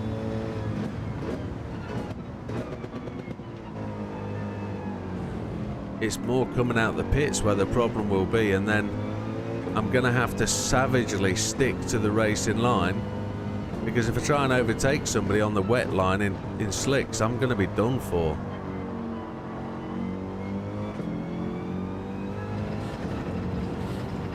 Can't do that on slicks. It's going to be an absolute nightmare. But I've got to go to slicks. I've got no choice.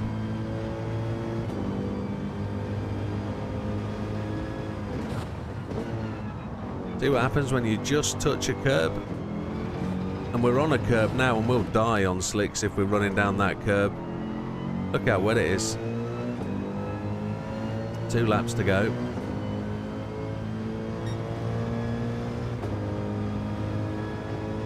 It's a frustration. I've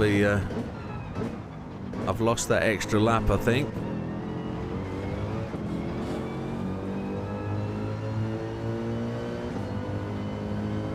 The line is definitely dry enough now, but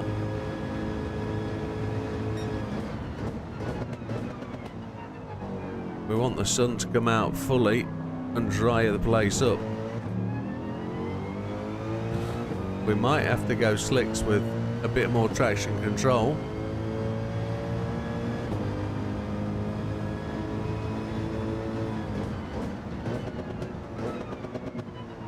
I want to see the sun come out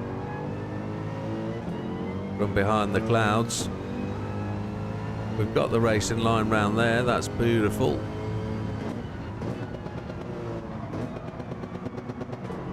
We can't slide it wide, it would be death. Certain death.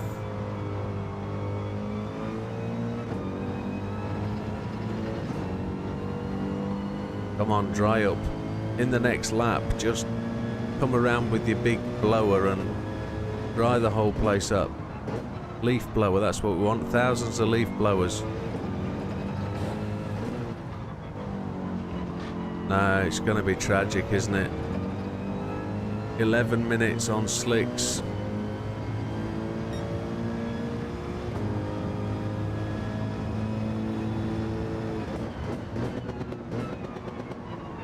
We might have to go heavy TC, because some of these parts of the track are shocking. We'll have to try it, find out.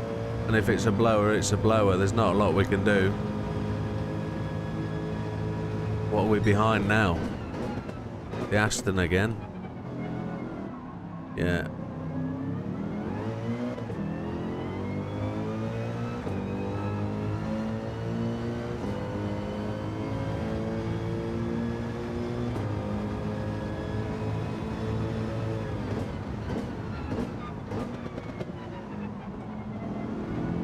Going in the pits this lap. He's actually moved off the racing line but comes back on it, and we couldn't do it. We'd be dying there on the slicks.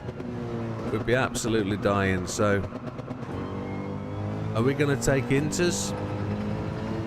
Taking inters might save the day, but I know in 3 or 4 laps it'll be dry as a button. So I think we're taking slicks. I think so, and if it's over, it's over. That's what happens.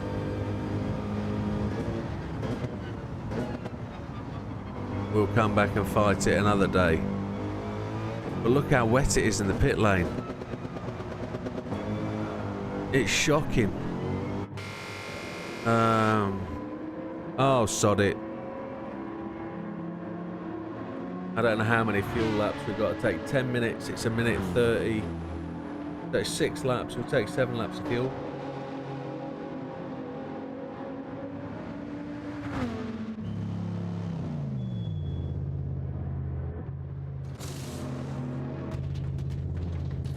Massive gamble as I crunch away on my ice cubes.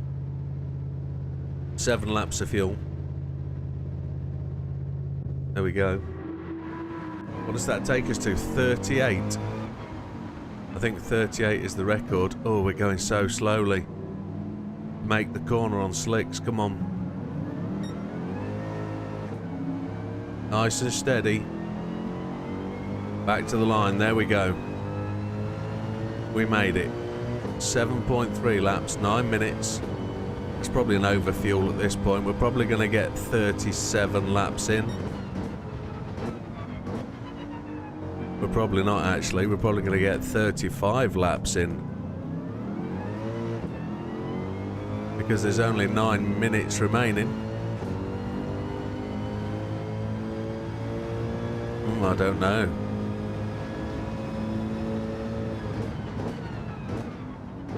We haven't spent a lot of time facing the wrong way, but we've spent a bit of time. Well, yeah, we did, didn't we? We've had 2 incidents.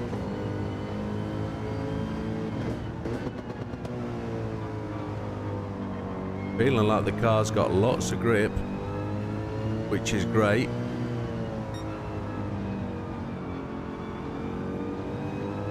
We were the first one to do it. People are going in now off the IMs, the intermediates.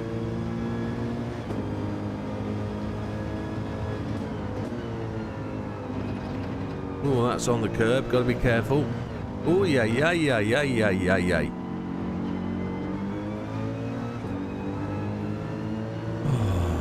I actually thought that said John Connor in front of us there, and I'm thinking, oh my God, it's Terminator Day.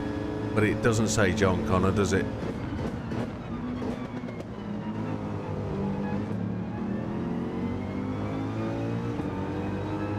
Is he making way? No, he's not. He's just being ignorant. Blue flags, dude. We're only 52 seconds ahead when we were 1 minute 18. Let's see. Let's see how we do. I'm feeling disappointment already.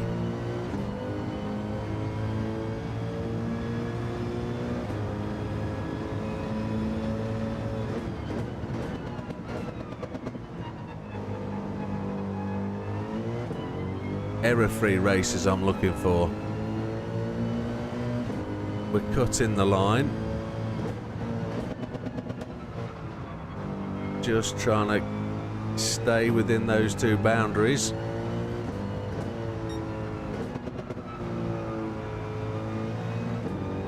So the mistakes we made, I didn't feel we needed to change the tyres at the first pit stop. We could have stayed on softs for both since. That was 4 seconds wasted. We had a spin, didn't we? And then we had a second spin, which just turned into a calamity. So they're the major errors. We've had a couple of penalties, probably about 6 seconds of penalties in total.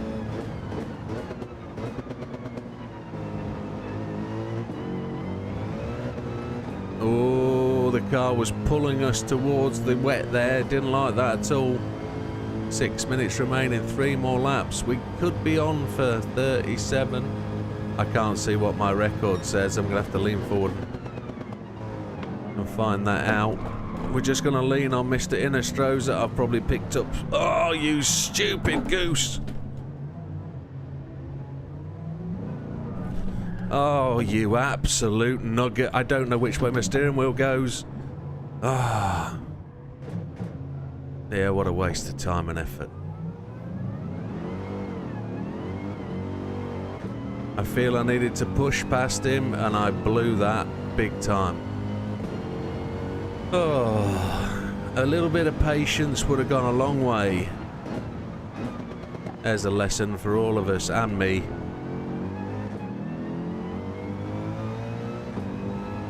Almost a triple spin, so you can add that to the list of absolute calamities. Talking myself out of the process. Look at that, get off the curb, you donkey. Getting angry now, don't get angry, stay off the curb.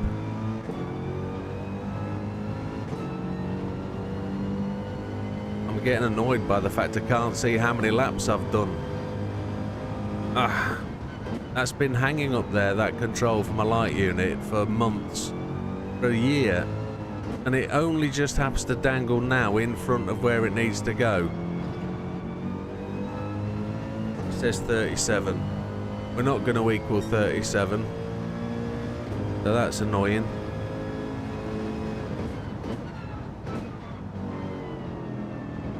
No, previous laps completed. Previous record is what I was looking for. It says 37. Best record. But... Yeah. I see, Big Popper. It's not that I was after. It was the best record laps.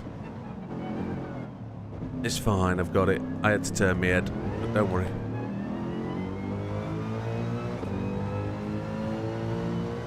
Oh, annoying. But hey ho, we'll come back another day and we'll set this one. Frustration.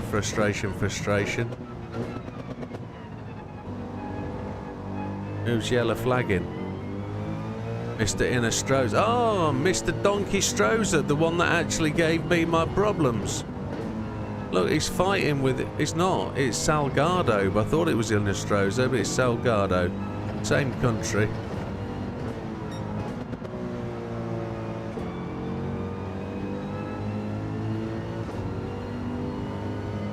Yeah, 37 is my record. That's cool. I'm not going to do 37. I'm going to do 36 by the looks of it. Too many mistakes and a penalty to boot. Get off the curb, you nugget.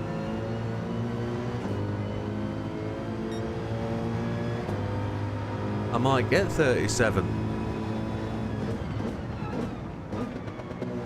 That'll mean 38 was so close.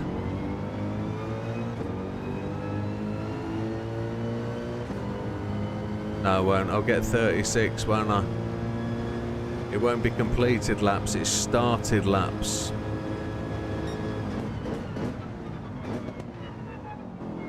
.36 is rubbish.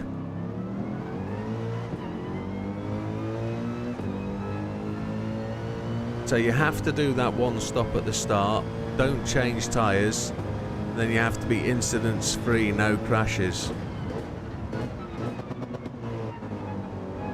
So we're not going to be very far up the friends list. We're not very far ahead. We're only 40 seconds ahead, and we should be probably a whole lap. Here we go again. It's off. It's off. It's off. It's off. What a complete twonk. That was nothing to do with me. Nothing to do with my control of the car. It just decided to slide off the track. Absolute mutton, Jeff.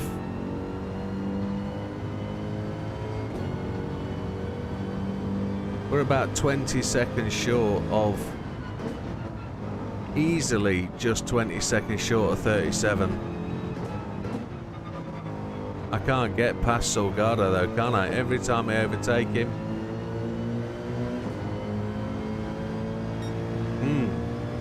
We're gonna have to do this again. With a much more astute head on. Don't be so impatient, trying to get past people. Don't try and use them to lean on. We're still going to win, we're still going to get a record, and it'll put us on the leaderboard, which isn't so bad. Then we're going to go and fill our bellies.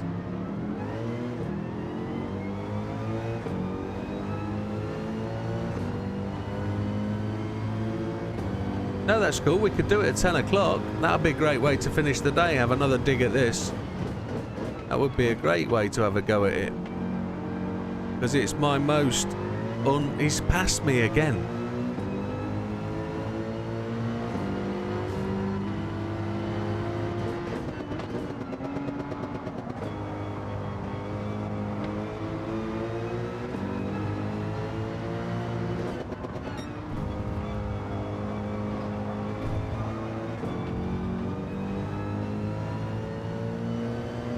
I've done nothing but fight him for the last 4 or 5 laps. It needs to disappear. It needs to get out of my world. He's on blue flags and all he does is drandle around in front of me like a nugget. It's as though he's racing me for position, the stupid flummox. It's like being in a blooming daily race.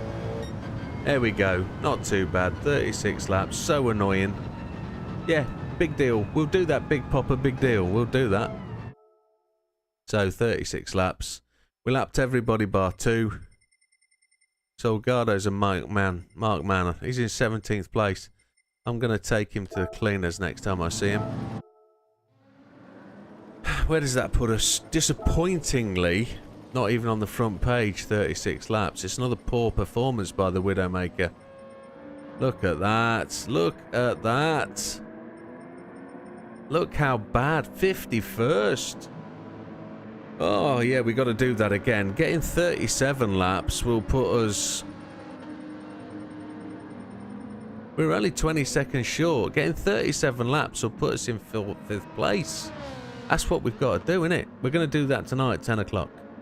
So between 8:30 and 10, we're going to look at the Jimny. We're going to try and take that as the new car to win the K-Cup. And as we're now 38 minutes past our official stop time, I'm going to call it a day for now. And we'll catch you again in around about 2.5 hours, 8 o'clock, 8:30. We'll have an hour and a half of K-Cup. We'll see you there. All the best, folks. Take care. See you on the next one. Which is just later on. He is a marked man. I'm going to... Oh, Big Steve, are you on there? Let's have a look.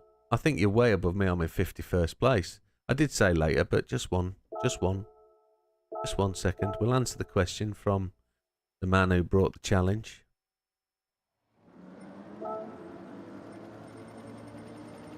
You're only highlighting the fact that you want to see yourself. No, I didn't see you.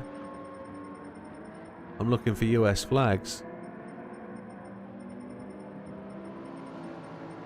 No, you're not on there, Big Pete. You're not on there, dude. Unless you're... No, you're not on there. Up-Tempo Robin's better than you, dude. I mean, I've only gone up, like, 11 places. Daytona starts in an hour. Yeah, people are going to enjoy that, aren't they? See you later, folks. We'll see you there.